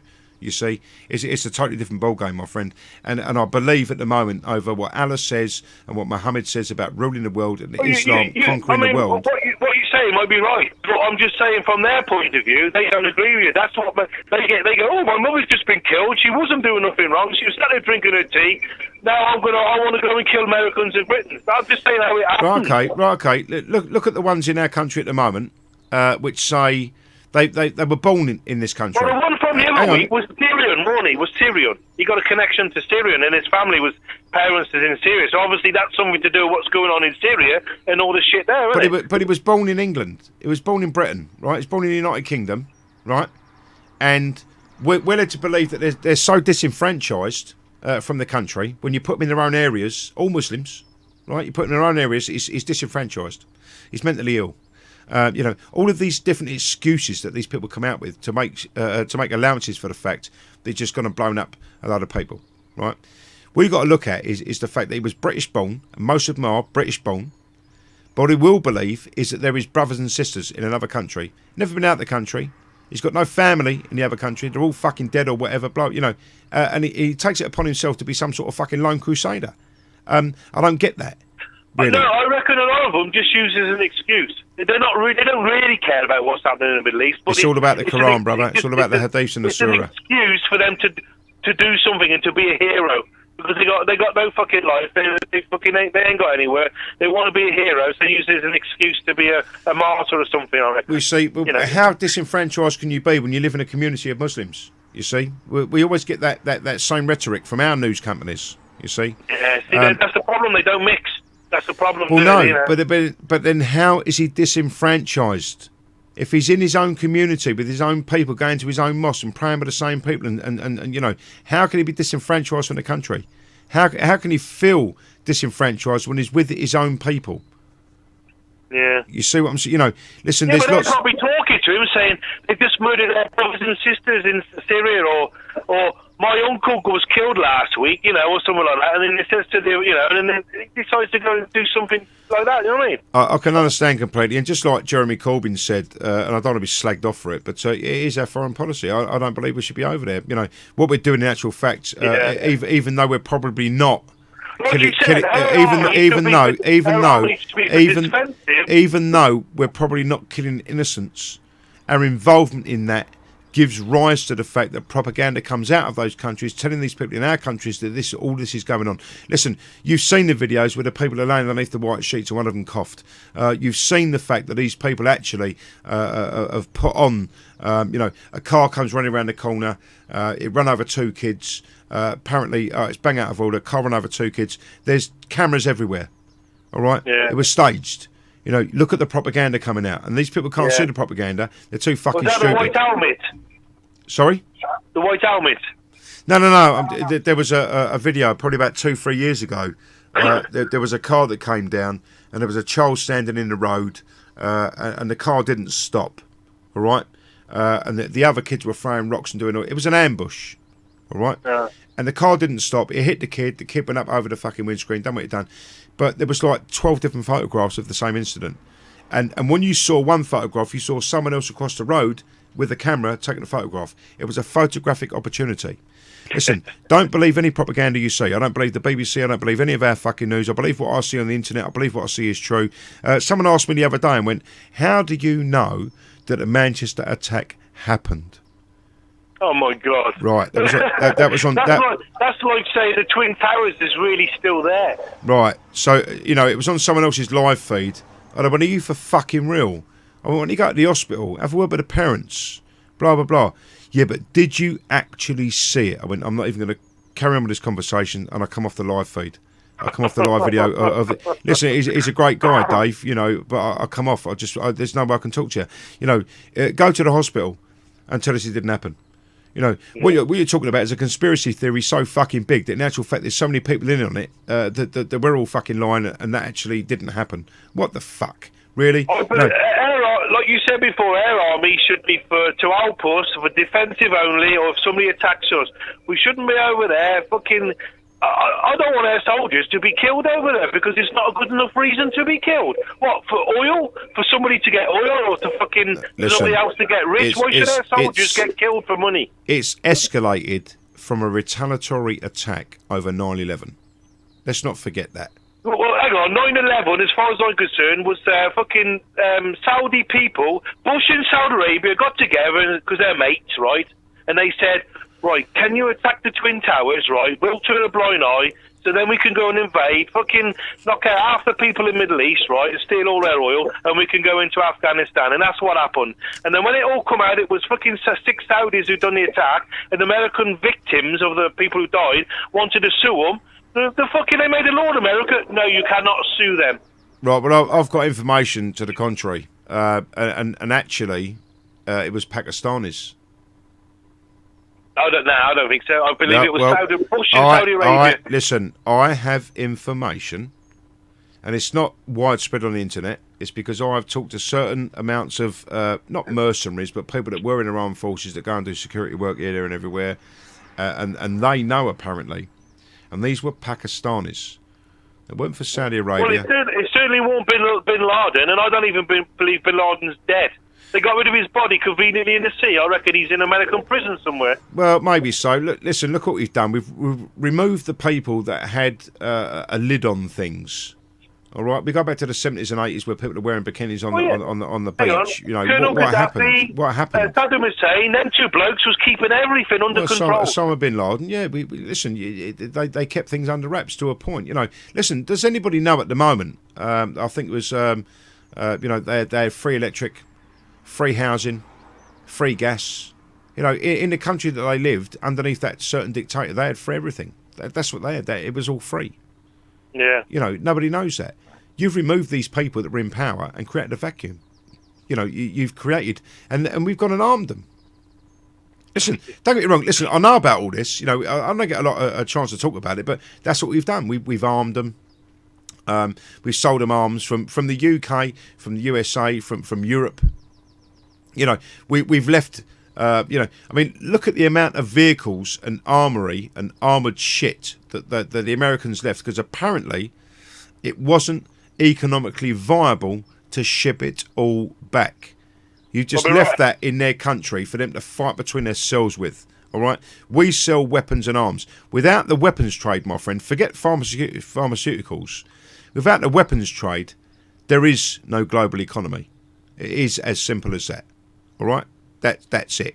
Without war, there's no global economy. So listen, you can take your own things on that, but at the end of the day, we remove these people. We've tried to get in there. It's Rothschild's banks. It's this. Oh fucking! You know what? There's so much shit going on. So much underhanded shit going on. It's very hard to deal with. We start talking about one thing, you get onto another, and before you know it, you fuck me. The all-seeing eyes looking at it from the Illuminati. It's fucking horrible.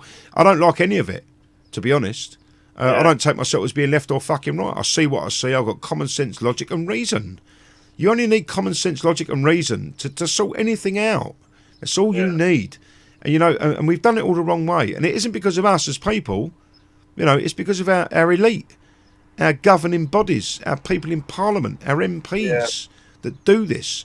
And we shouldn't be the victim of that, really. I mean, there's a couple of small European countries, I can't remember which ones they are, I don't know if it's Denmark or that area, where they've got proportional representation, and their country works really well. I mean, the ruling of their country is not like ours, where it's we get walked over. It's almost like the people's got the control of their country. You know what I mean? Was it Iceland? I don't know. No, I think it was Iceland actually. That over the banking crash, jailed the bankers and bailed out the people. And then borrowed money off the IMF, paid it back early, and also since paid all the people back who lost their money in the banks as well. Brilliant. Thank you very much. You see, we've done it the wrong way. Is what we've done. We bailed out the banks. We didn't bail out the people. We've lived in fucking 7, 8, 9 years of austerity at the moment. You know. We haven't finished, You know, and it's not good for anybody. You know, listen, I can quite agree with the left. I can quite agree with the right. It doesn't mean to say either one are right. But when you look at all the problems that we've got, it is quite easy to sort out. If you took the time to do it and had the people to actually put strategies into place to deal with those problems.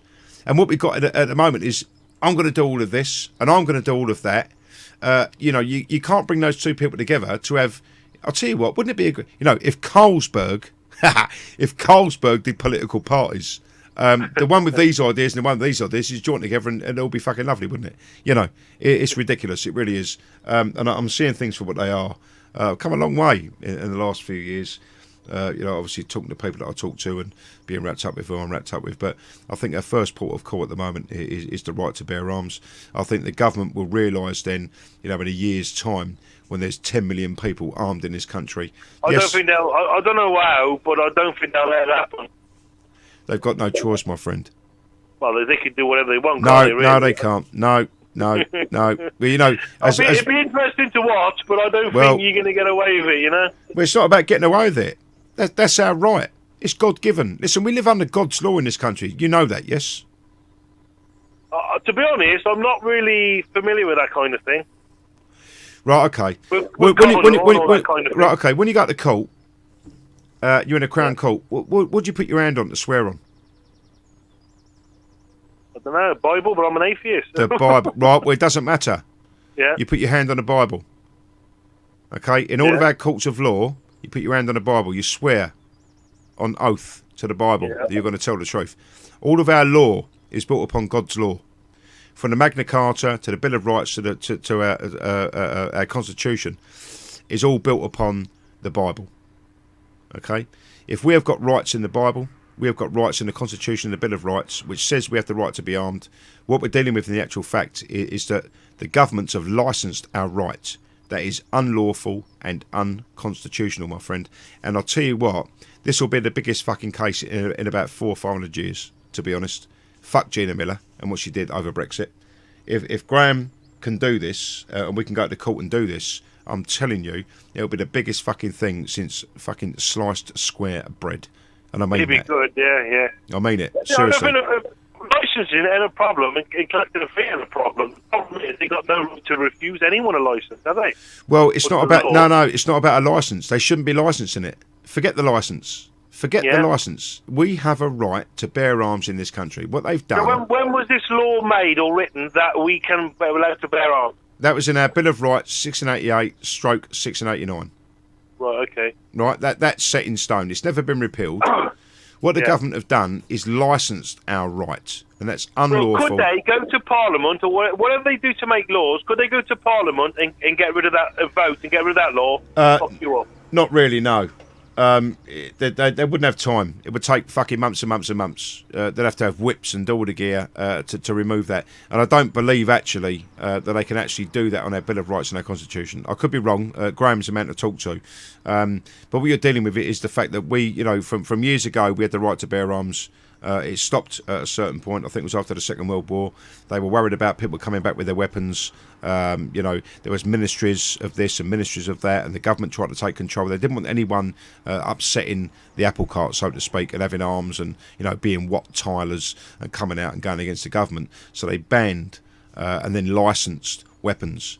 And it's completely unlawful. And listen, we've had 2 top barristers in this country through other means actually go over this, all right? And all you've seen on, I don't know if you've seen it on Facebook at the moment, the application. The application is on Graham Moore's Facebook. It's also on mine somewhere there if you scroll down fucking 7 days. Not even 7 days worth of posts, people are posting on my timeline all the time, but you can actually see the application. But I've got the paperwork on an email from Graham, and it is absolutely fucking watertight. Now, if you look at the fact that the Queen swore an oath on her coronation to uphold the customs and traditions of the land, that comes down to common law. It comes down to a constitution. It comes down to a Bill of Rights. Okay, right? She's breaking her oath. The judges, if they say no, are breaking their oath to uphold the common law of the land. You see, it's very much more involved. I can't explain it all right now because I don't know all of it. Graham is the fucking man. Listen, Graham watches YouTube. There's a chance. There's probably a good chance that you win, but what happens is then they'll very, very quickly in a fucking law, speak through a law. Well, they can't. It's not a law. It's an act and a statute, only governable by consent. It's not something that can be changed. When somebody wrote a law, wrote it down in 16 whatever you said, which is all part of the monarch or the gun, whatever. Then also they can also revoke a law by using the proper legal means. They can't revoke our rights. Our rights were put into place. All right, they can statue it. No, listen, I don't know as much as Graham does. Obviously, if he's still there, then please have a fucking gander, Graham. But unless they could probably repeal it, but it would have to be down to a referendum. You can't just change our Bill of Rights and our Constitution. That's like trying to take away the First and Second Amendment in America. It just can't be done. It would take a lot of political sway, and certainly the people voting on it. A referendum, really. I mean, if they turn around and said, right, okay, Graham, we get your point, and we're going to put it to a referendum, and it'd have to be for a referendum. They can't just say no.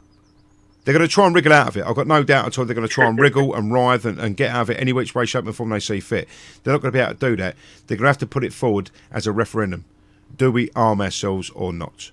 And I think you'll find that 80 or 90% of this country would want to arm themselves. So on a referendum, we would win anyway.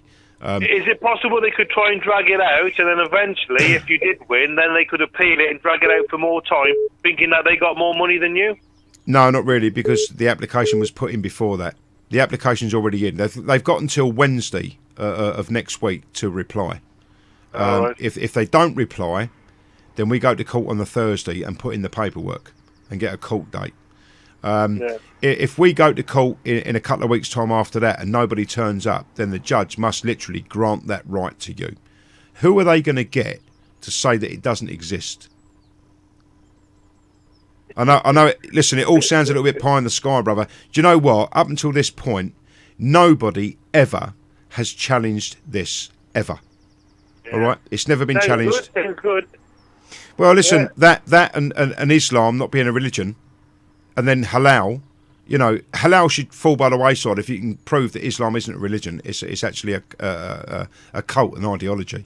If we can prove that, then halal ceases to exist in this country. If it doesn't, then we'll go after halal after that. Listen, brother, we're trying to do so much here, and it's trying to do things in the right way and use our own system for our own gain, rather than other people using our system against us.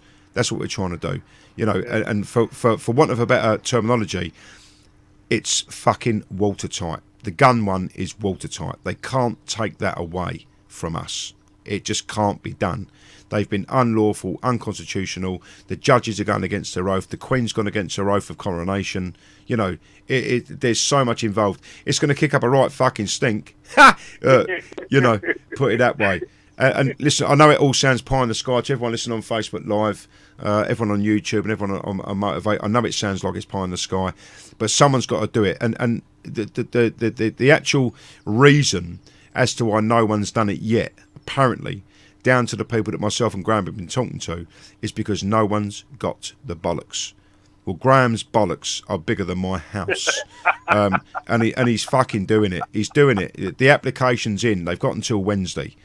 So we'll see what happens after that. But, fingers crossed. Listen, if people think it's detrimental to what goes on, then fair enough. You can do as you please and don't harm yourselves. You'll be the first to go. But I'll guarantee you, if I can get one, and I can, and this goes ahead, then I will look after my family, myself, my homestead, and then the realm afterwards. And we must be able to be in a position to do that. There are plenty of countries in the European Union where they're allowed to be armed for protective purposes. Why should we not be? So it goes down to that. But listen, fucking lovely talking to you, brother. I've answered some of your questions tonight. Sorry for Peter. We had a great chat. We talked about different things, not the same thing all the time. Good. Well, no, but that's what we do on here, you see. It skips and changes between subjects because one subject is not enough to talk about when you lump it all together. Do you know what I mean? Yeah. That's all. Yeah. Well, I answered some of your questions. I can't answer all. I'm not the fucking be-all and end-all of everything. I don't know everything, but I've got my own ideas, and I think, as you have, we've all got a medium now to get this out. It's Motivate Radio. It's Facebook Live. We can talk to the people, and I think that's where we'll open some people's eyes, and especially after last night, with London Bridge and Vauxhall and Jesus Christ, we must be able to stop it. That's all I want. We just need to stop this shit from happening. What's that woman, that black woman called? The Labour woman, the one who got the figures wrong? Diane Abbott. Dave, every time you do an impression of her, I fucking piss myself laughing. You've only got to say 325 trillion thousand hundred, and that's her figures over the policing in the next 4 years. She's mad, and a very racist woman, very anti-white, very obviously pro-black. That's not a problem. Are you worried that Labour's going to do a Trump and a Brexit and sneak in? I'm really worried about it. Actually, I'm a bit worried as well because what happened with Brexit and Trump and the polls lying. I'm scared. I'm scared. If Corbyn, can you imagine Corbyn as Prime Minister, Diane Abbott as Home Secretary? Oh, please. She's about him being Prime Minister. It's just I don't want him sorting the Brexit out. You know what? Listen, the man, he was in Calais a couple of weeks ago and said everyone in Calais, bearing in mind that camp is now reopening again, said that everyone in Calais should get a chance to come to England. All right, Diane Abbott can't get her sums right. Yeah, why? Yeah, Hang on a minute. How did them people get to Calais? I thought the first country you got to, which would have been by the sea, right, that you have to apply for asylum there and stay there. How the friggin' hell they get to Calais? To claim refugee status is on the foot, that you first plant on foreign soil. So France should be locking them up as trespassers. Well, how the fuck did they get through to France when they come through Germany, Italy, Spain? It's this thing where the Schengen Agreement and the free open borders. These people come in and they just sort of shift them from country to country. But they can claim asylum. They can get passports. It's the whole reason, really. I think a lot of people voted to leave the European Union because they could see what was going on. There's another 6-point-something million people. The European Union is on its way out, isn't it? In a few years' time, it's going to go under. I don't want to be in it when it goes down. Well, listen, look at Greece. For God's sake, it's not going to last much longer. We've got people coming through there. And just working their way through to France to get through to England. Why is that? Because we simply give them absolutely everything, and our demographics is going to change very, very soon, and not for the best. So we must be able to stop this, and we've got to do everything we can actually to stop it. If that means that we need to deport or stop or close the borders or whatever we've got to do. Look, let's face it, we've got 40,000 elderly, 30 to 40,000 elderly each year die in this country. Because they can't afford to heat or eat. It's one or the other. We're being told that people are living too longer. Pension age is going up. No, do not resuscitate forms. But all the while these people are coming in and taking what's ours and what we should have. We've got homeless people in this country. There are no homeless immigrants, for want of a better thing. If they're here illegally, then maybe. If they're here legally over refugee status, they get a house before we do. If you let them in from Calais, you know what will happen, won't you? within a couple of years, there'll be another 50,000 there, and it wants to let them in as well. Well, they actually dispersed those around. Well, we were led to believe they dispersed Calais around France, and I had certain people messaging me about 6-8 months ago when it was all going on. And apparently they were moved out of their house. They're now homeless, and the immigrants have got their house. You know, there's a certain plan forming here, and I don't think any of us need it or want it. These people that have come from a third world country have different cultures, different ideas. You know, Sweden at the moment are actually, they put out a leaflet this week, which was that women don't like being hit. You know, the last leaflet they put out was, you know, some sort of, they put a video out as well, on like an advert in Sweden. You know, women don't like to be hit, they don't like to be raped, you can't do this, you can't do that. You have to teach this culture what to do within your own culture. It's ridiculous, it really is. And it's got to stop, because we're all suffering at the hands of this, and these people don't give a fuck, because they've got their money, they've got their pensions, they've got their wages. They're not fighting for the next job in Starbucks or McDonald's. You know, things don't have to be ethnically and racially correct in Parliament, but it has to be with anybody that's employing anybody in this country, has to be racially, you know, quoted and correct. It's just gone too far, it really has. And I think the left, aligned with you know, Islam, the left and the Fabian Society, telling us we must put up with this must be what it needs to be, you will just take everything that we've got to do, when these people are supposed to represent us. You know, it has gone way too far, and I think now's the time. All this whole open the borders, let's love each other and have some more, because they want to shoot this. My God. Well, how can Katy Perry and Lily Allen, you know, I think Lily Allen went over there and got assaulted, if I remember rightly. You know, these people just don't realise what goes on. And Katy Perry, you know, I just think we should all just like live in peace, man. You know, it's honestly, brother, it is absolutely ridiculous, the situation we're in. Only because, obviously, that nobody really has done anything about this through our law system, not legal system. Legal is a completely different thing. It's our law and what's lawful in this country, you know. And I think it's coming. You know, like I say, there are people out there. Tommy Robinson's doing this. You know, Britain First are doing that. You know, Liverpool demonstration yesterday where people are throwing bananas and apples and oranges with razor blades in them. You know, that's the left. You know, they're trying to force a political agenda through harassment, fear, intimidation and violence. That's not allowed. They're fascist. That's not allowed. But we're the fascists, apparently, you know. Listen, sooner or later, brother, it's going to turn on its head. We've got 6 people dead and we've got 30 people in hospital so far tonight. Well, you know what? I've not had a chance to keep up on that. It's coming up on the writing on the TV in front of me, Well, again, listen, I think we can say from everyone listening on Facebook and YouTube and Motivate, our thoughts and feelings go out to everybody. I certainly won't be changing my profile picture to a picture of London Bridge. I certainly won't be doing what all these other fucking idiots do. Don't look back in anger. Let's have another theme tune then. What's going to be the next theme tune, do you think? London Bridge is falling down, falling down. You know, listen, we can all sugarcoat this as much as we like. We can all dig our heads in the sand. We can have our elite do absolutely fuck all, or we do something about it. And there are more of us than there are of them. At the moment, yeah. No, I'm talking about our security services. I'm talking about our army, our armed police. I'm talking about our politicians. There are more people in this country than ever. And these people are fucking way outnumbered. And if we wanted to make a change, we could. But who's gonna be our Wat Tyler?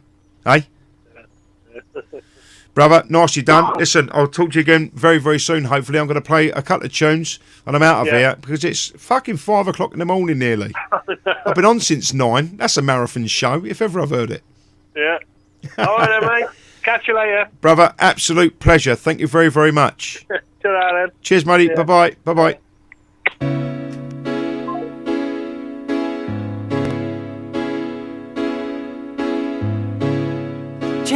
Fucking daylight coming through my window. What's going on? I'm going on like Dazza. What a great conversation. Thank you very, very much. And thanks to all of you locked in on YouTube, Facebook, Motivate and the TuneIn app. Thanks for keeping me company. Yes, we talk a lot of bollocks, but you know what? These subjects won't go away. And to talk to the people that make the phone calls is absolutely fantastic. Let alone the fact that I get a chance to answer what goes on. I don't know everything, you know that. I don't think any politician or anybody really knows everything. I don't know everything, but I've got logic, reason, and common sense. Logic, reason, common sense. That is the garlic and the wooden stake to the left, because they have fucking none of it. Give me 2 seconds, I'll be right back. Another toilet break needed.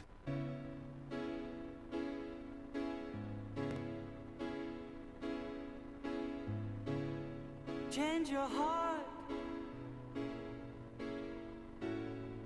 Look around you.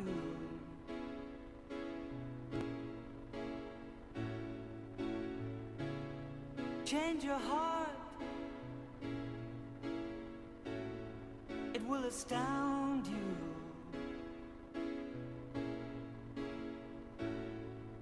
I need your loving like the sunshine,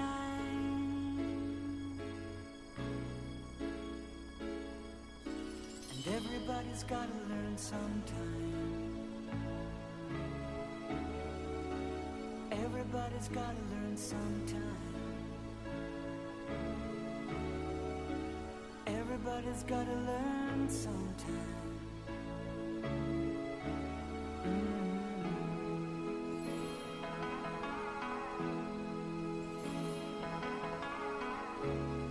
Change your heart. Look around you.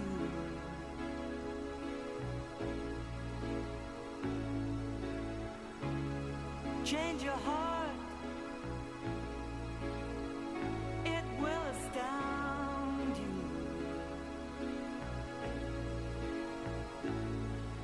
I need your loving, like the sunshine.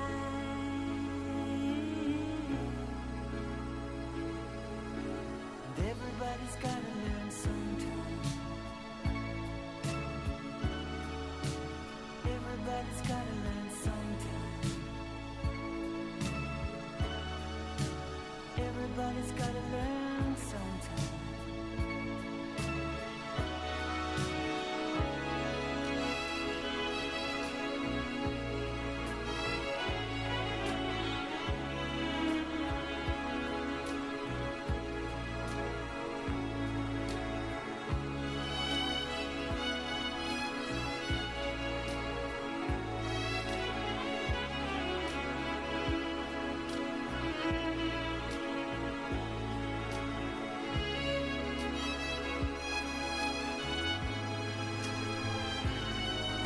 Just think, sorry, I left the volume down, I do apologise. Just think about this one. While we've been sitting indoors today on our laptops, our phones, etc., etc., you know, listening to me, doing whatever we're doing. We've got 3.5 minutes until the end of the video. Just think about the people that were out there that weren't indoors, listening to the radio, watching TV, watching these programmes that the TV put in front of us to indoctrinate us. The people that were out doing things, they died. People have died and have been injured tonight. Is that acceptable?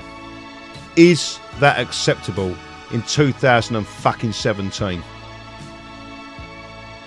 And once again, our thoughts and feelings go out to everybody, but it's not going to make a blind bit of difference. My thoughts and feelings go out to everyone. It might comfort some people, but it's not going to change anything. And I'm so fucking sorry again that we as people can't do enough to stop this happening. And why can't we? Because of our fucking government and the weak-willed unwillingness to solve the problem. One more tune, ladies and gentlemen, I'm out of here. Love you all. Thanks very much for keeping us company. I don't know all of it, you know that. Common sense, logic and reason. That's all you need.